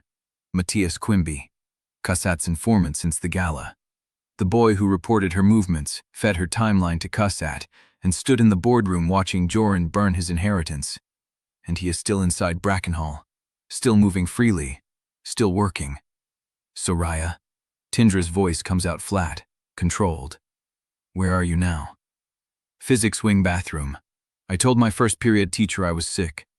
Stay there. Do not go near the administration wing. Do not talk to Priya about the El Corbin file. Do not do anything that puts you in their sightline. Soraya's breath catches. You think they are watching me? I think Cassatan knows exactly who helped us, and I think Matias is still inside, doing his job.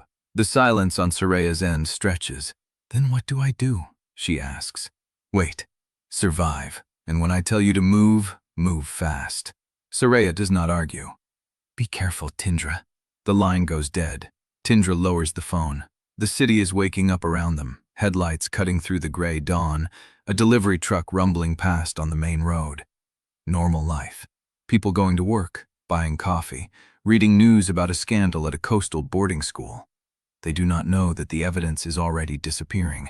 They do not know that Cussat is still winning. Jorin is watching her. His hands are in his pockets, his shoulders set, but she sees the tightness around his eyes. He is ahead of us, Jorin says. Everywhere. The registrar annex, the press room, the El Corbin file. She ticks them off on her fingers. He knew we would run. He knew the investigators would come. He knew which offices to strip and when. He is inside the system, Jorin says. He is the system. He has been the system for 20 years.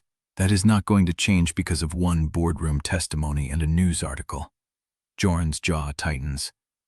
Then we change the strategy. We stop running toward evidence and start running toward the person who can tell us where the real evidence is hidden. Anya. Anya. Tindra tucks the phone away, but not at Marlowe Street. He already knows about that address. He cleared it before we could get there. So where? Tindra pulls out her mother's letter, the handwriting, the address on the back, the address Cassat already knows about. But her mother was not stupid. Tindra Drevyn spent years tracking a conspiracy. She knew Cassat was dangerous. She knew he would read anything she left behind. She would not have made it easy. Tindra turns the paper over, studies the edge, the fold, the way the ink sits on the fiber, and she sees it. A faint impression, pressure marks, as if someone wrote on the page above it and the indent transferred through. She holds the paper up to the gray dawn light. There are words there, faint, almost invisible, a second address. Tindra's pulse quickens. She knew, Tindra whispers. Knew what? That Cassat would read her letters. She traces the indent with her fingertip. She wrote the decoy address on the back so he would find it. The real one is hidden. Jorin steps closer. Where does it say? Tindra reads the faint impression. A street name, a number, a district she has never heard of. And below it, 3 words that make her blood go cold. Before we knew better. The same inscription from the photograph. The one her mother wrote on the back before she gave it to someone to keep safe. Tindra looks up at Jorin. We're not going to Marlowe Street, she says. We're going wherever this address leads. And if Cassatar already knows about it? He does not. He found the decoy. He thinks he is already ahead. Tindra folds the letter carefully, the indent facing inward. But there is someone inside Brackenhall who knows about both addresses, she says. Someone who cleared the press room before Soraya could get there. Jorin's face darkens. Matias. Matias is the hand, Tindra says, but someone else is the mind. Someone who knew about the El Corbin file. Someone who knew which cabinet to open. Someone who has been inside this operation from the beginning. Someone who is still there. She looks east, toward the district where the straight lights stop. We have to find Anya before that person does. Because whoever it is, they are not done cleaning up.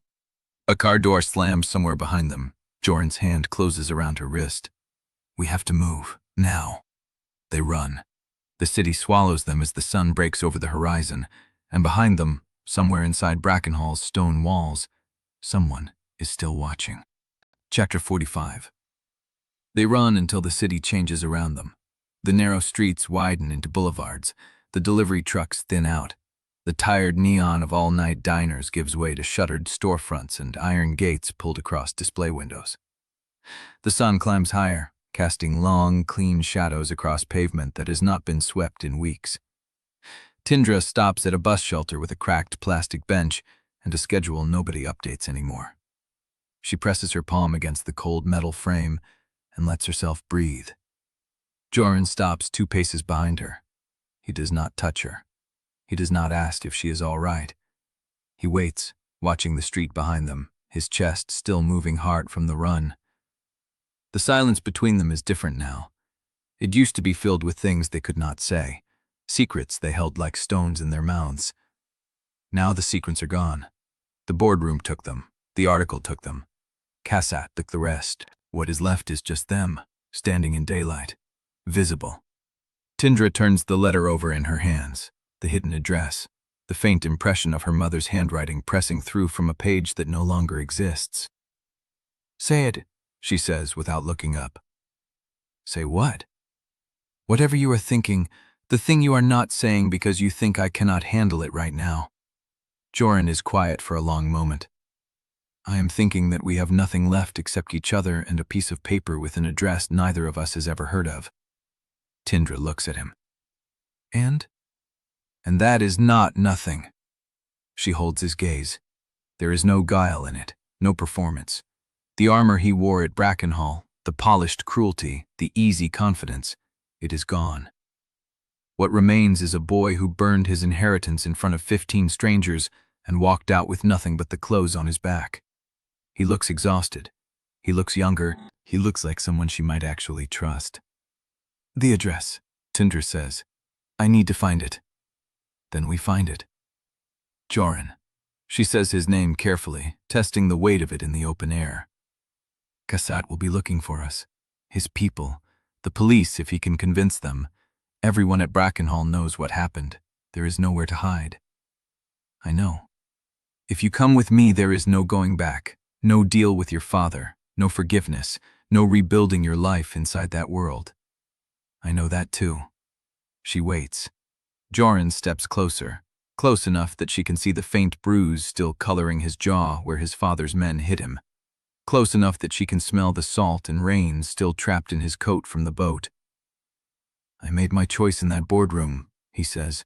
"I am not going to unmake it because the road got harder." Tindra studies his face, the set of his mouth, the way his hands stay at his sides instead of reaching for her, letting her decide. "You could walk away," she says. "Find your grandmother's trust.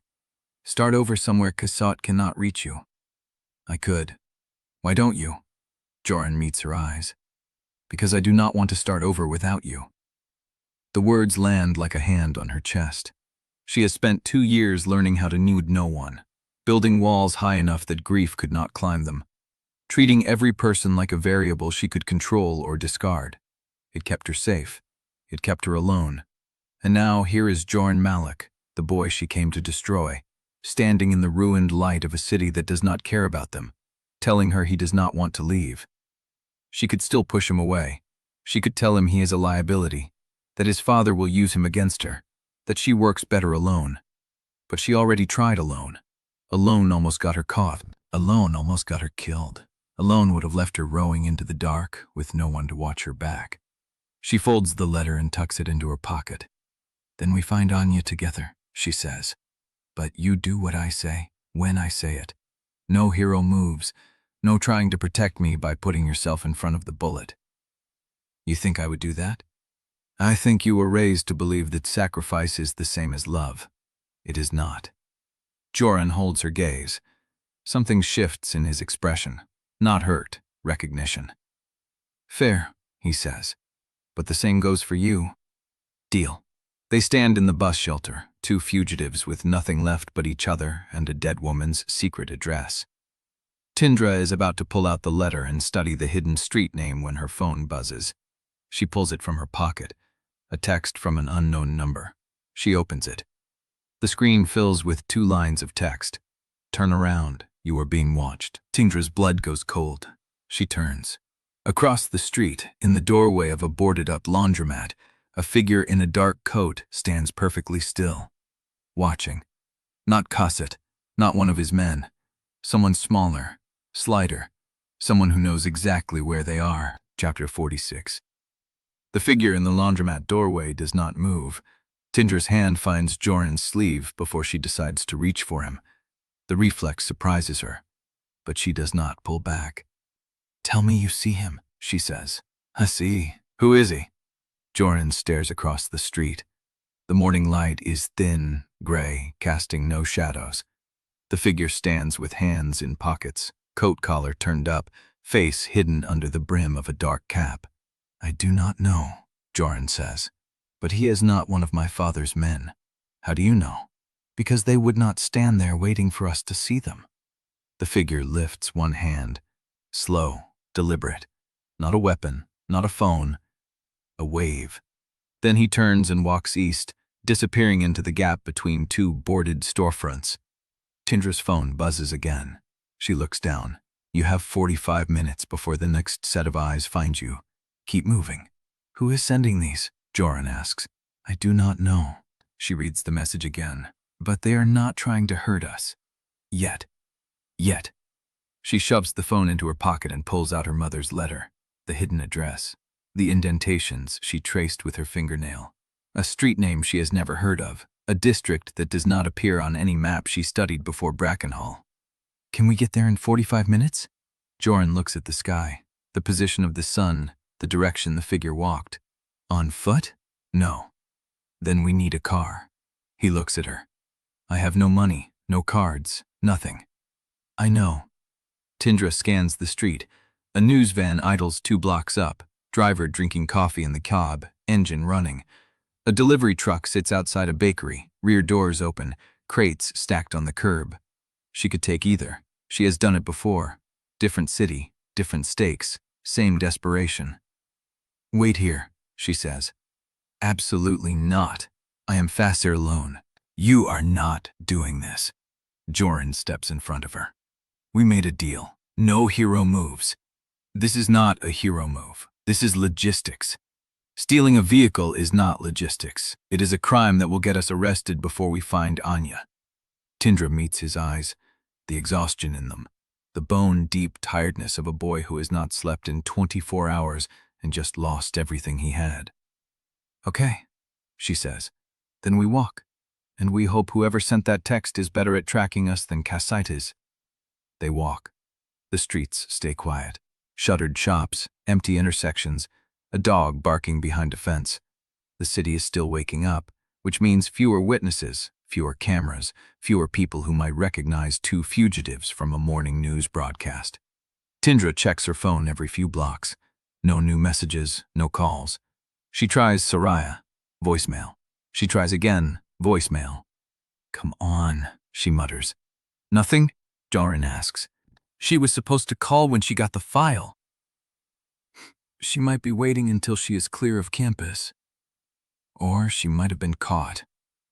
Jorin does not argue. He has no comfort to offer. They both know the same math. They reach a main road. A diner glows at the corner. Marlowe and Vesper. The same diner Soraya named is their meeting point. Tindra stops. "We are early," she says.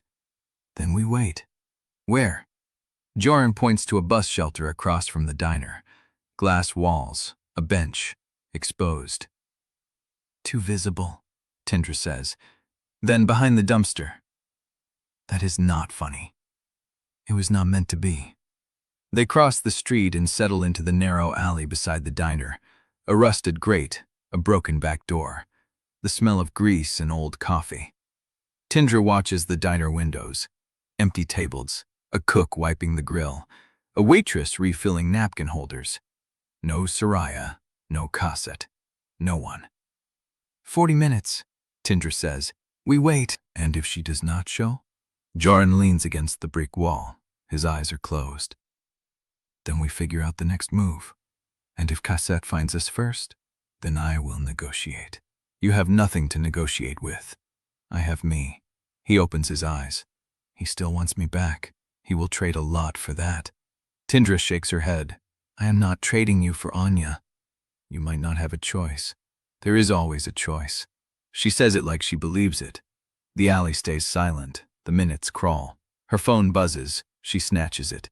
Soraya, I have the scans. Leaving now. Watch your 6. Tindra lets out a breath she did not know she was holding. She is coming. Jorin nods. Relief flickers across his face before he masks it. Then we hold position. They do. Tindra watches the diner, the street, the rooftops. Every shadow looks like a threat. Every car that slows feels like a trap. But no one comes. The wait stretches. 20 minutes. 30. Tindra checks her phone. No new messages. She calls Soraya. Voicemail. Something is wrong, she says. Maybe she is just late. No. Tindra shakes her head. Soraya is never late. Jorin straightens. Then we go to her. Where? Wherever she is coming from. Tindra is already moving out of the alley, eyes fixed on the road that leads back toward the coast, toward Brackenhall, toward every danger they just escaped.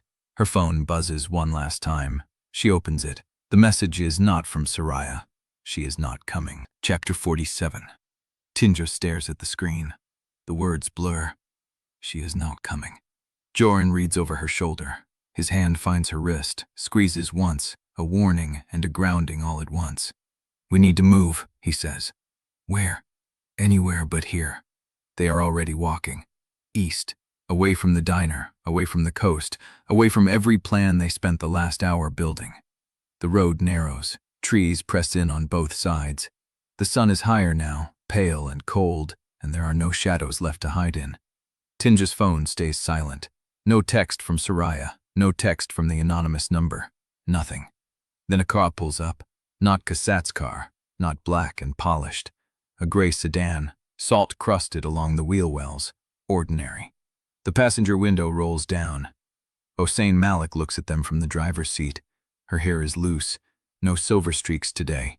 She looks smaller without donor gown, without the chandelier light. Get in, she says. Tindra does not move. How did you find us?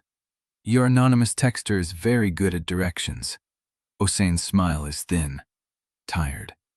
I have been driving for an hour. Get in before someone else finds you first. Jorin opens the back door. Tindra hesitates one more breath, then slides in beside him. The car pulls away before the door is fully closed. Jorin drives east, past the diner, past the last streetlight, past the city limits sign where the road turns to 2 lanes and the fields open up on both sides. No one speaks for the first mile. Then Jorin says, Soraya is safe. Tindra's chest unlocks. She was intercepted before she reached the diner. Cassatt's people picked her up at a gas station 3 blocks from Marlow. They took the scans. They took her phone. They left her on the side of the road with a warning. Where is she now? Back at Brackenhall. Her roommate signed her in. Brock does not know yet. Tindra closes her eyes. The relief is razor thin. Soraya is alive. Soraya is safe. But the scans are gone. The evidence is gone. Cassett has everything. Then we have nothing, she says. You have me. Jorin's hands tighten on the wheel. And you have what I have been holding for 8 years. Tindra opens her eyes. The road keeps unspooling. Fields, a silo, a hawk sitting on a fence post. The world going about its ordinary morning while everything Tindra has built crumbles behind her. Why now? She asks. Because I ran out of reasons to stay silent. That is not an answer. It is the only one I have. Jorin pulls into a gravel lot beside a closed farm stand. She kills the engine. The silence rushes in. She turns in her seat to face Tindra. You want to know what happened after your mother went public, after she brought the evidence to the board, after she thought truth would be enough? Tindra nods. She came to me first. Jorin's voice is flat, controlled. The voice of someone who has rehearsed this confession alone in the dark. Before the board meeting, before she presented her findings, she came to my study and laid out every page, the shell accounts, the routed donations, the names that did not appear on any roster. She stops. I told her to burn it. Tindra's hands curl into fists. I told her the board would destroy her, that Cassatt had already buried 3 people who tried to expose him, that truth was not a weapon. It was a target painted on her back. What did she say? She said she would rather be a target than a coward. Hossein's eyes are wet. She does not wipe them. Your mother was the bravest person I have ever known, and I watched her walk into that boardroom alone because I was too afraid to stand beside her. Who refused to help? Everyone. Hossein's voice breaks on the word. Brock. The donor committee. The 2 board members who privately told her they believed her. Everyone. They said the evidence was circumstantial. They said she needed more proof. They said, wait, give it time, let the investigation run. And she waited, and she was dead within the month. Tindra stares at the dashboard, the crack in the plastic near the vent, the dust on the windshield, the ordinary details of a life that kept moving while her mother's stopped. Why did you stay? She asks. Why did you stay with him, after everything?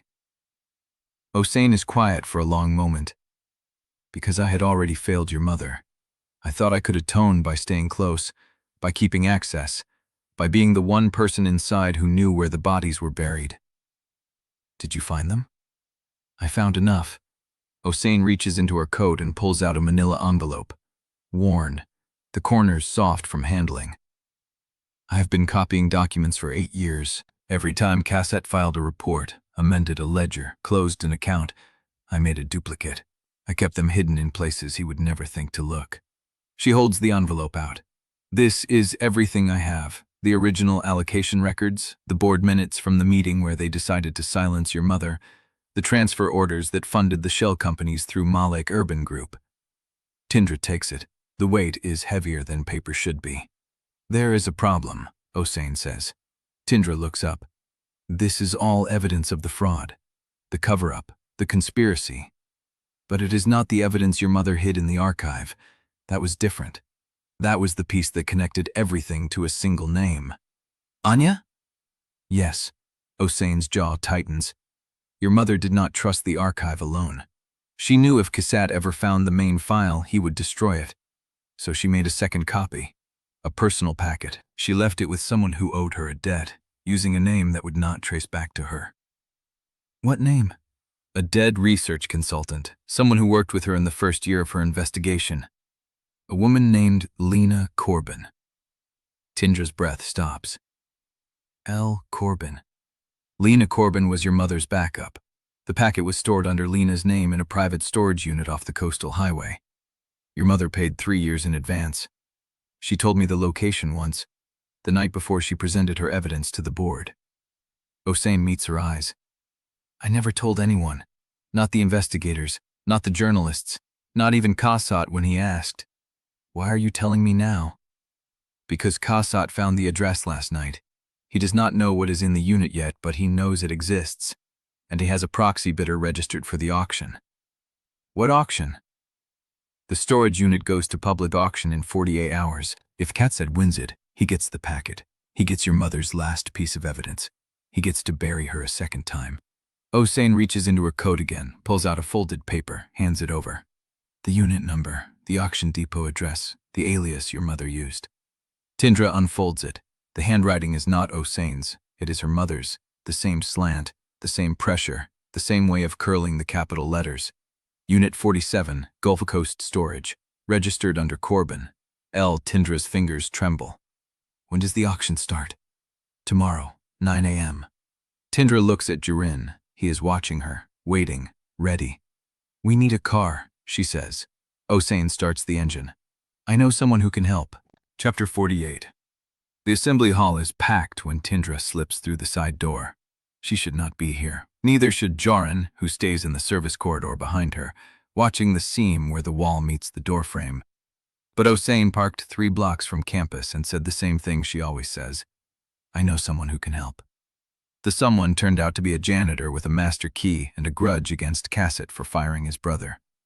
So here they are, back inside the building they fled 12 hours ago. Grok stands at the podium in her navy suit, hair pinned so tight her temples pull.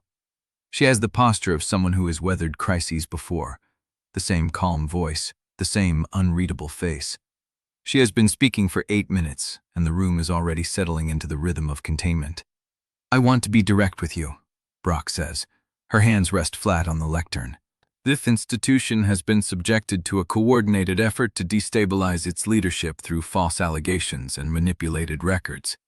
The board is fully cooperating with an external investigation, and I have personally authorized the opening of the sealed archive to independent auditors.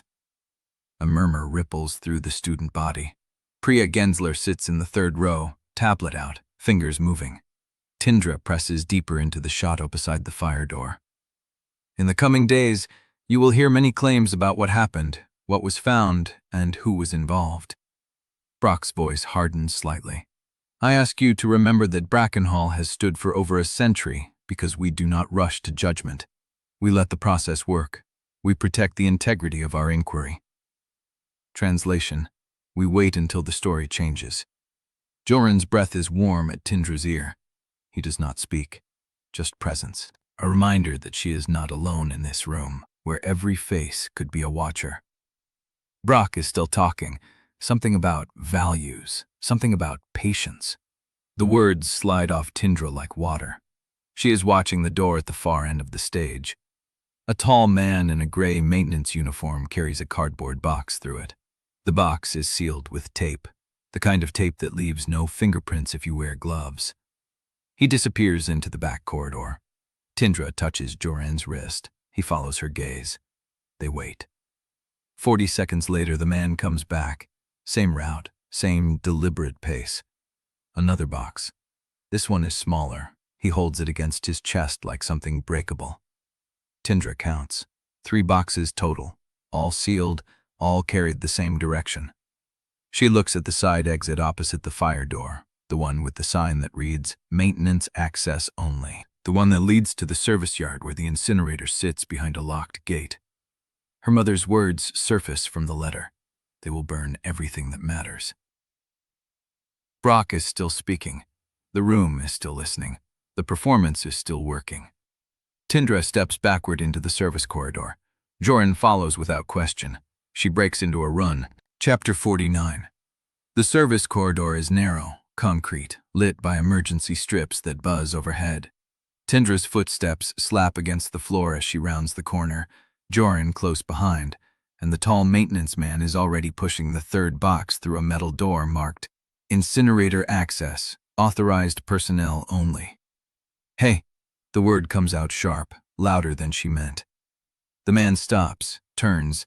His face is ordinary, forgettable, the kind of face that moves through buildings without leaving an impression. That is the point. "You're not supposed to be here," he says. Tindra keeps moving toward him. "Neither are you. Those boxes belong to the investigation." The man's hand stays on the door handle. He looks past her, at Jorin, then back, weighing something, deciding whether she is worth the trouble. "Got a work order," he says. "Standard purge, old registration files. Nothing to do with your investigation." "Open them." "Can't do that." Jorin steps forward. He does not say anything, just fills the space beside her, and the man's eyes flicker, recalculating. From behind them, a voice cuts through the buzz. "He is lying." Soraya. She emerges from the stairwell at the end of the corridor, breathing hard, dark curls escaping from a hasty ponytail. She is still wearing the clothes from last night. There is a smear of ink on her wrist. "I saw the work order," she says. "Filed at 6:47 a.m., signed by Brock's assistant." She looks at the maintenance man. "Standard purges do not get signed by the headmistress's office."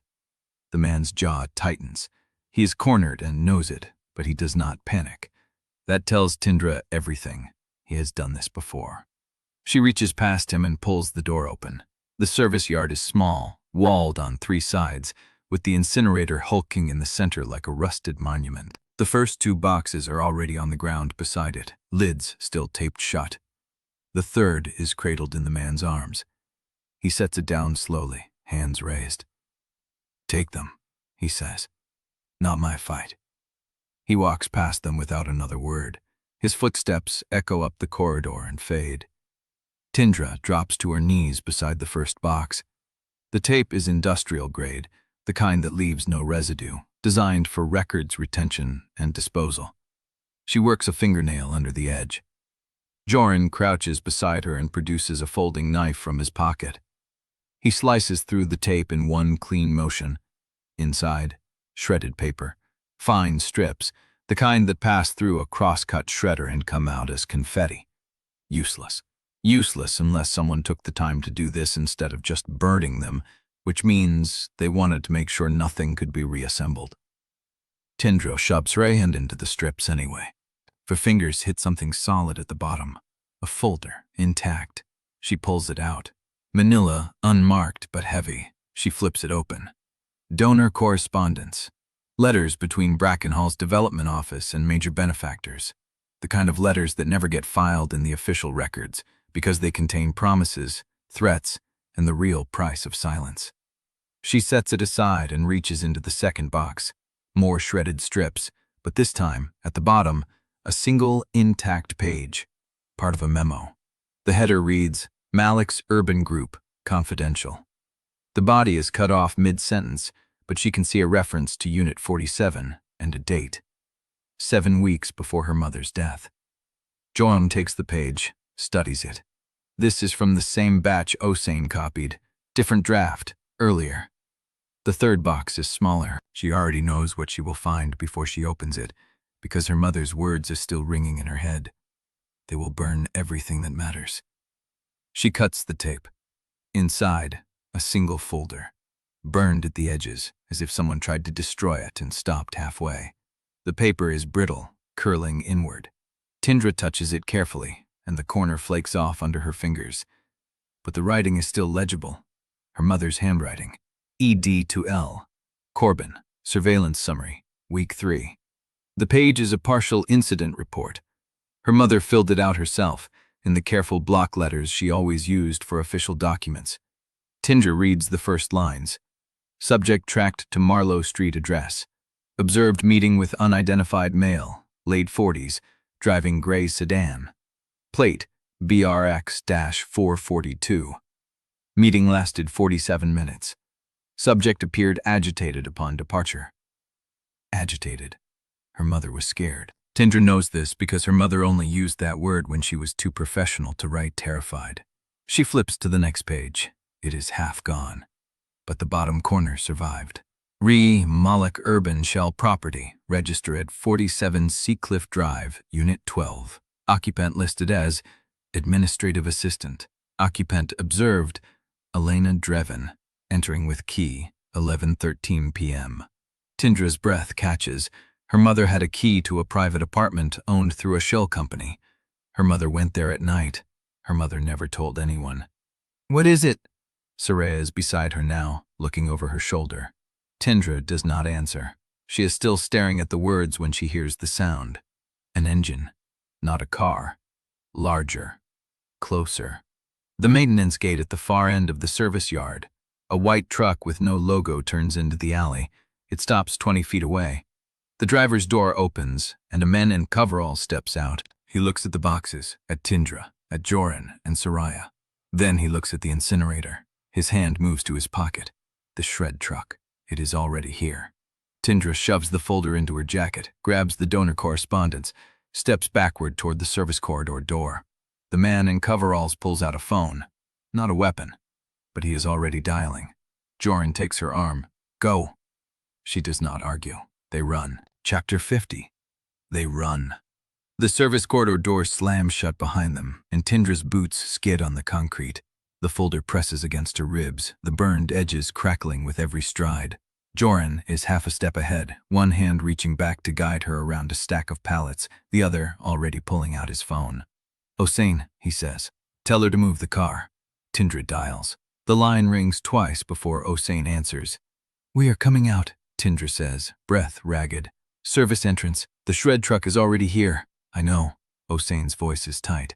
I see it.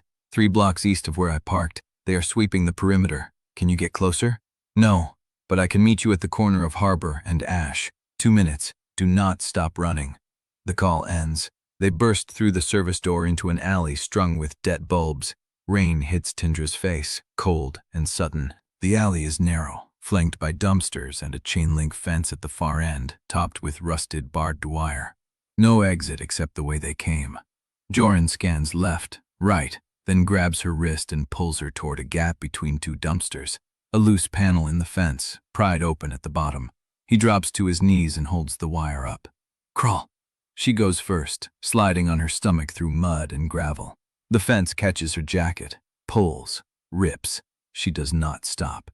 On the other side, she scrambles to her feet and reaches back for the folders as Jorin follows, folding his shoulders through the gap. They are in a parking lot behind a shuttered fish market. The smell of salt and rot hangs in the wet air. A single street lamp buzzes at the far corner. Harbor and ash. Tindra spots the intersection. No car yet. Jorin wipes mud from his hands and looks at her. Show me what we got. She pulls the folders from her jacket. The donor correspondence is intact, thick with paper, the kind that documents threats and payments. The Malek Urban Group memo page is still there, the coffee-stained corner holding the reference to Unit 47 and a date 7 weeks before her mother's death. She does not look at the third folder yet, the one with her mother's handwriting, because if she looks at it now, she might not be able to run anymore. Later, she says, when we are safe. Jorin nods. His jaw is tight, but his eyes hold hers. We will be. A pair of headlights turns onto Ash Street, gray sedan, Oxane. The car stops in front of them, and the passenger door swings open. Tindra slides in, Jorin behind her, the folders pressed between them. Oxane does not ask questions. She drives.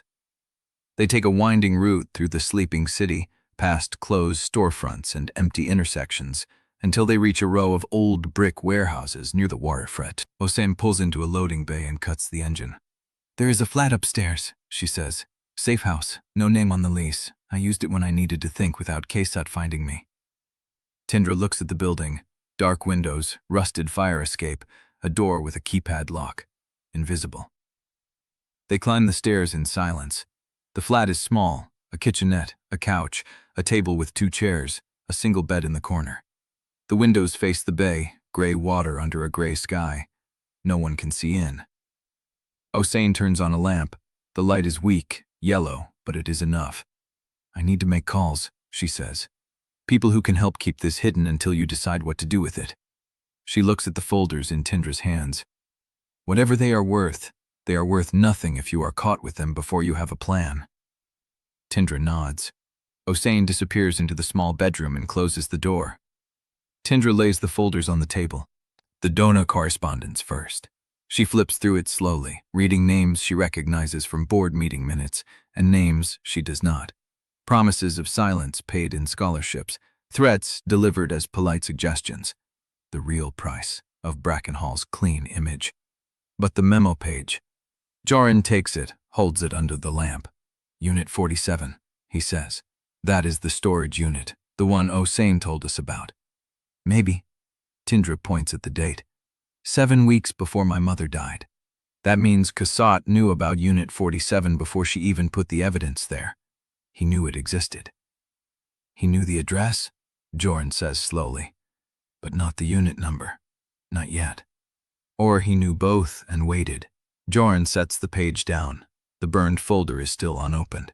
Tindra touches the edge. The paper is brittle, curling inward. Her mother's handwriting is visible through the burn marks. EDDL. Kerbin. Surveillance Summary. Week 3. She opens it. The first page is the partial incident report she already saw. The subject tracked to Marlowe Street, the gray sedan, the 47-minute meeting. Her mother's careful block letters. The second page is more damaged, half gone, but the bottom corner survived. Malek Urban Shell Property, register at 47 Seacliff Drive, Unit 12. Occupant listed is Administrative Assistant. Occupant observed, Tindra Drevyn, entering with key, 11:13 p.m. Tindra stares at the address. 47 Seacliff Drive. The number echoes in her head. Jorin is watching her. What?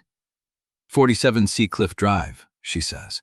It is a shell property. My mother had a key. She went inside at night. To meet someone? Maybe, or to hide something. Jorin is quiet for a long moment. Then he says, I remember something. Tindra looks up. Months before your mother died, I was at home. My father was on the phone in his study. I did not hear much, but he kept repeating an address over and over, like he was writing it down. Jorin's voice drops. 47 Seacliff Drive. The air in the room changes. You remembered that? I did not know what it meant then. I forgot it until just now. He meets her eyes. He was talking to someone about that address before your mother died, before she was even watched. Tindra's pulse hammers. Kasatan knew about 47 Seacliff Drive before her mother was ever surveilled. He knew the address. He knew she had a key. He knew before she ever stepped inside. Your father knew about that apartment before my mother ever used it, she says. He knew it existed. He knew she had access. Which means, Jorin says slowly, the shell company was never just a shell. It was a trap, or a stakeout. He was watching her before she even started watching L. Corbin. Tindra looks at the burned folder again. The surveillance summary. Her mother tracking a gray sedan. Her mother entering a building Kasat already knew about. Her mother walking into a room that was never safe. We need to go to that apartment, she says. Now? Tonight, before the shred truck driver finishes his call. Before Kasat's people find out what we took. Jorin does not argue. He stands, reaches for his jacket. Hossein opens the bedroom door. Her face is pale. The shred truck driver made a call, she says. To a number I know. Kasat's personal line. He knows you have the boxes. Tindra's hand tightens on the folder. He knows, she repeats. He knows you have them. And he knows you ran east. Hossein's voice cracks. He is already moving. Every shell property he owns is being locked down tonight. 47 Seacliff Drive. They have to get there first. Tindra shoves the folders into her jacket and looks at Jorin. We go now. He is already at the door. The stairs groan under their weight as they descend. The loading bay is dark, the sedan still waiting. Hossein is behind them, keys in hand. I will drop you at the corner of Seacliff and Marine, she says. I cannot go closer. Conside's people know my car. Tindra nods. The engine turns over. The address burns in her mind. 47 Seacliff Drive. Her mother had a key, and Conside knew it before she ever turned the lock. The car pulls out onto the wet street, and Tindra watches the warehouse lights shrink in the side mirror. They are heading into a room that was planned, a property that was monitored, a space that may still hold whatever her mother left behind. Or it may hold nothing but a trap. Chapter 51. The car eats the wet street, headlights cutting through salt fog, and Tindra keeps the burned folder pressed against her ribs like a second heartbeat. 47 Seacliff Drive. Her mother had a key. Kasat knew before she ever turned the lock. Jorin watches the side mirror, jaw tight. How far? 3 more blocks, Hossein says. Her voice is thin.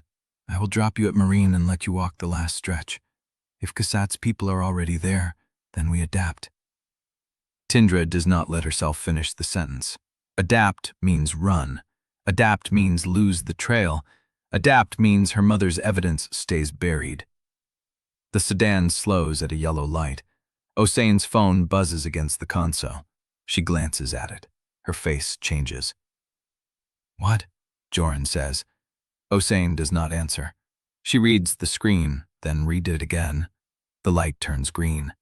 She does not move. Hossein. Brock just filed formal expulsion papers. Hossein's voice is hollow. Fraud grounds, forged acceptance, identity theft. She submitted them to the board for emergency approval 30 minutes ago. Tindra's stomach drops. That is not possible. The board is in chaos. Cassett walked out. The investigation? She did it through emergency procedures. Student Conduct Code Section 12. Immediate suspension pending expulsion vote. Hossein turns the phone toward them. The screen shows a notification from a Brackenhall admin account. She is betting the procedural action will freeze before the criminal investigation can use your evidence. If you are expelled, you are no longer a Brackenhall student. You are a trespasser with stolen documents. Everything you took becomes admissible against you, not the school. Jorin grabs the phone, reads. His knuckles go white. She is not even at the school, he says.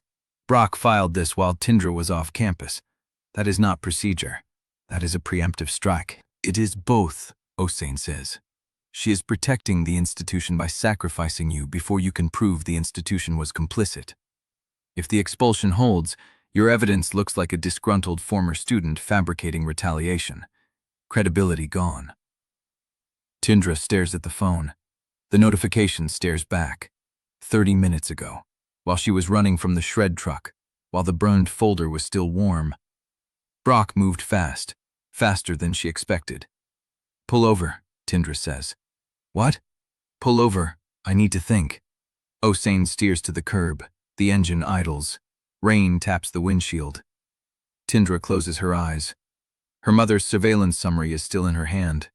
The burned folder, the address, the key her mother used to enter a room Cassette already knew about. And now Brock is trying to erase her before she can use any of it. "Priya," she says. Jorin looks at her. "What?" "Priya Gensler. She has been sitting on her story. She has the timeline of Brock's containment speech, the incinerator work order, the assistant's signature at 6:47 a.m. If she publishes that alongside the expulsion filing, the timing destroys Brock's credibility," Jorin finishes. "Brock claims she is cooperating with investigators while simultaneously destroying evidence and expelling the witness who caught her." Tindra reaches for her phone. She does not have Priya's number, but Soraya does. She dials. 3 rings. 4. Soraya picks up on the 5th. "Tell me you are not calling to say what I think you are calling to say." "Brock filed expulsion papers." "I know. I am looking at the admin notification right now. Half the school has seen it. Matias is already celebrating in the East Wing. Can you reach Priya?" A pause. "She is in the press room. She has been rewriting her follow-up all afternoon. Tell her to publish the timeline, the incinerator work order, Brock's assistant's signature. The fact that Brock was giving a containment speech while evidence was being burned." Another pause, longer. "Soraya, I am thinking," Soraya's voice drops. "If Priya publishes that, she is burning her last bridge with the administration. She will be expelled too, and she knows it. Then she needs to decide what she wants more, the story or her seat at the table." The line goes quiet. Then, "I will talk to her. Call me back." Tindra hangs up. The rain is heavier now, drumming the roof. Jorin watches her. "What if Priya says no? Then we find another way." Tindra does not believe it. She has no other way. Not tonight. The phone buzzes. "Soraya." That was fast. It is not Soraya. Jorin is reading the screen. It is an unknown number. Tindra takes the phone. The message is short. "Check your email. Priya published. Brock is finished." Tindra stares at the words. Then she opens her email. The notification is there. A link to Brackenhall's student paper site. The headline is in bold, all caps. "Headmistress signed incinerator order while publicly pledging cooperation. Exclusive timeline." Below it, a subheading. "Emergency disciplinary action filed against student witness 30 minutes after evidence destruction confirmed." Tindra scrolls. The article lays it out in clean, surgical paragraphs. The 6:47 a.m. work order, the assistant's signature, the containment speech, the sealed boxes, the shred truck, the expulsion filing timed to precede the witness's testimony. Priya did not hold back. "Read it," Jorin says. Tindra reads aloud. "At 6:47 a.m. this morning, Headmistress Elund Broke's administrative assistant signed an incinerator work order authorizing the destruction of sealed records. At 9:00 a.m., Brock addressed a mandatory student assembly, stating the academy was cooperating fully with an external investigation and had nothing to hide. At 10:30 a.m., Brock filed emergency expulsion papers against the student who intercepted those records. The timeline suggests a coordinated effort to eliminate both evidence and the witness who recovered it." She stops. The phone buzzes again. This time, it is a Brackenhall admin address. Official. RE. Emergency disciplinary action. Material witness designation. Tindra opens it. "This is to inform all parties that the emergency expulsion proceedings filed by Headmistress Elund Brock against student Tindra Drevyn have been temporarily suspended by external inquiry order. Ms. Drevyn is hereby designated a material witness in the ongoing investigation into institutional misconduct at Brackenhall Academy. Any disciplinary action against Ms. Interruption. Drevyn must be reviewed and approved by the Independent Oversight Committee before proceeding. Tindra reads it 3 times. She is frozen, she says. Brock is frozen. Jorin takes the phone, reads. His breath catches. She named you a material witness. That means you cannot be expelled until the investigation is complete. And if the investigation finds Brackenhall complicit, then Brock's expulsion was a cover-up move, and she knows it. Tindra looks at the windshield.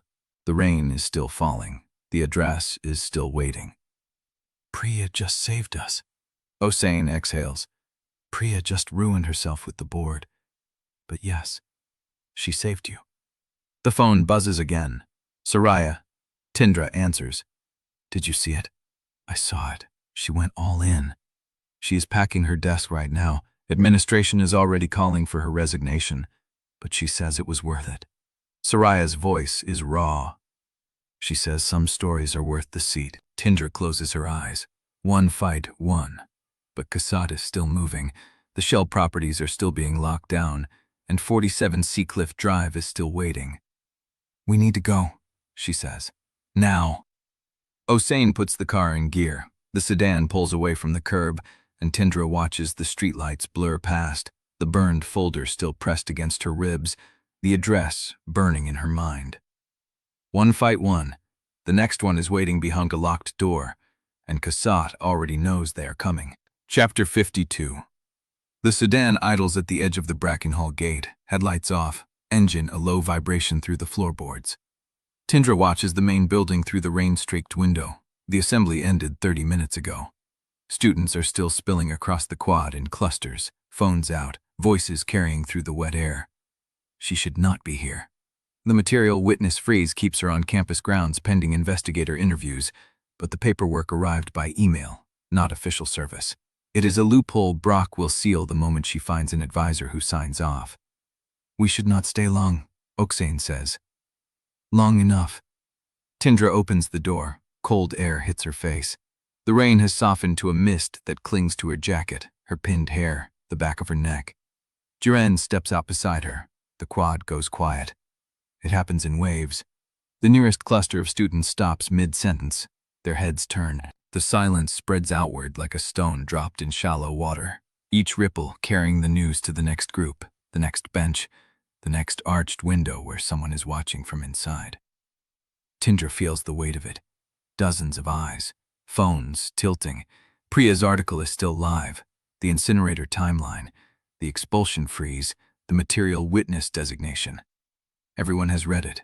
Everyone knows what Tindra intercepted, what Brock tried to burn, and that Jorin Malek walked out of his father's boardroom and did not come back. She keeps walking. A girl near the fountain whispers something behind her hand.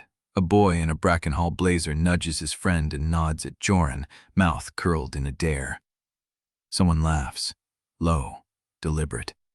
Took the scholarship kid's side, a voice carries from the left. Guess he likes them desperate. Jorin's jaw tightens. He does not turn. Another voice, closer now. Your father put a bounty on your head, or just a restraining order? Tindra keeps her eyes forward. Her pulse is steady. She has been watched her whole life, measured, dismissed, catalogued. This is just another room full of people who want to see her break. They cross the center of the quad. A group of older students blocks the path ahead. 6 of them.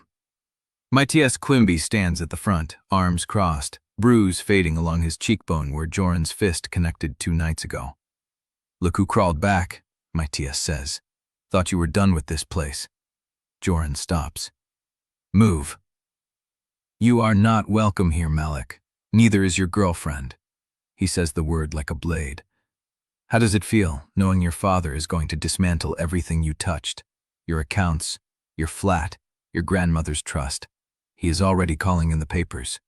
Tindra watches Jorin's hands. They stay loose at his sides. Done? Jorin asks. Matias' smile thins. She is going to leave you, you know, once she gets what she wants. That is what people like her do. They use you up and walk away. Tindra steps forward. Not fast, not aggressive, just one step that shifts her weight, bringing her into Matias's direct line of sight. You mistake me for someone who needs permission, she says. I am not here to explain myself to you. I am not here to explain myself to anyone.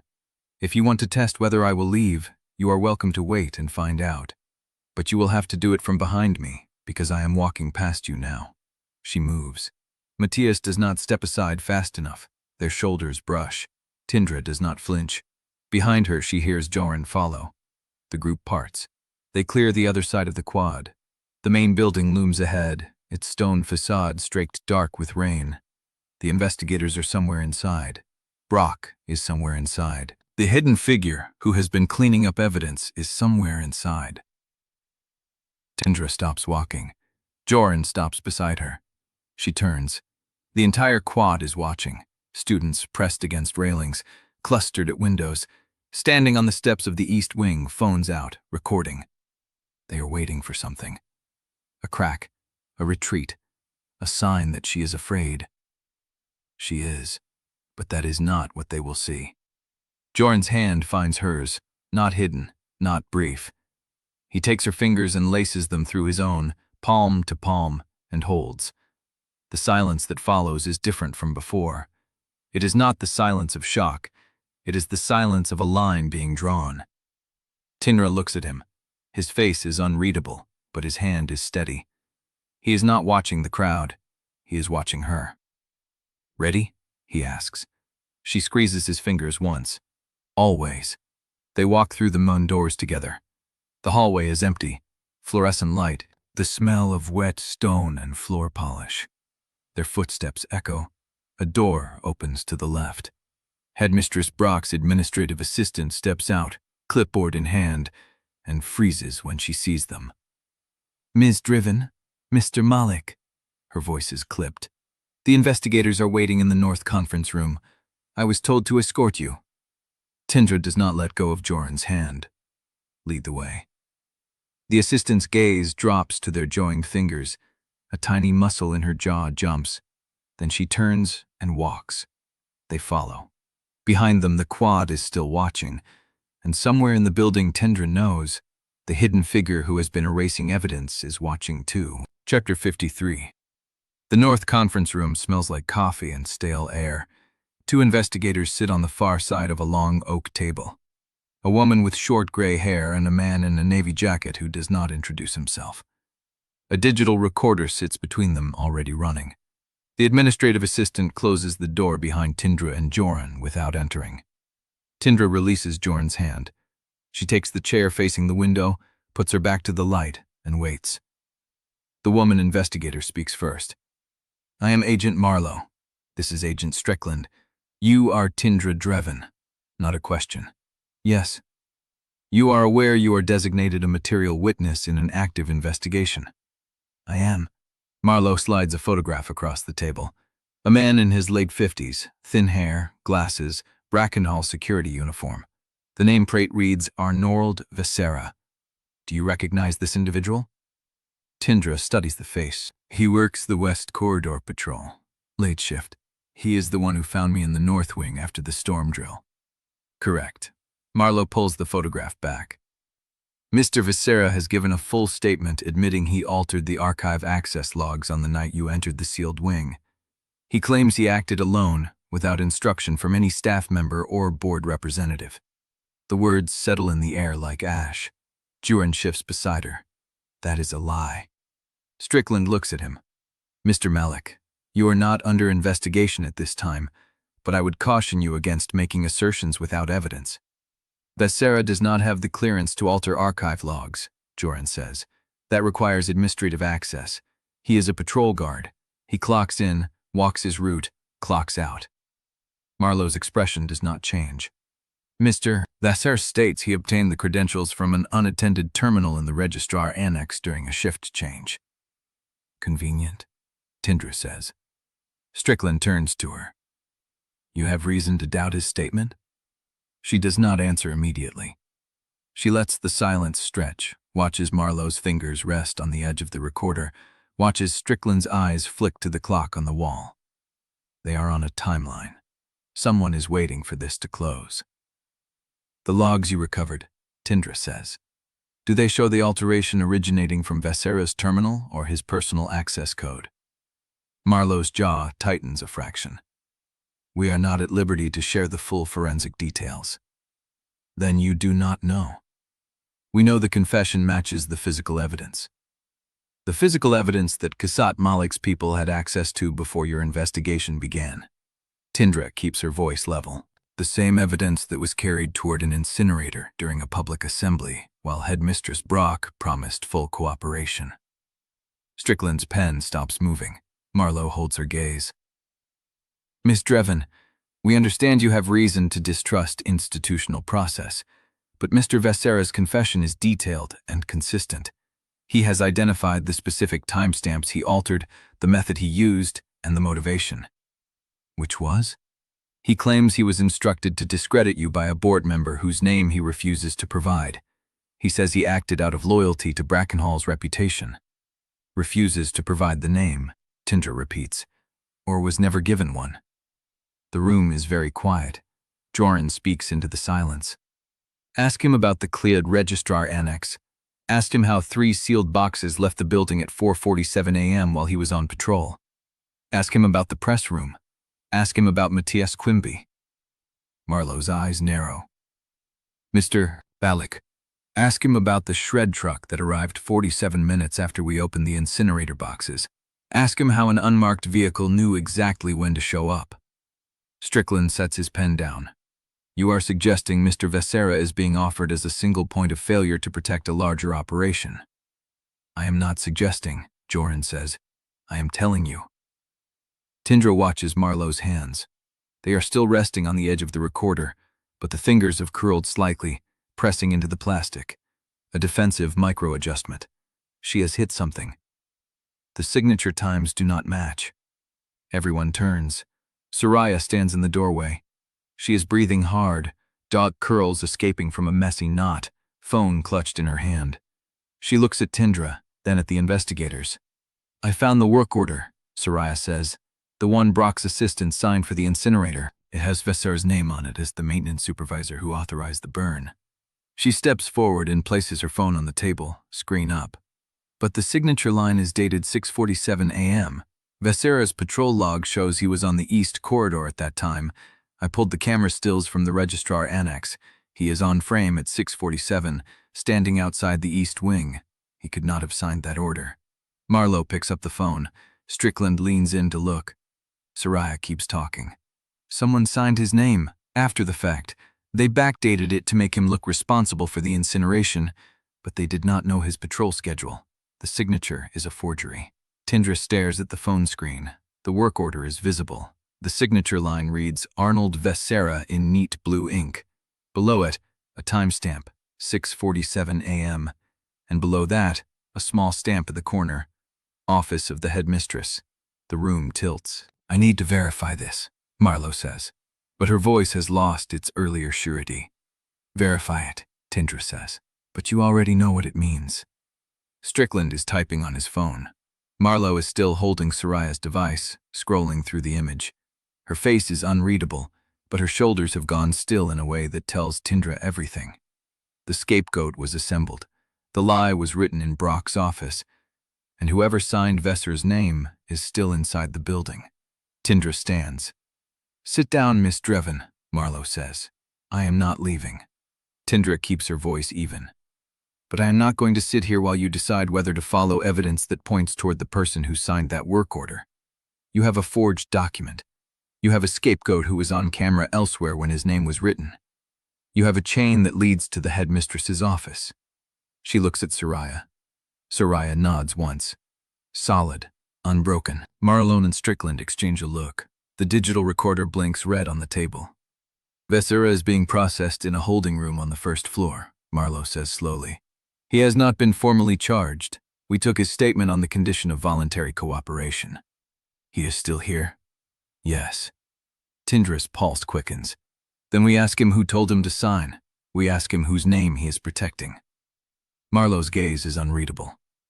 Miss Drevyn, if we pursue that line of questioning, we are naming the headmistress of this institution as a potential subject of a criminal investigation. That changes the legal landscape of this entire case. I know. Do you understand what that means? If we are wrong, this investigation collapses. The board will bury it. The credibility your mother's evidence has gained will be destroyed. Tindra holds her stare. I am not wrong. The silence stretches. Juan's hand finds hers again. Warm. Stay. Marlowe looks at Strickland. Strickland gives a barely perceptible nod. Wait here, Marlowe says. She stands and walks out. The door closes behind her. The four of them remain in the room, the digital recorder still running, the forged work order still glowing on Soraya's phone screen, and somewhere in the building, the person who signed Arnold Vesera's name is waiting to see if the lie holds. Strickland clears his throat. She will need backup. I will be in the corridor. He follows Marlowe out. Tindra looks at Jorin. His face is drawn, but his eyes are clear. You just lit a match, he says quietly. I know. Brock will fight back. She will deny everything. She will call Vesera a liar, claim the signature was forged by someone else, point fingers at anyone she can. I know. And if the investigators do not find enough to hold her, they will. Soraya steps closer. I pulled the full timestamp log from the registrar annex. The work order was printed from a terminal on the admin floor, not the maintenance office, not security, the admin floor. Tindra turns to her. Which terminal? Soraya's expression is grim. Terminal 4. It is the only one in the building assigned to the headmistress's personal assistant. Chapter 54. The conference room door closes behind Strickland, and the silence that follows is heavier than any question the investigators asked. Tindra stands at the table. Her hands are steady. Her pulse is not. Soraya is still holding her phone, the forged work order glowing on the screen. Jorin is watching the closed door like he expects it to open again immediately, someone with handcuffs or an apology, and he wants to be ready for whichever arrives first. You should sit, he says. I cannot. Tindra. She hears the shift in his voice, the softness. She does not turn around. We just pointed a criminal investigation at the headmistress of this school, she says. If I sit down, I will not be able to stand back up. Soraya shoves her phone into her pocket. Marlowe will take time to question Vesera. She needs to build the chain before she confronts anyone in Brock's office. That gives us at most an hour before the building knows what happened. An hour of what? Choosing. Soraya's eyes are steady. Do we stay here and wait for her to come back, or do we move while she is occupied? Tindra turns, the four of them. Jorin by the window, Soraya by the door, Osain leaning against the far wall with her arms crossed, her silver-streaked hair catching the overhead light. They look like survivors of something that is not over yet. I need air, Tindra says. Jorin steps toward her. I will come with you. She wants to say no, wants to say she needs to think alone, to breathe alone, to let her mind settle without him watching her try to hold it together. But the words will not form, and his hand is already reaching for hers, and she lets him take it. The corridor outside the conference room is empty. They walk past the admin wing, past the registrar annex where Cass's people cleared the evidence before dawn, past the east corridor where Vesera was on camera at 6:47 a.m. while someone else signed his name. The building hums with the particular quiet of a school suspended between crises. Classes are still running somewhere, but the halls feel abandoned, the fluorescent lights too bright for the hour. Tindra pushes through the side exit onto the north lawn. The air hits her cold and salt-stung. The storm wall runs along the cliff edge beyond the playing fields, a waist-high barrier of cracked stone that has stood against every tide for 100 years. She walks toward it. Jorin matches her pace. They reach the wall and stop. Below them, the sea is gray and churning. The wind pulls at her pinned hair, at the collar of her jacket. She stares at the horizon until her eyes ache. Different how? Winning. She laughs, but there is no humor in it. I imagined this moment. The headmistress exposed, Kassat cornered, the truth finally breaking through.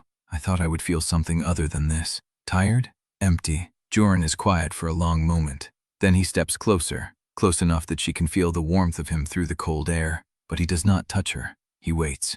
I told you once, she says slowly, that my worst fear was becoming like your father. That after all of it, after the evidence was out, after the people who buried my mother were held accountable, I would look at my hands and see empty ones. that justice would not fill the space she left. I remember. I still feel it. She turns to face him. You lost everything today. Your accounts, your flat, your grandmother's trust, your place in this school, the inheritance Cassat was going to hand you. All of it, gone, because you stood beside me in that boardroom.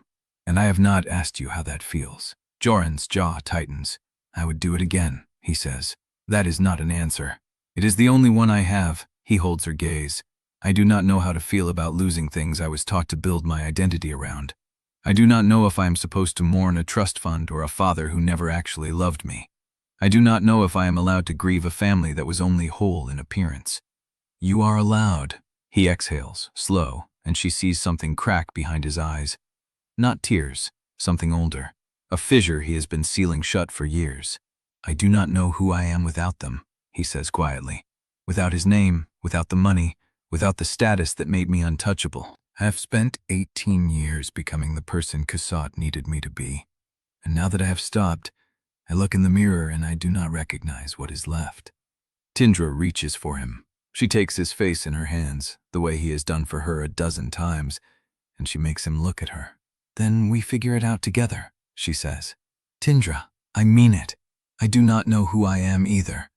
I have spent a year pretending to be someone I am not, carrying forged papers and a false name, hiding behind a scholarship identity that does not exist. When this is over, when the investigation finishes and the truth is public and Cassat is finally exposed, I will have to learn who Tindra Drevyn actually is without revenge guiding every decision. She presses her forehead to his. So, we figure it out together. He pulls her into his arms. The sought wind wraps around them. The sea keeps churning below the wall. She presses her face into his shoulder and breathes. For a moment, the world is quiet. Then her phone buzzes. She does not want to look. She wants to stay here, in this stolen pocket of warmth, pretending nothing exists beyond the cliff and the tide and the solid weight of him holding her. It buzzes again. She pulls back and checks the screen. Osane, she answers. What is it? Tindra. Osane's voice is tight, controlled in a way that signals bad news before the words arrive. I checked the location I told you about. The second cache. The one I hid years ago before I gave you the manila envelope. Tindra's grip on the phone tightens. What about it? It is gone. The words land like a stone dropped into still water. What do you mean, gone? I mean, someone has already emptied it. The container is still there. The lining is undisturbed. But the documents are missing. The photographs, the audio recordings. Everything I stashed in that location 8 years ago, when Elena first showed me what she had found, is gone. Tindra's mind races. Who knew about it? Only one other person, Osane says. There is a pause that stretches too long. Osane, who? Her voice drops to something barely audible. Elena, your mother. She knew exactly where I hid it because she was the one who helped me seal the container and bury it. She swore she told no one else and I believed her. But someone found it. Yes. After she died. Yes. Tindra looks at Jorin. His face has gone still, reading hers, already bracing. Osane, Tindra says slowly, if my mother was the only other person who knew where you hid the second cache, and someone found it after she died, that means someone she trusted enough to tell is still alive, and they have been keeping her secret for 8 years. I know. Who? The line hisses with static. I do not know, Osane says, but I am going to find out. Chapter 55. The line hisses with static. Tindra lowers the phone, lets the silence stretch until Osane speaks again. I am coming to you. Where are you? North parking lot, behind the old gymnasium. Give me 10 minutes. The call ends. Tindra stands frozen at the storm wall, the phone still pressed to her ear even though no one is speaking. Jorin watches her, waiting, reading the calculation behind her eyes. Osane's second cache was emptied, she says. She is coming here. We need to find Soraya. They walk fast through the north lawn, past the main building where lights burn in administrative windows despite the hour. The conference room door is still open when they reach it.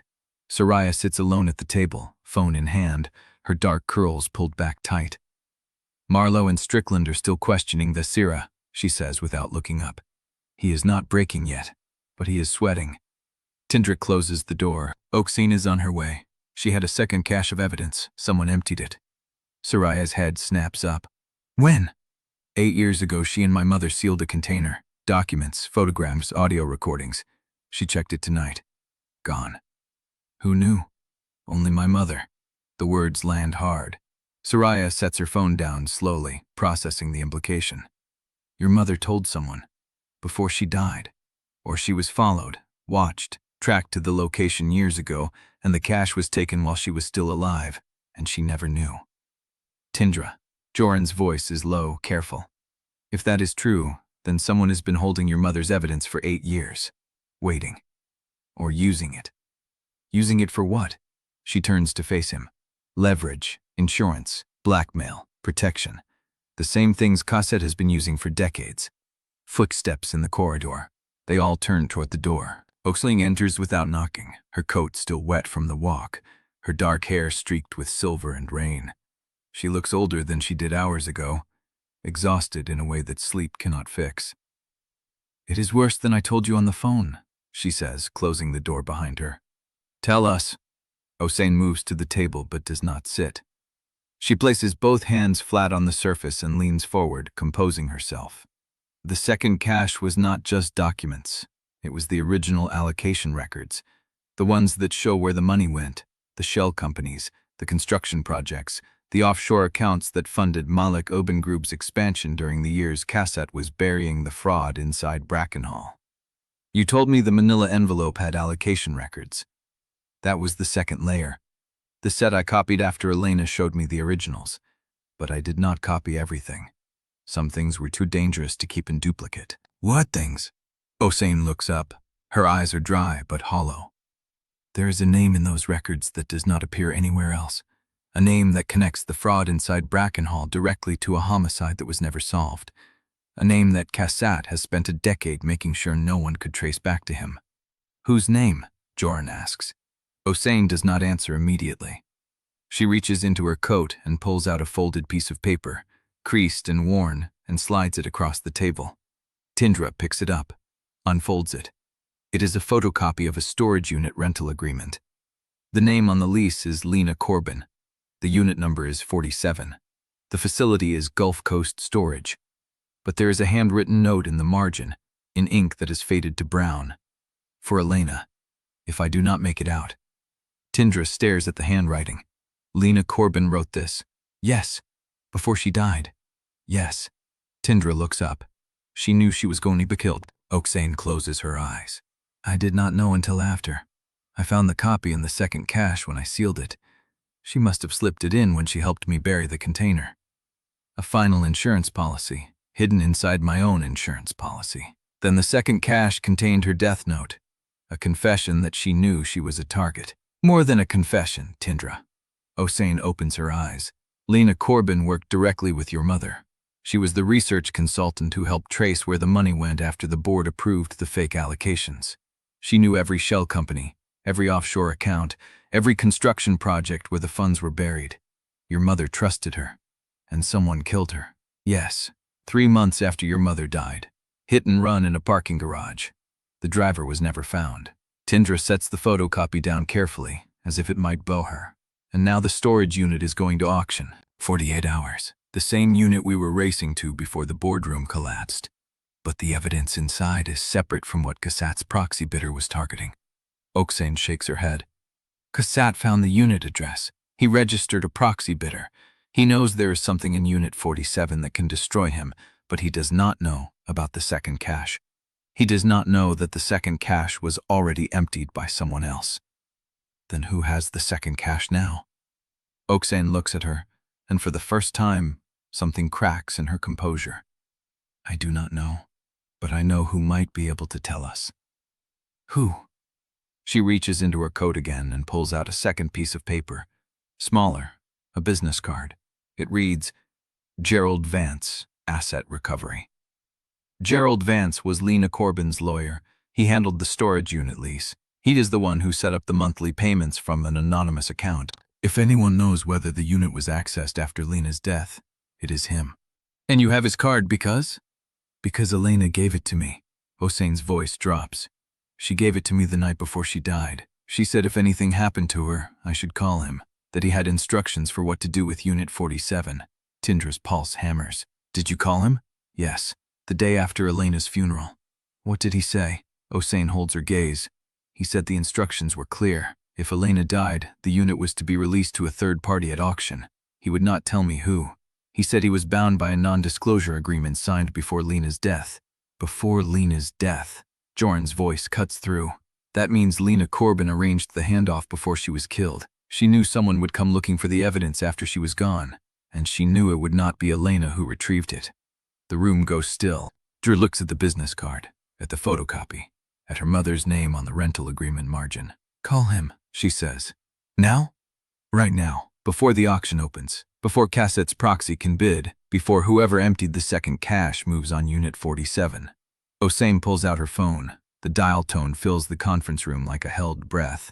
Tindra watches Hossein's face as the line rings. Once, twice, 3 times. A voice answers. Vance. Hossein's hand tightens on the phone.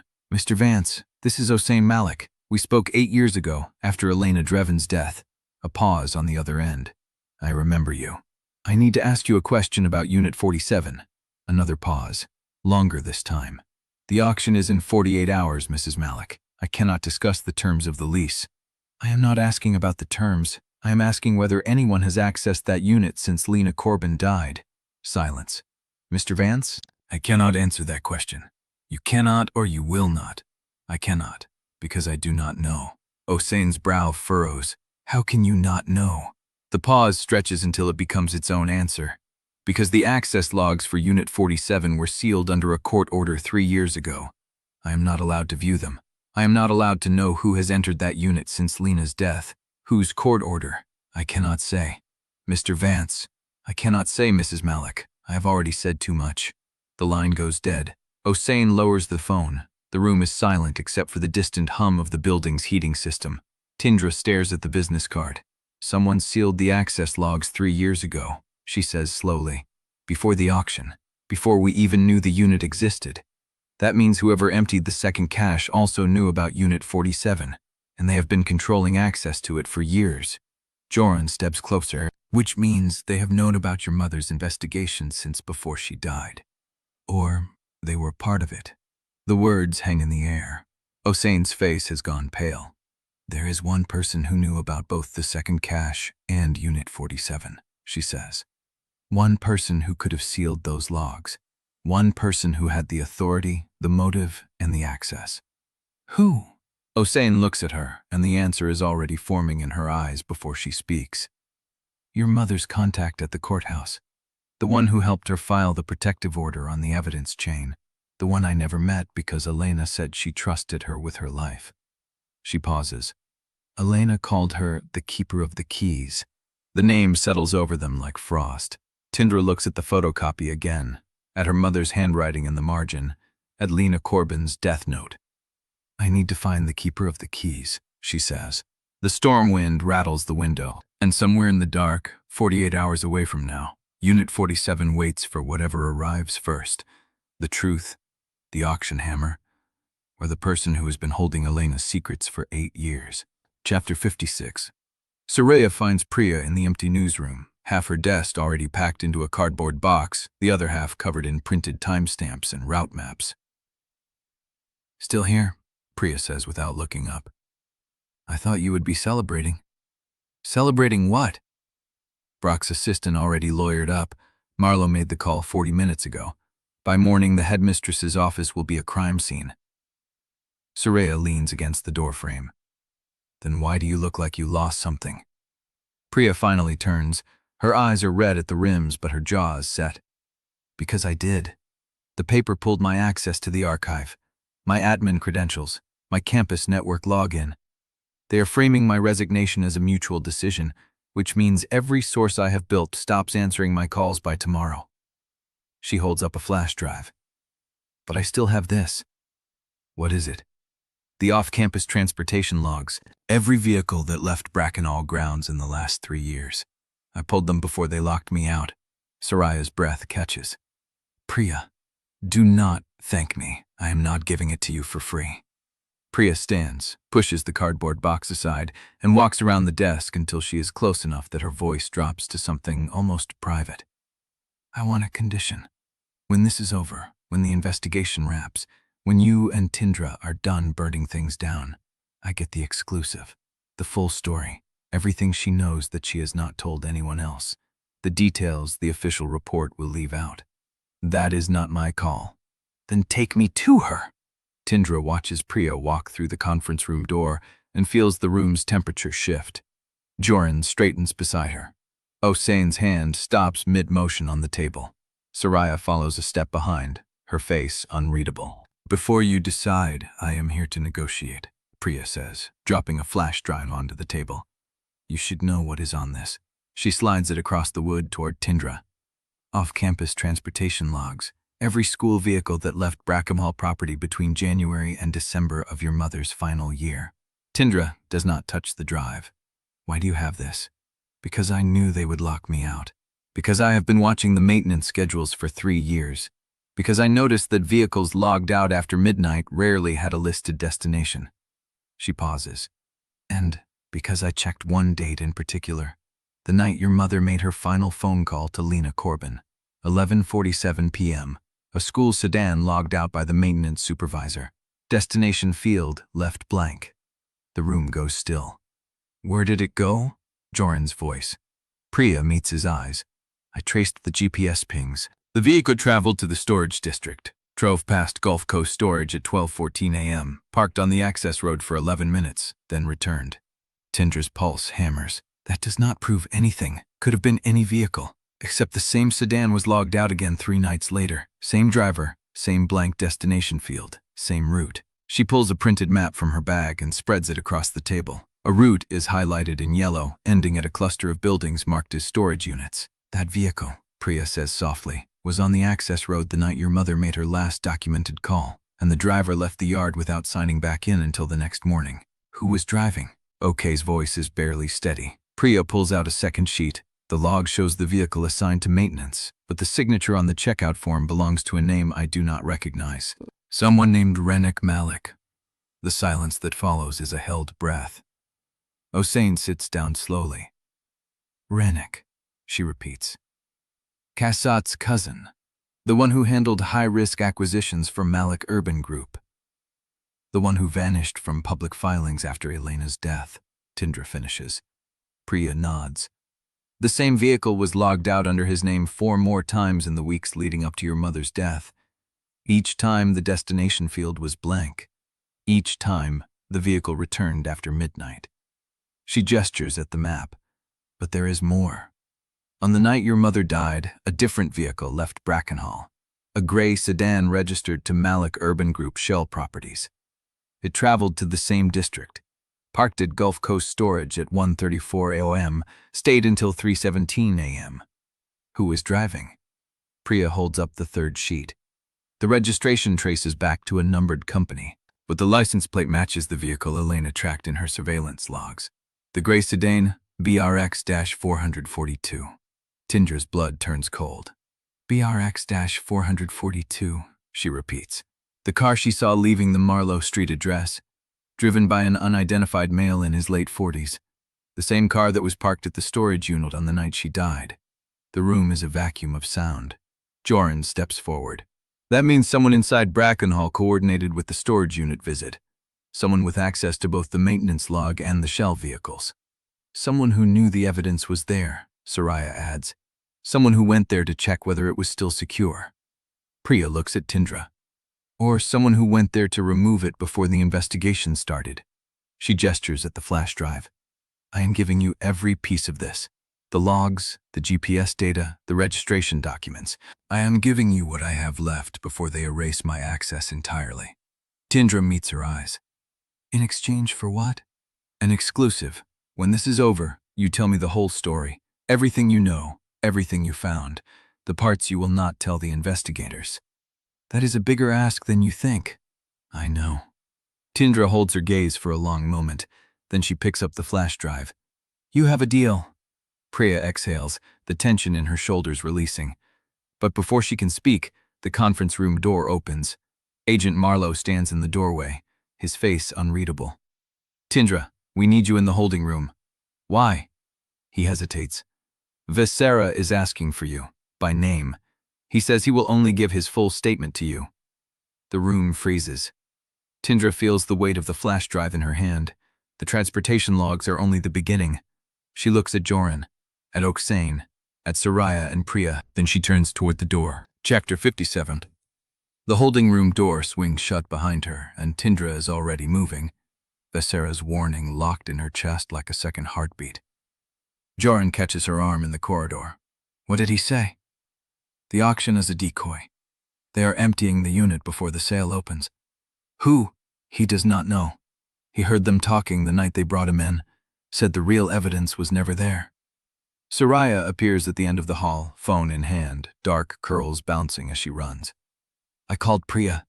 She's pulling the auction schedule. Gulf Coast storage opens in 2 hours." "Then we go now." They do not pack. They do not plan. They move through the empty corridors with the precision of people who have stopped weighing consequences. Osane's sedan is still in the north lot, engine cold, keys in Tindra's hand because she took them without asking, and Osane did not argue.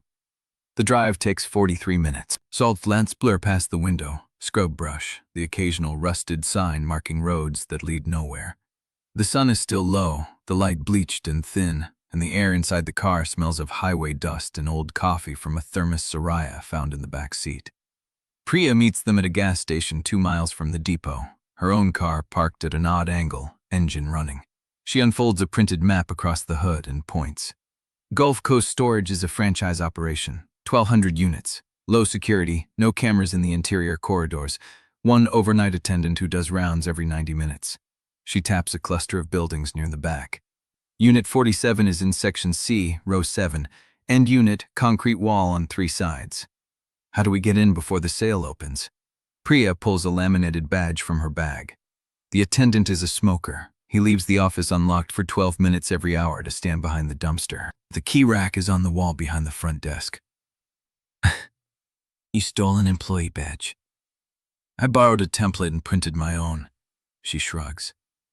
"I have been planning this since I found the transportation logs. You think I was going to let the auction happen without a contingency?"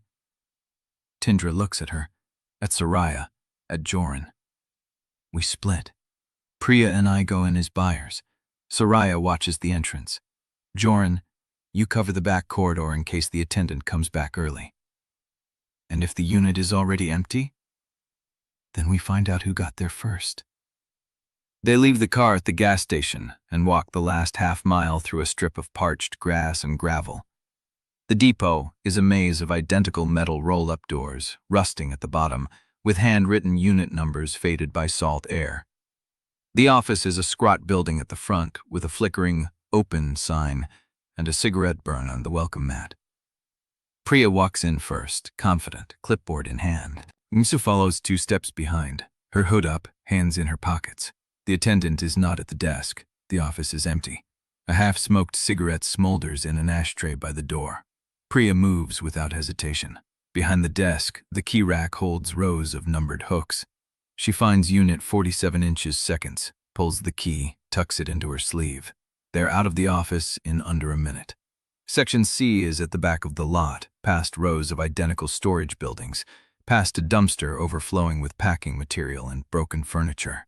The concrete path is cracked, weeds pushing through the gaps. The morning light casts long shadows. Unit 47 is an end unit, just as Priya said. The roll-up door is locked. No visible damage, no signs of forced entry. Tindra slides the key into the lock. It turns. The door rattles up, revealing a dark space roughly the size of a small bedroom. The air that escapes is stale and cold, carrying the scent of dust, old paper, and something metallic. Tindra steps inside. The unit is half empty. Shelves line the walls, most of them bare. A few cardboard boxes remain, stacked unevenly in the far corner. A metal filing cabinet stands open, its drawers pulled out, their contents gone. The floor is swept clean except for a dark stain near the back wall and a single object lying in the center of the empty space. A notebook cover. Tindra crosses to it and picks it up. The leather is stained dark at the edges, a deep rust color that does not wipe away when she touches it. The cover is warped, as if it was soaked and dried. The inside pocket is torn, but something is still wedged in the seam. She pulls it out. A photograph. Her mother's face looks up at her. Younger, smiling. Arms around a woman Tindra does not recognize, their faces close together, the sea behind them. On the back, in her mother's handwriting. Before we knew better. Tindra's hand shakes. The unit was emptied, the evidence was removed, but this was left behind. A message, or a warning. Footsteps sound in the corridor outside. Jorin's voice, low and sharp. We have company. Chapter 58. The corridor is not empty. The footsteps are close now, deliberate, unhurried, the sound of someone who knows exactly where they are going. Not the attendant, not a curious customer. A person walking with purpose toward Unit 47. Tindra shoves the photograph into her pocket, the notebook cover pressed against her ribs. She turns. Jorin is at the doorway, body half turned, one hand raised in a stop signal. Wait. Do not move. The footsteps stop. Silence stretches. 3 seconds. 5. Tindra's heart hammers against the notebook cover, against the photograph, against every unanswered question in her chest. Then a door opens somewhere farther down the corridor. A voice calls out, lazy, familiar. The attendant. Hey, you cannot be back here without a pass. A muffled reply Tindra cannot catch. Fine, but I am locking the office for lunch in 10. More footsteps, receding this time, the attendant and whoever was coming, moving toward the front. Jorin exhales. I mean the ones. That was close. Tindra looks down at the notebook cover in her hands, the dark stain at the edges, the torn seam where the photograph was wedged. This was left here on purpose. She is certain of it now. Not a mistake. A message. I mean, I am not perfectly wasting every money. Let's move, she says. They walk fast, not running, but close. Past the empty units, past the dumpster, past the gas station where Priya's car still idles at an angle. The sun is fully up now, the light hard and white, and the salt flats stretch toward the highway like a wound that has not finished bleeding. Priya drives them to a borrowed flat above a shuttered print shop in a district that charges by the hour for parking. The stairs smell of boiled cabbage and old carpet. The lock on the door is new, still shiny, and the keys are taped to the inside of the mailbox, as if the owner expected someone to arrive without notice. Inside, the flat is sparse. A mattress on the floor, a card table with 2 folding chairs, a laptop with a cracked screen that Priya plugs into a wall outlet without asking. It's clean, she says. Off network, no GPS. I use it for interviews people do not want recorded near the source. Soraya sits on the floor with her back to the wall. Jorin stands by the window watching the street below. Tindra lays the notebook cover on the card table. The leather is brown or black, hard to tell through the dark staining. The edges curl inward, warped from moisture. The rust-colored stain is concentrated along the spine in the bottom corner, a pattern that looks like liquid was poured or pooled while the cover lay flat. Tindra picks it up, turns it over. The leather is smooth on the outside, unmarked. No brand, no embossing, no label. The inside is rough, unfinished, with a torn seam where the photograph was wedged. She runs her finger along the seam. The lining inside the cover is loose, not glued properly, as if someone split it open and resealed it badly. That is not where, Soraya says, watching. Someone cut that lining open on purpose. Tindra tilts the cover toward the window light. The lining gapes where the stitch came undone. She slides her finger inside and feels paper. Her breath sticks in her throat. She pulls out a single folded sheet. The paper is cheap, the kind used for notepads, yellowed at the edges. She opens it on the table. Columns. Handwritten, cramped in blue ink, numbers and initials, dates. No explanations. Payment references, Soraya says, leaning in. Look at the structure. Date, amount, code. Someone kept a ledger. Tindra's eyes move down the page. The entries are organized by month, stretching back years. The codes are consistent, 3 letters followed by 4 digits.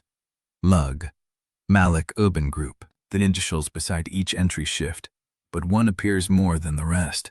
L.C. Lena Corbin. Tindra places her mother's handwritten note beside the page. The handwriting from the photograph, from the margins of the Casa-Sat signed memo, from every document her mother left behind. She compares the loops, the slant, the pressure. These initials are not my mother's. Soraya straightens. Whose then? Tindra touches the LC at the top of the page. The handwriting cramped and precise, the letters formed with sharp angles and consistent spacing. Lena Corbin. She kept this ledger. She knew the money trail. Priya picks up the page, frowning. Then why was it hidden inside a cover left in an empty storage unit? Why leave it behind? Because it was not meant for us. Tindra turns the cover over again, studying the stained edges, the torn seam, the single photograph that was left visible while the ledger was hidden inside the lining. Whoever emptied the unit wanted us to find the photograph. They wanted us to see my mother with another woman, happy, before we knew better. They left the cover as a container, expecting we would take it, expecting we would search it. But you found the ledger, Jorin says from the window.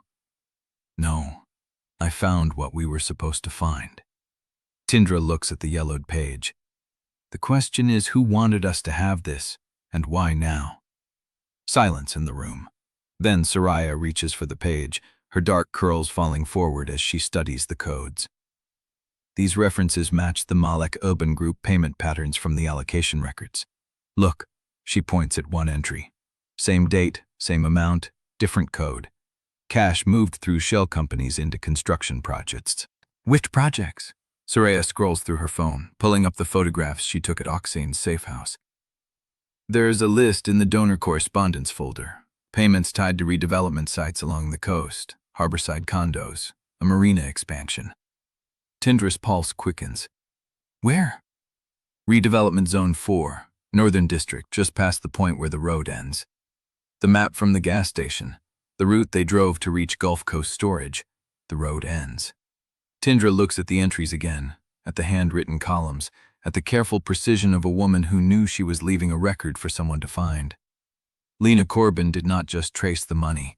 She documented everything, knowing she would not live to deliver it herself. Tindra picks up the photograph again. Her mother, arms around the unknown woman, the sea behind them, the inscription in her mother's handwriting. Before we knew better. I need to know who that woman is, she says. The one standing next to my mother. Priya is already typing on the cracked laptop. Do you have a name? No, but she knew my mother before the fraud investigation started, before everything went wrong. Before we knew better, Soraya repeats. That inscription is a marker for a specific time in your mother's life, a turning point. Tindra looks at the ledger again, at the dates stretching back years, at the single recurring code that appears more than any other, tied to the same redevelopment zone, the same northern district where the road ends. One of those payment references is larger than the rest. The amount stands out, 6 figures, bracketed by a notation in Lena Corbin's handwriting. Site prep complete, ready for demolition. Tindra's hand stops moving. Demolition of what? No one answers. She looks at the address component of the code, 3 digits matching the site from the donor correspondence folder, matching the memo Jorin's family never wanted seen. One of these projects, she says, her voice flat, sits on the site where the medical examiner's report says my mother's car went off the road. Chapter 59. The borrowed flat smells like ink dust and old paper. Priya types on the cracked laptop. Soraya studies the ledger on her phone. Jorin watches the street through a gap in the blinds, and Tindra holds the photograph of her mother with the unknown woman. The image will not let her go. Elena's arm around the other woman's shoulders, her head tilted back, her mouth open in a laugh Tindra has never seen. The sea behind them, a pier in the distance, a day when her mother was still capable of joy. Before we knew better. Jorin turns from the window.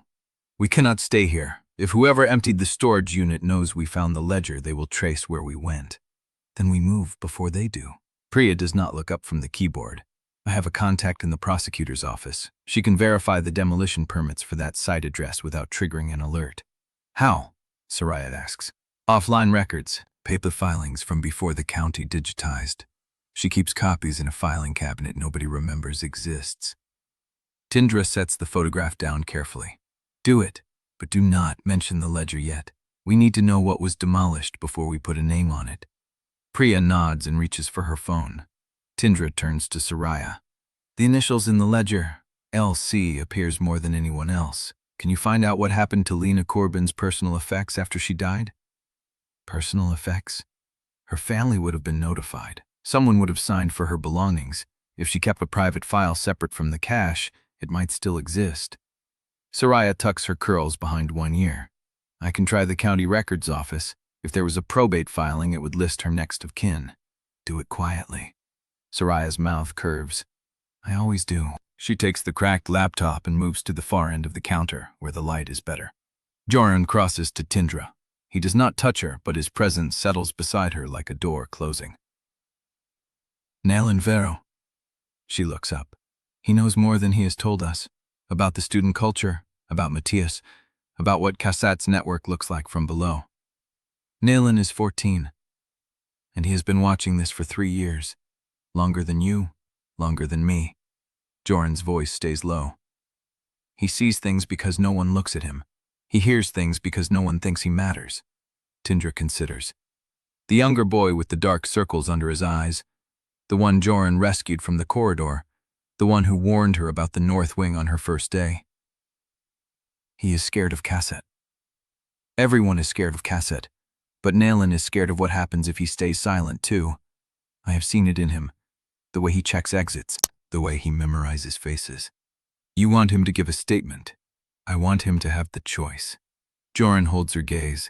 If this goes to trial, the prosecution will need witnesses who can describe the system, how Matias recruited, how students were told to report anyone asking questions, how the culture mirrored what the adults were doing in the boardroom.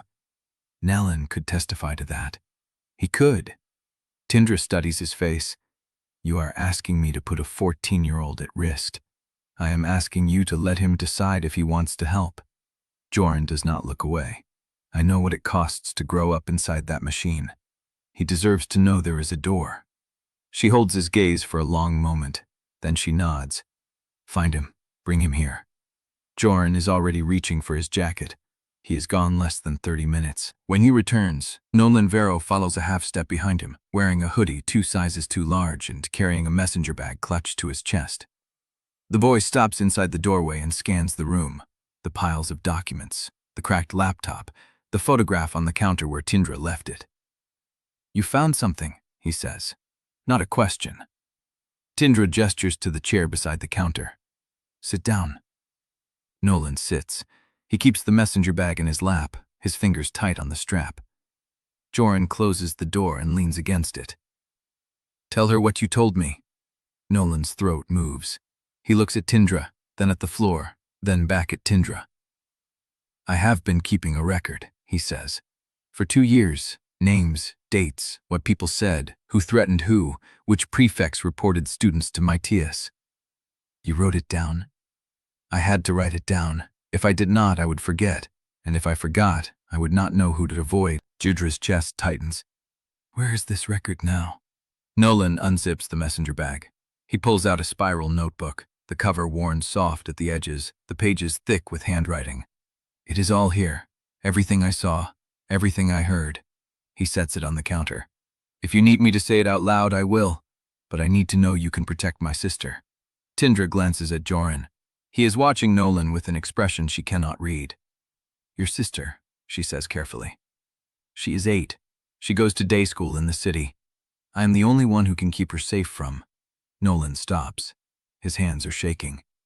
From what happened to me? What happened to you? He does not answer. Instead, he opens the notebook to a marked page, turns it toward her, and points at a single line. The handwriting is small and neat, the letters cramped with pressure.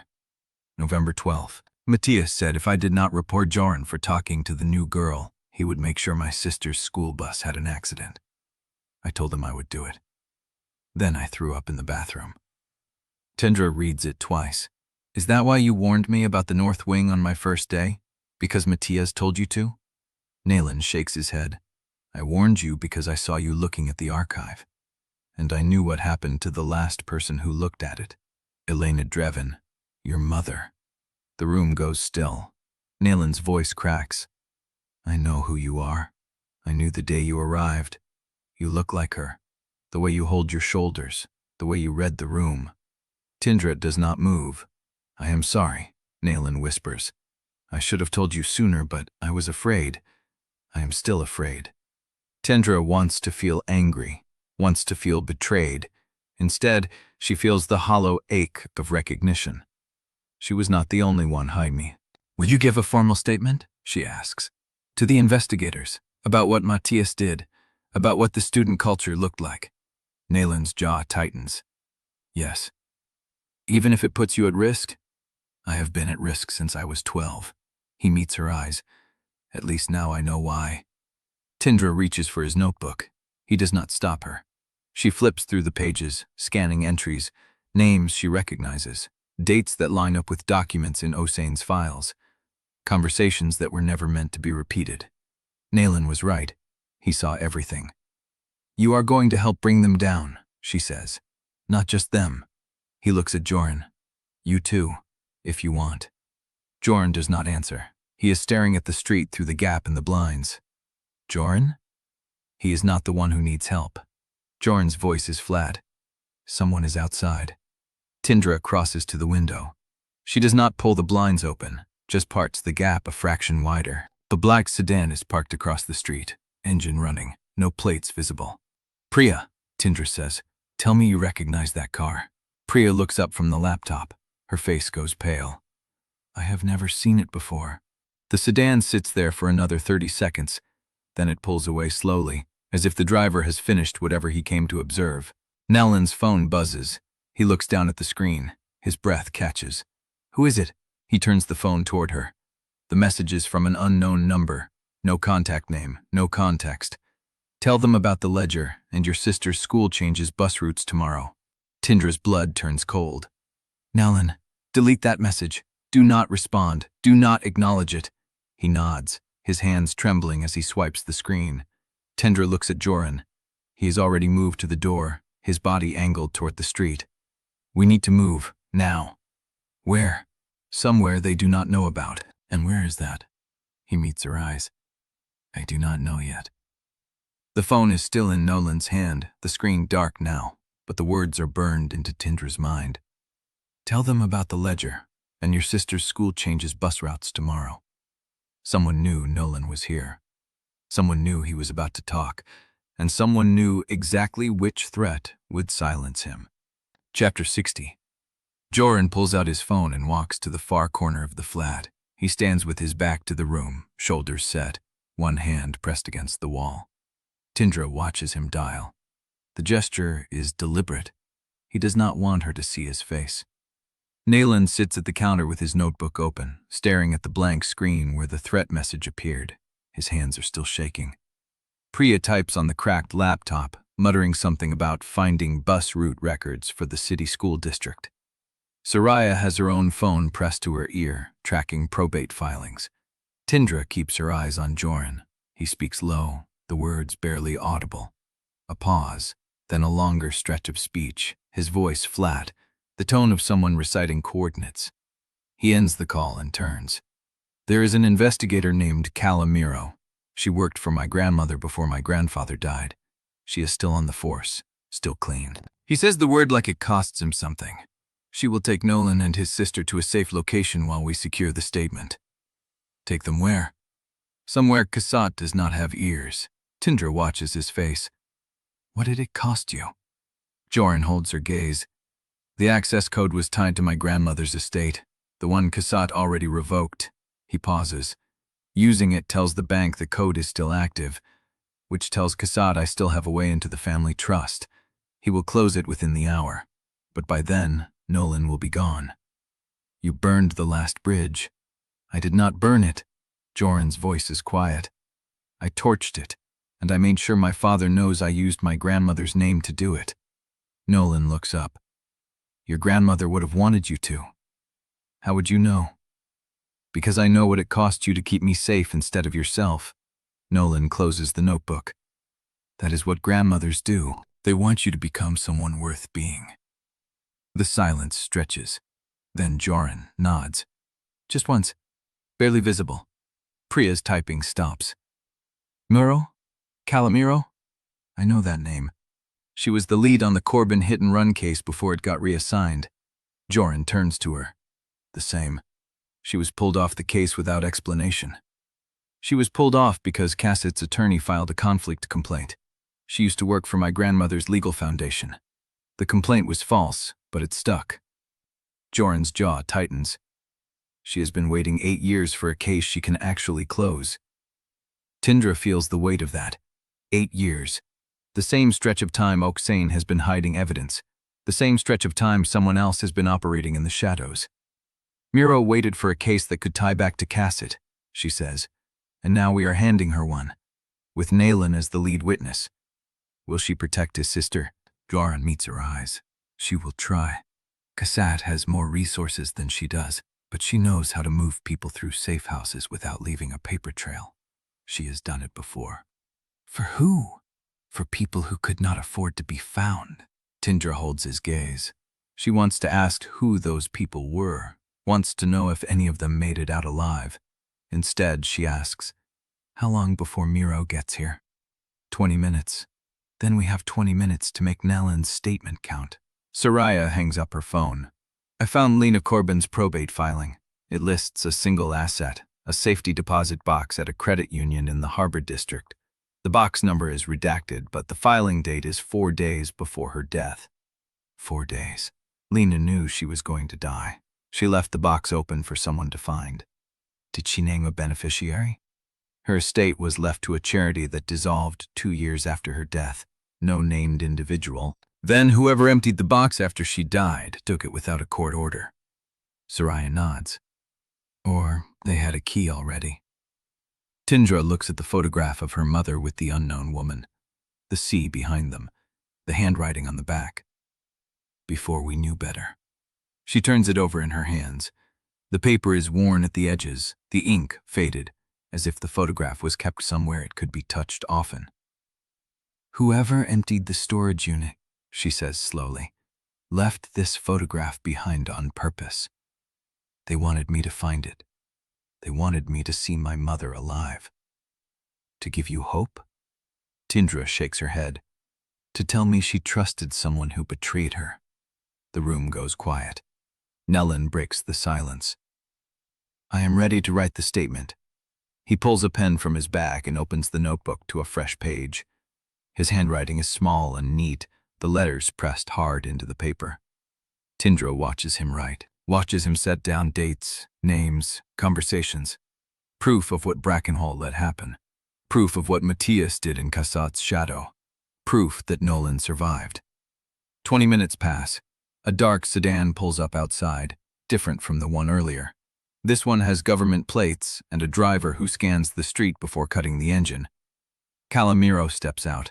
She is lean, early 50s, gray, streaking dark hair pulled tight at the nape of her neck. Her coat is plain. Her shoes make no sound on the pavement. She does not knock, just opens the flat door and stands in the frame. I am here for the boy. Nelan stands. He tucks the notebook into his bag and looks at Tindra. When do you want me to give the formal statement? When Miro tells you it is safe. Will you be there? Tindra thinks about her mother, about the sealed archive, about the ledger hidden inside the notebook cover that someone knew Nelan had seen. I will be there when they bring charges, not before. Nelan nods.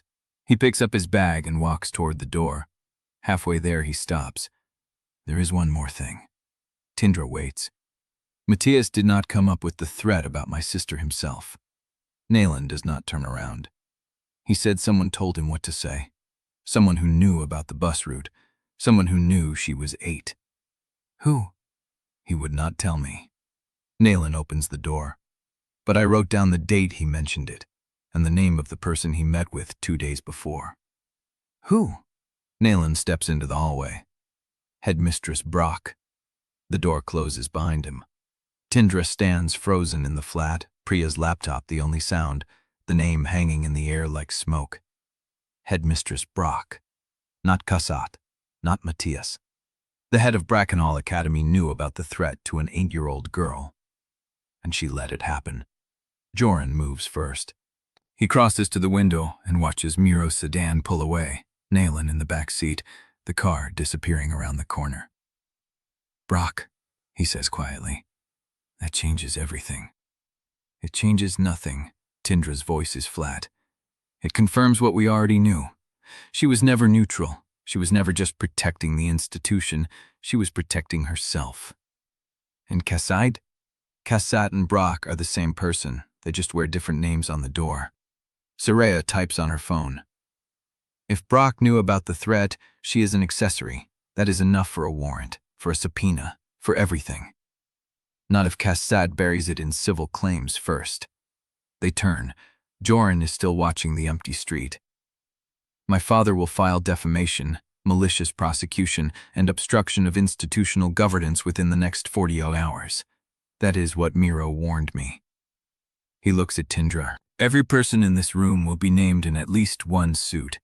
The cost of defending yourself will be higher than the cost of walking away. That is the calculation. Let him. Tindra, he will drain you before you ever see a courtroom, and by the time the cases are dismissed, the statute of limitations on his crimes will have expired."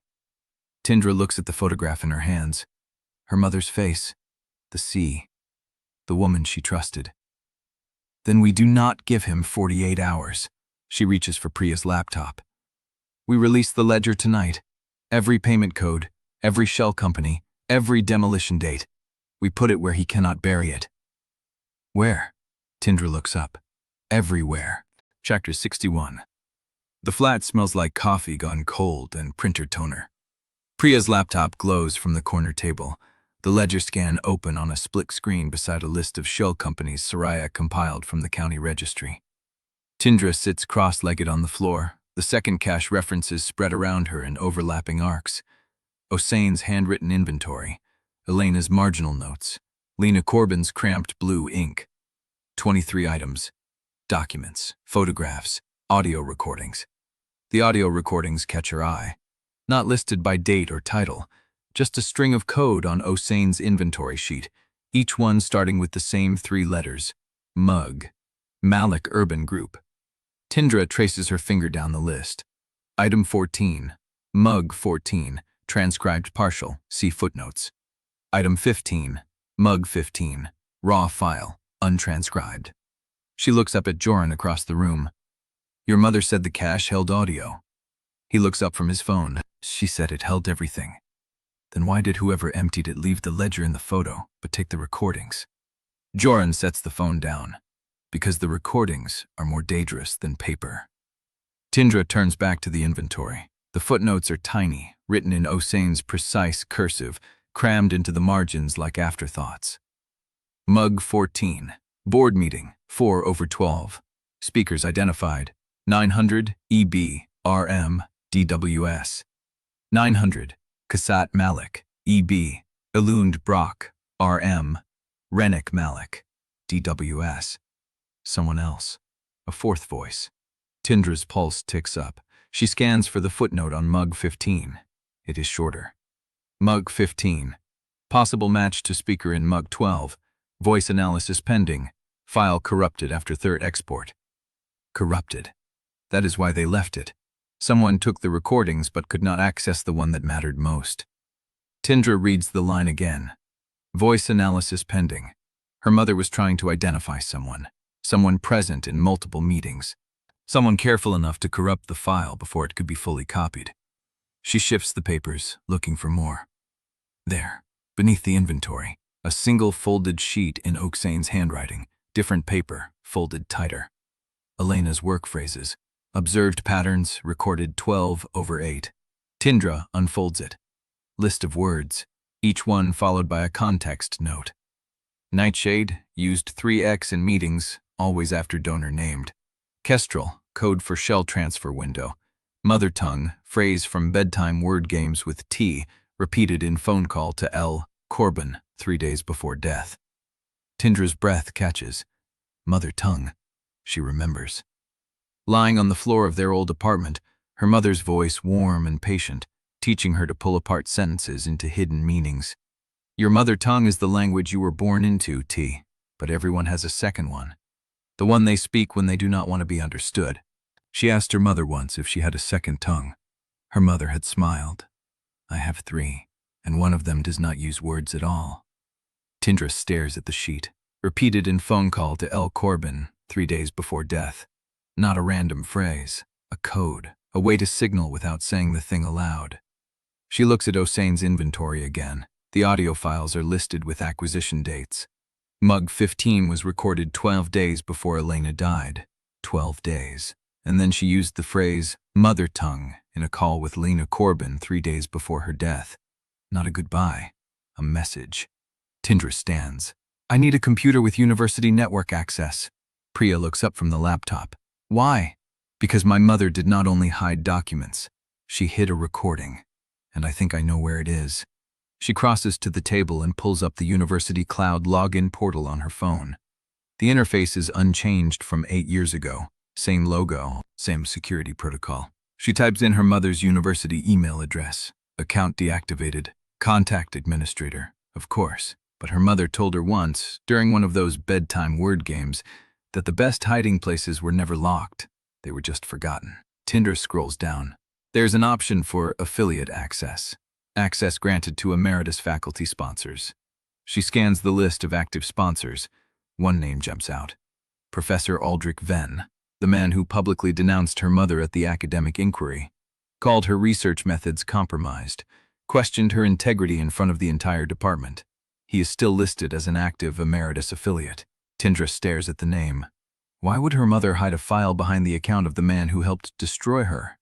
Unless she had leverage. Unless Venn was not the enemy he appeared to be. Tindra dials. The number rings 3 times before a woman answers. Professor Venn's residence. This is Tindra Drevyn. I need to speak with him about my mother, Elena Drevyn. Silence. Then, hold please. The line goes quiet. Tindra waits. The flat is still. Everyone watching her. A man's voice comes on, older, careful. Miss Drevyn, you knew my mother. A pause. I knew who she was. I think you helped her. Another pause. Longer. Why would you say that? Because she hid an audio file behind your university affiliate account, and the only way she could have done that is if you gave her access. Silence. I have been waiting for someone to make that connection for 8 years, Venn says quietly. You knew she was going to die? No, I knew she was afraid. She came to me 3 weeks before the accident, asked me to hold a key to something she called her secondary tongue. I did not ask what it was. I just gave her the access and told her to use my name if she ever needed to retrieve it. And you never tried to access it yourself? I am an old man, Miss Drevyn. I have spent the last 8 years trying to forget that I helped a woman who was about to be killed. I failed. I have not forgotten anything. Tindra's hand tightens on the phone. I need the file. It is still there. I checked last year. It has not been touched since the night she died. Can you send me the link? I can do better. I can send you the credentials, but you need to understand something. What? If you retrieve that file, you will see things that cannot be unseen. Your mother did not just expose a fraud ring. She recorded conversations that people have killed to keep buried. I know. Do you? Because the people who emptied that storage unit did not take the recordings. They took the documentation. That means they already know what is on the audio. And if you pull that file, they will know you have it within minutes. Tindra looks at the photograph of her mother on the table. The sea behind her, the unknown woman beside her. Send the credentials. Venn exhales. God help you. The line goes dead. Tindra lowers the phone. The flat is silent. Jorin crosses to her. What did he give you? A warning. She looks at him. And the key to everything. Her phone buzzes. An email from an address she does not recognize. Subject line, mother tongue. Inside, a link and a password.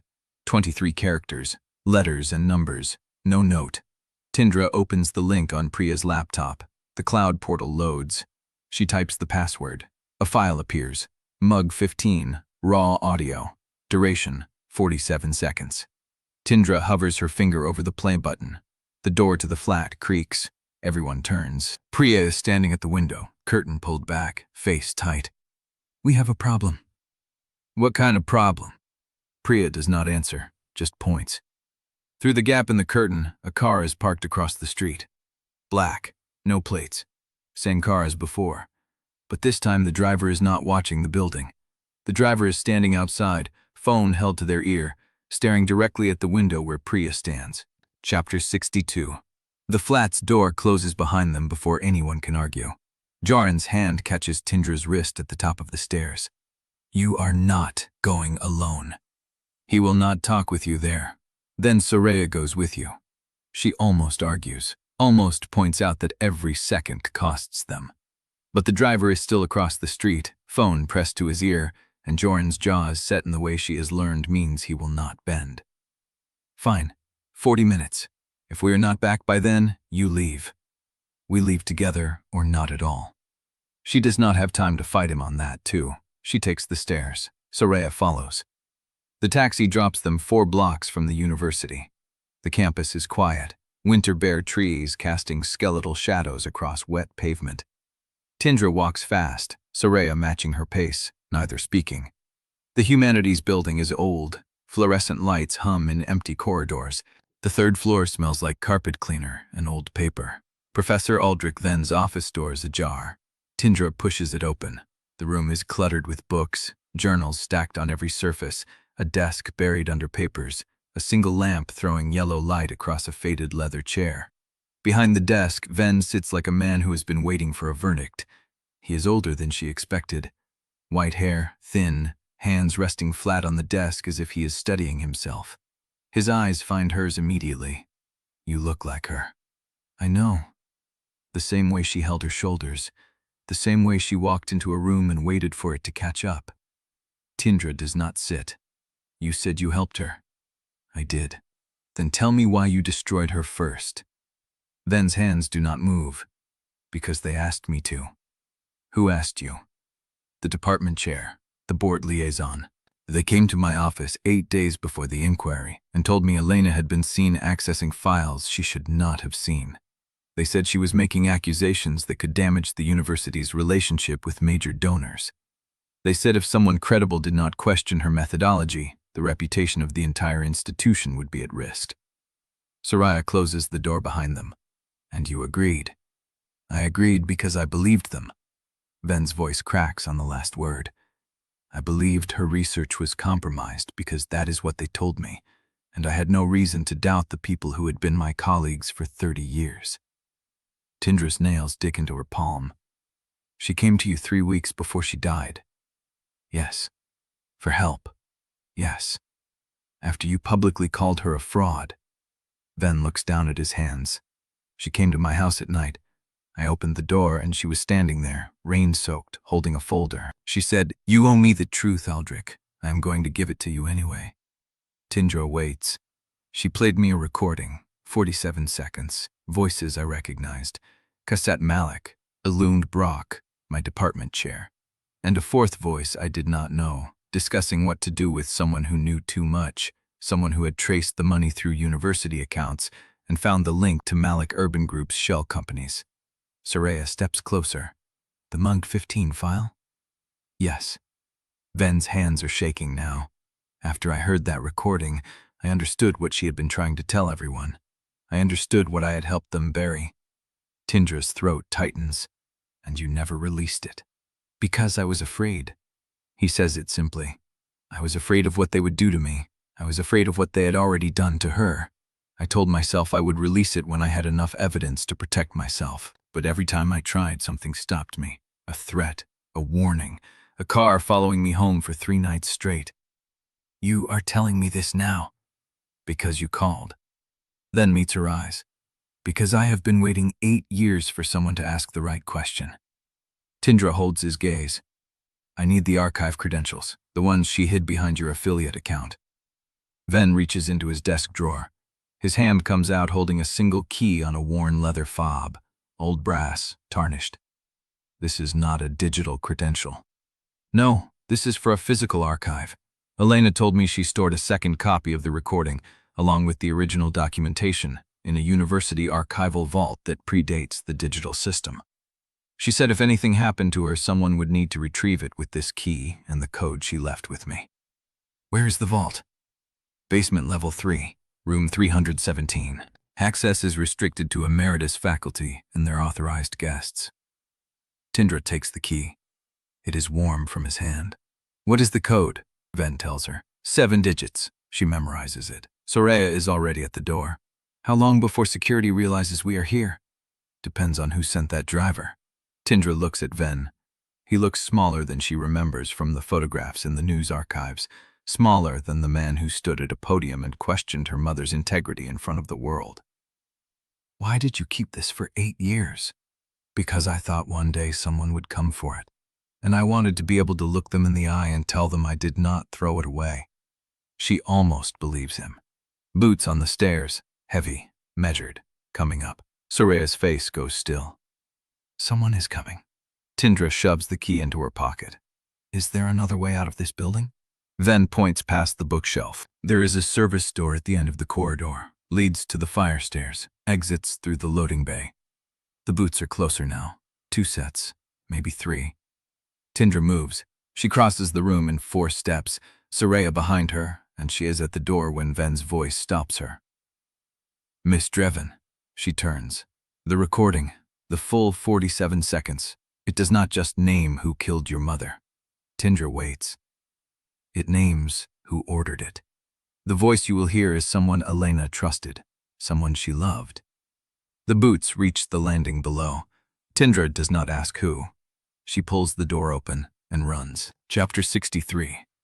The fire stairs are narrow and unlit. Soraya hits the door first, one hand bracing the frame, her breath already fast. Tindra follows blind, the brass key biting into her palm, the 7-digit code burning in her skull. The door swings shut behind them. Darkness. Concrete. The smell of old dust and bleach. Soraya moves left. Tindra follows the sound of her footsteps, one hand skimming the wall. 3 floors down to the loading bay. That is all they need. 3 floors.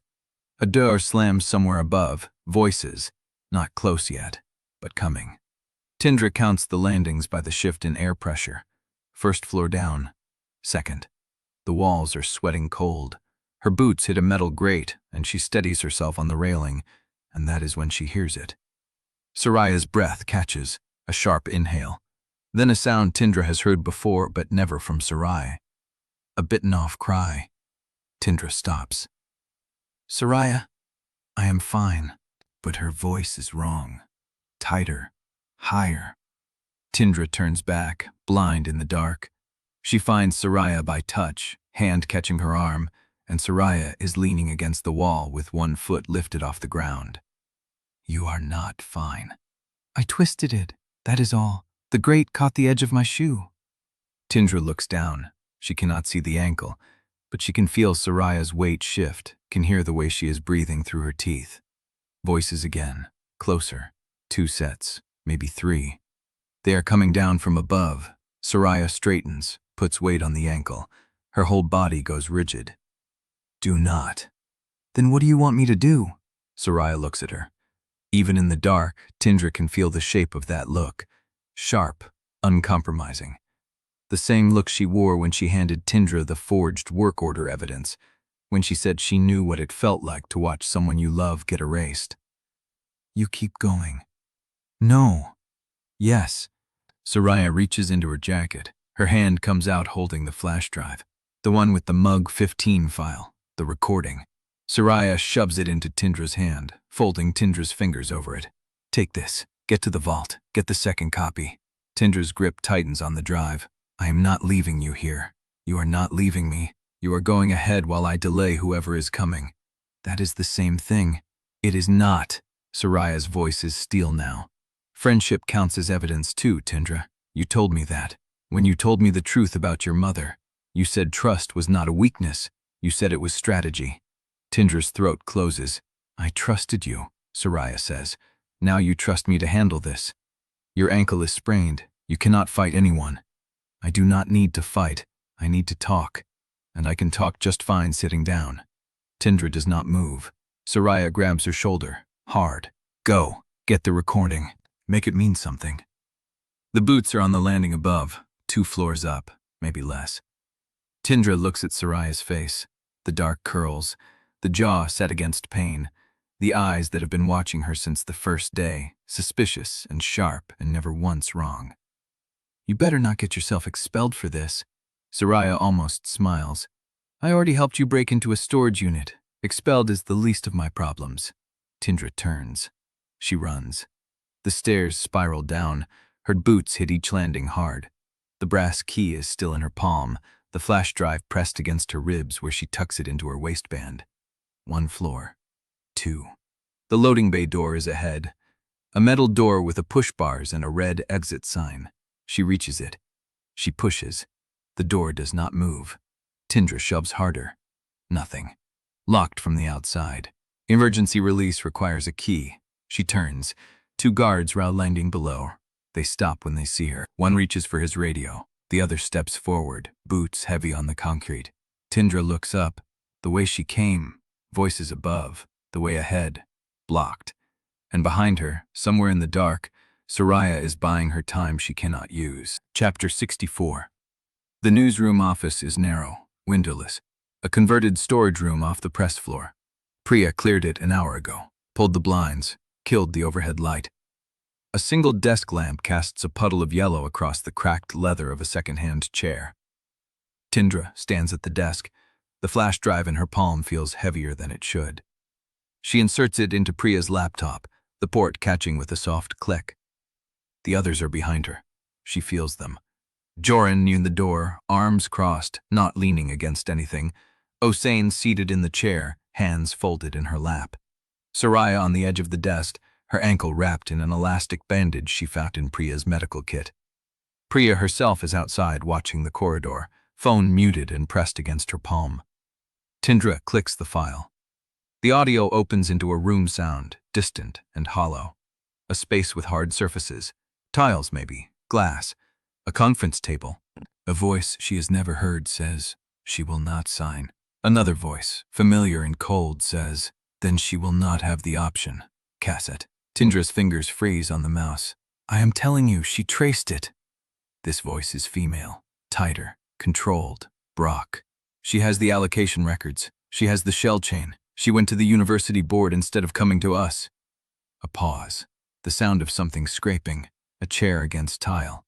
That was a mistake, Cassette says. She is not wrong about the money. A third voice cuts in, male, older, reedy. If she publishes, the donors will scatter before the first article prints. We lose the expansion. We lose the Coastal Trust. We lose everything tied to Redevelopment Zone 4. Redevelopment Zone 4. The crash site. Tindra's ears ring. She refused the buyout, Brock says. She refused the silence agreement. She refused the safe exit. What exactly are we supposed to do with someone who will not play? The fourth voice speaks. It is quieter than the others. Measured. Almost kind. Then we arrange a meeting, somewhere private, somewhere she can be convinced. Pause. Use the Seacliff property, the one under Malek Urban, the one with the basement that does not exist on the plans. Tindra's blood turns cold. We can have the transfer done there. Clean. No witnesses, no paper trail, just a quiet withdrawal from the conversation. The recording keeps playing. More words, details about money, about cover stories, about alibis. Tindra does not hear them. She is watching Hossein. Hossein is white, not pale, white, the color of bone, the color of paper left too long in direct sun. Her hands have stopped moving. They rest on her knees, open, useless. She breathes once. Then she says, that is Cassette's cousin. Her voice is barely a sound. Rennick used that phrase. Clean transfer. I heard him say it at a dinner years ago, before Elena died. Tindra steps toward her. Hossein? He said it about a property dispute. Someone who would not sell. Someone who was in the way. Hossein looks up. Her eyes are dry, but her face is the face of someone already shattered. I did not connect it. I did not think he meant people. Jorin moves, not toward his mother, toward the laptop. He stares at the screen where the audio waveform still pulses. You are sure it is him? I have been married to Cassette Malek for 22 years. Hossein's voice does not tremble. I have sat at tables with every man in that family. I know their voices the way I know the sound of a lock turning. Tindra's throat is sealed. She tries to swallow. Cannot. The fourth voice loops through her skull. Not a stranger. A member of the family. Someone who sat at tables with Hossein. Someone who used the same phrase he used about a property dispute. Someone who talked about her mother like a zoning problem. He ordered it, Soraya says. Not a question. Hossein does not answer. The silence answers for her. Tindra looks at the laptop, at the waveform, at the cursor blinking at the end of the file. 47 seconds. That is all it took. Bruck's voice on the recording again, tinny and compressed. And if she does not attend the meeting? Cassett's voice, flat. Then we arrange the transfer without the meeting. The site is ready. Tindra clicks stop. The room is silent. She looks at Hossein, at her face still white, still expressionless, but with something moving behind her eyes. Recognition, grief, the slow machinery of a woman recalculating every dinner, every holiday, every conversation she did not understand until this moment. Randik Malek, Tindra says. Hossein nods, once. Where is he? Hosein's mouth parts, closes. I do not know. He vanished from public filings after Elena's death. Cassett said he moved abroad. Consulting work. No one asks questions. He vanished, Jorin repeats. Right after. Yes. Tindra's mind is already moving. The name, the voice, the crashed car, the clean transfer. She looks at the laptop. Jorin is watching her. His face is unreadable, but his jaw is tight. Tindra, he says. She turns. Him.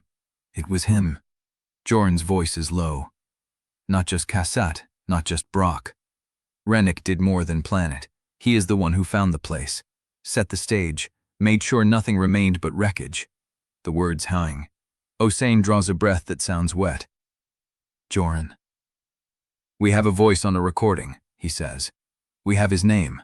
We have a trail leading from that recording to the crash site.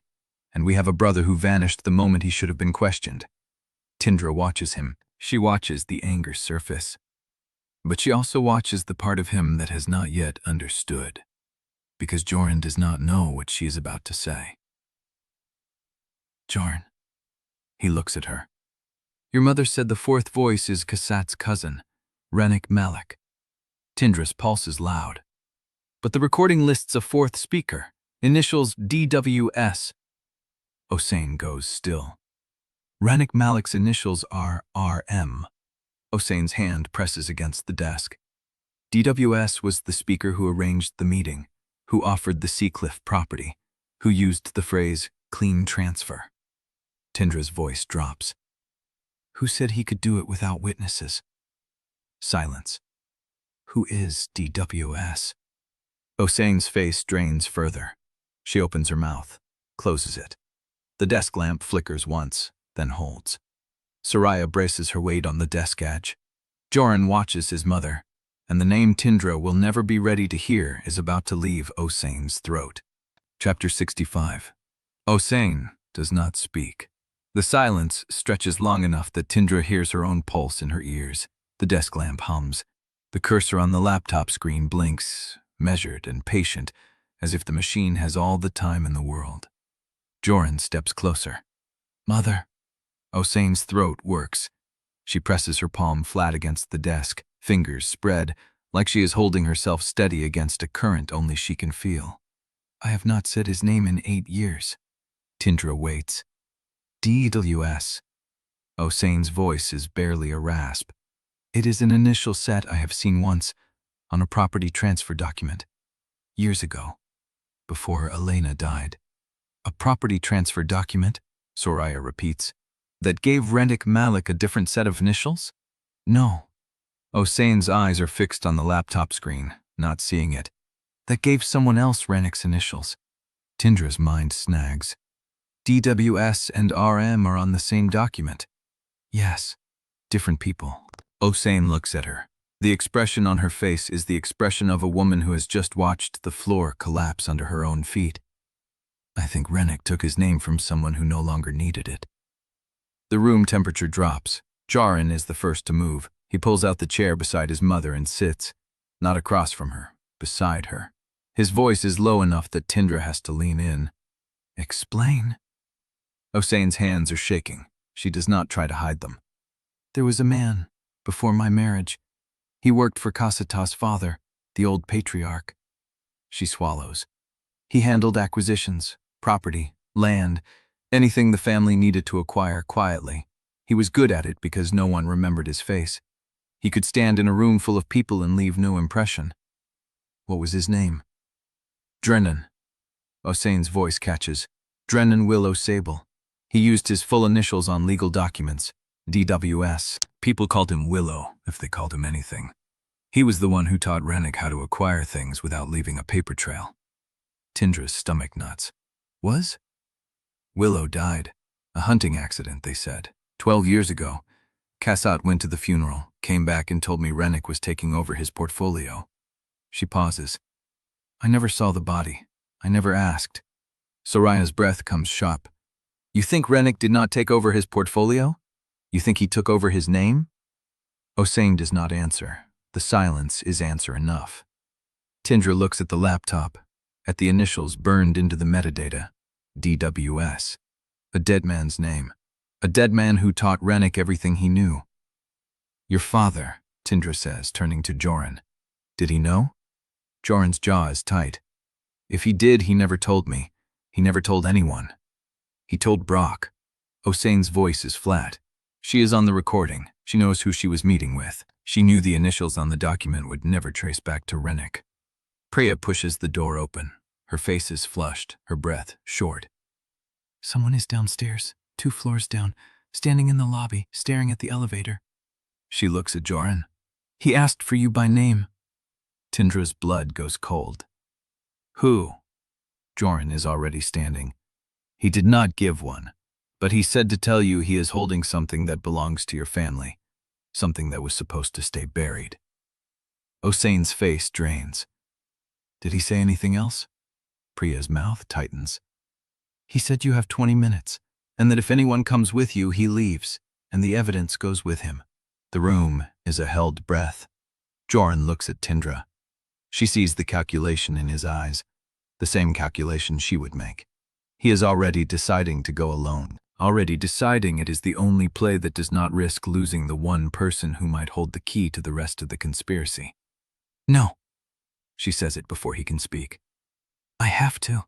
You do not walk into a trap alone. Tindra. His voice is low. If I bring you, he runs. We lose whatever he is holding. We lose the chance to connect Rennick to whoever sent him. And if you die? He holds her gaze. Then you find another way. She hates him for saying it, hates him for meaning it, hates herself for understanding. Priya clears her throat. There is a service alley behind the building, runs parallel to the lobby. If you take that route, you can watch the lobby from outside before you enter. See who is waiting. Decide if you want to go in. Jorin nods. Tindra steps closer to him. Her hand finds his wrist. His pulse is fast. 20 minutes, she says. If you are not back in 20, I come in after you. I will be back. You do not know that. He looks at her. The hardness in his face softens, just barely. Then I will give you something to come back for. He leans in. His forehead touches hers. Just a breath, just a moment. Then he is gone. The door clicks shut behind him. Tindra stands in the silence, her hand still raised where it held his wrist. Osane is staring at the laptop screen, at the initials, at the waveform that has gone still. Romance Malek has been dead for 12 years, she says, and someone has been using his voice to order murders. Soraya's phone buzzes. She looks at the screen. Her face changes. Tindra. She holds up the phone. The message is short. No sender identification, just words. Meet alone if you want the body moved only once. Below it, an address. The Harbor District.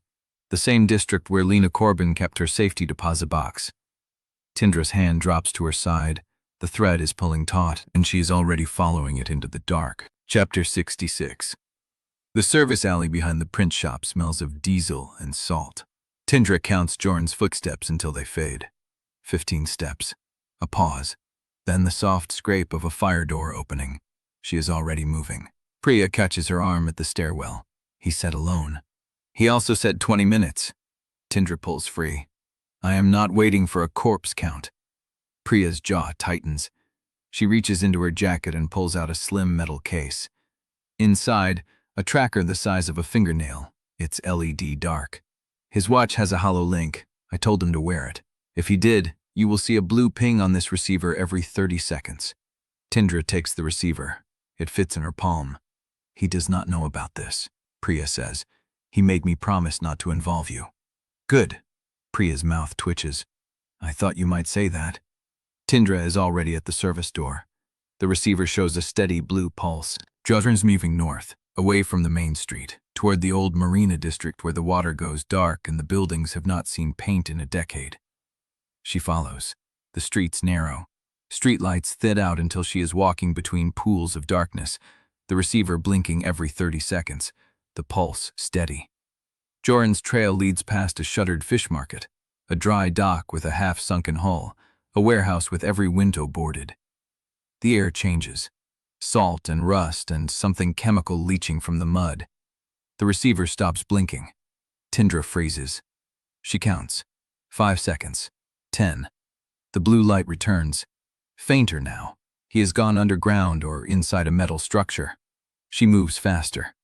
The marina office sits at the end of a broken pier, a single-story building with peeling white paint and a door that does not close right. Light spills from a window. One light. Desk lamp. She sees Jorin's silhouette past the window.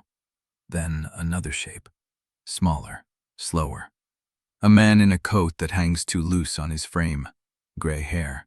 Hands clasped behind his back like a man inspecting a property he already owns. Tindra stops at the pier's edge. The receiver pulses blue.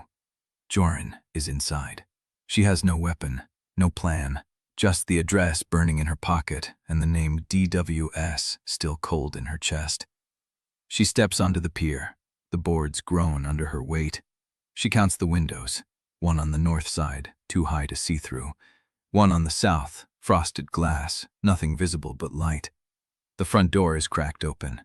She does not go to it. She circles left, keeping to the shadows where the pier meets the water, and finds a side window with the blinds half drawn. She sees Jorin standing with his back to her. His hands are loose at his sides. The gray-haired man sits behind desk, hands flat on the surface. He's older than she expected. Late 50s. Face that has been kind once, before something wore it down. He speaks. She cannot hear the words, but she sees Jorin's shoulders change. A loosening, a recognition. The man pushes something across the desk, a black drive, standard size, nothing special. Jorin does not reach for it. The man speaks again, longer this time. His hands lift, palms open. A plea or a warning. Jorin moves, one step toward the desk. The receiver in Tindra's hand goes dark. She taps it. Nothing. When she looks up, the door to the marina office is closed. The light goes out. She hears footsteps, not from the office, from behind her. She turns. 3 men stand at the pier's entrance, dark silhouettes against the distant streetlight. They are not moving, just waiting. She is trapped between the office and the pier's neck. The receiver stays dark. She counts. 1 second. 5. 10. The office door opens. Jorin walks out. He is holding the black drive. He sees her. His face does not change. But his hand moves, a small gesture, low at his thigh. Stay still. She stays. The 3 men at the pier entrance do not move. Jorin walks toward them, past her. He does not look at her again. The men part as he passes. Then they close ranks again. One of them points at Tindra. Her too. A hand closes around her arm. She does not fight. She lets them pull her forward, past the office, past the lightless window, into the dark where the marina meets the road. A sedan waits, engine running. The door opens. Jorin is already inside, in the back seat, the drive in his open palm. She slides in beside him. The door closes. The sedan pulls away. No one speaks. The man in the passenger seat turns. Gray hair. The same man from the office. He looks at Tindra with something that might be recognition. "Your mother," he says, "asked me to wait 12 years before I gave anyone that drive." Tindra's throat closes. "She said if no one came for it by then, I was to destroy it." He pauses. "You came with a month to spare." The sedan turns onto a highway. The harbor lights slide past. Jorin's hand finds hers in the dark. "Romance Malek is dead," the man says. "I am the one who buried him, and I am the one who has been using his name to keep the search alive while the real killer walked free." Tindra stares at him. The receiver in her pocket flickers back to life. Blue pulse, steady. Jorin must have reset it, or he was never transmitting from the office at all. The man in the passenger seat hands her a second drive, identical to the one Jorin holds. This one has the site report, the chemical analysis, the tire tracks that do not match the car her mother was found in. His voice drops, and a recording of the man who actually drove the sedan that forced her off the road. She looks at Jorin. He is watching the man in the passenger seat with an expression she has never seen on his face before. Not hatred, not distrust, recognition. "You knew," she says. "You knew before you walked in." Jorin does not answer. The man in the passenger seat turns fully now. His face catches the highway light. "Willow Sable is dead," he says. "I am his brother, and I have been waiting for someone to ask the right questions for 12 years. The sedan accelerates into the dark. The drives are real. The evidence is real. And Tindra is holding it in her hands while a dead man's brother drives them toward a place she has never heard of, with armed men in pursuit behind them, and the truth finally breaking the surface. Chapter 67. The sedan eats highway, salt air streaming through the cracked rear window. Tindra holds the second drive against her palm like it might dissolve if she loosens her grip. The gray-haired man does not look back at her again. Jorin's hand stays over hers, warm, steady. He is watching the road behind them through the side mirror, counting the seconds between headlights. 3 minutes pass. 4. No headlights follow. The man exhales. They will not try again tonight. Not on a public road with traffic. Tindra's voice comes out flat. "Who sent them?" "Rennick's men. What is left of them." The man taps the dash. "He ran that network like a private army. Even dead, his people do not stop taking orders." Jorin shifts. "Where are we going?" "Somewhere they cannot find us before you read what is on those drives." The sedan turns off the highway onto a gravel road that winds through marshland. Reeds scrape the undercarriage. The headlights catch nothing but water and sky. They stop at a rusted boathouse at the end of the road. No lights, no other cars. The man kills the engine. They sit in silence for a moment. The only sound is the tide sucking at the pilings below. The man gets out first. He opens Tindra's door and gestures toward the boathouse. "Inside. I need to show you how to read the scene report before you see it." She does not move. "You knew my mother." "Yes. And you waited 12 years. I kept my promise." His face is unreadable in the dark.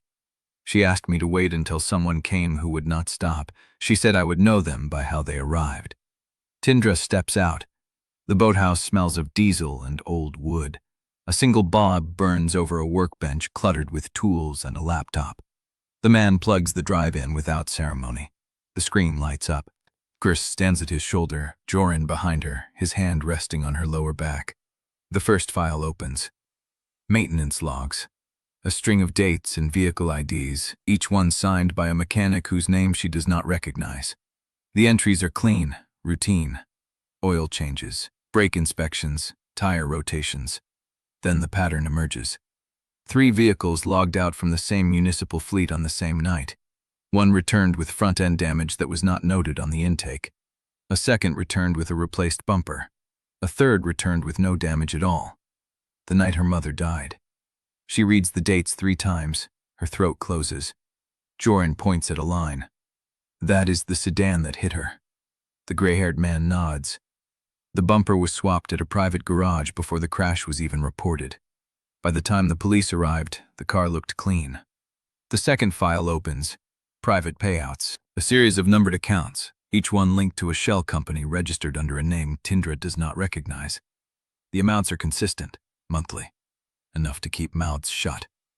One account bears a note in the memo field, scene cleanup, final payment. She looks at the man. Who received these? 2 patrol officers, 3 tow truck drivers, 1 fire marshal. He pauses. And the man who drove the car that killed your mother? Tindra's vision blurs at the edges. She forces herself to breathe. The third file opens. Scene report, photographs, wide-angle shots of a wrecked car at the bottom of an embankment. The angle is wrong. The impact points do not match the road above. The tire tracks in the mud are too narrow for the sedan Elena was found in. Then the chemical analysis. Accelerant residue, concentrated along the driver's side door. Consistent with a controlled burn, not a fuel line rupture. Tindra's hands are shaking now. She presses them flat against the workbench. The gray-haired man speaks quietly. Your mother was dead before the car went off the road. They staged the crash to make it look like she lost control. Then they set the fire to destroy evidence. She hears Jorin swear under his breath. The last image on the screen is a close-up of the driver's seat. The fabric is burned away. The metal frame is blackened. But something catches the light. A clasp, small, silver, bent out of shape. The clasp from her mother's bracelet. Tindra touches the screen. The metal is cool and unyielding. The gray-haired man pulls a folded paper from his jacket and spreads it across the workbench. It is a property deed. The signature at the bottom is a name she does not know, but the notary stamp belongs to a firm she'd has seen before. Malek Urban Group. This is where the sedan was stored after the crash, he says. Private garage on a parcel the Maleks have owned for 30 years. The same garage where they replaced the bumper and cleaned the interior. Jorin's hand tightens on her back. She looks up at the gray-haired man. Why did you wait 12 years? Because your mother told me to. His voice cracks slightly.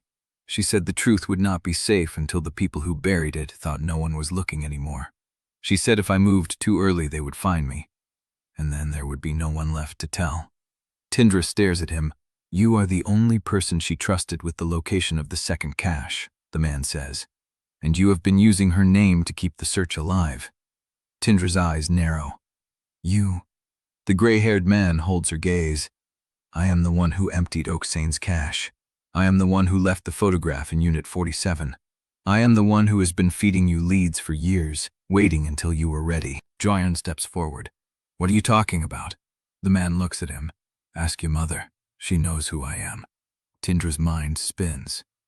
Oksane? Oksane and I have been working together since before Elena died. She hid the cache. I protected the evidence. We have been waiting for someone who could finish what Elena started. The boathouse door creaks. All 3 of them turn. A figure stands in the doorway, backlit by headlights. The engine of the sedan is still running. The figure steps forward. Gray hair, familiar face.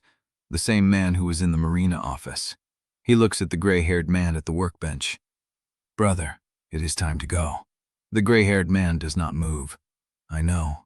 Rennick's men found the garage. They will be here within the hour. Tindra's hand goes to her pocket.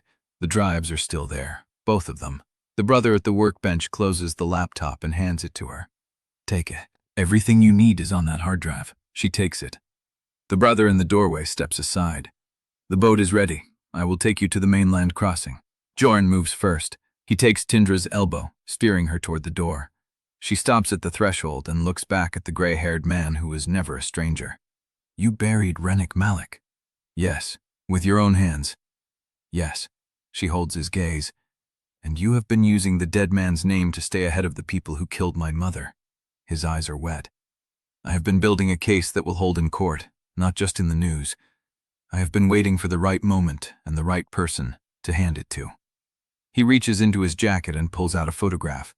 A picture of 2 women, young, laughing, see behind them, her mother, and the woman whose face was folded out of frame, his sister. I gave your mother that photograph, he says. She wrote those words on the back before she knew better. Tindra stares at the image. The woman in the photograph is my sister, he says. Willow Sable was her husband, and Rennick Malek is the man who killed them both. Jorin's grip tightens on her arm. The gray-haired man holds the photograph out to her. You will need this too. She takes it. The boathouse light flickers, and then the boat engine starts outside, low and steady, cutting through the dark water toward the open channel. Chapter 68. The boat cuts through the last stretch of dark water, engine low, hull slapping against the chop. Tindra keeps one hand on the hard drive in her pocket, the other gripping the bench. Jorin sits beside her, shoulders braced, scanning the shoreline for signs of pursuit. Sable stands at the helm, his brother beside him, both watching the narrowing channel. The mainland dock appears through mist. A single light burns at the end of the pier. No cars, no voices. Sable cuts the engine and lets the boat drift in. He ties off without speaking, then gestures toward a narrow staircase cut into the embankment. This way. The staircase leads to a rusted door set into a concrete wall. Sable's brother unlocks it and steps inside first. Tindra follows, Jorin close behind. The room is a basement apartment. Concrete floor, single bulb, fold-out tables covered in file boxes, a laptop, a burner phone. The air smells of damp and old coffee. Hossein stands near the far wall, arms crossed. Soraya sits at the table, ankle wrapped, her face pale. Priya leans against a filing cabinet, phone in hand. Hossein looks at Tindra. You made it. Tindra sets the hard drive on the table. We have everything. Site report, chemical analysis, tire tracks, the driver's recording. Priya straightens. Admissible? Not yet. Jorin pulls out a chair and sits. The chain of custody is weak. The drive came from a dead man's brother who buried the body and used his name. Cussat's attorneys will call it stolen goods from a criminal conspiracy. Soraya's jaw tightens. They can't bury this again. They can try. Hossein's voice is quiet. The first thing Cussat will do is file a motion to suppress. He will argue that Tindra and Jorin infiltrated, stole, and fabricated everything. And he has the resources to make that argument stick for months. Kriya hosed up her phone. I already called Agent Marlowe. He's driving here now. He says the investigators are split. Strickland wants to move forward. The forensic accountant thinks the evidence is too tainted to use in court without a clear chain. Tindra stares at the hard drive. Then we make a new chain. Everyone looks at her. We release it, she says. Not to a court. To the consortium Hossein identified. To the press. We flood the story so fast that Cussat cannot suppress it. Hossein shakes her head. If we do that, every witness is exposed. Sable and his brother, me, the people who helped us, they will become targets. Cussat will target them anyway, Jorin says. Once he knows we have the drive, he will move to silence everyone connected to it. The only protection is making the truth so public that silencing looks like admission. Priya sets her phone on the table. I have a contact at the consortium. They will publish within hours if I send the files. But once I send them, there is no recall. Hossein's name goes on the record. The brothers' faces go on the news. Everyone who helped us becomes impossible to protect. Tindra looks at Hossein. Hossein's eyes are wet, but her voice is steady. I've been hiding for 8 years. I am tired of hiding. Soraya shifts her bandaged foot. What about the Harbor District text, the safety deposit box? If the drive is released, that evidence could be destroyed by whoever sent the text. Tindra's hand hovers over the hard drive. Sable's brother clears his throat. He has been silent since the boathouse. Now he steps forward, pulling a folded paper from his coat. There is another problem, he says. Malek is not dead. The room freezes. Sable turns on him. I buried him. I told you I buried him. You buried someone. His brother's voice is flat. But the recording on the second drive, the one of the driver who forced Elena off the road? He holds up the paper. That driver made a call after the crash. The call was logged. It was routed through a burner, but the tower pinged a location. He sets the paper on the table. The call went to a number registered to Malek, active, last month. Sable stares at the paper. That is impossible. The number is active, his brother repeats. And the tower data places it within 2 miles of Brackenhall 3 days ago. Hossein's hand goes to her mouth. Tindra picks up the paper. The number is there, the timestamp, the tower coordinates. She looks at Jorin. He is already on his feet. Cussat knows we have the drive, he says. And if Rennick is alive, he knows where we are going. The door at the top of the stairs slams open. Footsteps, heavy, multiple sets. Priya grabs the burner phone. Marlowe is still 10 minutes out. Tindra shoves the hard drive into her pocket. She looks at Hossein. Release everything, now. Hossein pulls out her own phone. Her fingers move across the screen. The footsteps reach the bottom of the staircase. The door handle turns, and then the light in the basement goes out.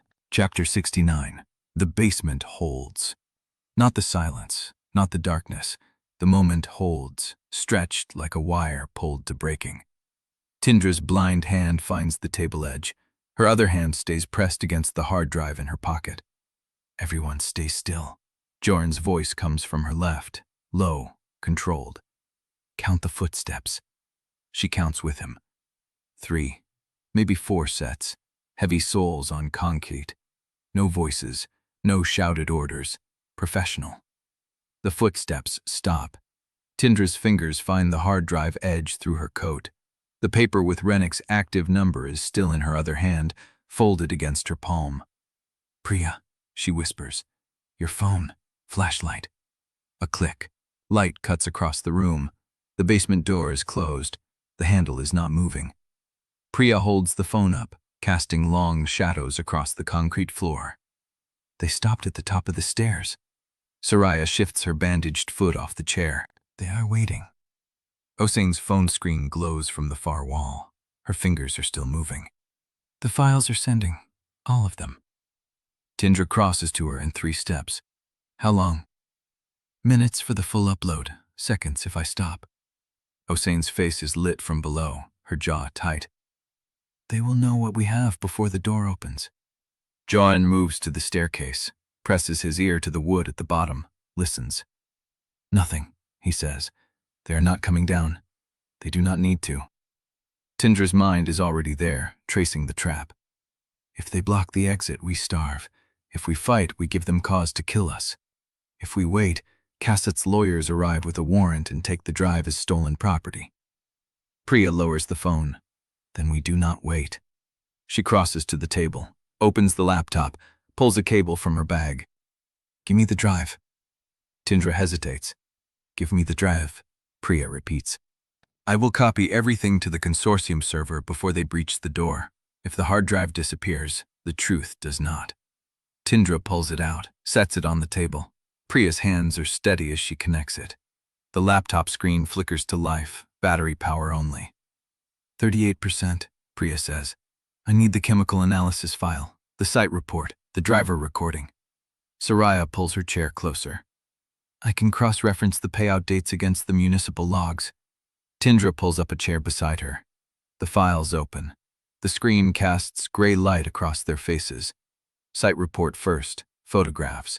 Mismatched tire tracks, impact points that do not match the road geometry. The bent silver clasp from her mother's bracelet, caught in the burned driver's seat. Tindra's hand pauses over the image. She has seen that clasp 1,000 times. Her mother's favorite bracelet, silver links with a small star charm. She wore it the night before she died. Tindra remembers because her mother kissed her forehead and the charm brushed her cheek. She forces herself to look past it. Chemical analysis next. Accelerant residue, controlled burn pattern, consistent with a staged fire, not a fuel line rupture. But something catches her eye. The accelerant distribution is uneven. Heavy concentration in the driver's compartment. Lighter at the rear, almost absent near the fuel tank. Jorin leans over her shoulder. That is wrong. I know. She zooms in on the lab report. The analyst notes in the margin. Sample patterns consistent with coppet saturation, not fluid spray. She reads aloud. Ignition point originates in the footwell. Soraya looks up. They poured accelerant inside the car, purposefully. To make it look worse, Tindra says. To make sure the body was unrecognizable. Jorin's voice is flat. No, to make sure the vehicle burned fast enough to hide the staging site. Tindra looks at him. He points to a second file. Open the property deed again, the one from the garage where they stored the sedan. She finds it, the address, the parcel map. Read the lot boundaries, he says. Tindra traces the map. The garage parcel backs onto a larger property, a fenced yard, a structure labeled Workshop 4. She pulls up the satellite image. The workshop is 70 meters from the road, surrounded by gravel. accessible only through the garage lot. Staging site, she says. They brought her there first, then moved her to the crash location. The burn pattern supports it, Jorin says. If they used the workshop floor for the initial setup, the accelerant residue would pool in the driver's compartment. They wrapped her, moved her, and set the secondary fire at the roadside to cover the transfer. Ginger scrolls to the workshop's recorded address. Barrier Holdings, a demolition subsidiary under Malek Urban Group. She reads the address aloud. The basement door handle moves. Not a breach, not a demand, a test. The handle turns once, stops, holds. Tindra watches it. Priya's fingers keep moving over the keyboard. The upload bars crawls forward. 42%. Soraya's voice is tight. They are going to come through that door. Hossein sets her phone on the table. The consortium has the first batch. He will review it within the hour. That is not fast enough. Tindra stands, crosses to the wall beneath the staircase. There has to be another exit, a ventilation shaft, a service hatch, anything. She runs her hands along the concrete. Cold, damp, solid, nothing. The handle turns again, faster this time. A second test. Jorin is beside her. If they breach, I go first. You follow. No. His hand finds hers in the dark, squeezes once. I am not losing you to the same trap that took her. Tindra looks at him. The hard drive is uploading. The files are scattered across the table. Jorin Malek is alive, 2 miles from Brackenhall 3 days ago, and footsteps are waiting at the top of the stairs. She should be afraid. She is not. She is angry. The workshop, she says. Barrier Holdings, the demolition subsidiary. Jorin's grip tightens.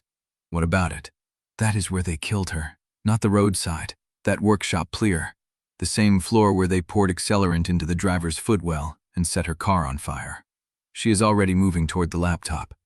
Priya, the aerial map. Can you zoom in on Workshop 4? Priya's fingers fly. The satellite image expands. A corrugated roof, a gravel yard, a single roll-up door, and a dark sedan, parked behind the building, hidden from the road. Imja's blood goes cold. That car is not in the property deed photos. Priya zooms closer. Because it was not there when the deed was filed. It is there now. Hossein crosses to the laptop, stares at the image. Her face goes gray.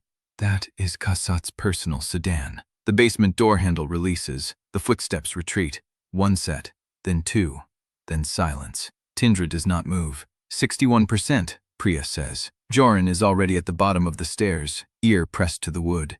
They are gone. For now. Tindra's eyes stay on the satellite image, on the dark sedan behind the workshop. The sedan parked where her mother died. 73%. The door handle turns one final time. Not a test, a message.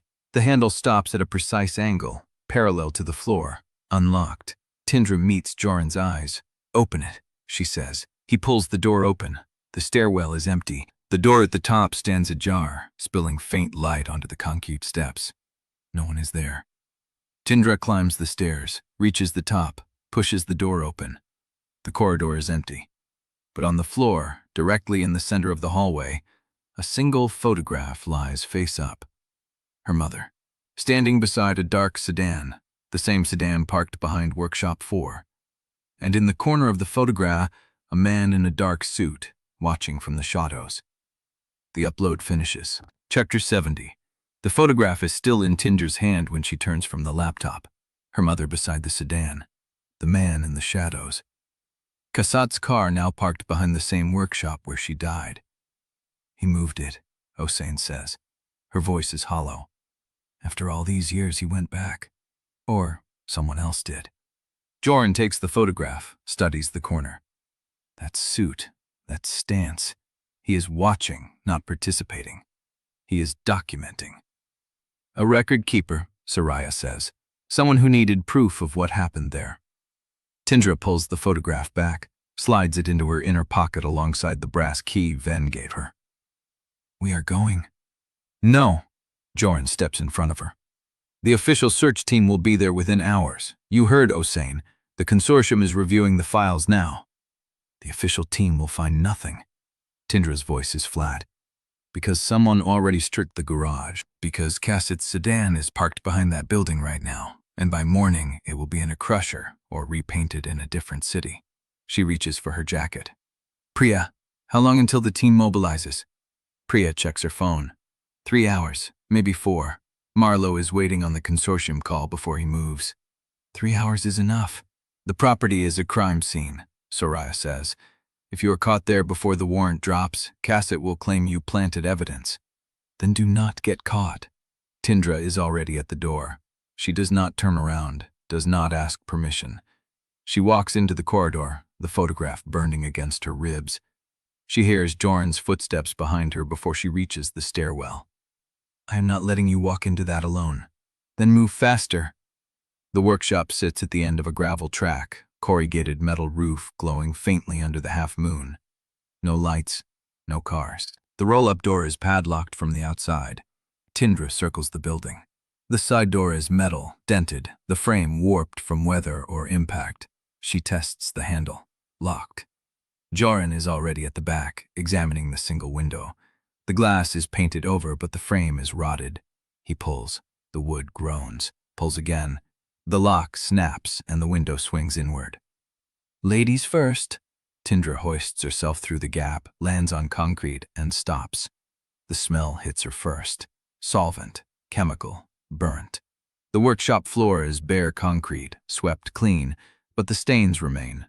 Dark rings near the center, a wider pool near the roll-up door. And near the back wall, a scorch mark the shape of a crouched body. Her mother's body. Tindra forces her breath to stay even. Jorin lands beside her. She feels him go still. This is where they did it, he says. Not a question. The burn pattern matches. Tindra's voice is clinical, deliberate. Carpet saturation in the driver's footwell. The accelerant poured here, then the car moved to the roadside for the secondary fire. She crosses to the scorch mark. Kneels. The concrete is pitted. Heat damage. But beneath the scorch, something gleams. Metal. She reaches into her pocket, pulls out Priya's penlight, and shines it into the mark. A small piece of bent silver, half melted. A link. The bracelet clasp. Tindra's hand hovers over it. Do not touch it, Jorin says. Chain of custody. I know. But she cannot stop looking. Her mother wore that bracelet every day. The silver clasp had a tiny scratch from the night Tindra fell off her bike, the night Elena caught her, the night she held Tindra's wrist and said, "Be more careful. You are the only thing I cannot lose." And here it is, melted into concrete, in a stripped workshop where someone poured accelerant and set fire to proof. Tindra sets back on her heels. We need to document it, photograph it, leave it in place for the search team. That means leaving it here. Yes, she is already pulling out her phone. The photographs are methodical. Angle 1, angle 2, measurement reference using her pen, the position relative to the drain. The drain. Tindra stands, crosses to the floor drain, a rusted iron grate near the center of the chemical stain. She crouches, shines the light through the grate. The drain is not empty. Packed into the pipe just below the surface is a dark mass, melted metal, glass shards, fabric. She looks up at Jorin. They flush the rest down the drain. He is already beside her, pulling the grate. The bolts are rusted, but they give. The grate lifts. Tindra reaches in. Her fingers close around something cold, a key. Rusted, melted in places, but the shape is unmistakable. A key to a safety deposit box. Lena's box, she whispers. They tried to destroy it. Headlights sweep across the yard. Tindra's blood freezes. The light passes through the painted-over window, casting long shadows across the concrete. The engine cuts. Silence.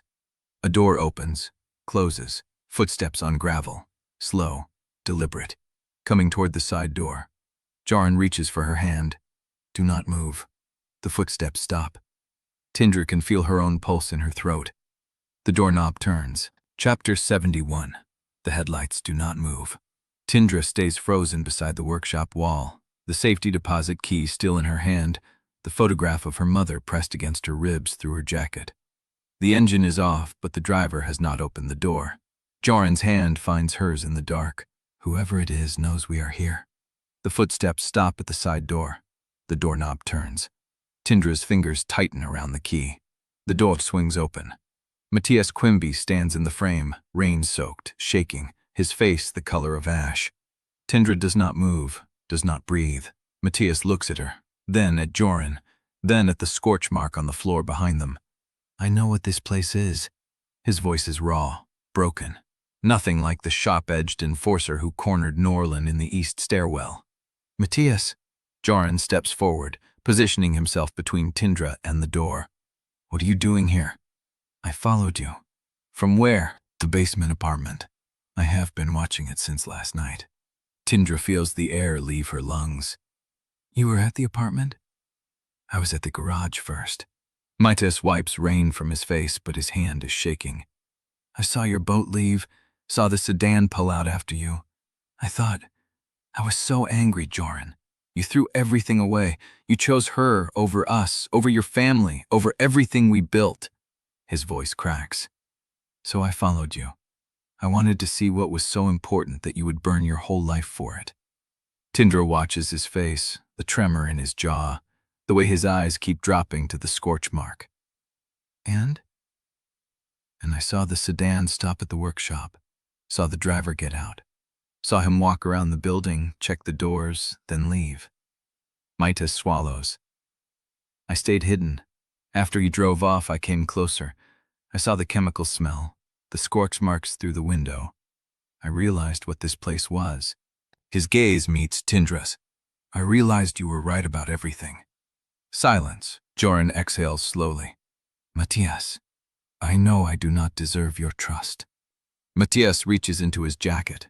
Tindra tenses. Jorin's hand moves to block her, but Matias pulls out a leather-bound ledger, water-stained, warped at the edges. "But I brought something." He holds it out.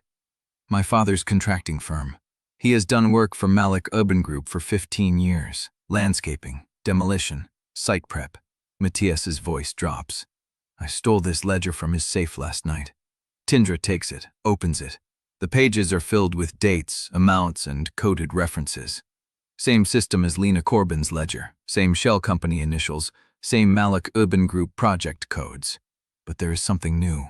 A column of student family names, Brackenhall families, donor families. Next to each name, a figure, a date, and a project code matching the demolition sites in Redevelopment Zone 4. "They have been using student tuition," Matias says, "channeling payments through the contracting firms to avoid donor caps. Every family who paid above the published rate had the overpayment routed to Malek Urban Group shell accounts. That is how they funded the demolitions without triggering audits."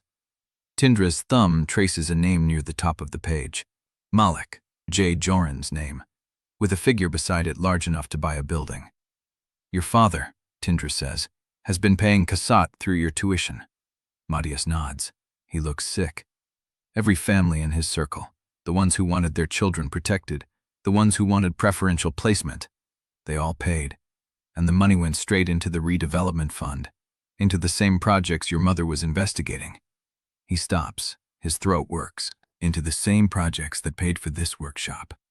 The rain drums against the corrugated roof. Tindra looks at the ledger, at the names, at the figures, at the map of a conspiracy that reaches into every corner of Brackenhall's elite. "Why now?" she asks. "Why bring this to us now?" Matias's face twists. "Because my father came home last night and told my mother that Renik Malek is alive. That he has been directing operations from a safe house in the hills, that Kasat has been covering for him for 12 years. He looks at Jorin. "Your father has been lying to everyone, including your mother, including me. And I realized that everything I did to protect the order, everything I did to you, to Nelan, to Tindra, I was just making it easier for them to keep killing." Jorin does not speak, does not move. Matias holds out his hand. It is still shaking. "I will testify. I will hand over every record I can access. I will stand in front of a court and tell them everything I did and everything I saw. But you need to move fast, because someone else followed me here." Tindra's blood goes cold. "What?" "When I pulled off the main road, there was a sedan behind me. No lights, no plates. It followed me through the marsh access road, then stopped a quarter-mile back when I turned onto the gravel track." Jorin is already moving toward the door. "It is waiting," Matias says, "waiting for us to leave." Tindra's mind races. The workshop is a dead end. One entrance, painted over windows, a single drain. If the sedan is blocking the access road, there is no way to drive out. But there is the marsh. The boat, she says. Jorin turns. The boathouse is a mile south. We can make it on foot through the reeds. And the sedan? If they wanted us dead, they would have already come inside. Tindra looks at the safety deposit key in her hand, the ledger under her arm, at the scorch mark where her mother's body had burned. She cannot let any of it stay here. Then we go? She steps toward the door. Matias follows.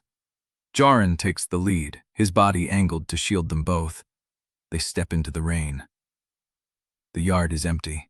The access road stretches dark and silent in both directions. No headlights, no sedan. But Tindra sees it. A flicker of movement in the tree line, 100 yards north. The silhouette of a man, standing still, watching. She does not point, does not speak. She runs. Jorin and Matias follow, the three of them cutting across the gravel, toward the reeds, toward the marsh, toward the black water and the narrow channel that leads back to the boathouse. The rain swallows their footsteps. Behind them, the silhouette does not move. It simply watches. And then it raises a phone to its ear. Chapter 72. The rain does not stop. Tindra stands at the boathouse window, watching the marsh where the silhouette disappeared. The phone call was made. The message was sent. And now they wait for whatever comes next. Matias sits on an overturned crate, dripping onto the wooden floor. The ledger is open on the workbench beside him. Jorin stands at the door, one hand on the frame, listening to the night. No engines, no footsteps, just rain. How long? Tindra asks. Depends who he called, Matias says. If it was Cossat's people, 20 minutes. If it was Rennick's, less. And if it was both? Matias does not answer. Tindra turns from the window. The safety deposit key is still in her pocket, a hard pressure against her hip. The photograph of her mother is pressed between the ledger pages, tucked where she can see Elena's face every time she opens the cover. Start talking, she says. Matias looks up. His face is pale, rain-dark hair plastered to his forehead. He looks younger than she has ever seen him, stripped of the arrogance he wore like armor. Everything, Jorin adds, from the beginning. Matias nods. He draws a breath. It started the summer before sophomore year. Casa called my father into his office, said there was a problem with the scholarship students, said they were asking too many questions, pushing too hard, getting too close to things that did not concern them. Which things? Tindra asks. Audits, faculty reviews, the sealed wing. Tindra Drevyn's name kept coming up in faculty conversations even years after she was gone. New teachers would ask about her research. Visiting scholars would request access to her files. And Casa wanted every single one of those conversations reported. Jorin's jaw tightens. He built a network. Inside the student body, inside the faculty, inside the maintenance staff and the admin offices. Every person who owed him something, every family who needed his approval, every kid who wanted protection from the bullies he controlled. They all became his eyes. Matias looks at Jorin. You were the face of it, the king of the school. Everyone looked at you and saw the power, but you were never the one carrying messages or planting rumors or tipping security when someone got too close. Jorin does not flinch. I know what I was. Did you know about the prefects? A pause. Jorin's expression shifts. Which prefects? The ones with the green pins. Tindra remembers. The prefects at the winter assembly. The ones who stood at every entrance during the gala. The ones with color-coded badges. Kassad hand-picked them, Matias says. 6 prefects, all from donor families, all with siblings or parents who owed the Malek urban group for loans, contracts, or favors. They did not just enforce dress code and curfew. They enforced Kassad's order. He opens the ledger to a middle page. There is a code for each of them, initials and a number. When they reported a name, the name went into this ledger. A teacher who asked about Elena, a student who mentioned the sealed wing, a parent who wrote a letter to the board. Matias flips the page. 3 weeks before the archive breach, one of them reported that a scholarship student had been seen near the North Wing maintenance access after curfew. The scholarship student was Soraya. Tindra's blood goes cold. Soraya? Investigating the L. Corbin case. She did not know the prefects were watching. She thought she was invisible. Matias looks at her. She was not the target, but she flagged the system. Cassat doubled security on the archive floor. That is why the sensor went live. Not because of you, because of Soraya. Tindra's mind races. Soraya never told her. She never knew she had been the one to trigger the lockdown. What about the breach? Jorin asks. The night Tindra and I tried to access the archive during the storm drill. How did security know the exact corridor? Matias holds his gaze. Prefect Duval. Jorin goes still. He tipped them, Matias says. 5 minutes before you reached the archive door. He claimed he saw movement on the corridor cam, but he was already standing outside the security office when the alert came. That does not make sense, Tindra says. Duval was the one who confronted me after the sign-in violation. He backed down when Jorin claimed I was with him. He backed down because Jorin outranked him socially, but he still made the call. Cassat pays him an additional retainer through a shell firm, $500 a month for priority tips. Jorin's voice is flat. Where is Duval now? Matias looks at his hands. I do not know, but when I called my father before driving here, he said Duval was pulled from the roster this morning, removed from campus. No explanation, no forwarding address. Tindra feels the shape of it, the mechanism, a system that does not just survive but regenerates. Cut one thread and another replaces it. Remove one informant and 3 more are already reporting. You are telling me Cassat has been running a private intelligence network inside the school for years, using students, using staff, using prefects. Yes. And you were his recruiter. Matias's face twists. I was the one who knew who could be bought, who needed something, who had a secret that could be leveraged. I identified the prefects. I vetted them. I delivered the payments. He looks at Jorin. I made your father's system invisible, and I told myself it was just keeping the order, keeping the school stable, that the people who got hurt were collateral, not Vic. Jorin does not speak. Matias pulls the ledger closer. His finger traces a line near the bottom of the page. Duval is entry P505-14. His first payment was 18 months ago. His last was 3 days ago. He looks up, and he is not the only one. There are 13 active informants still inside Brackenhall, 6 in the student body, 4 on the faculty, 3 in the administration. He closes the ledger, and every single one of them knows about Tindra Drevyn. The rain drums against the boathouse roof. Tindra looks at the names, the codes, the machine that has been running since before her mother died, grinding anyone who came too close to the truth. Read them, she says. Every name, every code, every payment. Matias opens the ledger. He begins. Tindra listens to the network pour out of him, one entry at a time, a map of Jorin Malek's invisible empire built inside Brackenhall's walls. And in the middle of the recitation, Jorin's phone buzzes. He looks at the screen. His face changes. Priya, he says. Duval's campus file has been deleted. Every record, every photo, every schedule. Matias stops. Gone, Jorin says, like he never existed. Tindra looks at the ledger, at the name P505-14, at the disappearing prefect, at the system that has already erased him. Send the ledger to Priya, she says. Every page, every name, now. Jorin is already scanning. The rain keeps falling, and somewhere in the dark, the network is still running. Chapter 73. The scanned pages finish transmitting. Priya's confirmation comes 30 seconds later. Received. Consortium editor has eyes on. Standing by. Tindra lets the phone drop to her lap. The boathouse feels smaller now. Rain drums against the roof in a steady, relentless rhythm. Matias sits on an overturned crate, the ledger closed on his knees, his face pale and stripped of everything she used to hate in him. Jorin stands at the window, watching the dark. They will not stay quiet long, he says. 13 informants. They know we are here. They do not know where here is, Tindra says.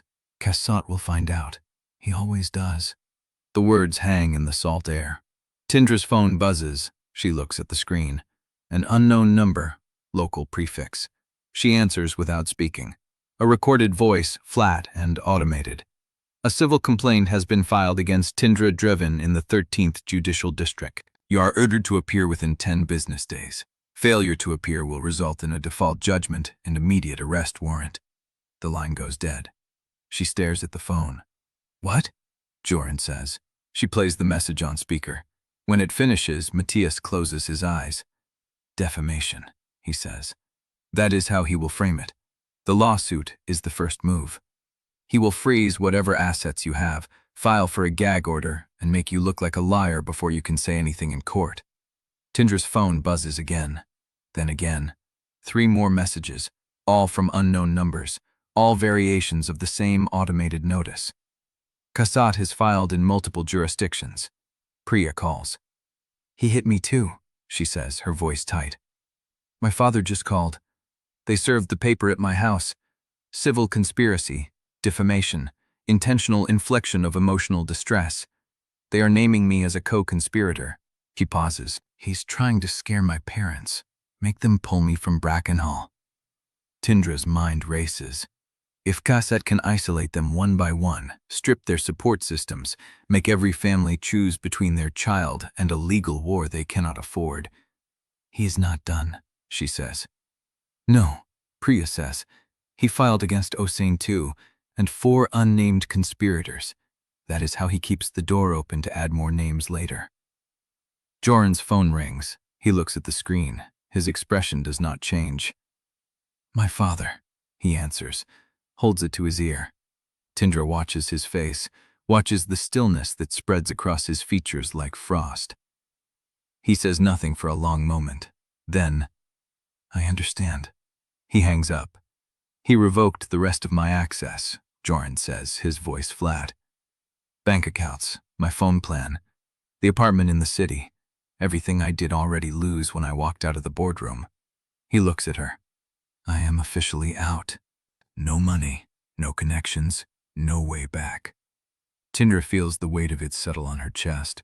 Kassat is not just fighting the evidence, he is erasing every support structure they have, making sure that if they win the legal battle, they will have nothing left to return to. Matias stands. He will come for my father next, he says.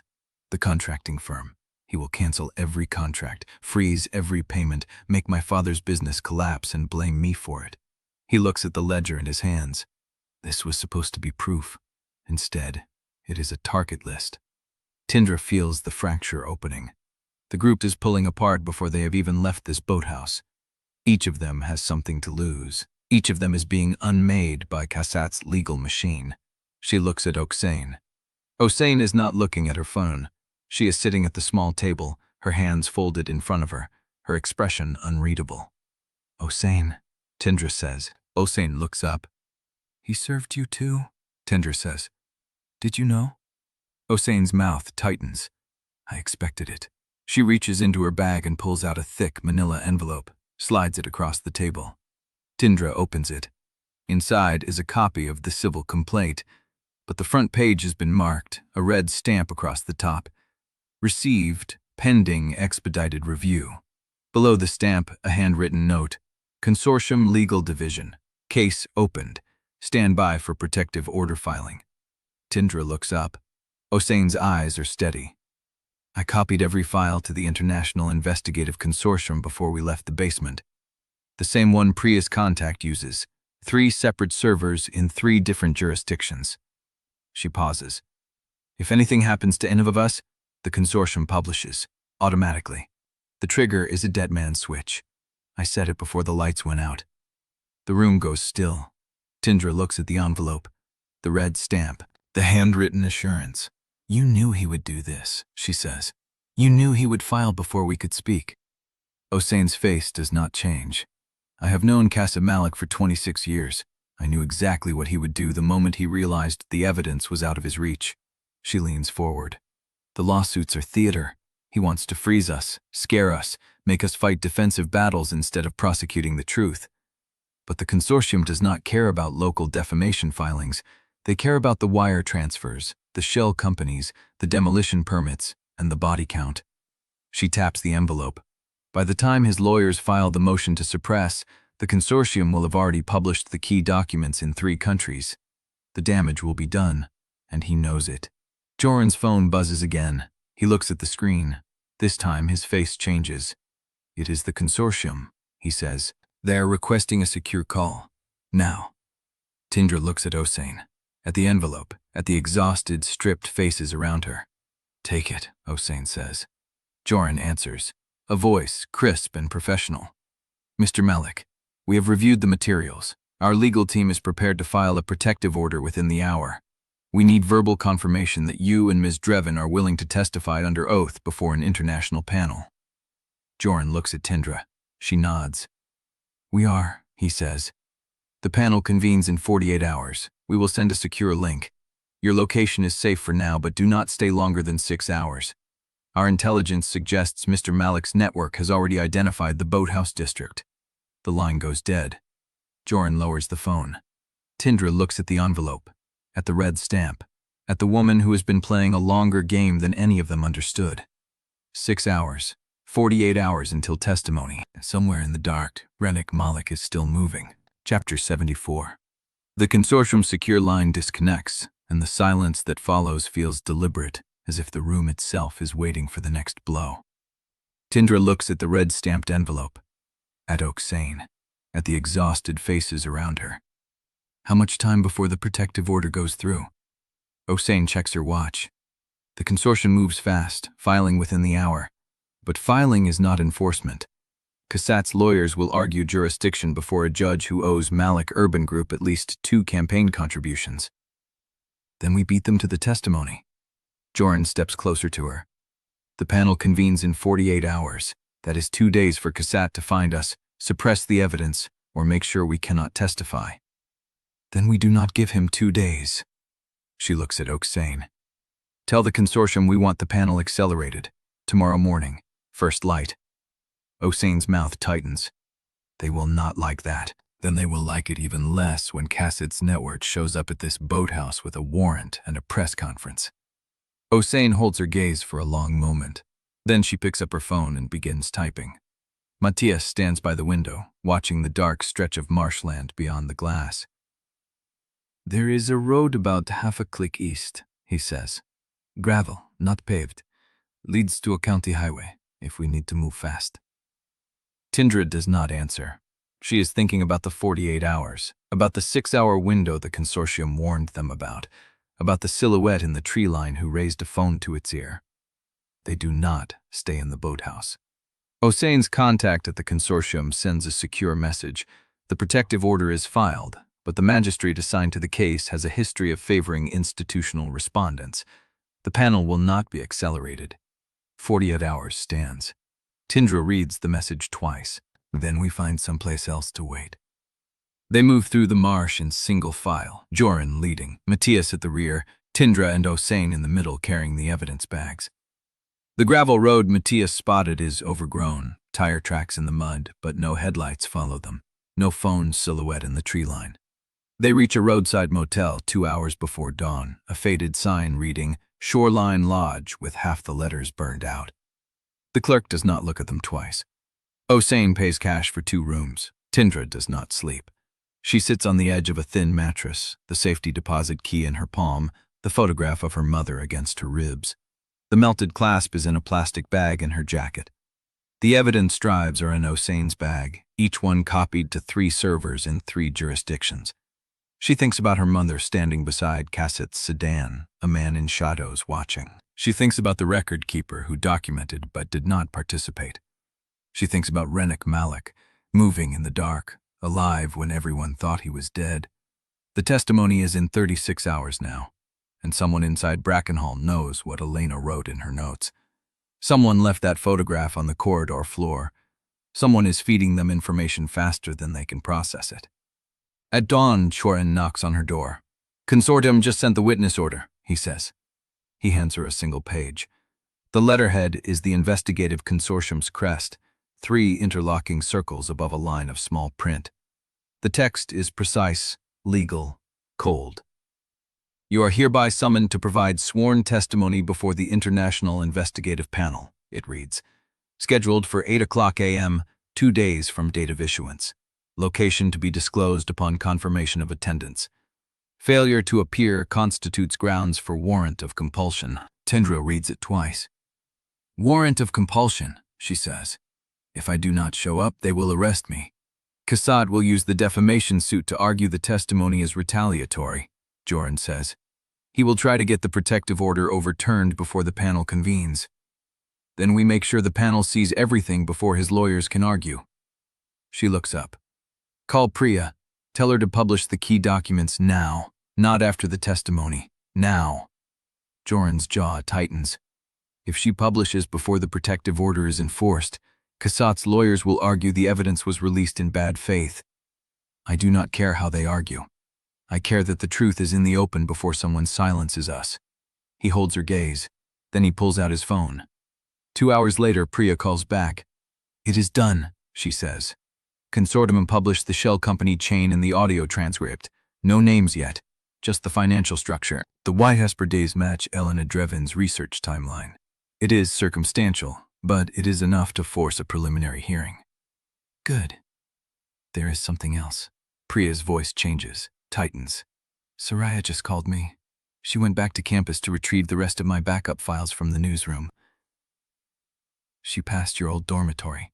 Tindra feels something cold settle in her ribs. What did she find? A pause. Your room has been stripped. Everything. The furniture, your clothes, your books, even the bedding. It is completely empty. Tindra closes her eyes.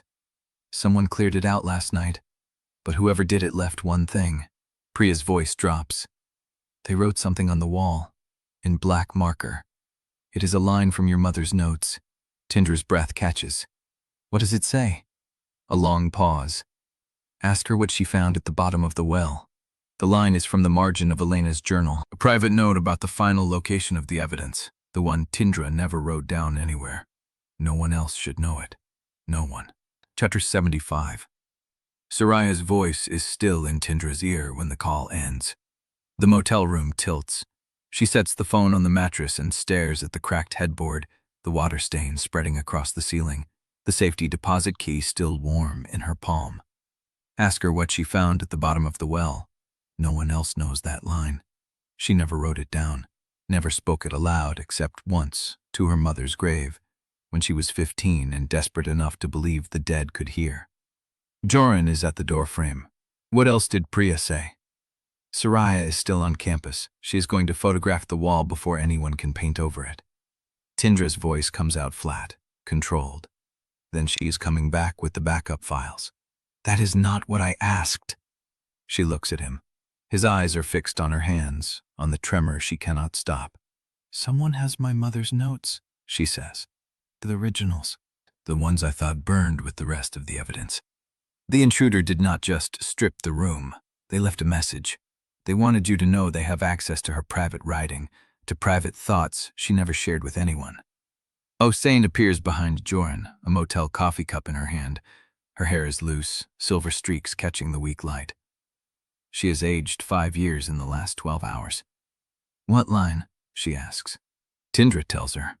The cup stops halfway to Hossein's mouth. She lowers it slowly, sets it on the bedside table, and sits on the edge of the other bed. Where did your mother keep her journals? In a fire safe under the floorboards of her study. I emptied it after she died.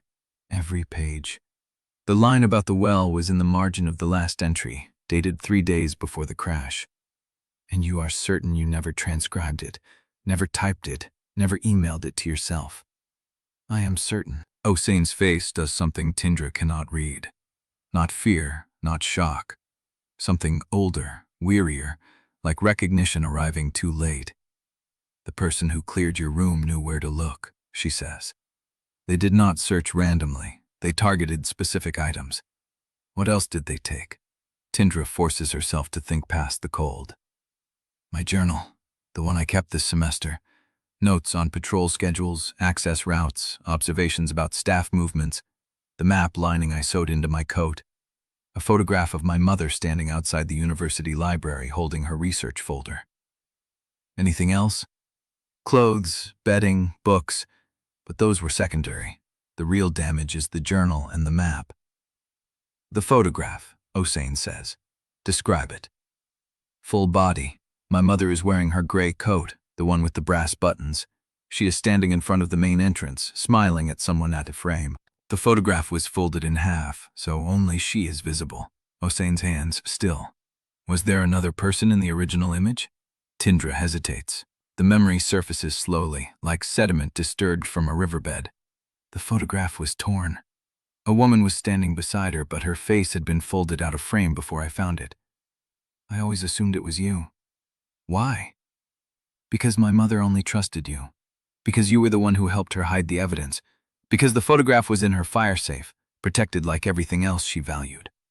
Hossein's gaze drops to the floor. When she speaks, her voice is stripped of its usual polish. The woman in that photograph was not me. The room contracts. Who was she? Hossein is quiet for a long moment. The motel heater rattles. Water drips somewhere in the wall. Her name was Mira Castell, Hossein says. She was Rannick Malek's personal assistant for 7 years. She handled his schedule, his properties, his communications. She knew every deal he made, every payment he authorized, every person he threatened. She died 18 months after your mother. House fire. Gas leak, the official report said. The investigation lasted 3 days before it was closed. Tindra's blood turned slow and heavy. My mother had a photograph of Rannick Malek's assistant in her fire safe, folded to hide the assistant's face. Your mother was building a case, Hossein says, not just against Cosset, against Rannick, against the entire operation. Mira Castell was her way in. She was the one person who had access to every piece of the puzzle. If Elena got to her, she had the whole picture. Then why is the photograph torn? Why hide her face? Because your mother was protecting her. If anyone found that photograph, if anyone identified Miwa as the source, she would have been dead before the week ended. Jorin steps into the room. The intruder took the photograph. They took the only image connecting Tindra's mother to Rannick's assistant. They already knew it existed, Tindra says. They knew where to find it. They knew about the journal, the map, the photograph. They knew the line from her private notes. She looks up at Hossein. Who else had access to my mother's writing? No one. She was meticulous, paranoid. She showed me the evidence chain, but she never let me read her journals. She said they were the one thing she kept for herself. Then how does someone quote her private thoughts on a wall? Hossein's expression flickers, a crack in the composure she has worn for 8 years. Mira Castell read her journals. The words land like a blade. Your mother trusted her completely, Hossein continues. If Mira was the source of the evidence, she needed to understand the full scope of what Elena had uncovered. Your mother would have shared everything with her. The financial trails, the shell companies, the personal notes, everything. Mira Castell died in a house fire, Tindra says slowly. Gas leak, investigation closed in 3 days. That is a cover-up. Yes. Which means either Rannick found out she was the leak and killed her, or Cosset did, or someone still inside Brackenhall who has been protecting the secret for 12 years. Tindra's mind is moving faster now, assembling pieces she did not know were connected. The intruders stripped my room and left a line from my mother's journal on the wall. They wanted me to know they have access to her original notes. If Mira Castell read those journals before she died, and if the intruder has them now, then the intruder either found Mira's copies or... She stops. Hossein finishes the thought. Or Mira Castell is not dead. The motel heater clicks off. The silence that follows is absolute. Jorin's phone buzzes. He looks at the screen. Soraya, he says. She is 10 minutes out. She has the backup files and photographs of the wall. Tindra does not move. The safety deposit key presses against her palm, a cold promise. Somewhere in the harbor district, a box holds evidence Lena Corbin died protecting. A box no one has opened in 12 years. And somewhere out there, a woman who was supposed to be dead may still be alive, carrying everything Elena Drevyn never got to say aloud. We need to get to that safety deposit box before the panel hearing, Tindra says. Hossein meets her eyes. We need to know what Mira Castell found at the bottom of the well. Chapter 76. The panel room smells of old wood and stale coffee. Fluorescent lights hum overhead, casting everything in that flat, institutional gray that makes truth feel like paperwork. Tindra sits alone at the witness table, hands flat on the surface, spine straight. 3 panel members face her behind a curved dais, a woman with silver hair and reading glasses, a man in a dark suit with a tablet propped in front of him, and a third whose face gives nothing away. The consortium legal counselor, a lean woman named Sorensen, stands beside Tindra. State your full name for the record. Tindra Drevyn? And your relationship to the evidence chain you have submitted to this panel. Tindra does not look at the table where Jorin sits with Oksane and Soraya. She looks straight ahead. The evidence chain begins with my mother's research into Malek Urban Group's financial transactions through Brackenhall Academy's board. She documented a tuition overpayment scheme routed through shell contractor firms to fund Dalinitions in Redevelopment Zone 4. She was terminated 8 days before an academic inquiry. She died in a staged car crash 3 weeks after that.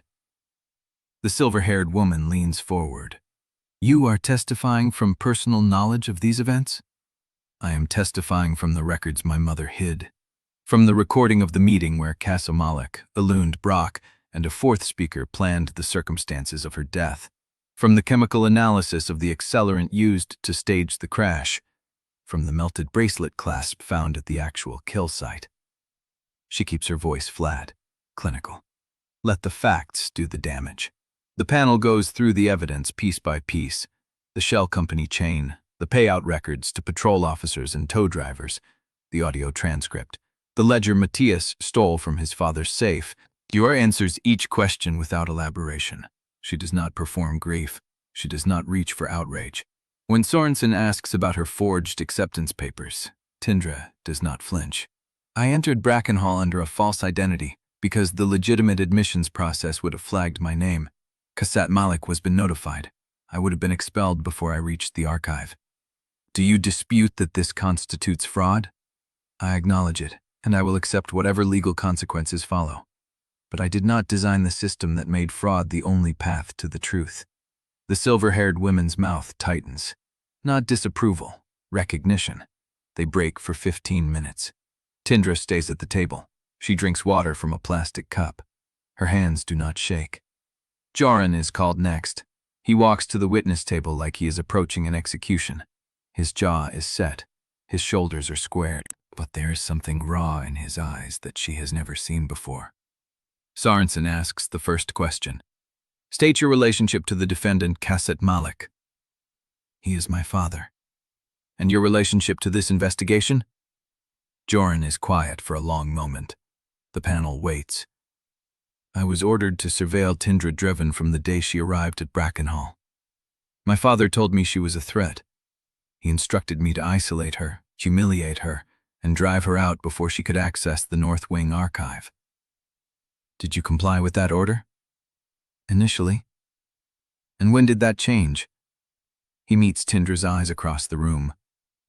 When I found a piece of her mother's evidence that she had dropped, I kept it overnight. I read enough to understand what my father was protecting, and I returned it unread the next morning. Why? Because I knew if I read it I would have to choose, and I was not rated to just. The panel does not interrupt. Jorin keeps going. I participated in the surveillance network my father built inside Brackenhall. I knew about the informants. I knew about the payments. I knew my tuition was being used to fund demolitions connected to the redevelopment zone where Tindra's mother was killed. His voice breaks on the last word. He catches it, pulls it back. I did not order her death, but I benefited from the system that made it possible. I was protected by it. I enforced it, and I am accountable for that. The panel asks follow-ups. Jorin answers each one with the same unflinching precision. He names Matias as the informant recruiter. He names Prefect Duval as the tip-off on the archive attempt. He names the shell firms, the payment amounts, the dates. When he steps down, he does not look at his mother. He walks to Tindra's table and places his hand flat beside hers on the wood. He does not take her hand. He does not speak. He just stands there, present, unguarded, waiting. Sorensen calls a 10-minute recess. Tindra does not move. She can feel the hearing turning. The panel's questions have shifted from verification to engagement. The silver-haired woman is taking notes. The dark-suited man is nodding. They believe. The recess ends. The panel reconvenes. Sorensen stands. The next witness has been requested by the respondent's counsel. The room goes still. The door at the back of the panel room opens. A woman walks in. She is slender, early 40s, dark hair pulled back severely. She wears a plain gray suit and carries a leather folder. She does not look at Tindra. She takes the witness seat. The respondent's counsel stands. A heavy-set man Tindra has never seen before, hired muscle for Cass's legal team. Please state your name and your relationship to the evidence submitted by the petitioner. The woman clears her throat. My name is Mira Castell. The room detonates. Tindra's chair scrapes backward before she knows she has moved. Jorin's hand catches her wrist. Osane makes a sound that is not quite a word. Mira Castell. Dead in a house fire. Gas leak. Investigation closed in 3 days. Alive. Mira Castell looks at Tindra for the first time. Her expression is unreadable, professional, blank. I was Romance Malek's personal assistant for 7 years, she says. I handled his schedule, his properties, his communications. I knew every deal he made, every payment he authorized, every person he threatened. The respondent's counsel nods. And you are here today to testify regarding the authenticity of the evidence chain the petitioner has submitted. I am here to testify about the origin of those documents, Mira Castell says, because I wrote some of them. Tindra's blood goes cold, and I can tell this panel exactly who dictated them. She turns, looks directly at Tindra. Her mother, Tindra Drevyn. Chapter 77. The respondent's counsel leans forward, a predator scenting blood. Mrs. Castell, you claim you wrote these documents for Tindra Drevyn. I do. Then you are admitting to participation in a fraudulent evidence chain designed to destroy a respected businessman and his family. Mira does not blink. I am admitting to typing what Tindra Drevyn dictated while she sat in my kitchen, 3 blocks from her office, because she did not trust any terminal inside Brackenhall's network. Did you verify the accuracy of those documents? I verified the sources she showed me: payment ledgers, property transfers, correspondence between your client and his brother, correspondence between your client and the head mistress. I verified enough to know that if those documents ever saw daylight, people would die. The counsel's tone sharpens. People did die, Mrs. Castell, including the woman you claim to have helped. I know. You died too, according to public records. House fire, gas leak, closed in 3 days. Mira's expression does not change. I was told to disappear. I was given a choice: leave quietly or stay and become another closed case. I left. Who told you to disappear? Romance Malek. The name lands like a stone in still water. The respondent's counsel's composure cracks. He adjusts his collar. And you obeyed him. I spent 7 years obeying him. One more order did not seem worth dying to refuse. The silver-haired panel member leans forward. Why are you here now? I received an invitation. From whom? The same person who has been feeding Tindra Drevyn evidence for 12 years. Mira's gaze does not leave the panel. The man who buried Romance Malek. The man who has been using his name to keep the investigation alive. The man who has been waiting for someone to ask the right questions about Tindra Drevyn's death. Chitra's breath catches. The gray-haired man, Sable, he orchestrated this. That man contacted me 6 months ago, Mira continues. He told me that Kassat was preparing to use my supposed death as a legal weapon, that he would call me as a witness to discredit the evidence chain, that he would claim I forged the documents under pressure from Elena, or worse, that I was part of the conspiracy and had turned on her after her death. Was that not the plan? The counsel's voice is sharp. It was the plan they offered me. Mira's voice hardens. They wanted me to walk in here, say that Elena coerced me, that the documents were fabricated, that the evidence chain was a lie from beginning to end. In exchange, they would make my new identity permanent. No more running, no more fear. She pauses. The room holds its breath. I turned them down, because the man who found me first had already made me a different offer. He told me the truth would outlive me either way.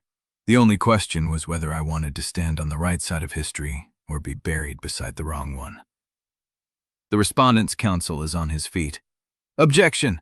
This witness is clearly hostile to the respondent and is giving a prepared statement, not testimony. The silver-haired panel member holds up a hand. Overruled. The witness is responding to questions put before her. Continue, Mrs. Castell.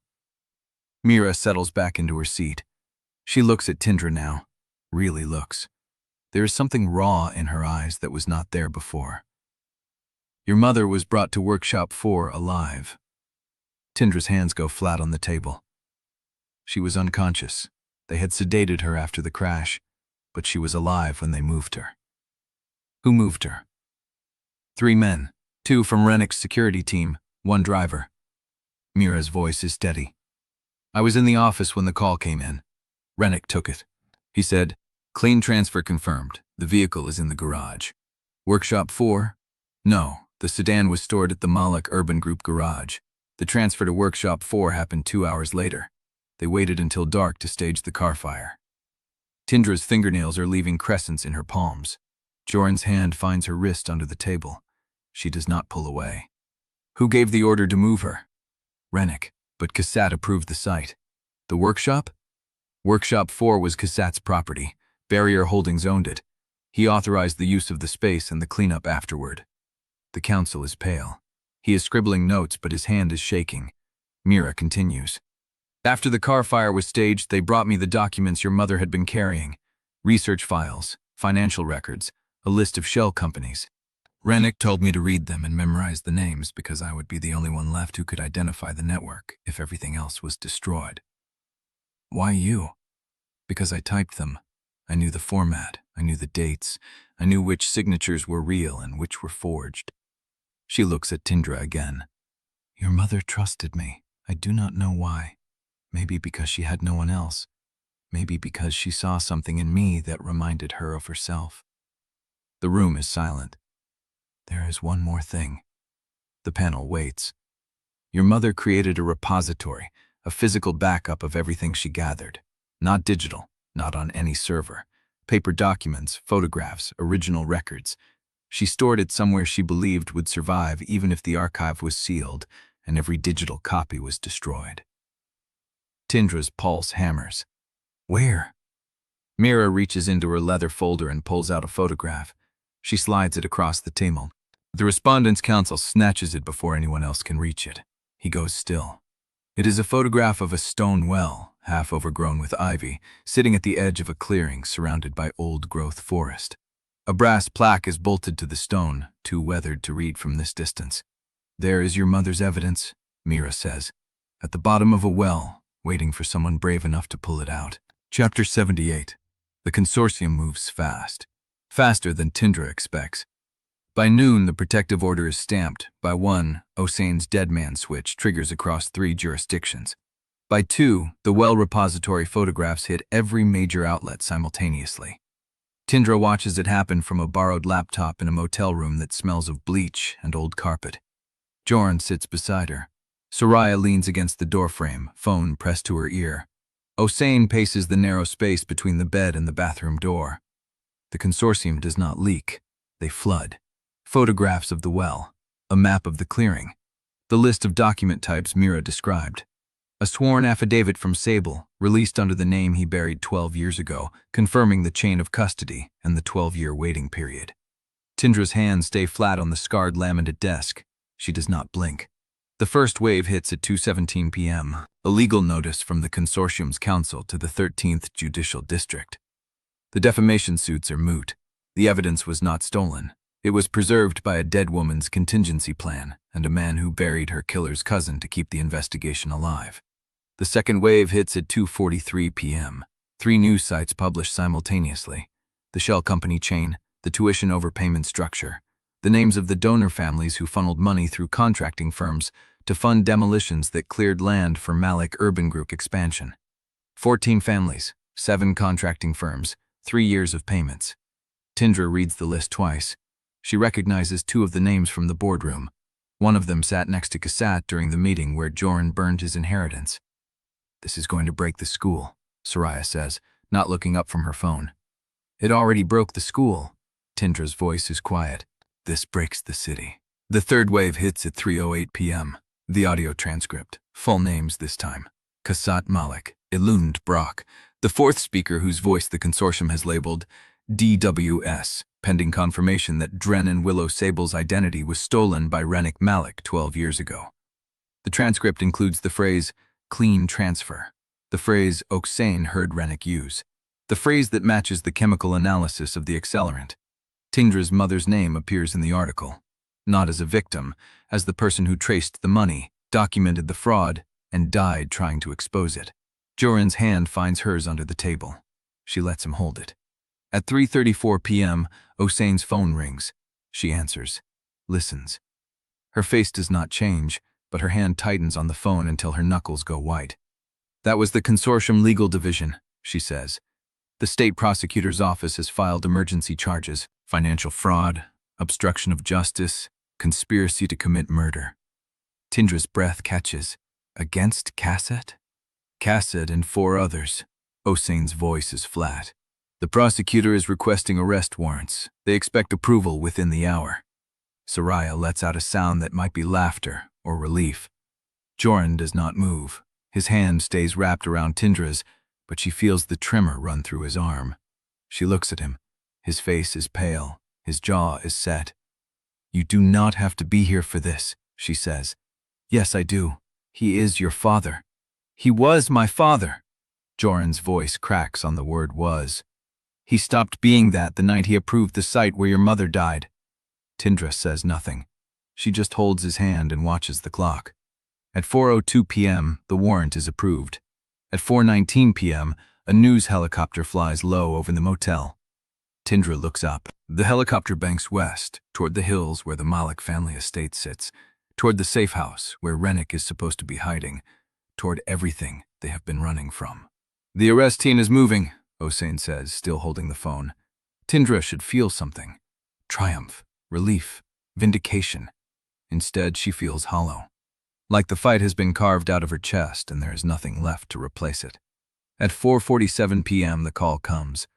Cassette Malek is in custody. Tindra watches the newsfeed on the laptop. A grainy cell phone video shows men in dark suits walking Cassette across a paved driveway. His hands are cuffed in front of him. His iron-gray hair is disheveled. He does not look at the cameras.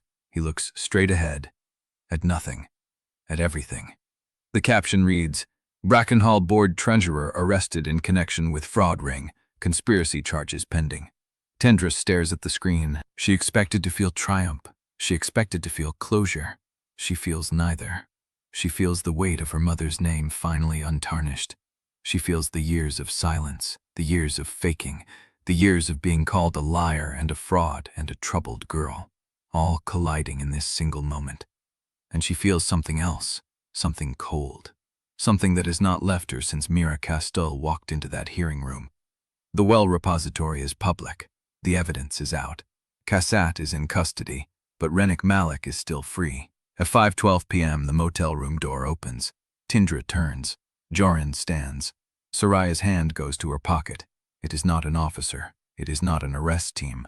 It is Priya Gensler, red-eyed and shaking, holding a phone. They served my parents, she says. Cassette filed the papers this morning, before the arrest, before the consortium release. She looks at Tindra. He knew. He knew he was going down. He made sure the lawsuit was filed before the warrants could stop him. Tindra's stomach drops. How long? 48 hours to respond. If we miss it, they win the judgment by default. Oksane is already dialing. Jorin is already pulling out the consortium contact. Soraya is already typing. Tindra stands still. She looks at the laptop screen. Cassette's face, frozen in the arrest video. His eyes, looking at nothing. His mouth, set in that familiar line of certainty. He planned for this. He planned for every step. The lawsuits, the John Doe slots, the timing. He knew the consortium would release the evidence. He knew the arrest was coming. He made sure his legal counterattack was already in motion before the handcuffs closed. The motel room hums with motion. Phones ringing. Voices overlapping. Plans forming. Tindra does not move. She thinks of her mother, of the margin note. They will bury this, but someone will dig. Cassette buried the truth for 12 years. She dug it up, but the digging is not over. The well is empty. Her mother's evidence is in the open. Cassette is in custody. And Romance Malek is still out there, moving, planning, finishing what his brother started. The motel room door opens again. This time someone is standing in the frame. A woman. Dark hair pulled back severely, plain gray suit, leather folder in her hands. Mira Castell. She looks at Tindra. Her eyes are tired, her hands are steady. "They found him," she says. Tindra's heart stops. "Rennick. He is not in the hills. He was never in the hills." "Where is he?" Mira steps into the room. The door closes behind her. "He is at Brackenhall." The words land like a blow. "He has been there the whole time. In the basement. Behind the steel door. The one with the keycard reader." Tindra's blood turns cold. "The vault. The archive was a decoy." Mira's voice is quiet. "Your mother knew. That is why she hid the real evidence in the well, because she knew the archive was a trap." Tindra's hands are shaking. "Rennick has been in that basement for 12 years. He never left. He built a network from underground. He ran everything from the dark, and Cassat took the meetings above ground so everyone would think he was the one calling the shots." Jorin goes still beside her. The room is silent. Mira holds Tindra's gaze. "He knows you are coming. He has been waiting for you to find the well, to release the evidence, to bring down Cassat. He wanted that. He needed Cassat gone, because Cassat was the face of the operation, and Rennick has always worked better in shadow." Tindra's mind races. Why? Because now that Cassab is arrested, Rennick inherits everything. The network, the contacts, the shell firms, the remaining accounts. Mira pauses. "And he wants you to know it. He left a message." Tindra waits. Mira opens her leather folder, pulls out a single sheet of paper, holds it up. The same handwriting, the same ink, the same line from her mother's journal. Ask her what she found at the bottom of the well. Below it, in different ink, a new line. Now ask me what I found at the bottom of the basement. Tindra stares at the page. Rennick Malek has been under Brackenhall the whole time, and he just told her exactly where to find him. Chapter 79. The gatehouse phone rings at 6:47 a.m. Tindra hears it through the motel wall, muffled and insistent. She is still dressed, still sitting at the edge of the bed where Mira Castell handed her the paper with Rennick's line. The paper is in her lap now. She has not put it down. Soraya appears in the doorway, dark curls tangled, eyes too bright for someone who has not slept. That was consortium security. Brackenhall is evacuating. All students sent home by noon. Investigation team is sealing the main building. Tindra stands. The paper folds into her palm. We need to see it. They take Oaksane's sedan. Jorin drives. Soraya rides shotgun. Tindra sits in the back with her mother's photograph against her ribs and the folded message in her pocket. The road unwinds through salt marsh and coastal fog. Brackenhall's towers rise ahead, gray stone against gray sky. Tindra watches them grow larger and feels nothing like triumph. She feels the hollow under her ribs, the same hollow that opened when she watched Cassat's arrest video. They pocket the outer lot. No guard stops them. The iron gate stands open, and cars line the drive as parents collect trunks and suitcases and daughters who will never come back. Tindra walks through the main arch. The corridors are wrong, hollow, stripped. The bulletin boards are empty. The glass cases where trophies caught the light are dark. A single mop leans against a wall, abandoned mid-task. Soraya walks beside her. Neither speaks. They pass the refectory, chairs stacked on tables, the smell of bleach and absence. They pass the north wing. The sealed door stands open now, propped with a wooden wedge. Inside, bare shelves and a single overturned filing cabinet. They took everything, Soraya says. Tindra shakes her head. They took what was visible. The rest is in the well. She keeps walking. The courtyard is full of students, not gathered in their usual clusters of power and exclusion, but scattered, carrying bags, loaded into waiting cars. Someone is crying near the fountain. Someone else is laughing, too loud, the sound sharp and wrong.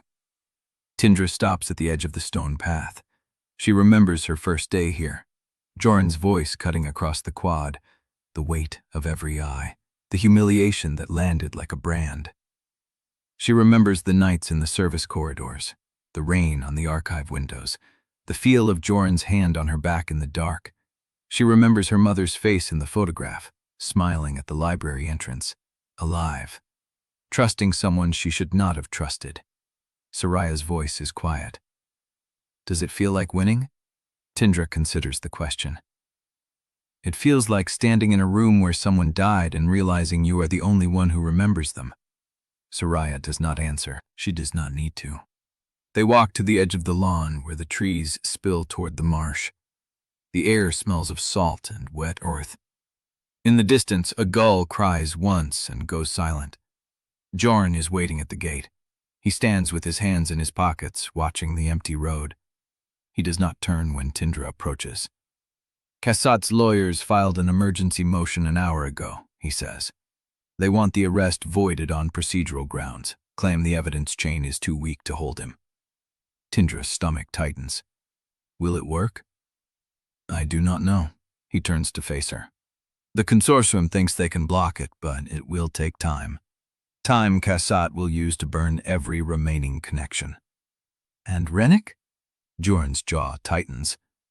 No one has found him. The search team went through the basement this morning. The steel door is open. The room is empty. Tindra feels the word land like stones. He is gone. He left something. Jorin reaches into his jacket, pulls out a folded photograph, hands it to her. Tindra unfolds it. Her mother, standing at the bottom of a stone stairwell, gray walls, a single light bulb. Elena's face is tired, thinner than the library photograph, but she is looking directly at the camera with an expression Tindra has never seen before. Not fear, not defiance, recognition, as if she knew exactly who was taking the picture and trusted them with her life. Tindra's hands are shaking. There is writing on the back, Jorin says. She turns it over. She did not die here. She died knowing someone would find this. The handwriting is not her mother's, it is Rennick's. Tindra looks up. The academy looms behind her, empty windows reflecting gray sky. The cars keep pulling through the gate. The students keep leaving. Where does the stairwell lead? Jorin meets her eyes. I asked the same question. The search team said the basement has 3 sublevels. The bottom one is flooded, has been for years. Then how did he stay there for 12 years? No one answers. Tindra looks at the photograph again, at her mother's face, at the trust in her eyes. She thinks of the message. Now ask me what I found at the bottom of the basement. Rennick did not leave because the investigation found him. He left because he wanted to. He wanted Kassat taken down. He wanted the archive opened. He wanted Tindra to follow the trail to the well, to release the evidence, to watch Kassat fall. And now he wants her to follow the next trail, into a flooded basement that should not be accessible, into a room where her mother's photograph was left as bait, into the dark. Jorin steps closer. His voice is low. The gate is open. The car is running. We can leave, walk away from this entire thing and let the investigators finish the job. Tidden looks at him. You would walk away? I would follow wherever you go. He does not reach for her, does not promise safety. But I need to hear you say it, Tindra. Not because you think you should, not because the evidence demands it, because you want me there. The wind moves through the trees. The last car pulls through the gate. Brackenhall stands empty. Tindra holds the photograph of her mother. She thinks of the bottom of the well, the bottom of the basement, the line between truth and the thing that comes after truth. She looks at Jorin. She opens her mouth to answer, and her phone rings. She pulls it out. Unknown number. Same blocked 499 she has seen 3 times before. She answers. A voice she has never heard speaks through the static. Tindra Drevyn. Who is this? Someone who was at the bottom of the well when your mother hid the evidence. Someone who watched her place the last document in the stone. Someone she trusted. Tindra's blood turns to ice. You are lying. I am standing at the edge of the water in the basement sublevel 3. The flood is not water, Tindra. It never was. Your mother knew. Rennick knew. And now you need to know. The line goes silent. Tindra stares at the phone. Jorin is watching her. Soraya has stopped breathing beside her. Tindra looks at the photograph, at her mother's face, at the trust in her eyes. She starts walking toward the main building. What are you doing? Soraya calls. Tindra does not stop. The gate closes behind her. Brackenhall swallows her shadow. She is going to the basement. Chapter 80. Tindra steps through the main building's entrance. The corridor stretches empty, fluorescent lights humming overhead. Soraya's footsteps echo behind her. Jorin's shadow falls beside hers on the polished stone. She does not slow down. The sealed wing door still hangs open. Beyond it, the service stairwell descends into gray concrete. The air changes as they go down, colder, wetter, thick with something that is not quite water. Sublevel 1, empty. Sublevel 2, a single bulb flickers over a steel door marked with a faded number. It is unlocked. Sublevel 3, the stairs turn and the smell hits her first. Chemical. Sharp. Not rot, but solvent, the kind used to clean industrial floors. The bottom landing opens into a room the size of a classroom. The floor is not flooded. It is coated in a shallow layer of transparent liquid. The light from a single caged bulb shines off the surface, revealing pipes along the walls, a drain grate in the center, and at the far end, a metal shelf unit. On the shelf, a single folder. Tindra steps into the liquid. It reaches her ankles, cold, thin. "Don't," Soraya says from the stairwell. "We do not know what that is." Tindra keeps walking. The folder is dry, sealed in a plastic sleeve. She pulls it free, opens it. Inside, a list of names, 53 of them, dates, dollar amounts, institutions, banks, law firms, holding companies across 3 continents. At the bottom, a handwritten note in the same script as Rennick's message on the photograph. They thought the well was the end. The well was only the beginning. Tindra's hands are steady. She turns. Jorin stands at the edge of the chemical pool, Soraya behind him, phone already out, photographing the room. "There is more," Tindra says. "He left it for me." Jorin meets her eyes. "He wanted you to find this." "Yes." She holds up the list. "This is the full network, not just Casa, not just Brackenhall, the entire structure." "What are you going to do?" Tindra looks at the folder, at the names, at the proof that her mother died trying to expose something this large. Then she looks at Jorin. She walks back through the liquid, stops in front of him. The room is cold. The chemical smell clings to her clothes, but his hand is warm when she takes it. "I am going to finish what she started." She holds his gaze. "And I want you with me, not because you owe me, not because you feel guilty, because I choose you, Jorin, every part of this, the wreckage, the war, the aftermath." He does not speak. His thumb moves across her knuckles, once, twice. "Okay," he says. The car drives east as the sun bleeds into the coastal horizon.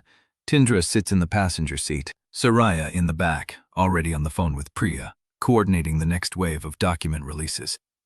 Osane's sedan follows behind them, headlights cutting through the salt haze. Tindra's phone buzzes. She looks down. Unknown number. One line. "The well is empty. The basement is a decoy. Meet me at the address below if you want to know who paid Rennick." Below it, a street name she has never heard. A city 300 miles from here. She stares at the screen. Jorin glances over. "Who is it?" Tindra does not answer. She thinks of her mother's face in the stairwell photograph, the trust in her eyes, the knowing. She thinks of Rennick's message.